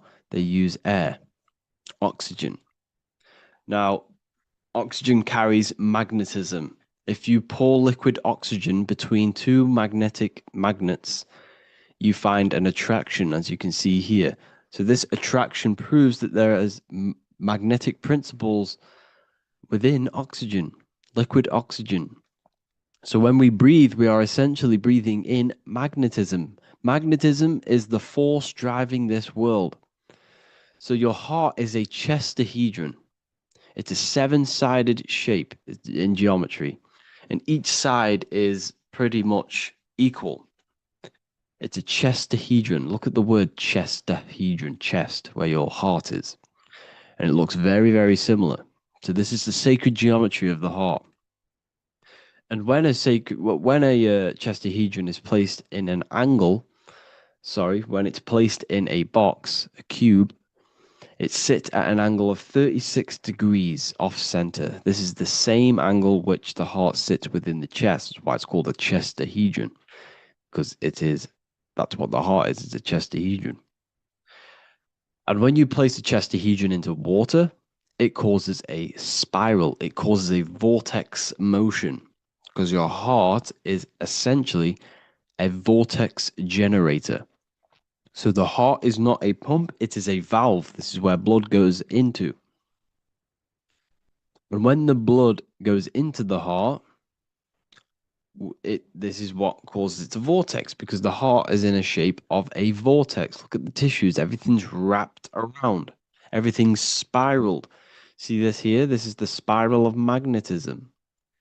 So all of the valves and the the cords and the fibers are all wrapped around each other. It's a vortex. And if you take off the tissue of the heart, you would see this.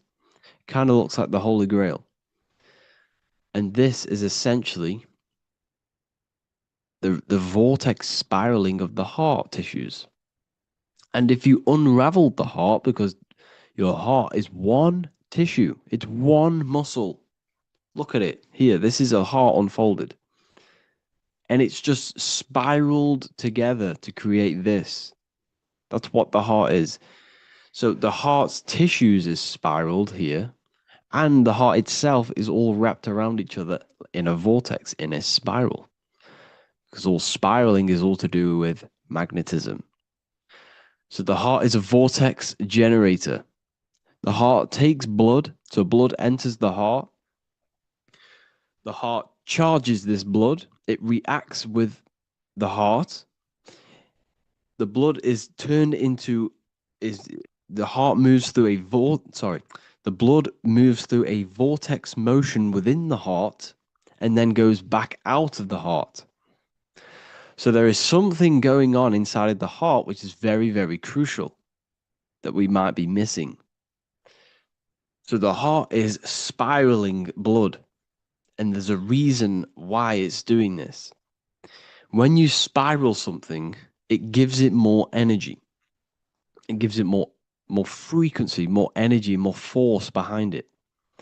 So by spiraling the blood, it's turning blood into plasma.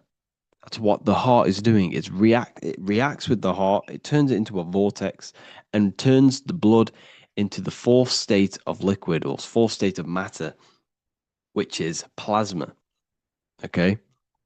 Plasma is proved to be in the blood. Plasma is a part of the blood that carries platelets and red blood cells and white blood cells around the body. Plasma makes up approximately 55% of the blood. So plasma is a state of matter, which they'll never tell you about because they try and hide plasma as much as possible. It's ionized gas. And that's what's going on in the heart. The heart is a vortex energy generator for the blood. And the blood and the body is being fed by plasma. Plasma energy, the fourth state of matter. And if you go and read the Emerald Tablets will tell you this exact same thing. Emerald Tablets of Thoth. They're supposedly thousands of years old, or it was supposedly written by M. Doriel, who was an occultist. Apparently, he translated them. Either way, he was an occultist. So it's either written by an occultist or it's actually 100,000 years old. In the physical are these channels, the blood which moves through the vortical motion, reacting on the heart to continue its beating. So what is that telling you? The blood moves in vortical motion. It's a vortex. Reacting on the heart. What's it reacting with? There's something in the heart that turns blood into plasma. It reacts with the blood, reacts with the heart. Then it says magnetism, which moves through the nerves paths, carrier of energy to all the cells and tissues. So your body's being fed by magnetism, people. They'll never ever teach you this in school. That your whole body is running off magnetism and plasma. You're literally you are an energy being. When you understand this, you are made of energy. You're running off spiritual, etheric energy that you cannot see. They just teach you in school that you're running off blood and oxygen. It's way deeper than this. We're being run by magnetism. Magnetism is the driving force of all creation. Magnetism, which moves through the nerve paths and carrier of energies to the cells and tissues. Akasa, which flows through the channels, subtle yet physical, completing the channels. Personally, I think Akasa is plasma. Okay, plasma is Akasa. Completing the channels. Each one of the three attuned with each other, each affecting the life of the body. So all of these three things, okay, the heart, magnetism, and Akasa is they're all working together to create the body, to create the life. Form they the skeletal framework through which the subtle ether flows. So it's telling you ether is real. Ether is the substance that connects the physical and the astral. It's your etheric body is where your chakras are. So your chakras are your etheric energy body. And these energies, these 7 energies, is what gives life to the physical form. They feed energy into the physical form. So the ether, subtle yet physical, is charging the body through the skeletal framework. So it's telling you this, and even the word heart has ether within it if you just rearranged A and the E. Put the H on the beginning of, put the H on the end of heart and you get earth. Because what the heart is actually doing, it's taking the energy of the electromagnetic field around us, which is everywhere, that everything is filled with magnetism and electromagnetism. The earth is a giant electromagnetic torus field, and all of this energy from the center is feeding directly into your heart. Because the center of this earth is the heart of the earth. The center of you is your heart. And the center of the aurora borealis, whatever you want to call it, this energy that's emitted from the center of this earth is feeding directly into you, and your heart is transmuting this energy from the earth to react with your blood, and your blood is then feeding your physical body through plasma. That's what's going on. You yourself and your heart is directly connected to the earth. That's why your heart rearranged its earth. You're directly connected to the cosmos. Everything they do to poison you and give you all this stuff is to keep you disconnected from the universe. You yourself are the universe. Your body is directly in correlation electromagnetically with the earth. So the heart is the balance. That's how you connect with things, through the heart. Okay. Here you see Jesus with the sacred heart, always pointing at the heart. Matthew 6:21, for where your treasure is, there your heart will be also. What's that telling you? What's your treasure, your goal, what you're doing in life? There your heart will be also, because your heart is a guide through this lifetime. Your heart has an intelligence. Every single organ in your body has consciousness, and you think with it. You can think with these different organs. You can think with the brain, you can think with the heart, you can think with, the reproductive area. That's why, everyone always says you're thinking with your penis. For if you're a man, you know about this. People say that. That's just a saying, but it's true. You think with these body parts, people, and your heart is a guide. It knows everything that's right. It knows the things that you need to do. So that's why your heart is called a chest, because your treasure chest is in the chest. Sorry, your treasure is in the chest. And what's the treasure? Your heart. All of the wisdom, all of the understanding, all of the guidance is inside of that heart.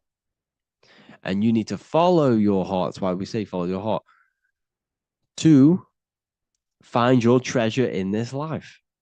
Find your purpose. That's what your treasure is, your purpose in this life.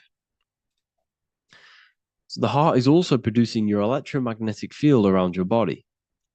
And the heart is all to do with emotion. So thought happens in the mind, which is not the brain. Then the thought in the mind produces brain activity, electrical signals, and then these electrical signals are sent to the heart, which produces an emotion. So essentially, the brain and the heart are directly connected. You need to sync them. You need to sync the brain and the heart. Why? Because you need to be thinking with emotion behind it. If you think with lack of the heart thinking, also, if you think without the heart, you are only thinking for yourself. and not for the empathy of others.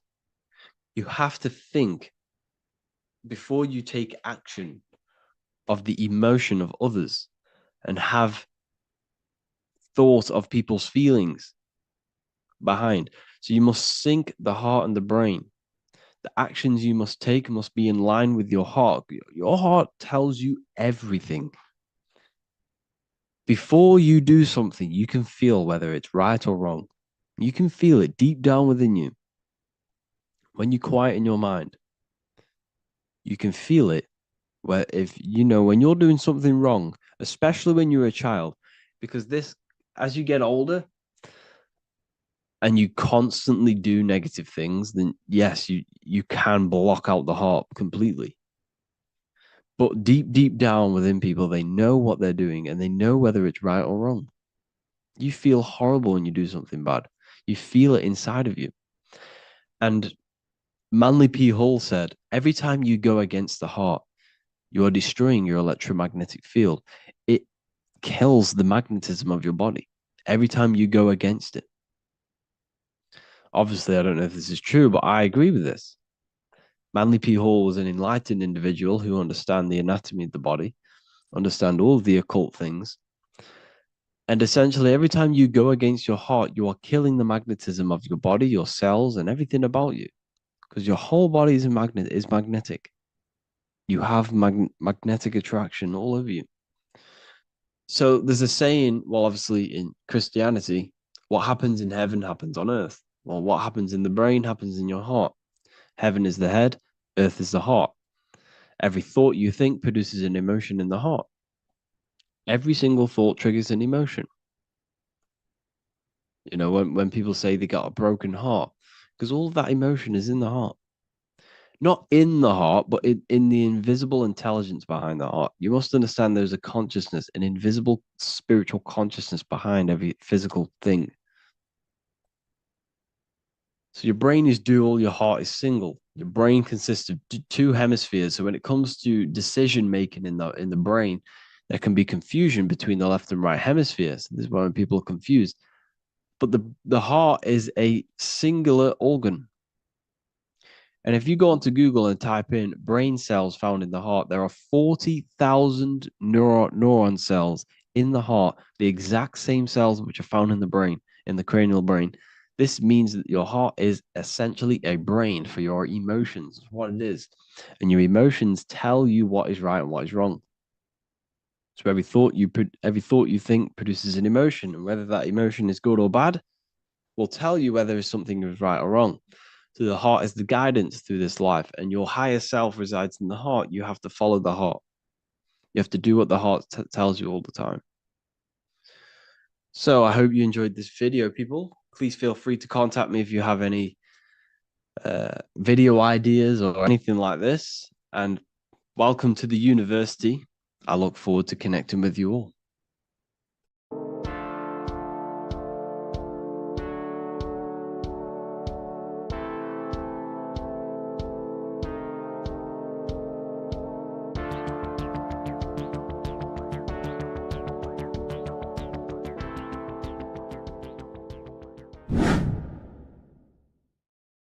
How are we doing, people? It's Revival of Wisdom.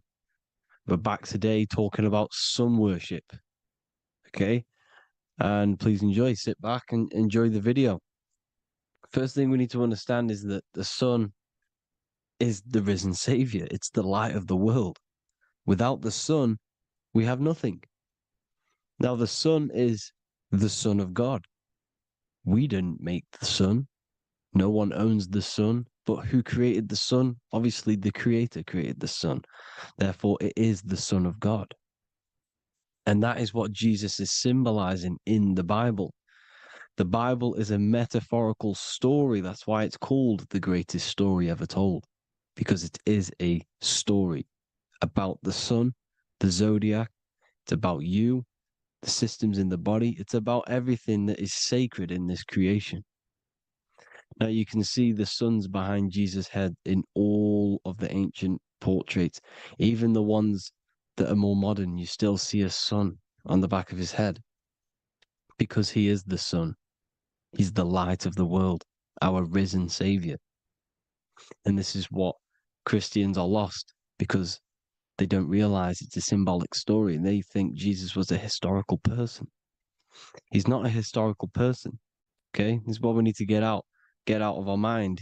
This wasn't a historical person. It's the Son, our risen Savior. The Son is the soul. It's the soul of this creation.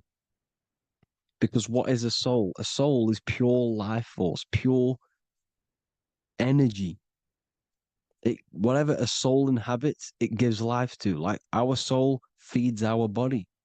The sun feeds the earth because the sun is a soul, and that's why the ancients called it Sol, because it's the soul and it's in you, and it's the light of the world. It's the light of everything. It gives life to all things.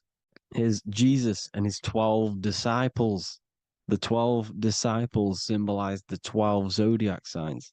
Aries, it rules the head region because the 12 zodiac constellations rule specific regions of your body. Aries, the ram, you have a cerebrum in your head. This is Aries on the head of the table. His Gemini rules the arms and the lungs. The two twins, Gemini. He's holding up two hands for the two hands and arms. The twins. Cancer has a knife in his hand. It's not so clear, but he has a knife in his hand. Cancer is the crab. Crabs have claws. And he's pointing at Virgo's Adam's apple, saying there's no Adam's apple there. It's a woman. Who's the sixth sign? The sixth sign is Virgo, the virgin, the only woman in the painting. Now notice how there are 3 people in 4 groups for the 4 seasons and for the 3 months and 3 zodiac signs in each season: spring, summer, fall, winter.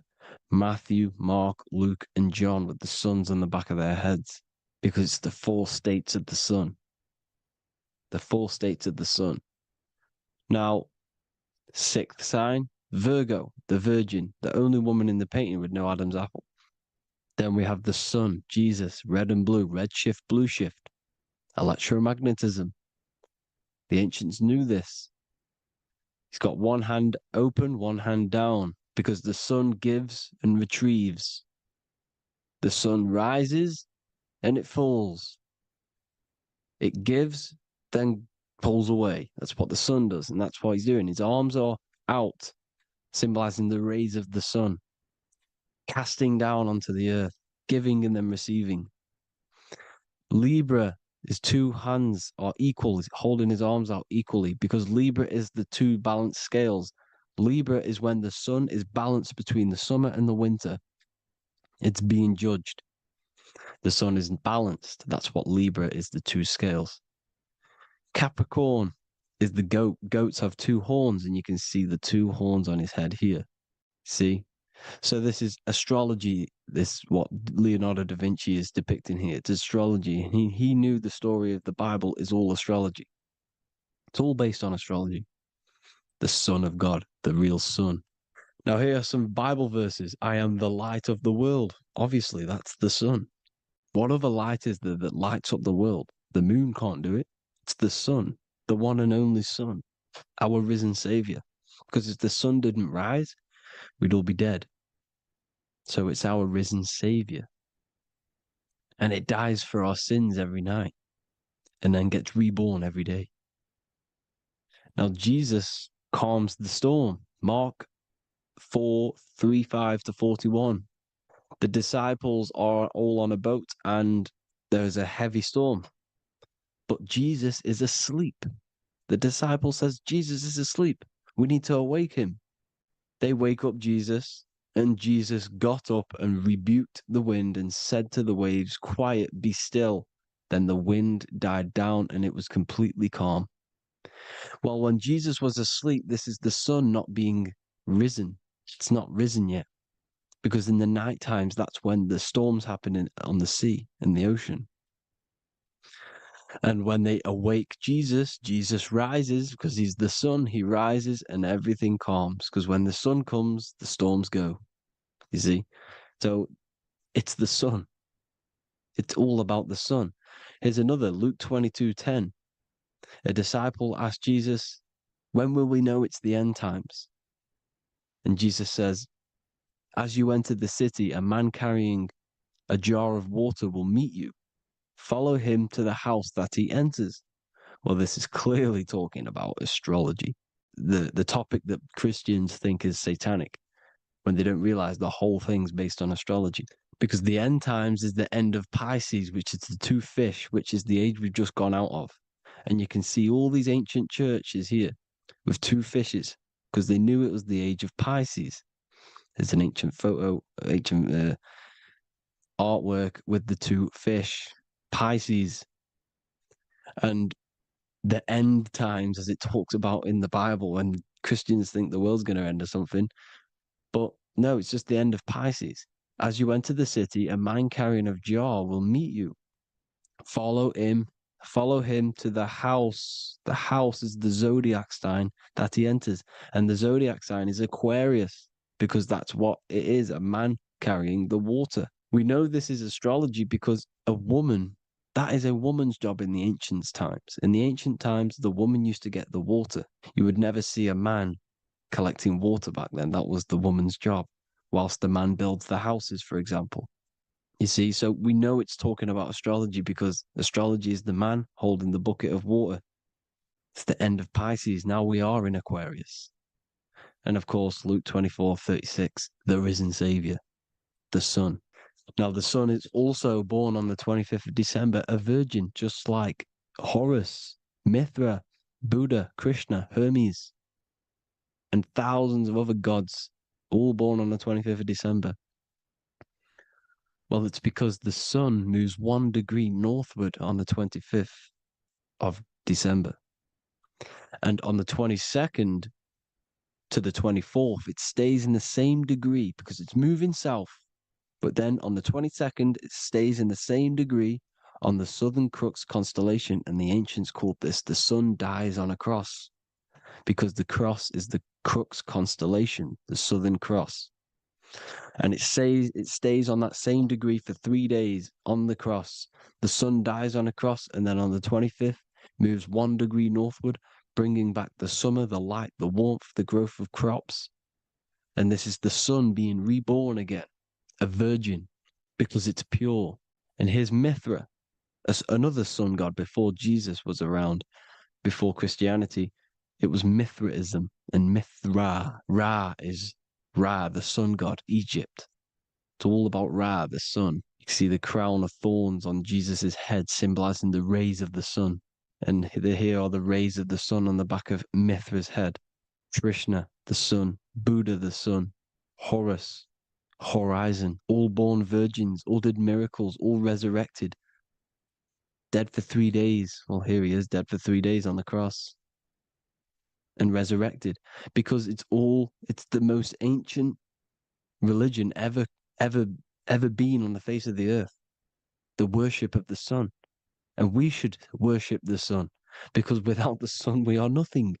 The sun feeds us, feeds the earth, feeds everything.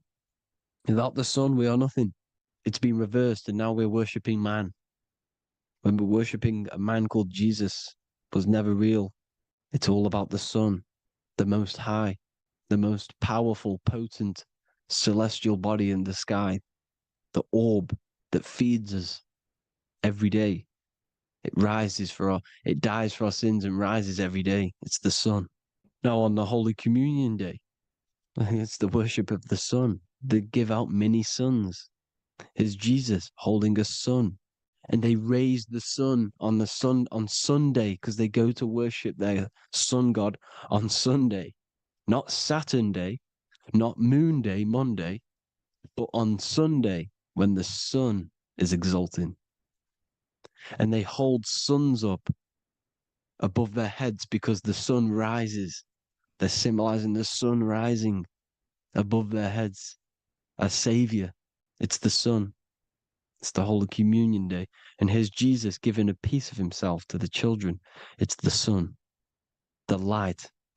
Judas was known as a backbiter, a backstabber, because he stabbed Jesus in the back. He betrayed Jesus. Well, this is just another astrological story about the constellation Scorpio. because the Scorpio is the J, looks like a J. J for Judas, the scorpion, the backbiter. Scorpions backbite, they bite with their back. And what does Judas do? He betrays Jesus by kissing him to let the warriors know who they need to get. So he kisses Jesus and Jesus gets stabbed in the back. Well, when you get stung or bit by a scorpion, they leave like a kiss. So Judas kisses him and gets betrayed. Well, this is because the sun, when it hits Libra, it's balanced. The sun is balanced because it comes through summer. Now the sun's starting to die. The sun's starting to die. It hits Libra. And then as soon as it hits the scorpion, the Scorpio, it gets betrayed because now the sun has to fall to winter and Saturn is there waiting to take over the darkness of the winter. So he gets stabbed in the back by Scorpio, Judas, the scorpion, the backstabber. You see, it's an astrological story. Here's Mary. Mary means marry, which means pure. The sun is pure. No one gave birth to the sun but the God. And it's born every day. It's born every day on every year. It's born pure. There was no controversy. There was no, activity for the sun to be born. It's pure. Now, the 7 metals come from the 7 planets. The sun gives you gold, and this is why the sun is golden. It looks gold.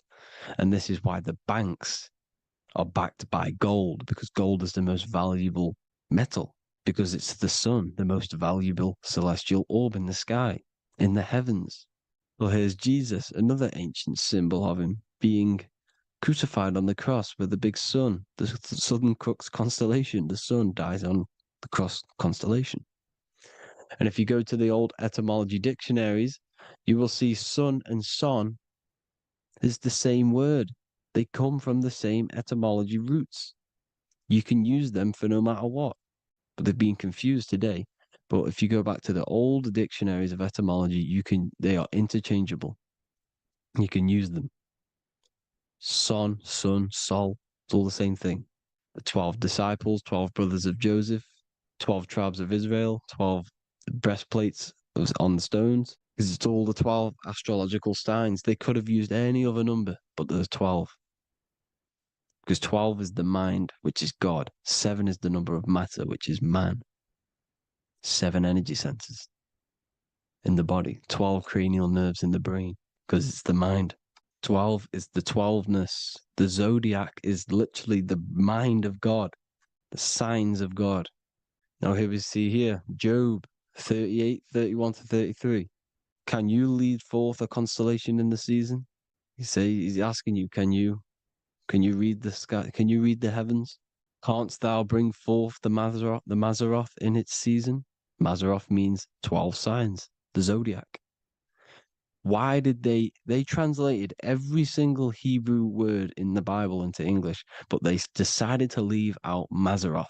Why? It's because if that said zodiac, Christians would have a different view on the Bible, but they leave that out.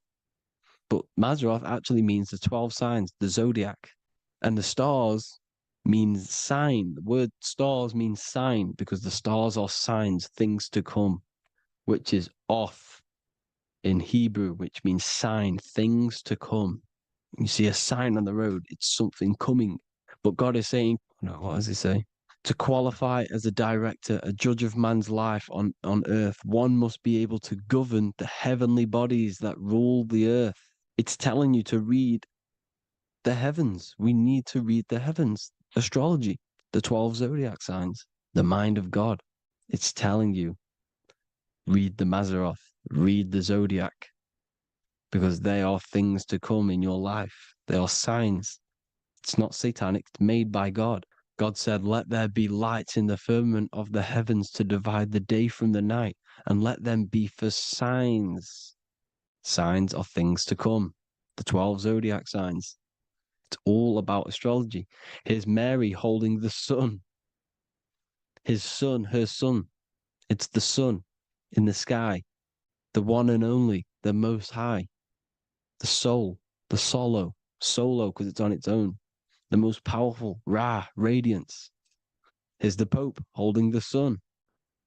All three popes holding the sun because they're sun worshippers and they know the true meaning and origins behind Christianity. Sun worship. Is the Vatican is a sundial.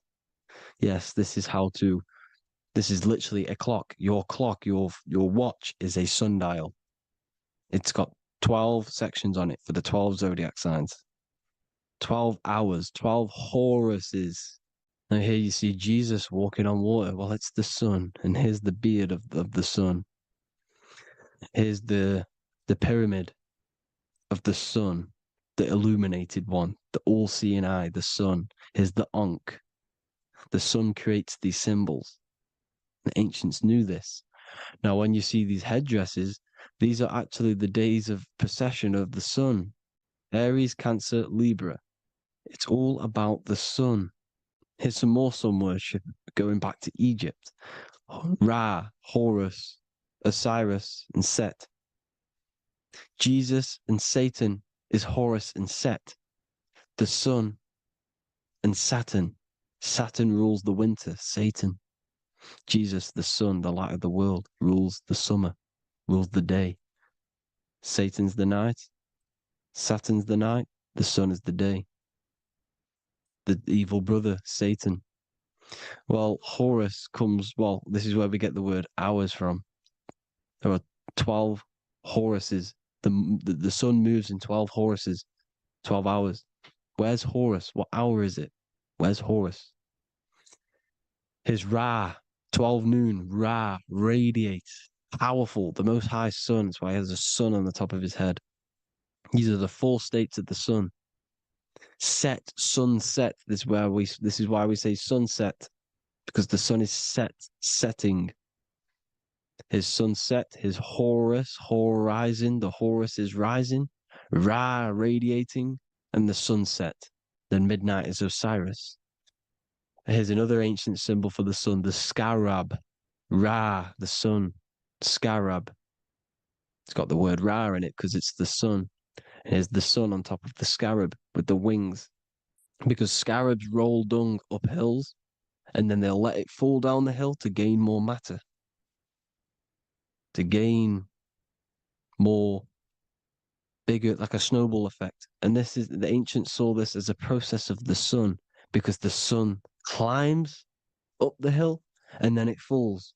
So they used the scarab to symbolize the process of the sun. The sun climbs and falls. Here's an ancient Egyptian cat cutting off the head of the serpent. Well, the cat is cutting off the head of the serpent, symbolizes the sun cutting off the nighttime.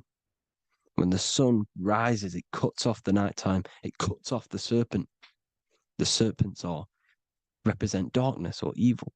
Oh, there's some more symbology of the sun and the heavens, the arch, the royal arch, the firmament, the sun inside the firmament. These are all ancient churches, and they all depict the firmament with the sun inside. Is the ancient cosmology, you see, because it's all about the sun.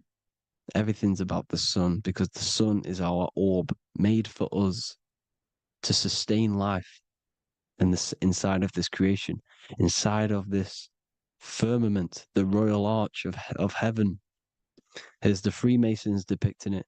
Here's the Masonic royal arch, but you can even see the zodiac signs. Here's Cancer, the checkered board. It's the royal arch of the firmament. Obviously, they don't want to tell you that. You live in space, apparently. Some more sun worship. Here's the beard of the sun on the water. They all have this long beard. And why do they say amen? Amen at the end of every prayer. Amen is a sun god, a creator god. It's all about the sun. So thank you all, people. Hope you all enjoyed. Hope you all gained some knowledge and insight. Please give me a follow, drop a comment, drop a like. Have a good day. Love you all.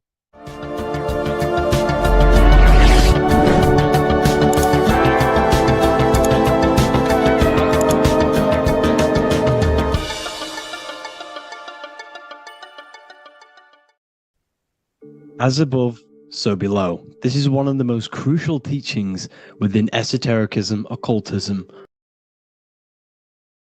or what we like to call it today, spirituality.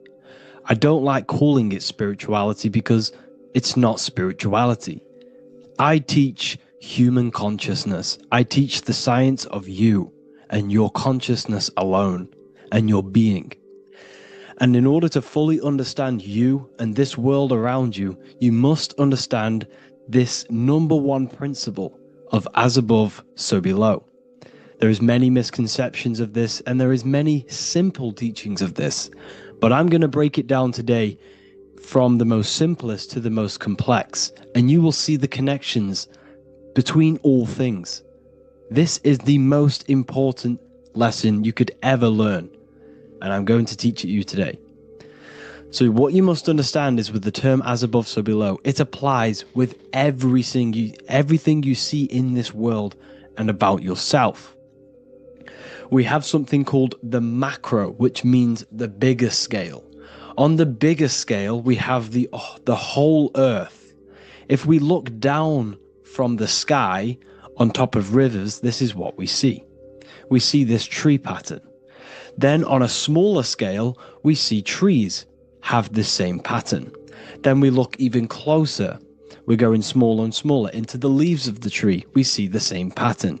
Then we go even more micro into the human brain and look at the human brain cells, and we see the same pattern. This is proof this is a fractal universe, and everything is in the micro is reflected in the macro. As above, so below. As within, so without. On the macro is a reflection of the micro. So now that you understand this, we can go a bit further. A yearly cycle of spring, summer, fall, winter is a macro. A micro is a daily cycle. So a day is a mini year. The summer is the midday. Autumn is the evening. Night is the winter. And spring is the morning. This is a macro, a reflection. We have a miniature cycle of the zodiac every single day. And this cycle is also reflecting the cycle of life and death. We live, we are born, which is the spring. We live, which is the summer. We then age, which is the autumn. And then we die, which is the winter. And then we are reborn again. This is the cycle of life and death. And you do this every single day. You see, death is a macrocosm of sleep. This is why we say sleep is the cousin of death. Because you die every single night. You do this process of life and death every single day. As above, so below. What's in the micro is in the macro. So when you go to sleep, you are essentially dying. And then in the morning when you wake up, you are then born again. This is a fractal cycle that we live in. Everything in this whole world is fractal. Everything applies to as above, so below. We have the sun, we have the moon, we have the day, we have the night. We have the life, we have the death. We have the conscious, we have sleep. As above, so below. We have the conscious mind, because now we're diving into as within, so without. As above, so below more refers to the external world. As within, so without is referring to your inner world and the outer world. What you must understand is about yourself. You exist in two realms. You're an individual. The dual nature of you. You exist in two realms at once. You have an inner world of your thought, emotion. This is the inner world that no one else can see but yourself. And you have an outer world with a physical body which everyone can see. So you exist in two worlds. You have the inner voice, you have the outer physical voice, which I'm speaking to you with now. But I also have an inner voice, which no one can hear. only but me. So you exist in the light and you exist in the darkness. The sun represents your external self, your physical conscious mind. The moon represents your shadow self, the inner self, the psyche self, the spirit self. There is an as above, so below. The sun is within you. The moon is within you. Everything is within you. Now that you understand as above, so below, what is your body? Your body is a miniature earth. Let me repeat, your body is an earth. Your body is the earth. Okay? Because like I say many times in all of my videos, you are not in the world. The world is you. You are the universe. Your brain is a computer creating this reality. What you see with your eyes is produced in the back of the brain called the visual cortex. You don't look into the world, the brain produces the world. The body produces the world. When you touch something, you're not actually touching something. This is the electrical nervous system. When you touch something, what you feel is actually electrical signals on your nervous system reporting back to your brain. Therefore, when this body dies, you leave the earth because this body is the earth. Okay? As above, so below. You have the mental plane, the astral plane, the etheric plane, and the physical plane. This is essential for understanding reality and the teaching of as above, so below. Everything in this material plane began in the thinking mind. For example, the microphone I'm speaking into, the phone you're watching this video off, or the laptop or iPad. Where did this begin? It didn't begin in the factory. The first ever place this item begun was in the mind of an individual. The invisible realms of mind is where all physical things and physical items begun. Essentially, this physical plane is the effect of the thinking mind. This world is the world of effect. It's the world of outcomes. When you see something, it is already manifest. It is already being manifested. It is an effect. And in the effect of the cause, which is the thinking mind. Therefore, the mind creates thoughts, which is the mental plane. Then after thoughts creates imagination, which is the astral plane. These two are spiritual. They are non-physical. So spirit kind of means non-physical. Then you have the physical planes, the etheric and the physical plane. As above, so below. What happens in the mind is manifest on the physical plane. Like I said, the phone that you are holding, it was a thought, and then it brought down into a physical reality. As above, so below. You change the mind, you change your reality. Your environment, the word environment has ment in it because your environment is mental. So now that you understand this, so what is the world around you? The world around you was created by the mind of God. It was manifested through God's thought. So you are living in the mind of God. You are a thought in the mind of God. God thought you into existence. But like I said, we are all fractals. Everything is fractal. If God exists, this means that you are God, as above, so below. God created you through the thinking mind, and he gave you a thinking mind. So God created the macrocosm. God created the macro, the whole world. He designed the whole world, the sun, the stars, the moving. He designed this.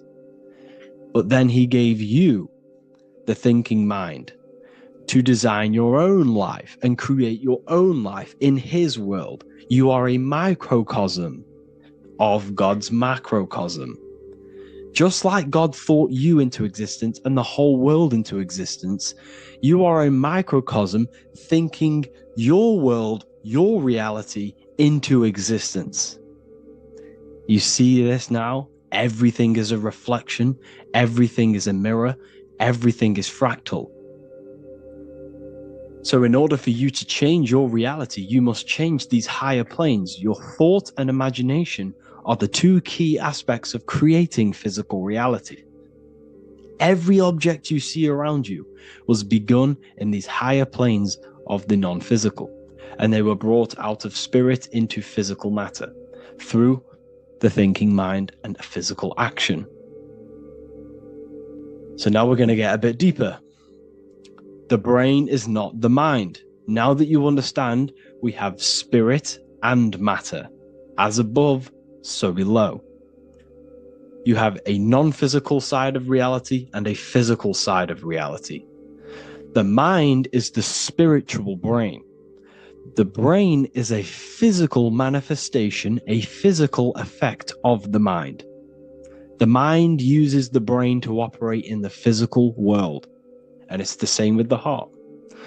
The soul manifests itself physically through the heart. The heart is a physical manifestation of the soul, of the emotion, thought and emotion, the mind and the soul, the brain and the heart, heaven and earth. So you have the inner world and the outer world, the spiritual, non-physical, and the physical. So we are all on this process of awakening, an expansion of our minds into new fields of thought, into new fields of awakening ourselves. Because essentially we are born into this world. But you are born many, many times. You can be born physically and you can be born spiritually. Like I said, everything is fractal. So just like when the baby finds out that there is a world outside of its mother, what does the baby do? The baby seeks a way out of its mother, and then the baby is now born into a new world, a world outside of its mother's womb.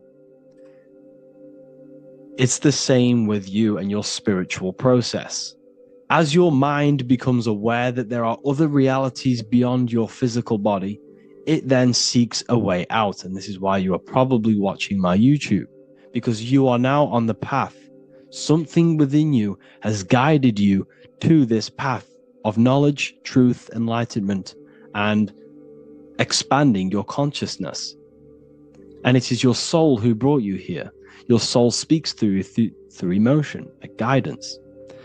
Emotion is the language of the soul. When you feel very bad, this is your soul telling you you're not in the right place. You're doing the wrong things. Because the soul is always unfolding its purpose, which is expansion and learning. That is it.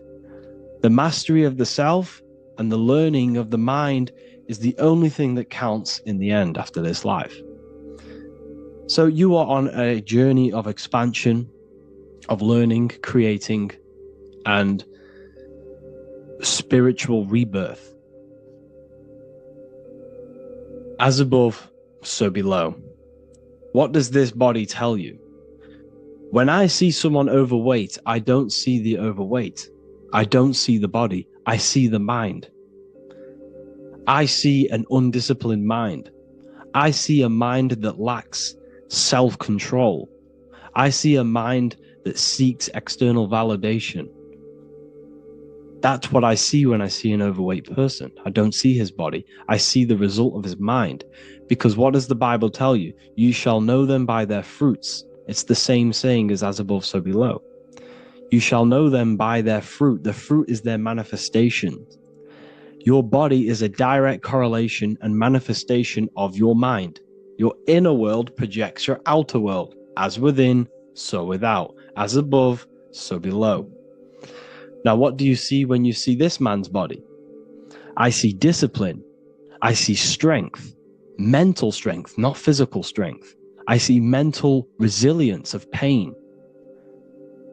Because all of this man's mental energy has been manifested physically within his muscle.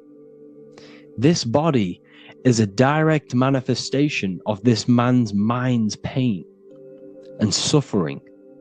and it shows discipline. This is why people instantly respect you if you are in shape. You walk into a room and you are in shape, people will instantly give you respect because they know that you are mentally disciplined. The body is a reflection of your inner world, and it's the same with your friends, your family, your connections with people. If you think about yourself very negatively all the time, and you don't have a good connection with yourself, you don't have a connection with your true self, this will manifest into every single relationship you have in your life. If you don't have a good relationship with your inner self, you don't have a good relationship with the people and the friends around you. Because as within, so without. If you think negative about yourself, you will only pick up the negative in other people. If I think very highly of myself and I think very happy and good things about myself, I will then see the good things in other people. Because it's as above, so below. As the inner world is, so is the outer world. It's the same with your life circumstances. Your life is a direct correlation of every thought you thought in the past. If you possess millions of pounds, millions of dollars, this is because you have thought this into physical reality. You live the life you are deserved. You live the life that you manifest through your thought. If you live a very poor life, this is a reflection of your mind. This is a reflection of what you have thought into physical existence. Because like I said, everything begins in the mind. As above, so below. And this is even present within the body. So where is the head? The head is at the very top of the body. And where does all manifestation begin? In the mind. That's where the mind is, in the head. And then the thoughts we think travel down the body into the heart, which is the emotion. Every thought we think is in the emotion. Every thought we think creates an emotion. This emotion then drives the action. Where does the action come from? The feet, because the feet move our body. We move with our feet to take action. Our hands. You see, so the body is even a reflection. I can't even say it. Reflection of the order of manifestation. This blew my mind when I figured this out. You see, the head, the thoughts begin here. This is the beginning of all manifestation. Then it comes down to the heart. This is the emotion. Then you take the action. The thought and emotion then sparks the action, which is taken with the hands and the feet. And where's the lowest point on the body? The feet, and that's touching the physical earth. So the head is where the thought is, the non-physical, and the lowest point on the body, which is touching the physical earth. So the head represents spirit, the feet represent matter, spirit and matter. Your room, if I walk into your room and I see a messy room, I don't see the room, I see a messy mind. The room is a reflection of the mind. If you have a messy room, this is your mind. It's an externalization of your unsorted mind, undisciplined mind. So like I said, we are all God, and we must find the God self within us. And I teach all of this inside the Book of Wisdom, Volume 2. This is not just a book, this is a revolution. This is the beginning of a new age with this book.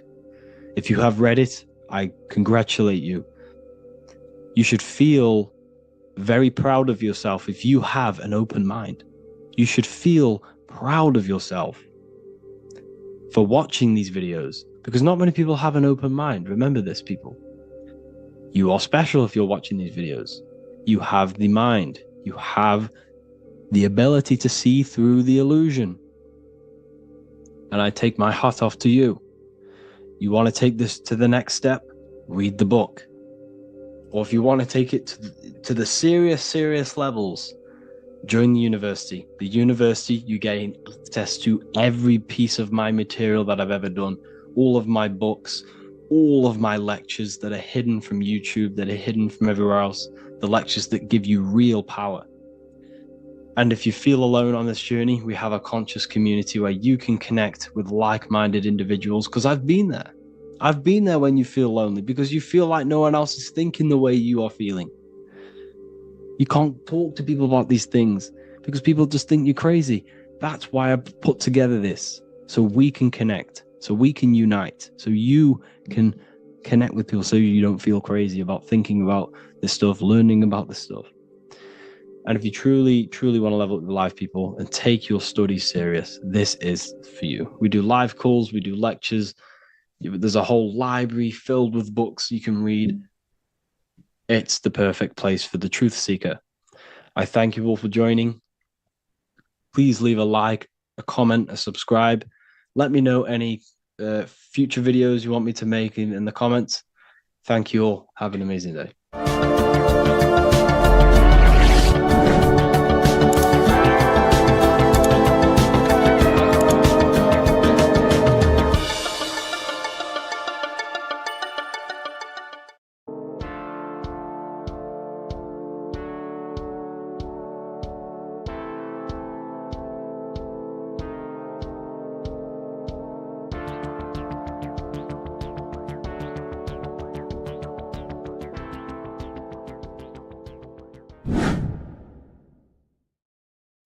What is up, people? How are we all doing? Today, we're talking about the flat earth cosmology. So let's jump straight into this. Please drop a follow and leave a like to help the algorithm. So we live in a torus field. Everything's made out of torus fields. And every torus field has motion. It's what it is. It's the motion of energy. And every torus field has a center, which is the black hole. It's a womb of creation. It's counter space.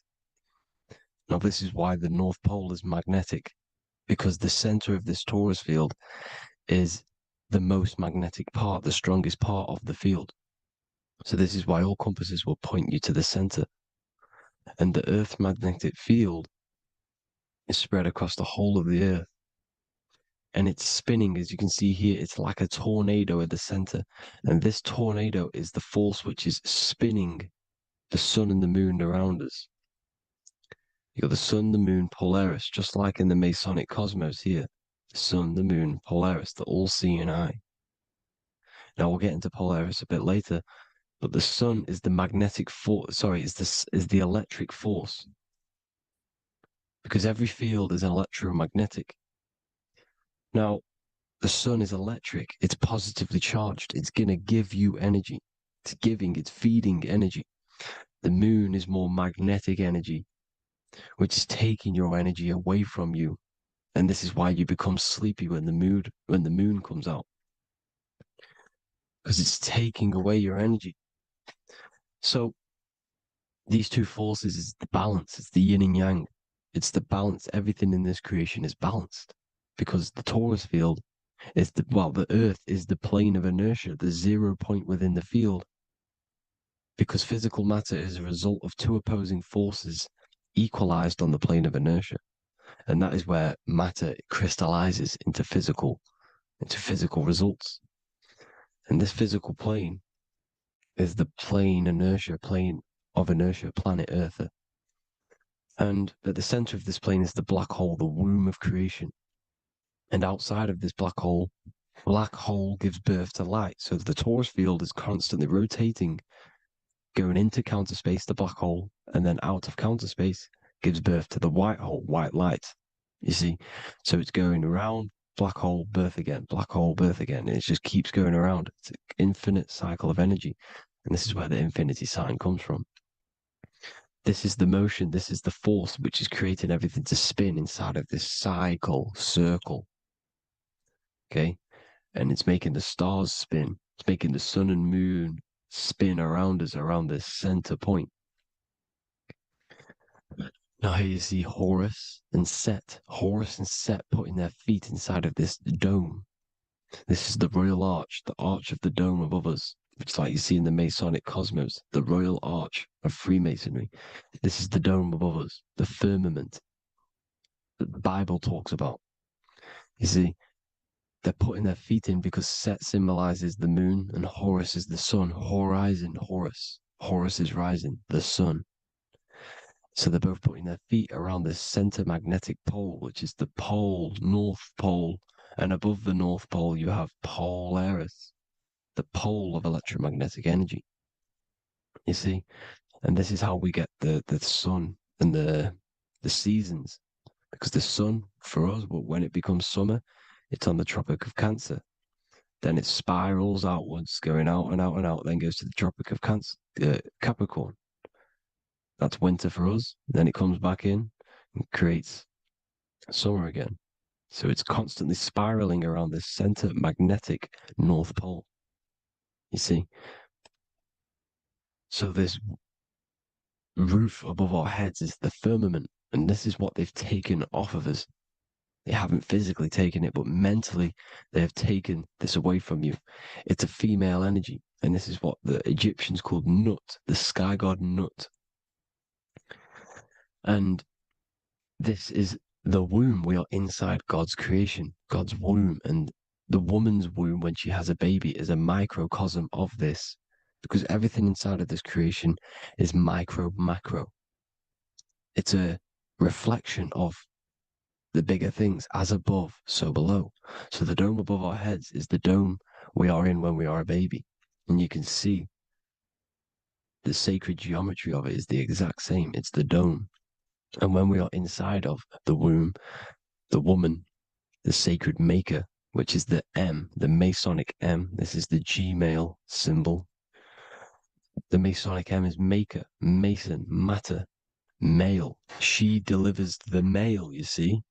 She delivers the male because it's the maker, the female, the magnetic. The woman is magnetic in nature. The male is electric in nature.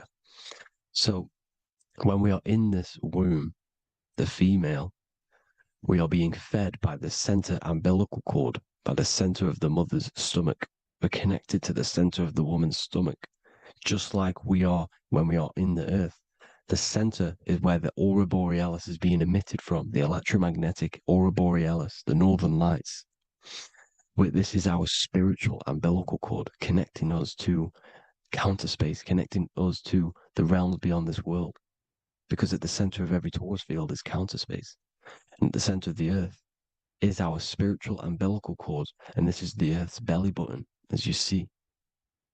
As above, so below. We had a physical umbilical cord. We have a spiritual umbilical cord, and this gets cut when we die, when we're cut away from the physical reality. You see, here's the ancient Egyptian tablet showing this female. You can see the hair. It's a female above us because the female energy is nurturing, helping, looking after. And that's exactly what the dome is. It's protecting us. It's the Ark of the Covenant, the Ark covering us, you see? And this is what they've taken away from us. By you believing in space, it completely destroys the idea of this being a sacred creation. They've taken the roof off your head, whether if you believe in space, you believe that there's chaos, there's planets, there's asteroids about that could kill us at any moment. But this isn't true. They've made you fear your own creation that you're inside of. They've made you fear what's above you. You see, and it's to hide the power of astrology, the power of the lights in the firmament, which are constantly flowing through the ether.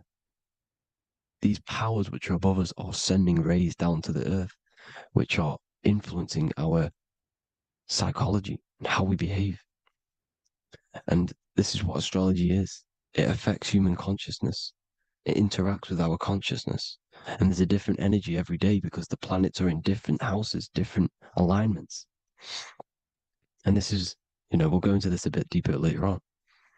So the world tree, this magnetic North Pole, the pole of electromagnetic energy, was symbolized as a tree, the great tree at the center of the earth. You see? And this tree is symbolized everywhere. You can see here how the center person, this Egyptian person, is holding up the sky. This is the North Pole, the hyperboloid, at the center of every torus field. And this tree was in the Mayan cosmology. This is an ancient depiction. This is the torus field. There's the plane of inertia. There's the center tree. Here's the tree in the center, the magnetic North Pole, the woman holding the stars. Here's the Hindu with the two birds symbolizing the sun and the moon revolving around this center tree. The Mayan tree, his Horus and Set around the North Pole.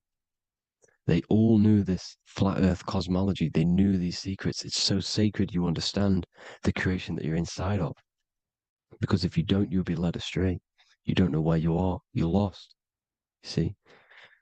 And here's the Masonic art with the rays of the stars coming down with the tree in the center. So it was personified as a tree.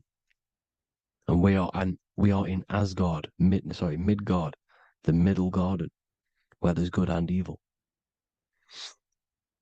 So the 7 layers of heaven, which is talked about in the Quran. Each planet has a different layer of the firmament, and this is the 7 layers of heaven, and these are our 7 layers of the energy centers in our body. So we start in the stars, so we are stars in a physical body. And this is why we say Mr., sister, fraudster, sinister. Stir is star, and we are in the stars, and our star descends into the soul system, not solar system. And as we descend into the soul system, we enter Satan's kingdom, Satan's world. As it says in the Bible, Satan is the god of this world.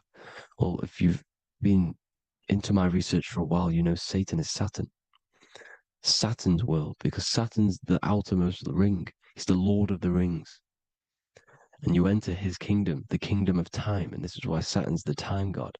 As soon as you go past the rings of Saturn, you're now in the soul system. You're now in time. You're now bound by space and time.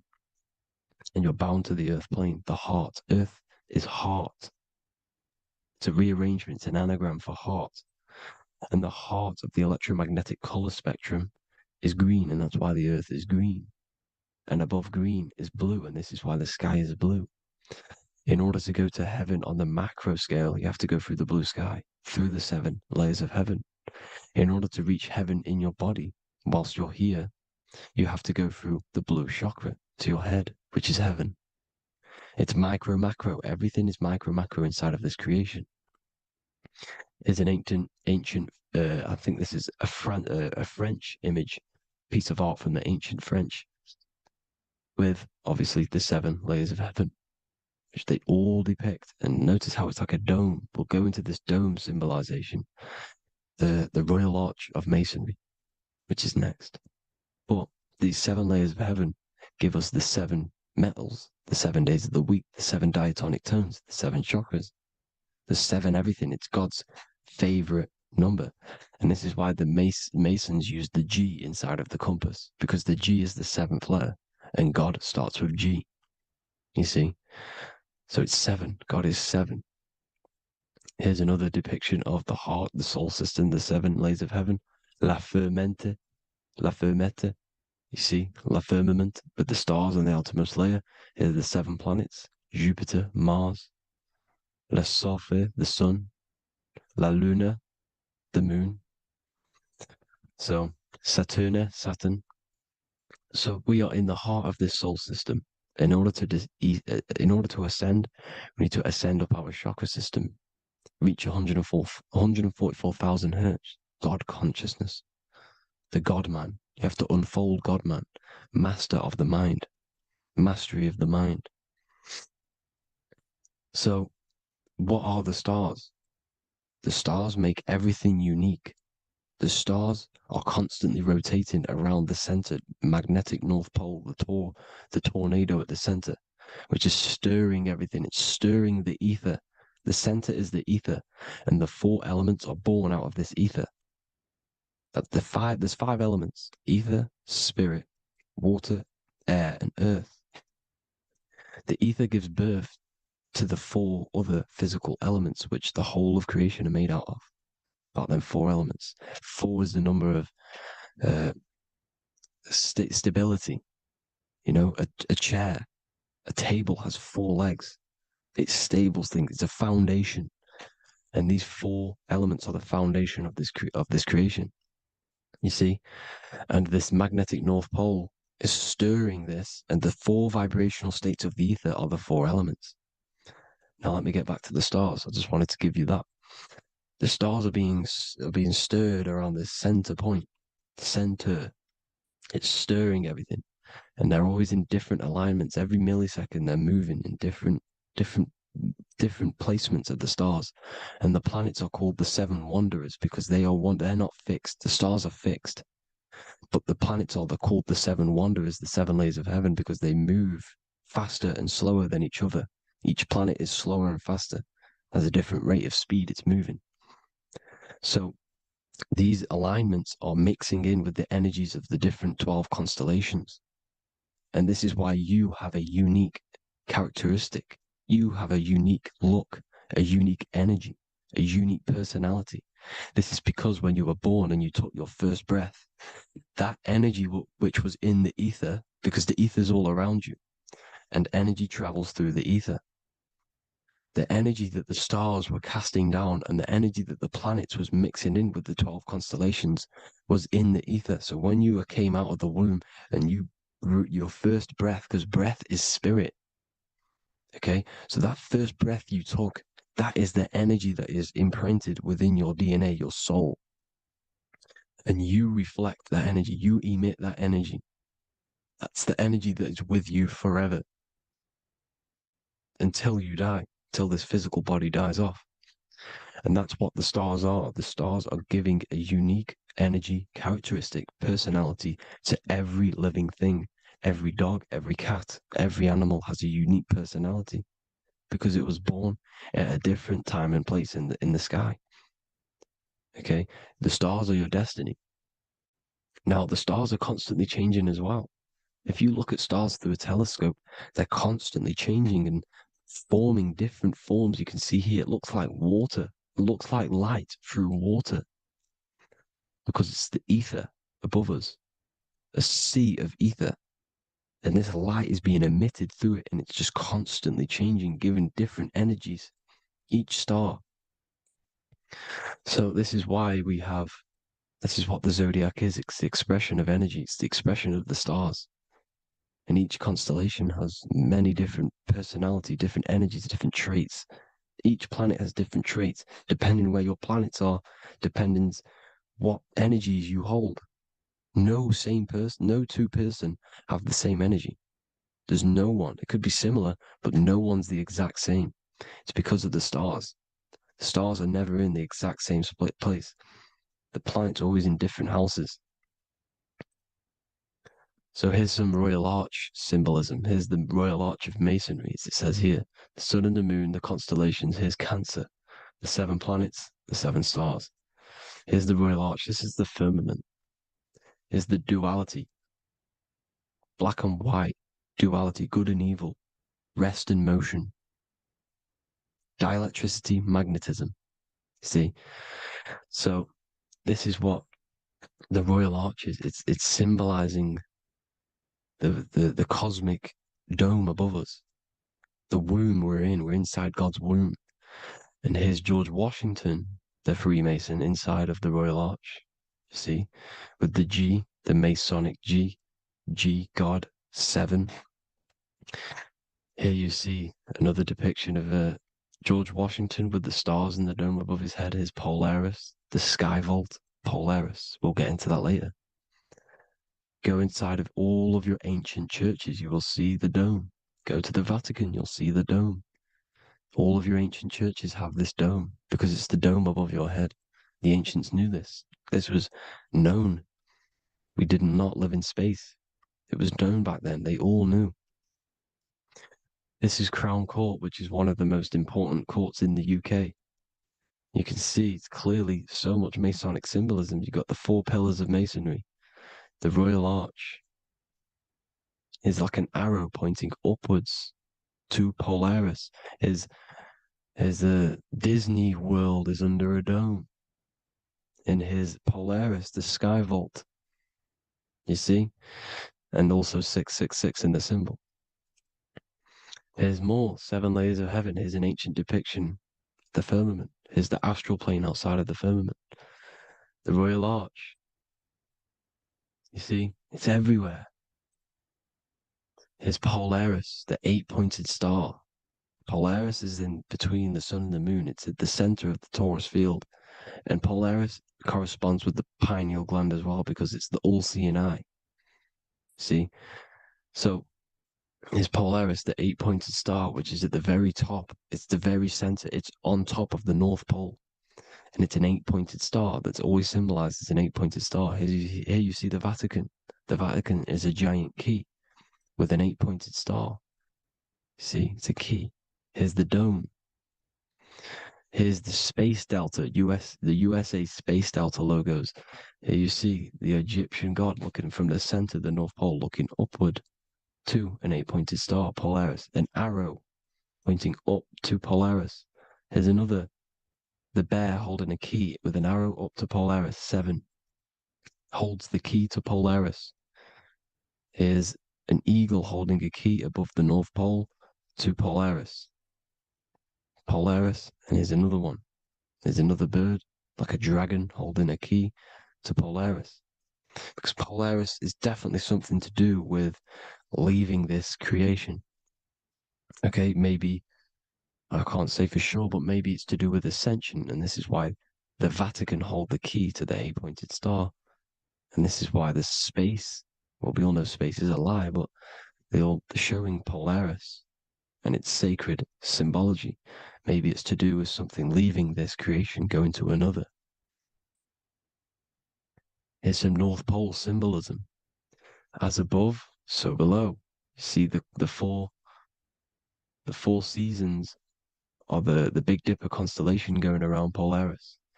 This is Polaris, this is the Big Dipper constellation, and this is the swastika. This image gives us the swastika, because all the symbols we use are created in nature. They're created somehow in nature. This is how we get them. As above, so below. This is the map of the North Pole with the 4 rivers, looking like the Big Dipper constellation. It's the Masonic, here's the ancient cosmology with the 4, you see the 4 islands, Mayan cosmology, 4 islands. This is the alchemical symbol for Earth, 4 sections. The windows, because the center of the North Pole is a window to another dimension. The 4 lucky 4-leaf clover, which is supposed to be lucky. It's truth in plain sight. And here's Hitler looking at 2 flat Earth maps. So this swastika has been used for thousands of years, thousands and thousands of years. And it's symbolic for the most sacred land on this plane, the North Pole. Shambhala. Do some research on Shambhala, people. It's a it's a Hindu mythology about the sacred lands at the center of the earth. And it's known to be full of enlightened beings. And it's all symbolized at the center. You can see their paintings of Shambhala. It's all at the center, the North Pole. And it's known to be the most godly place ever, because it takes you to a portal to the higher places. And maybe this is something to do with Polaris, connecting you to this sacred land at the very center.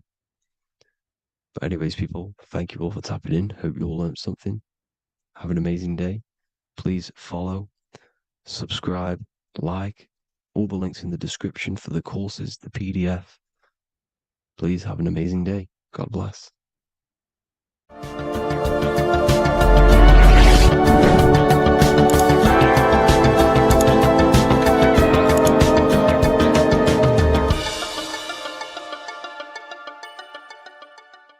This isn't just spiritual fluff. Your words are vibrational commands that teach your subconscious what to believe and what to create in your reality. Now, I'm not going to sit here and tell you how words are these vibrational things that create reality. In fact, they are. However, the power of words does not hold in the vibration of the word. Yes, it has a little effect on plants. Yes, every word is a vibration that speaks to every cell in your body. However, this is not the main power of words.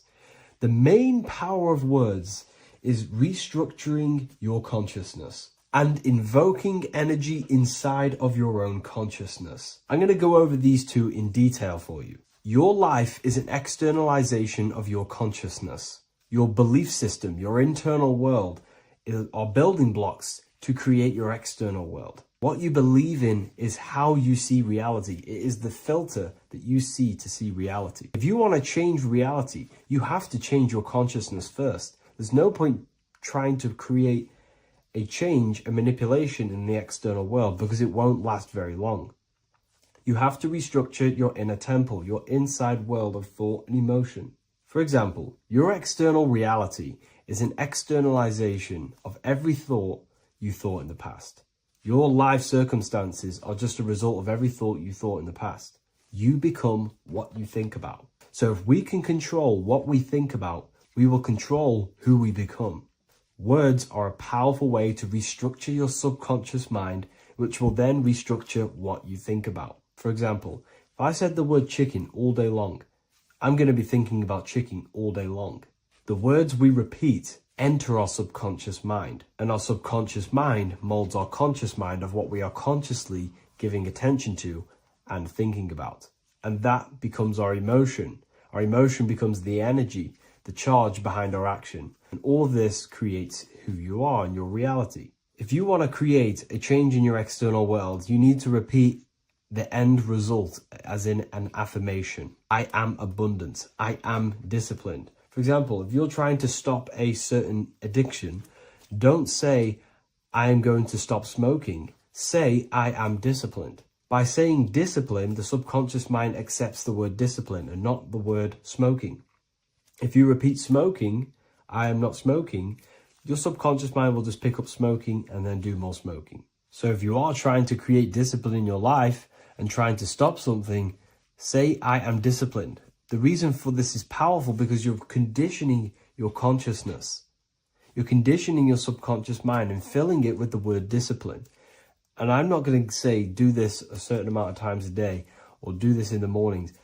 I want you to do this as much as possible. I did this as much as possible. Whenever I had free time, whenever I had a free minute, I would say these words either physically or mentally, just to condition your consciousness. Words are the most powerful way to restructure your belief system and restructure your inner world, which will then mirror in your outer world. Words are also a powerful way to invoke energy. This is why when you see these magic occult rituals, you see people chanting and doing these things. It's because if you slowly chant a word, you can actually invoke the emotion. There are three aspects of creation: thought, emotion, action. Emotion is energy in motion. By repeating a word over and over again, you can actually begin to invoke that energy, that emotion inside your heart.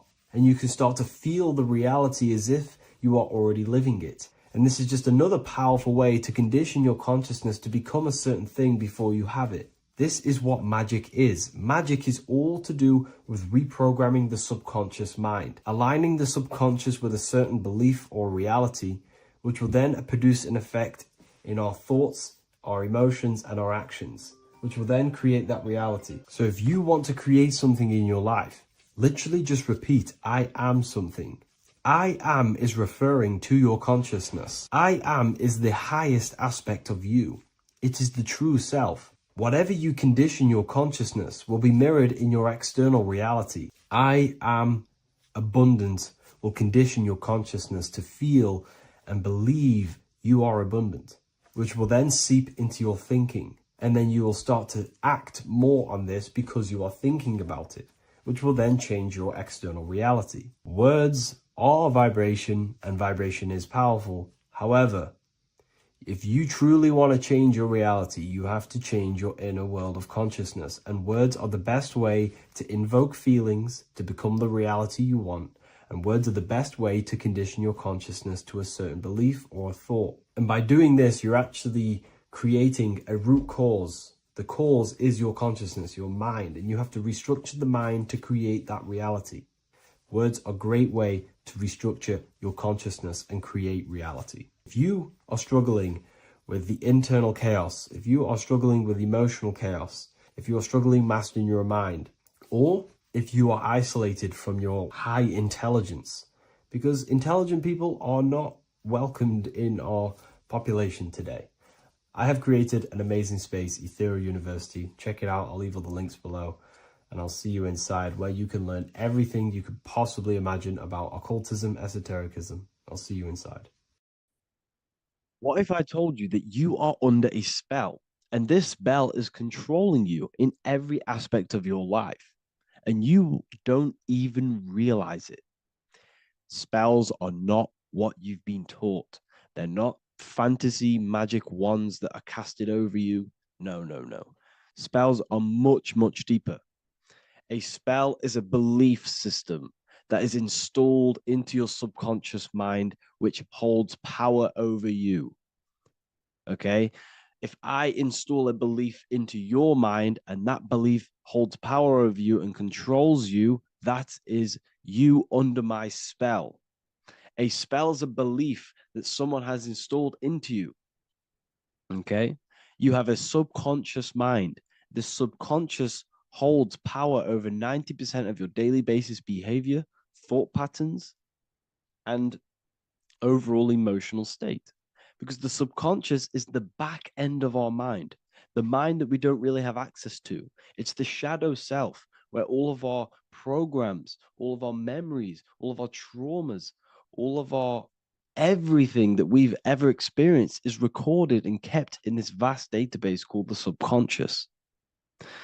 Now, the subconscious is the 90% of our mind. We are only aware of 10% of our mind, which is the conscious mind, which is what you're using now, what you're consciously aware of. But there is a subconscious mind that holds power over your conscious decisions, and you don't even realize it. For example, as a child, you had a very, very traumatic event happen. Let's say as a child, you were not loved enough by your parents. And this feeling of you not being enough for your parents and feeling alone as a child implanted this seed. And this seed was planted by your emotions, a strong emotion. And over time, as you grew older into an adult, this seed grew and grew and grew. And what this seed grew into is you being very needy, you always seeking validation from others. Okay. But you taking this conscious decision 10 years down the line actually stems from this hidden cause within your subconscious mind, within this little feeling, this seed inside your subconscious where you don't feel like you are worthy. So this results in a conscious decision of you seeking validation from others, being very needy from others. Okay. This is what the subconscious is. The subconscious holds power over us. For example, posting on social media. Why are you actually posting on social media? If you take a selfie with your new watch, new car, and you go and post that onto your social media, why are you actually doing that? On the deepest root cause, it's not because you just want to post a picture. No, it's much deeper. It comes from a subconscious belief or a subconscious emotion of you seeking external validation, whether you believe that or not. But that's what it is. If you're posting on social media, you're seeking attention, you're seeking validation from others on a deep level, on a subconscious level. You may not even realize this because it's subconscious. Now, this is what a spell is. Money is a type of spell. Remember, money doesn't actually exist. Money does not exist. Money is a physical object inside of the material plane. But the physical object has a belief in the mental plane. See, the mind is the highest plane. This is the root cause of reality, the mental plane. Okay?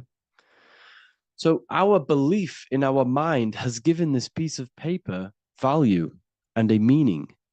But in reality, it's just a piece of paper with a belief behind it. But this subconscious belief behind this piece of paper is controlling your daily basis behavior, is controlling your emotional state and controlling your life without you even realizing it. Without you even realizing that it's all an illusion.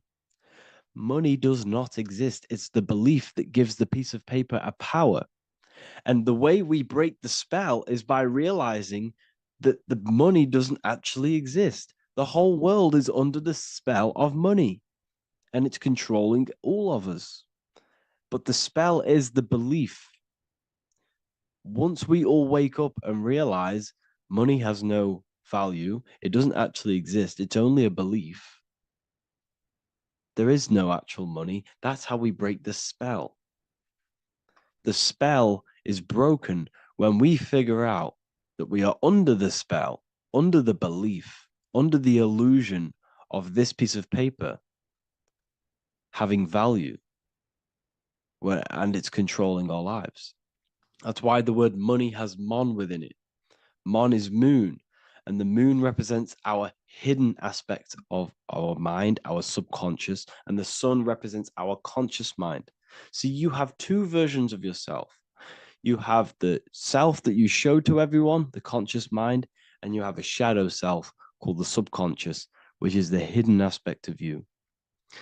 For example, do you really love your partner who you're with, or are you just with them for, is there a subconscious fear of being alone? Do you really want to be with this person, or is it stemming from, are you staying with them because it's stemming from this fear of being alone, of being lonely? Or are you just with them because you have a subconscious sexual addiction? And all of your conscious decisions are actually coming from this little seed of wanting sex or not being alone. You have two versions of yourself, the conscious mind and the subconscious, the shadow self and the self that you show to everyone else. Okay? And the subconscious is what's holding power over you. When you drive your car, you don't consciously have to think about changing gear. You've done it that many times. It's on autopilot. That's the subconscious doing it. You can be walking down the street. Your conscious mind can be thinking about what you're going to cook for tea later, but your subconscious mind is controlling your body and walking your body. You don't have to think about moving the body. You just do it because you've done it that many times. It's a program. It's a belief in the subconscious that's giving this movement power.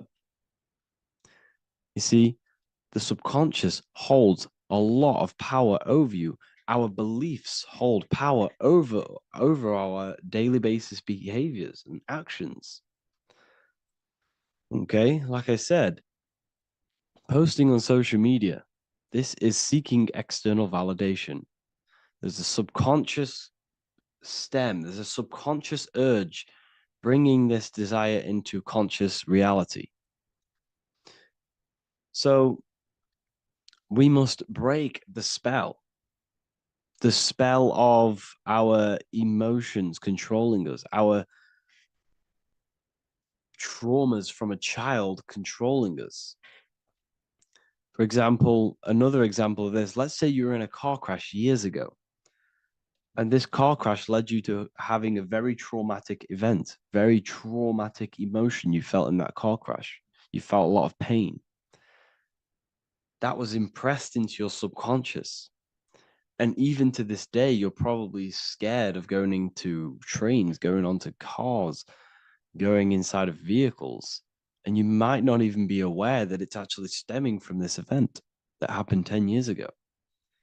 That's the spell. That's the spell that's holding power over you. And you don't even realize it. You realize the spell when you realize you're being controlled by this old belief, this old trauma. That's what a spell is. A spell is not something I cast over you with a wand like Harry Potter. Spell's much deeper. It's the hidden aspects of our mind that hold power over us, that control us. Okay? So how do we get rid of the spell? How do we break the spell? By installing new belief systems, by installing new programs into our subconscious. The subconscious is impressed by repetition and emotion. Everything you do on repeat, for example, tying your shoelaces, you can be looking up into the sky, closing your eyes, thinking about what you're going to create for tea while doing your shoelaces. You've done it that many times, you don't have to think about it. That's the subconscious taking over. Okay. That's the repetition aspect of the subconscious.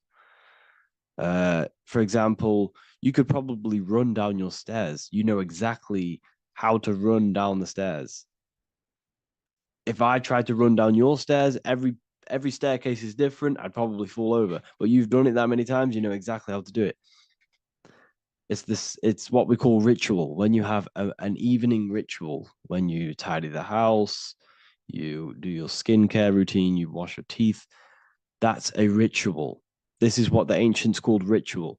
When we do rituals, we're trying to implant something into our subconscious to either remove an old program, an old seed that is controlling us, for a new one that's going to grow into new light, into a new reality. So you can implant messages, implant new programs into our subconscious, which will then grow into a new reality. Okay? Because if I tell you something over and over and over again every single day, for example, if I say, you do what I say every single day I repeat this statement into your ears, about a month or 2 months in, you're going to start to believe in that statement and you're going to start to be under my spell. You're going to start to do everything that I say. So this is what spells are. Spells are subconscious beliefs that hold power over you, and you don't even realize it. So we need to remove these old programs we have that are controlling us for new programs. And we do that through ritual, affirmation, and imagination. Repetition and emotion is key to impressing the subconscious. They are the two ways that spells are created, that programs are created. The subconscious only knows the now, and it only knows you. So every word you say is a spell. So when you call someone else a name, you're calling yourself a name, because your subconscious takes everything you say as truth, because it only knows you. It doesn't know anyone else. So every night we can do affirmation. We affirm the reality we want. This is what we call a ritual. We sit down or we stand up, whatever it is, you affirm the reality you are, I am statements. And then you imagine that reality. And you do this over and over again, every day, twice a day, 3 times a day, however many times. And this will cause repetition. This will install a new belief system into your subconscious, which will then start to show in your external reality. It will start to put you under a spell of the new program. For example, if I install into my subconscious that I believe that I am rich, every single night I affirmate that I am rich, I am wealthy, I am free. And then I do a ritual. I start to imagine this reality. Every single night, I do these two things on repetition, and I start to feel the reality and imagine the reality. Over time, I'm going to start to believe that I am rich, that I am free, and I am wealthy without having the physical reality. And what this will do is that it'll implant a message deep within your subconscious mind. It will plant the seed of this belief. And this belief over time will grow into 90% of my thoughts, 90% of my actions, 90% of my words. My words, my thinking will change due to this new belief. I may not even realize it, but I'm looking for more opportunities to make money. I'm speaking to more people because of this belief that I've installed. This belief has triggered new ways of thinking. My mind, my conscious mind, is now only operating to fulfill this belief. And my conscious mind might not even be aware of it. You won't even realize that you're manifesting this belief of being rich. And that's how it happens. You implant the belief within your subconscious. You implant the spell into your subconscious, which will then gain control over you. So we need to make sure we're removing the negative spells, the negative programs that are controlling us, for new regenerated ones, for new ones that are going to create new realities, a better life. Okay? You don't want negative traumas, negative seeds controlling you and growing into your life. If you don't cut them off, they will continue to grow and grow and grow. Your anxiety will get bigger and bigger and bigger. Your depression will get bigger and bigger and bigger. But it's all actually stemming from one belief system or one trauma. Okay? So this is important. Everything in this physical plane is an effect of the higher planes. It's a shadow of the mind. Everything we think, all physical objects began as a thought, then an imagination, then energy, then a physical reality. So we must change the mental plane. We must plant seeds into our mind to change down into our physical material life. It's about manipulating this higher plane so we can create change and effect in the physical external material plane. That's what magic is. This is what spellcasting is. This is all what it is. It's not fantasy. This is the manipulation of the higher planes of consciousness, which your mind has access to. You have access to these higher planes. Okay?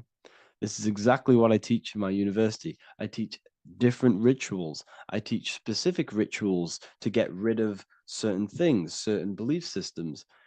I teach all different rituals, all different ways for you to create your own reality and live the best reality you want. We also have all of these different courses. We have activating the inner eye. This will teach you exactly how to lucid dream and activate your inner vision of imagination. We have the sexual alchemy course. This will give you the power of transmuting your sexual energy into creativity. We have electromagnetism studies. We have esoteric exchange, an exclusive live call that we do every single week, and I connect with all of the students. They can ask me questions, can speak with me one-on-one inside of these live calls. We have the real numerology section. We have the health section. We have a lecture section. Look at all of these lectures we have on occultism, symbolism. All of these lectures are designed to gain you power, to give your personal power back to you, to make you realize things about you. We have a meditation section. We have a library section where you can download all of our library, all of our books, different books on occultism, symbolism, Freemasonry, astral projection. And of course, we have the Manifestation Mastery course, which teaches you exactly how to create reality so you can live that desired reality that you want. This is the last chance to lock in the price of $55 a month. This is less than $2 a day. You can really level up your life because the price is going to increase as the value of the university increases, because there's a new symbolism course coming out. And if you join now, you'll get this course for free, because obviously when this course releases, the price will go up. The symbolism course will teach you the language of esoteric and occult symbolism. I'll leave the links in the description. Make sure to leave a like, comment, subscribe to the channel if you want to see more content. Thank you all, people. Have an amazing day. You're living in 4 planes of existence right now, but most people are only aware of one. And that's why they feel lost, disconnected, and stuck in cycles they can't explain. If you don't understand the blueprint of reality, you'll keep trying to fix the physical, while the real causes lie in the unseen dimensions that you have direct access to. You must understand that the universe only exists in the mind. Everything is a projection of consciousness. Therefore, consciousness produces everything. Our internal world is consciousness. Our external world is this physical body, physical world. Everything is an externalization of consciousness. For example, this was a thought. Now it's made physical. But before this was invented, it was existing in someone's mind, in consciousness, invisible. Then it was made manifest, made physical. So everything in this physical plane is the effect. The cause is consciousness, mind, the mental plane. So now I'm going to explain these different dimensions of consciousness. You don't just exist in this physical plane. The physical plane, in fact, is the lowest plane there is. It's the illusionary plane. So first of all, we have the Buddhic plane. This is the nothingness. So think of it like this. Absolute nothingness. If you turn off thoughts, there is nothingness. This is the void. And out of the void springs infinite potential, which is the mental plane. Now, your mind has no limitation. It can think anything, be anywhere, anytime, any place. In the whole world, there is no limitation with the mind. This is the realm of infinite possibilities. This is the realm of thought. Thought is a dimension, information and thought. To go a little bit deeper on this, there are pockets of thoughts, what we call in the occult fields of thoughts. Your mind does not think thoughts, it receives them. Your mind is like a radio. Whatever the mind is tuning into, setting its mindset, setting your frequency or setting your mind, you will receive thoughts based on that set, whatever you set your mind to. So there are pockets of thoughts that we penetrate in the mental plane. The mind is the mental plane, the infinite possibilities.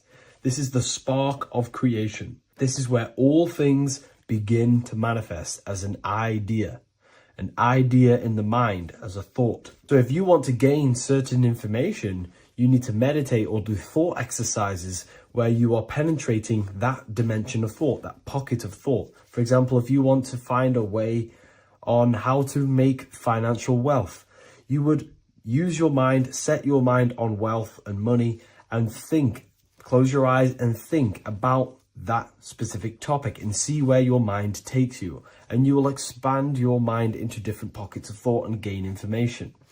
So this is the mental plane. This is how you can use the mental plane.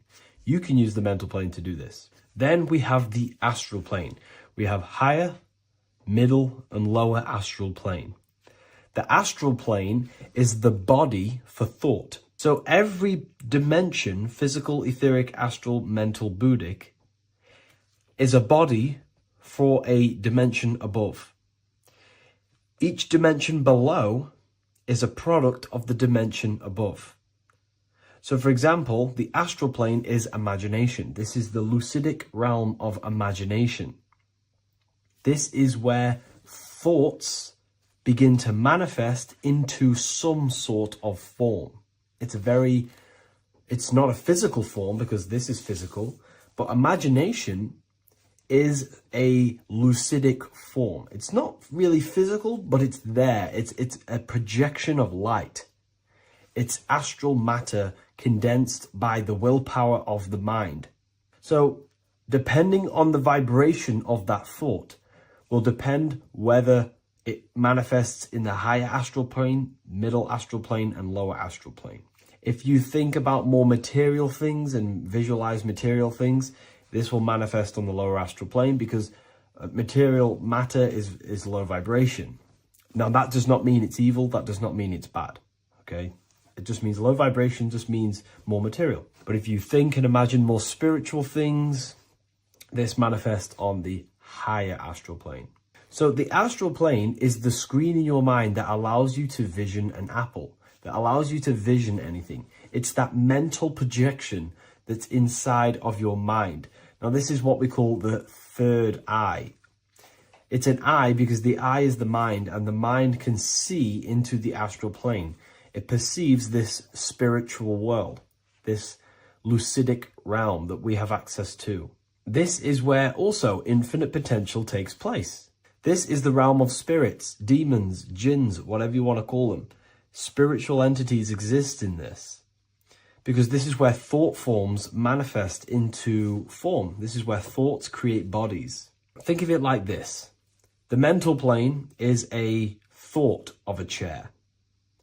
The astral plane is the imagination of that chair and all of the different possible chairs that could possibly be. The etheric plane is the energy double of that chair. And the physical plane is the physical chair. So as you can see, the higher we go up, the more formless and lucidic it is. The lower we go down planes, the more dense it becomes. This is formless and this is form. Everything manifests through this process.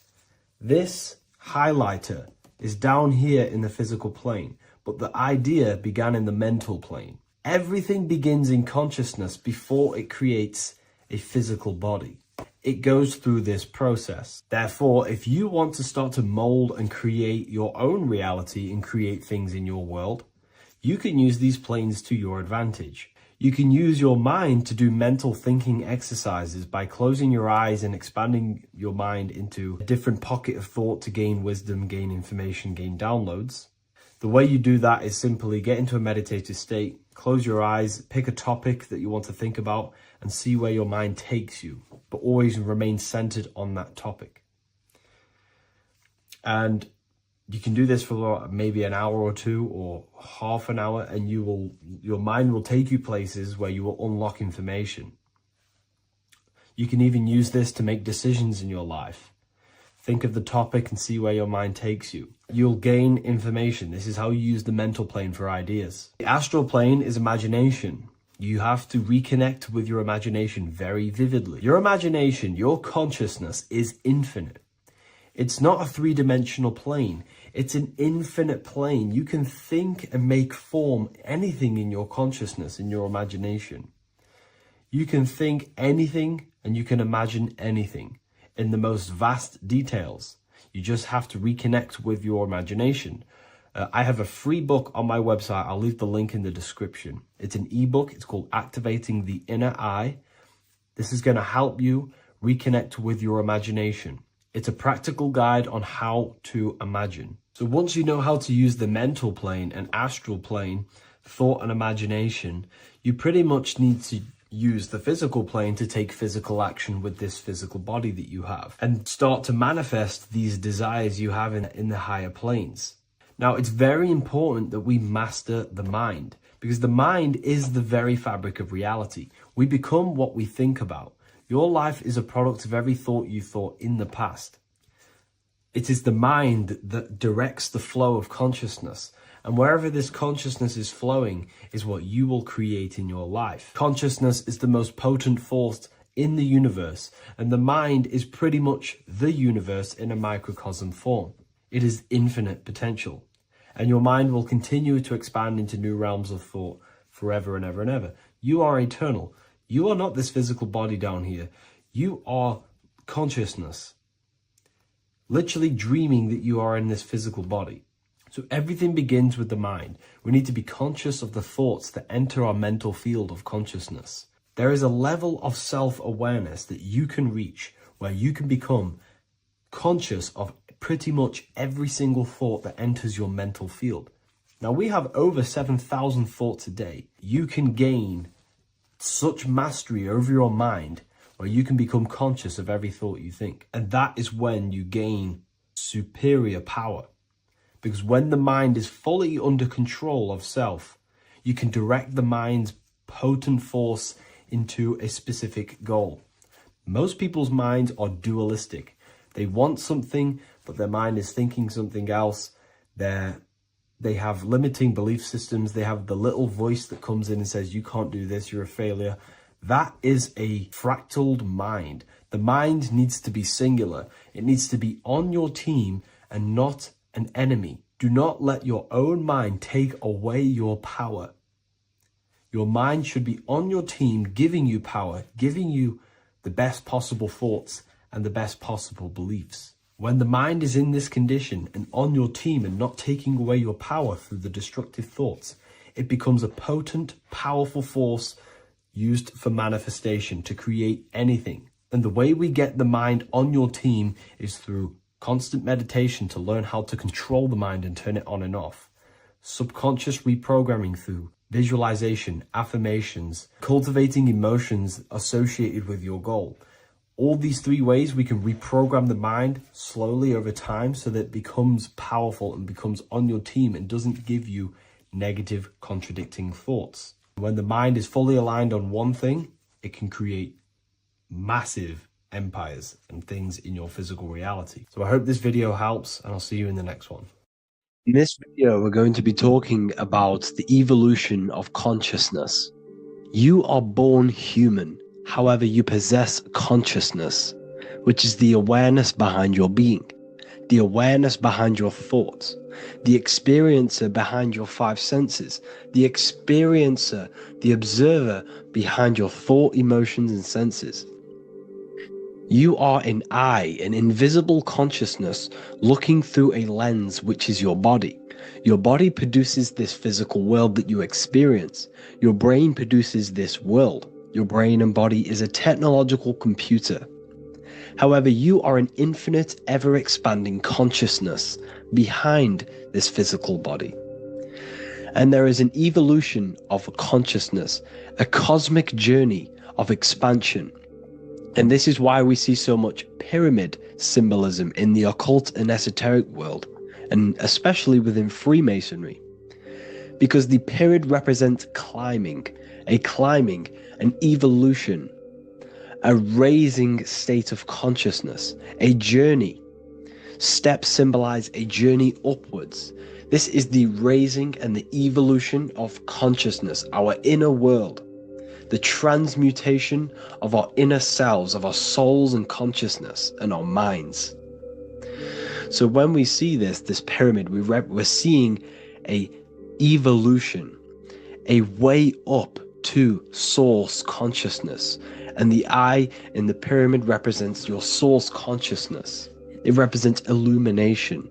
It represents divine guidance through this evolution of consciousness. This is why we see the ladder. Consciousness is ever expanding on an infinite journey of evolution. Each individual is a part of this cosmic process, contributing towards the ongoing expansion of both mind and awareness. As we evolve, we collectively explore deeper levels of existence, expanding the boundaries of thought and consciousness. The mind has the ability to expand infinitely into new realms of thought, into new dimensions of mind. The mind cannot be filled up. It is not a physical substance. The body can be filled up because it is a physical thing, but you cannot fill the mind. Therefore, the mind is constantly expanding, ever expanding into new fields of thought. So what we see in Freemasonry, the ladder, is again a journey, an elevation of consciousness. When we are born with an infant consciousness, and as we gain older, we gain an adult consciousness. Our inner world, our inner mind, and our emotional intellect changes and evolves. We are significantly different from when we were very young as an infant. It's because our consciousness evolutes, it changes, it alters like water. So, just like this evolution of your own consciousness as growing up, there is consciousness of beings existing in cycles beyond our own. And their consciousness is unimaginably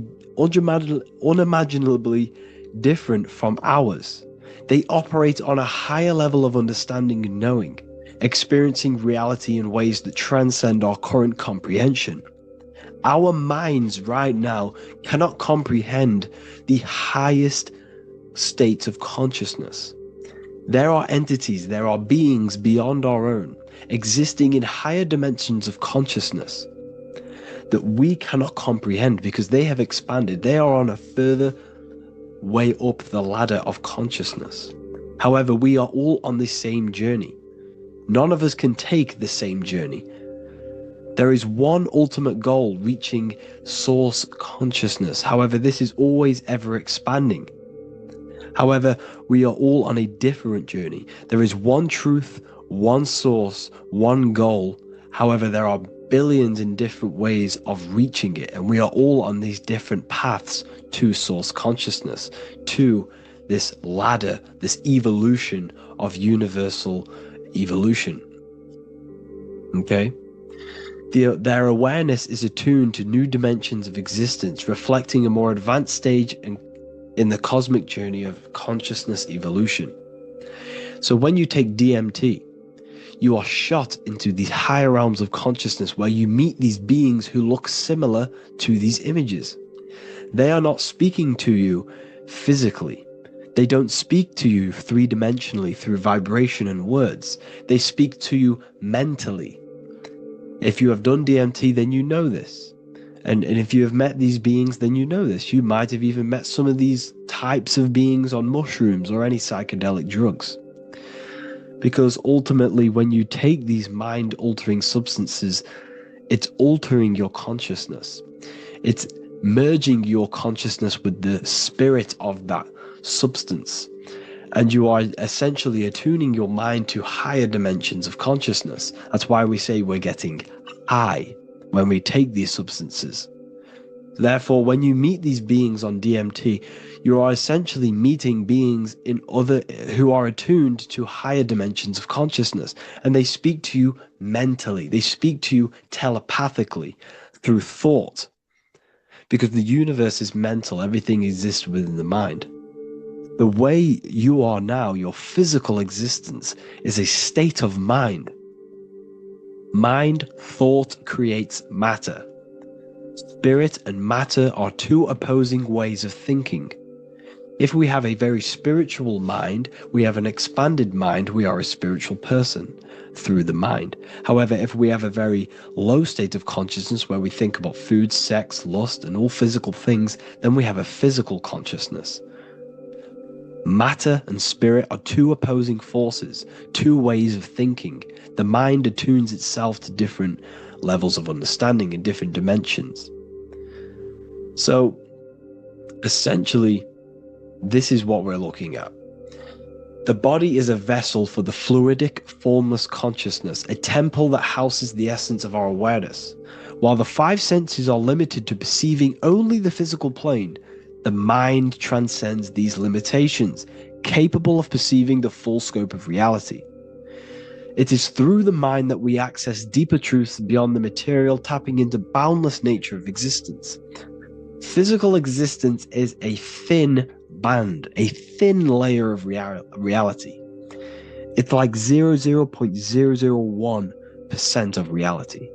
And your five senses are only tuned into this layer of reality. But the five senses are, by design, only allowed to perceive physicality. But the mind has the power to expand beyond this physical five sense state. The mind has the power to expand and evolute. It is a conscious decision whether you want to take this path or not. You can stay in a three-dimensional way of thinking, or you can expand your consciousness from within. It's not an external journey. There is no God going to save you. You must save yourself. Therefore, behind every single one of these eyes is the same source consciousness. However, we are all different cells in a different journey. The organs in your body, the cells in your body are all alive. They all possess same consciousness, universal consciousness. However, we are all on a different journey of evolution. As above, so below. As the baby is in the mother's womb, when the baby becomes conscious, there is a world outside of its mother. What does it do? It presses and seeks a way out to be born in the other world outside of its mother. It is the same with your consciousness, your mind. When your mind becomes aware that there is realities beyond the immediate surroundings, it seeks a way out. And this is exactly what I'm doing to you now. I am now expanding your mind and telling you there is other ways of reality. There is other dimensions of consciousness which you can access through inner transmutation, through different ways of thinking, spiritualism, and meditating and connecting with yourself and detaching from external things. We can upgrade our consciousness. Your body is a womb. Why Jesus says you must be born again to see the kingdom of God, because you are born physically and then you must be born again spiritually, awakening your inner consciousness. So like I said, as the baby is in the womb, it's the same principle. As above, so below. You were a baby, you were in your mother's womb, and you figured out there is a world outside of your mother, so you seek to weigh out your mother to be born in another world. It's the same now. You must do this now. This is your spiritual evolution. This is the evolution of consciousness. It's ever expanding. When you die, this is a transition. You must learn to not fear death. This is another part of your spiritual journey. You must master death. Therefore, like I said before, the mind has limitless capacity to expand into new realms of thought, continuously exploring uncharted ideas and concepts without boundaries. The mind can ever expand. It can never be filled. It can never ever know everything. There is infinite fields of knowledge, infinite fields of thought. Your current state is just one stage on an infinite pathway. You won't remain human forever. The human experience is a crucial phase where we learn to balance polarities, master the fundamental laws of the cosmos. It is a period of growth and transformation, preparing us for the next stages in our cosmic evolution. The goal is to strive for perfection, yet the true perfection is unattainable. It's like a tunnel, and there is a light at the end of the tunnel. And as you walk through this tunnel, the light is ever moving backwards. You should forever seek to meet that light, but you will never meet that light because consciousness is ever expanding. You should strive for perfection, yet knowing that perfection is forever unattainable. The journey is endless, with each step revealing deeper layers of understanding and experience. The pursuit of growth and expansion is itself the essence of our evolution. You can find all of this knowledge in the amazing book that I have read for years. I have read this book, The Emerald Tablets of Thoth, the Atlantean, by M. Dorial, translated by M. Dorial. I'm telling you now, this book, now that I've told you this, you have some context on the book. The whole book is about evolution of consciousness. He's talking about higher dimensions beings. He's talking about how you can transcend this physical plane. It is truly the most amazing book you will probably read. One of the best spiritual texts you'll see. It's hard to understand, so you must read it over and over again. And the more your mind progresses, like for me, I read this every couple months. And the more I learn about consciousness, the more I expand my own consciousness. And every time I read this book, I pick out something new that just completely blows my mind. Because you can only understand this book to your level of consciousness, to your level of understanding. So now that I've told you all this information, go and read this book and it will absolutely blow your mind. And so will the Book of Wisdom Volume 2, which is now available. I released it the other day. I'm just going to read a page out now. This page is called Spirit and Matter. The Earth is not merely a dense, lifeless rock drifting through space. It possesses spirit, a living essence that animates its form. But what do we mean by spirit? Spirit in esoteric terms refers to the energy, the life force, animating the principles infused in matter. So essentially, what this page is talking about is how everything has spirit, consciousness within it. You are the middle, you are spirit and matter. You have the ability to expand your mind to the God self and raise above our animal instinct, our material self, and know the divine and expand. Animals cannot do this. Animals are not self-aware. Humans possess self-awareness. We can observe our consciousness. We can say, why do I exist? We can look in the mirror and know that we need growth. And this is what Anunnaki means. Anu means above. Anu was the supreme god of the sky, which is a metaphor. He represents spirit above, heaven. Anu came down to earth and married Ki, the goddess of the earth, which represents matter. It's a myth, it's an allegory. Anu married Ki and gave birth to the Anunnaki. Spirit came down and infused with matter and gave birth to the human, which is you. You are spirit infused in matter, Anu and Ki, Anunnaki. You are the Anunnaki. And this is just one of the teachings in my book. Honestly, this book is absolutely amazing. If you truly, truly want to expand your consciousness, give this book a read. And obviously, if you're inside the university, I give you this book for free. a paperback version. If you join the university, follow the steps inside of the general chat. You'll be able to download this book, or sorry, not download it, order a paperback for free. All you have to do is pay for the shipping. You'll also gain amazing knowledge inside of my library, where your mind will just be overblown with the amount of esoteric books. There's over 45 rare occult books, plus you get a PDF of the Volume 1 and Human Health Guide. You get reoccurring updates where I expand on symbolism, occultism, where you will just feel absolutely amazing once you understand esotericism in yourself. You'll also learn how to create the dream reality that you want with the Manifestation Mastery course, where I teach you how your consciousness creates reality. You'll have a real lectures where I post lectures on symbolism, occultism, esotericism. There's a conscious community and live calls and Q&A where you can ask me questions and I'll answer your questions. I just want to say thank you to everyone who has joined the university. Thank you for even liking and watching this video. Any support I just appreciate every single one of you. Please, if you can, leave a comment and a like on this video and let me know any videos you want me to make in the future. And I will start uploading a lot more to the YouTube. So yeah, thank you all for tuning in today. Have an amazing day. What if the word Yahweh is proof that God is embedded in our very own being? Stay with me, because what I'm about to show you might change the way you see yourself forever. Today's topic is decoding the mystery name of Yahweh, the sacred name of God from the Hebrews. By the end of this video, you'll uncover the true meaning of the word Yahweh and how your connection to it unlocks your own personal power.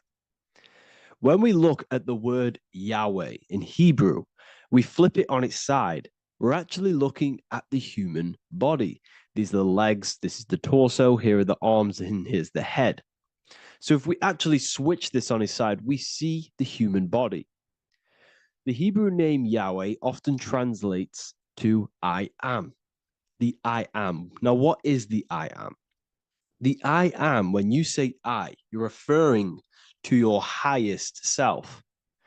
Everything with the letter I in the beginning, most of them words are referring to our inner self, inside, intelligence, internal, in. The I represents the inside self, the invisible self. You cannot see the I am because this is the spirit. This is our consciousness. It's the intelligence controlling the human body. When you say I, you're not referring to your name, your job, your reputation, your ego, or your thoughts. You're referring to the observer who is beyond the thoughts, the one who's observing the thoughts. That's the soul. Look at the word Yahweh, Yahweh, the sacred name of God. Yahweh can be observed in the natural rhythm of the human breath. When inhaling, we subtly hear Yah. When exhaling, we hear Wei. Do this yourself. Breathe in through your nose, you'll hear Yah. Breathe out, you'll hear Wei. And in fact, the letter H, H, when it's pronounced, it carries the soft sound of wind or breath, a gentle exhale that mirrors the very essence of life, giving air. Breath is the spirit of life. It's what connects us with consciousness. If we stop breathing, we lose consciousness. The body shuts down. We're breathing the spirit of breath. We're breathing in the spirit of life. It's the very essence that gives us physical existence, and we're constantly staying connected to this breath at all times. Now let's look at Yahweh. 1, 2, 3, 4. There are 4 letters. The Tetragrammaton is the 4-letter Hebrew name for God. Okay? Tetra, meaning 4. We have 4 Gospels of Jesus. Jesus is depicted with a cross with 4 sections. Jesus has the 4 sacred animals around the side of him, always depicted with these 4. A bull or an ox, an eagle, a man, and a lion. These are the 4 fixed signs of the zodiac. Aquarius, the man; Scorpio, the eagle; Leo, the lion; Taurus, the bull or the ox, which are related to the elements. Leo is a fire sign. Aquarius is an air sign. Taurus is an earth sign. Scorpio is a water sign. These are the 4 elements. And the 4 elements correspond to the 4 bodies of consciousness, as we see here. This is fire, this is air, this is water, this is earth. So we are made out of the 4 elements, which represent the 4 bodies of consciousness: mind, emotion, spirit, and body. The soul is incarnated into 4 sections. Hence why Jesus has 4 gospels. Hence why Yahweh is a four-named word, because we are tetraform. We have 4 bodies of consciousness. There are 4 pillars to reality: the mind, emotion, spirit, and the body. So what we're actually looking at here is the name of the very essence of the self. Yahweh represents the universal consciousness that we're all tapped into, because the body is like a radio. The body is basically a radio antenna, which is picking up the stream of consciousness, and we're all the same consciousness, just experiencing it in a different body. And Yahweh is the name for this intelligence that we're all acting out, that we're all manifestations of. So now let's look at the word Yahweh, where we read it this way in Hebrew, which is 10565. 10565 in the Hebrew letters and the numerical values. And the DNA is made up of 4 bases. These 4 things which create the DNA. This basis is the genetic code for all living things. Each DNA strand is held together by sulfur bridges that appear in a repeating pattern of 10565. This pattern matches the numerical value of the Hebrew letters of Yahweh, Yod, He, Vah, He, which are 10565. This means the structure of DNA, the code of life, follows the same number sequence as the sacred name of God, Yahweh. This is a factual observation. So we're looking at 10565. So let's look over this one more time. Yahweh represents the breath, Yahweh, inhale, exhale. It translates to I am. It's written in our DNA. The word Yahweh on its side looks like the human body. Now, this is where things get a little bit deeper. 10565 adds up to 26. The number God, well, the word God adds up to 26. Allah adds up to 26. There are 206 bones in the human body, 26. 26 adds up to 8. 8 is the number of infinity. We are all the infinite consciousness. Consciousness will never die. It's immortal. It's infinite. We are all infinite. We are not these skeletal structures. We are Yahweh, the universal consciousness. The creator of all things is our essence. We're all God with individual identities, but the highest versions of ourselves is God. The ego is our own personal experience of God. Does this make sense? So in conclusion, Yahweh is not the name of a separate God from us, but rather the reflection of the divine consciousness manifesting through the human form. The human body is like a receiver acting as an antenna that tunes into the infinite intelligence and life force we call consciousness or God. This means that rather than being external, the divine presence is within us, expressed through our very existence. It's very interesting when we look into this, and what religion has done has flipped all of this knowledge. All of this sacred knowledge has been externalized. They've externalized God so that we worship God and we view God as something separate from the human experience. They do this so that we don't find the God within us, so that we don't find that we have the power of creation. The mind is the creative force of God. The body is the will to act out that thought. They don't want us to figure out that we are creators and we're all creating our own earthly experience. We're all projecting this reality. And they don't want us connecting with the divine intelligence within us because they want to be the creators. They want to keep this knowledge. They don't want the masses to wake up to this powerful knowledge. So what they've done is that they've taken the scriptures, they've externalized it so that we start worshiping and giving away our power to these external things. And when God is external, we start to fear God because we start to think that God has power over us. He can send us to hell or heaven. So this is what's going on. They've been externalizing this for thousands of years to keep us in a suppressed state. Okay. Humans are very advanced because we possess self-awareness. We possess the ability to move our awareness and our thoughts outside of the instinctual nature. For example, a cat or a dog. These things can only live in their instinct. They live based on instinct. They smell, they eat. That's pretty much what they do. But humans, we have the ability to rise above that nature and turn to our infinite selves, our higher selves. We can move beyond our instinctual nature and create very advanced things. That's why humans are made in the image of Yahweh. We are literally God in human form. So this is what we all need to realize. And I hope this video has helped. Please leave a like, a comment on inside of the description. I'll have some links to my books and my university. The people who have read them have just absolutely changed their lives. You could probably see that in the comment sections if someone leaves a review of the book. We also have Trustpilot. But yeah, I thank you all. And I'll see you in the next one.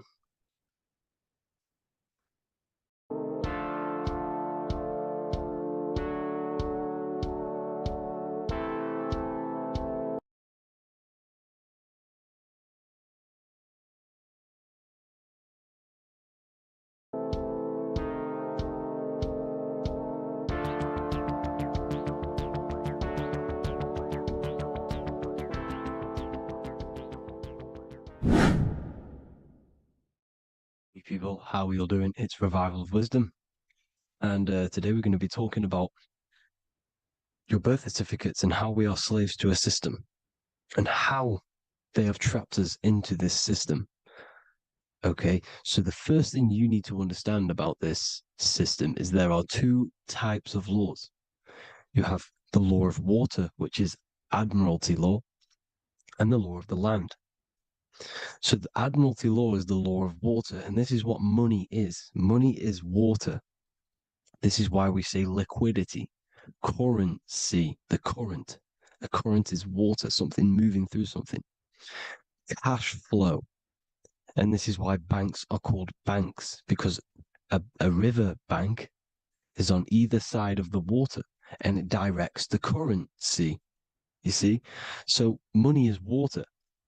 And as you can see here, Ripple, the cryptocurrency, Ripple, water Ripple, and they're building a bridge over water, overseas, international banking with cryptocurrency.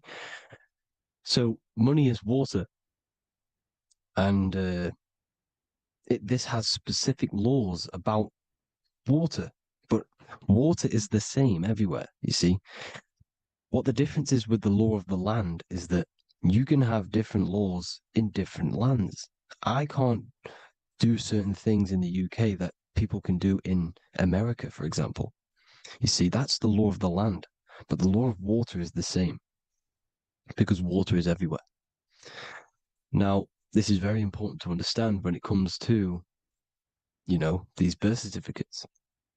So, Pope Gregory, this is where we're going to start off.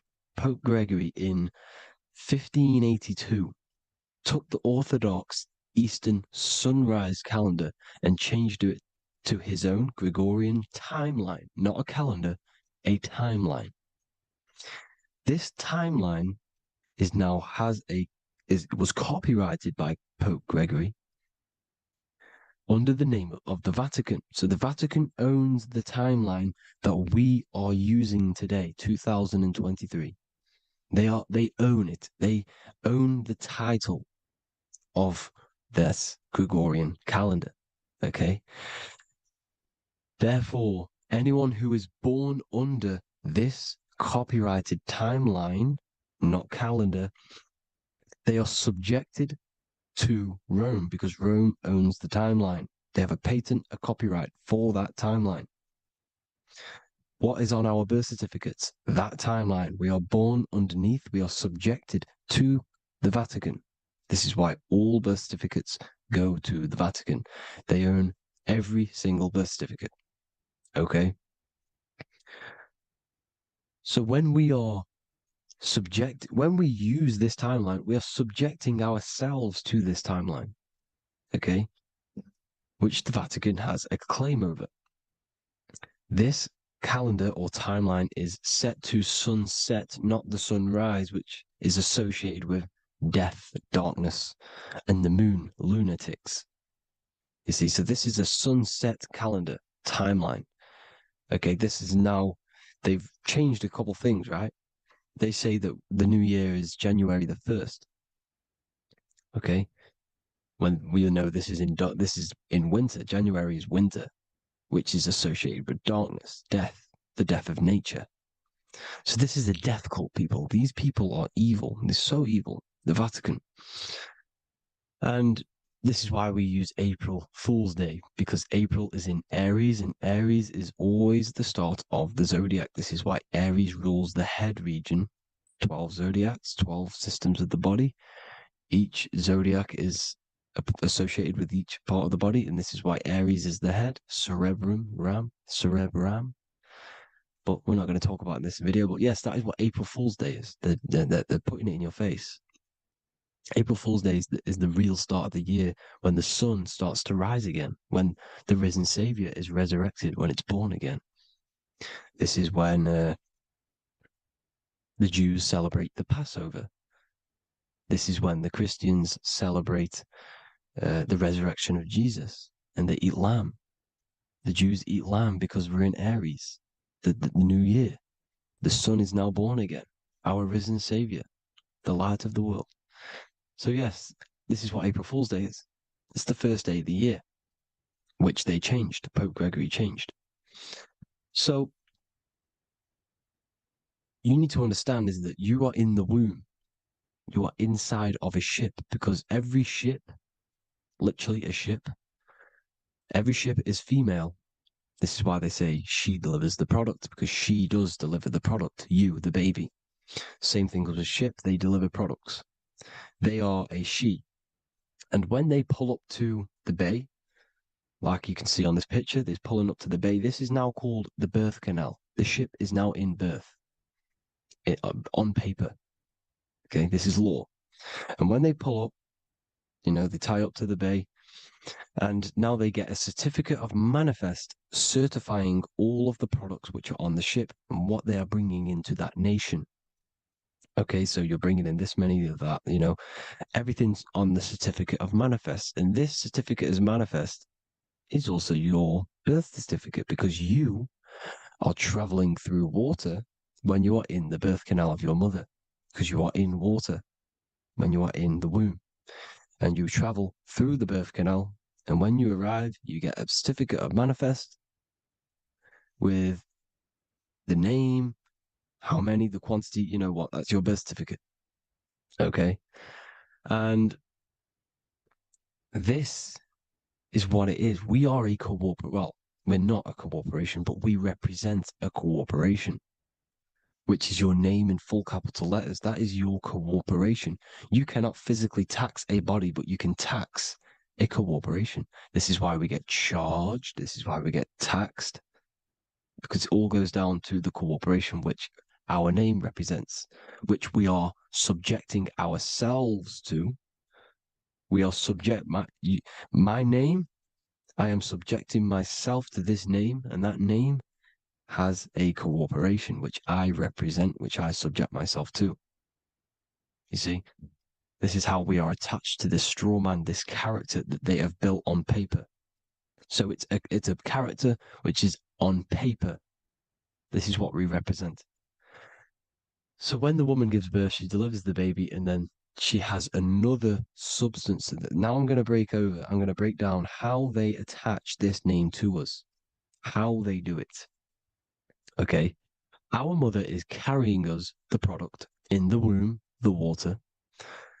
And it goes, for example, it goes from the United Kingdom into a state-owned, corporate, federal-owned hospital, which is government-owned. She does not declare the package when she enters the building. Aha, so keep that in mind. When she delivers the package in the federal territory, she does not declare the package either when she leaves. Therefore, there is no evidence that we exist when we arrive on paper. On paper, there is no evidence that we came into the building or left the building. We have not been declared. So we do not exist on paper at this point. When the woman gives birth, she delivers the baby, and then she has another substance, which is called the afterbirth material. Okay? This afterbirth material has the same DNA as our physical body with the body, mind, and spirit. Okay? This is how they get this cooperation. Hold on. The afterbirth material does not get claimed by the mother nor anyone. Therefore, they salvage that substance because we are under the Vatican. Every state is all Catholic. Your birth certificate is Catholic. No matter what religion you think you are, every single birth certificate is Catholic because we are subjected to Rome. All roads lead to Rome. Rome runs all of this. Okay? We're still under the Roman Empire. Okay, so Rome are Catholic and they believe in salvation. This is how religion comes into this. This is how they use religion to get this. So they salvage the afterbirth material and they claim it and they salvage it and give it and charge it to Rome. And they give it a name. Here's the legal term, born alive. Here's what it says. Each product of such birth is considered live, born, and fully recognized as a human person. So each product of such birth, so that could be anything, the afterbirth, the person who actually comes out, the baby. So your afterbirth, which we do not take with us, we take the baby with us, they keep that in the hospital, they collect the afterbirth, and they salvage it, and they give it the name, which it is us. We are a representative to that afterbirth material, which they put the name on, they claimed, which is subject to Rome. So we are walking around our whole lives as a representative to that claimed salvaged afterbirth material, which the federal state have. Okay. We are under the Catholic Church, Vatican. Therefore, the afterbirth material is a child of God. See, on paper, therefore, they believe in